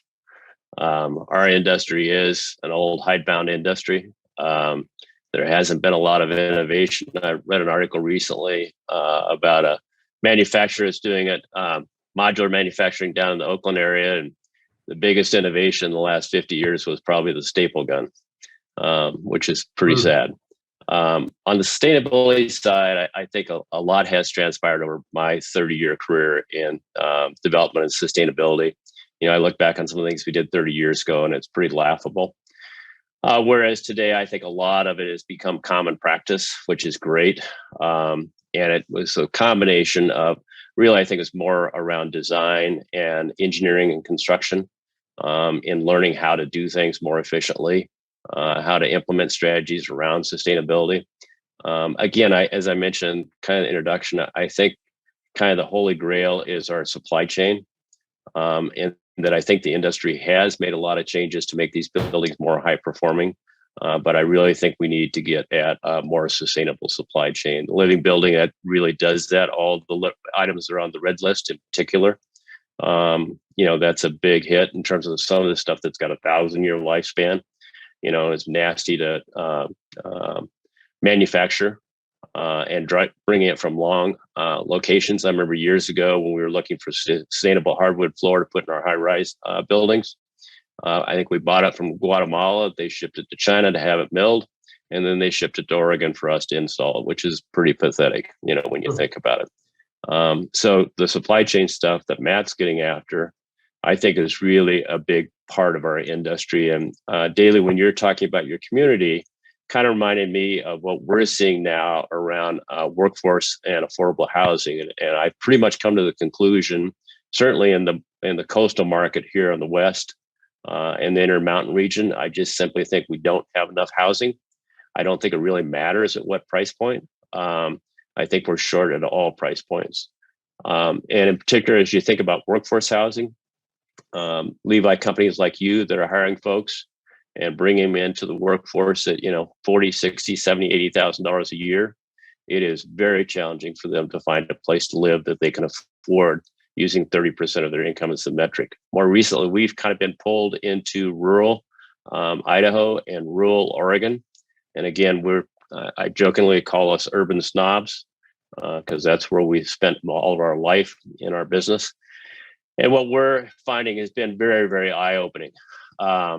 And that the hospitals can't hire nurses, they can't hire med techs, they can't get docs to come. The schools, they'll interview a teacher, he or she'll accept the job, then they'll come out to look for a home, and they're gone and never heard from again. Vacancies of 11 to 15% in our schools and hospitals, pretty much our essential workers. And that community that you talked about, Daly, reminded me very much of what we're kind of seeing happen. And I think in Boise, it's an enormous opportunity. And that is, how do we bring together community partners? Because it's going to take very different capital stacks to make these projects happen. Once you get below the 60% of AMI, we have some tools. However, in Idaho, they're very challenged because we don't have gap money and we don't have property tax abatement. So really the only tool that works in Idaho is the 9% tax credits as opposed to the 4%ers. And as you get over 60%, you have nothing in terms of subsidies. So I think we need to bring together employers, government, and the private sector to address these challenges. And if we don't, we're going to see some of these communities, for example, where I live in the Wood River Valley, trying to hire people that make $60,000 to $100,000 a year is very challenging. And if we can't create homes for these folks, they're going to vote with their feet. And the idea of commuting an hour and a half each way from perhaps Twin Falls up into the Wood River Valley is just not a sustainable solution. So key partners like St. Luke's and St. Al's, the school districts, organizations like CCDC and others coming together to really get after this problem, I think is where we're going to have to go. So innovation in capital and innovation in product. We are very excited. Matt, I'm sure you're involved in the mass timber space. We've now had the opportunity to build a couple of mass timber buildings. The living building we're doing is out of CLT. And I think there's just tremendous opportunity in that area to innovate.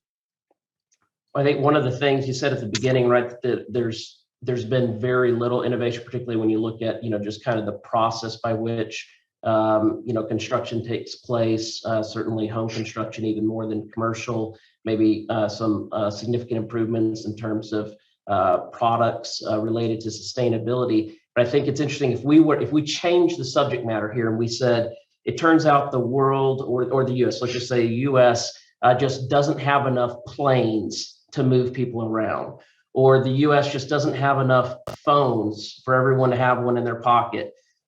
Cars are maybe a good or bad example right now, because it turns out we don't have enough chips, right, to produce all the cars that we need. But in these areas, and maybe it is a good example right now, it immediately gets a tremendous amount of attention from the capital markets and from entrepreneurs. They're saying, my gosh, I'm hearing that there's this enormous unmet demand. And so I don't have to be that bright to look at it and say, maybe that's where I should invest my time and resources, because it sounds like there are a whole lot more customers who are wanting a product and could even maybe afford a particular type of product, but they're not being provided that product.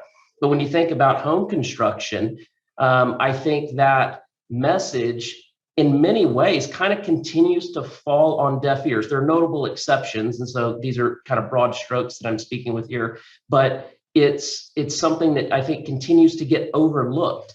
And it's kind of the one of the things you're hitting on, Mark, again, particularly when you think about what does it take to actually build a more affordable home? How do we build a home in weeks instead of months? How do we develop plots of land in a way that gets to a price point where people that are making 40, 50, 60 grand, or that's their family income, can afford to have a place to call home. So I think that's one of the messages here is there is so much opportunity in this sector, and there are so many unmet needs that we are imploring those in the capital markets and those entrepreneurs out there to focus time and attention here and to come, be part of what we're trying to build here in Boise in terms of really being an innovation hub where we've got the right concentration of, the different pieces that we need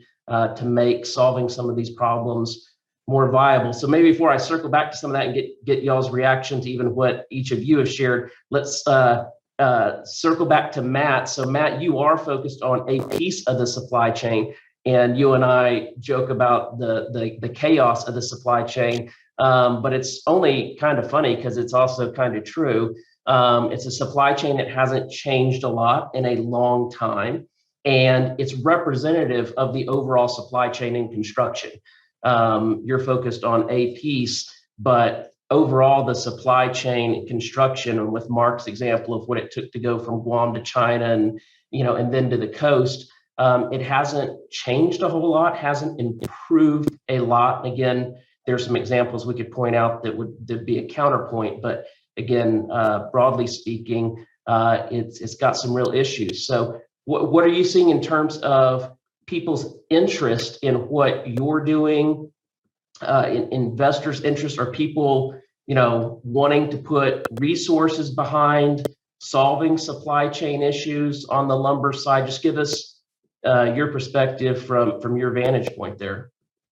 Yeah, so I would say that there's probably, there might be more, I'm trying to do the math in my head as I say this. There might actually be more investors who knock on my door every week than there are people within the industry who are saying, please change my world for me, right? So the people in the industry are, particularly around lumber yards, Levi, as you and I do speak freely occasionally, they're not necessarily the most progressive from a technology perspective, and they may not see that as their role, right? They may not see that type of innovation as their role, but there's just an enormous amount of capital pointed at this space right now, and then it's a matter of how we execute in there. But it is, I would say, the capital intensity around this particular space globally, and also nationally is significant right now. So I've gotten in the habit of all the investors that reach out, they are postponed by a quarter or 2 quarters. I think, one of the things that's you mentioned there, and I think Mark, you're actually really, just a good example of this for us, and how you've talked about what you've been focused on and what you've done. The rest of the supply chain, whether you're talking about builders, dealers, manufacturers of products, mills, up and down all the way through the trades, have to want to be part of solving these much bigger problems that we can identify and put on a slide. For example, affordability, or just again, how many homes are there? By most estimates, we should have 4 to 5 million more homes across the US today than we do. And the example I give people, if we were down that much on food and everybody recognized that we didn't have enough food to eat, that I think most people intuitively would say that's unacceptable. We have to figure out a way to solve that problem. But we're really down that much in housing. And it turns out human beings need 2 basic things to survive. You need food and shelter. We're laughing about our bandwidth here, but we can survive with some sketchy bandwidth. But if we don't have food and shelter, it turns out we can't make it for very long. And so we've got this lack of shelter in many ways, but there's so many parts and pieces to try to align to be part of solving the problem. And even if you're doing great work, and to your point, Matt, getting a good infusion of capital, around developing software to solve a particular part of the problem, if the rest of the, kind of supply chain in some ways doesn't play along, it can really be a significant challenge. And I'm curious, Mark, from your perspective, what is it about you and the folks that you've worked with where you had an appetite maybe early on for sustainability before it was cool? Because you talked about focusing on sustainability, for 30 plus years. And 30 years ago, it wasn't something that was a feather in anyone's cap. It took some courage and some leadership to be focused on that. And same thing with affordability. What have you seen maybe from other people in the industry? That's common traits or something that make people more focused on being part of the solution to these bigger problems. Sure. First of all, Levi, I like to joke. I tell people I used to be 6 foot tall and had a full head of hair. This is all that's left. So it's not been an easy road. And Matt, I suspect you're a much bigger student of this than I, but we are so fortunate in the Pacific Northwest and Boise in particular to have some really brave innovators. And I think of folks like IndieDwell, Gurdon, Pacific Companies, who have mixed success, but nonetheless, they're out there pushing the envelope, trying to find a better way to build the stuff more cost effectively. And then, of course, the big one that we all watched and read about was Katerra. And they poured an awful lot of money into trying to address this issue of automating and enhancing the food source for this product type. And of course, as we all know, that failed pretty spectacularly. And I think that just, first of all, hats off to the innovation trying to make it happen. But I think it really is testament to just how difficult of a problem that it is to solve when, I don't remember the exact number, Matt, but $2 billion plus of investment capital didn't make it happen. And so I do think in the Northwest that we're very fortunate to have some folks that are out there innovating. And Matt, one of the ones I like to talk about is the Boggin brothers up in Colville. Yep. And, they are, I think, a 3rd generation timber family, probably pretty traditional. And they just a year ago turned on a new CLT machine that I am told is going to run circles around what we have developed here in the U.S. to date. Also, they're up in Colville, if I recall correctly. And I believe their timber practices of harvesting it off of tribal lands where it's grown and harvested right, and supporting those tribal communities through harvesting on those, it's about as good as it gets. So I think, Levi, we have some really good examples. And I wish I was 40 years old or 35 years old or any younger than I am, because I really think that some of these young folks that may be listening to us all talk today, I think the opportunity for them to get involved in our food chain around producing built product is about as open as it's ever been. I think every city that we go to, and we've been from Boston to Seattle to Honolulu and a lot of places in between with our product, they all are aware of the problem. They're aware of our supply chain problem. They're aware of the affordability problem. They're aware of the lack of product, and they're desperate to try to make things happen. And it wasn't that way 10, 15, much less 30 years ago. So I think the opportunity to innovate is better than it's ever been. I remember when we first started storing rainwater and reusing it, and we had to get the plumbing codes changed in the state of Oregon at the time. And this was probably 25 years ago. I remember getting in conversations with state regulators about what if the dogs drank from the toilet? Who cares? So I think cities are great partners for folks like all of us in trying to think together how to address these problems. So I'm very optimistic. Yeah. And Levi, I'd love to pull on a thread there because Mark mentioned, Katerra, Vaughan Brothers and Russ Vaughan, what he's doing with the CLT. And then, what we're doing, and there's a big contrast in there, which I think is really important. So I mentioned that there's tons of capital in this industry, and SoftBank and Katerra proved that. They also took an approach, which, again, wasn't certainly on the inside, but there was a lot of capital spent on greenfield capacity, a bunch of new stuff.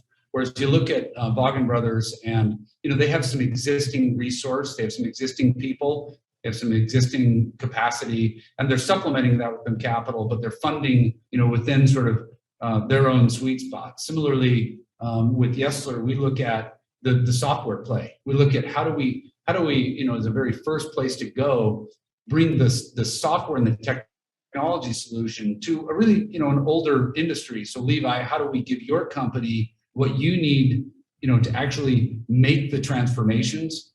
So how do we bring the technology element into the existing capacity that's there, which is a real fundamental difference between the way, say, a Katerra attempted to do it, with big money tech company thinking. So I will say, look, we're building this company, by LBM people, which is me and some of my starting, employees. We're bringing tech company, mindset with our CTO, and we're bringing venture capital to it. But we're taking on the software label to fund really the industry and making their own transformation. And so I think that's the key thread there between like a Vaughan Brothers, a Yesler, and how we try to work with the Franklin Building Supplies. So it's a fundamental contrast to saying, hey, some outsider, we're going to come in, we're going to fund it, we're going to put $2 billion into it, and we know better than everybody else. And I think that's this, that's why the startup ecosystem, picking a problem to solve in one space, in one community, and going and building it from there is, frankly, what you're trying to do, Levi, is potentially a better solution than what even $2 billion in capital can provide. And it's sort of core to the way I'm approaching it. So I wanted to pull on that thread because I think that ties to exactly what you're trying to do. And I think another piece of that is you think about those two examples, and Vaughan, at least as I view it, and I'm not an insider either, they are very focused. And they have a piece of the puzzle that they're after, whereas Katerra was trying to be all things to an awful lot of people. And I think that focus when you're innovating is really important because you can't be all things to all people. Any parting thoughts here? We're running out of time. I wish we had more time to dive into some of the more, some of the additional kind of topics and points that y'all brought up. But I guess we want to wrap this up today. I really appreciate Matt, Daly, and Mark for your time and your input here. We hope that it inspires folks in the capital markets or entrepreneurs to pay attention to the construction industry and housing in particular. The need is great and the opportunities are plentiful. So thank you for your time today and enjoy the rest of your week at Boise Entrepreneurship Week.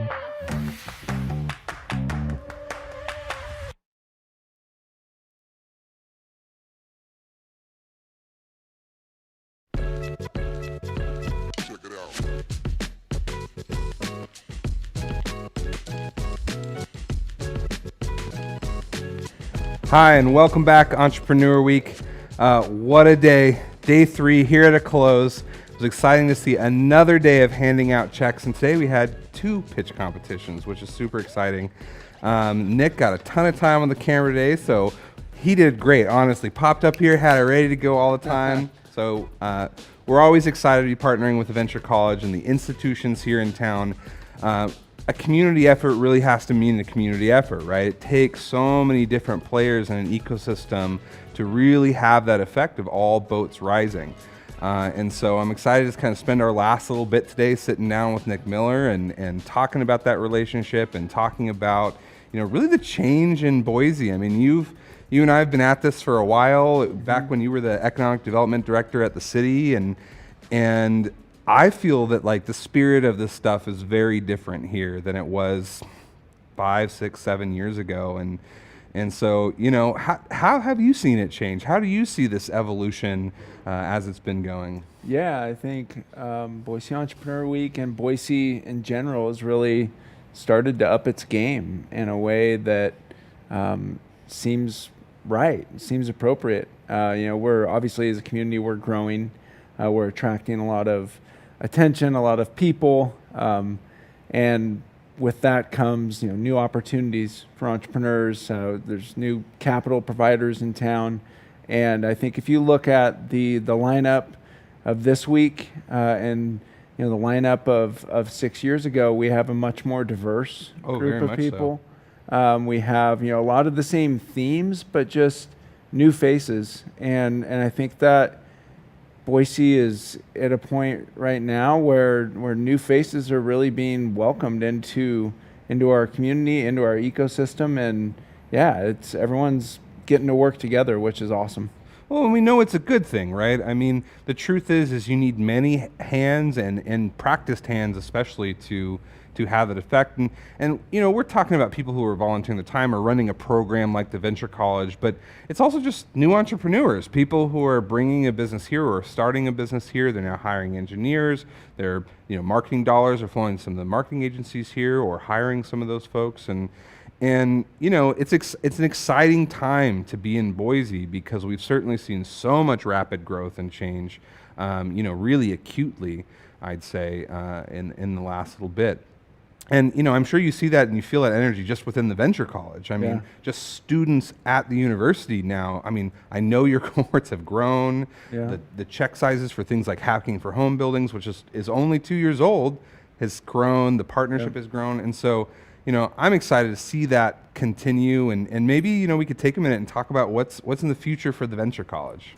Yeah, I mean, I think all of those things that you mentioned have grown, and one thing I'd point out that for me is really important is for Hacking for Home Building, Cybersecurity Entrepreneur Challenge, the Idaho Entrepreneur Challenge, which is in the spring.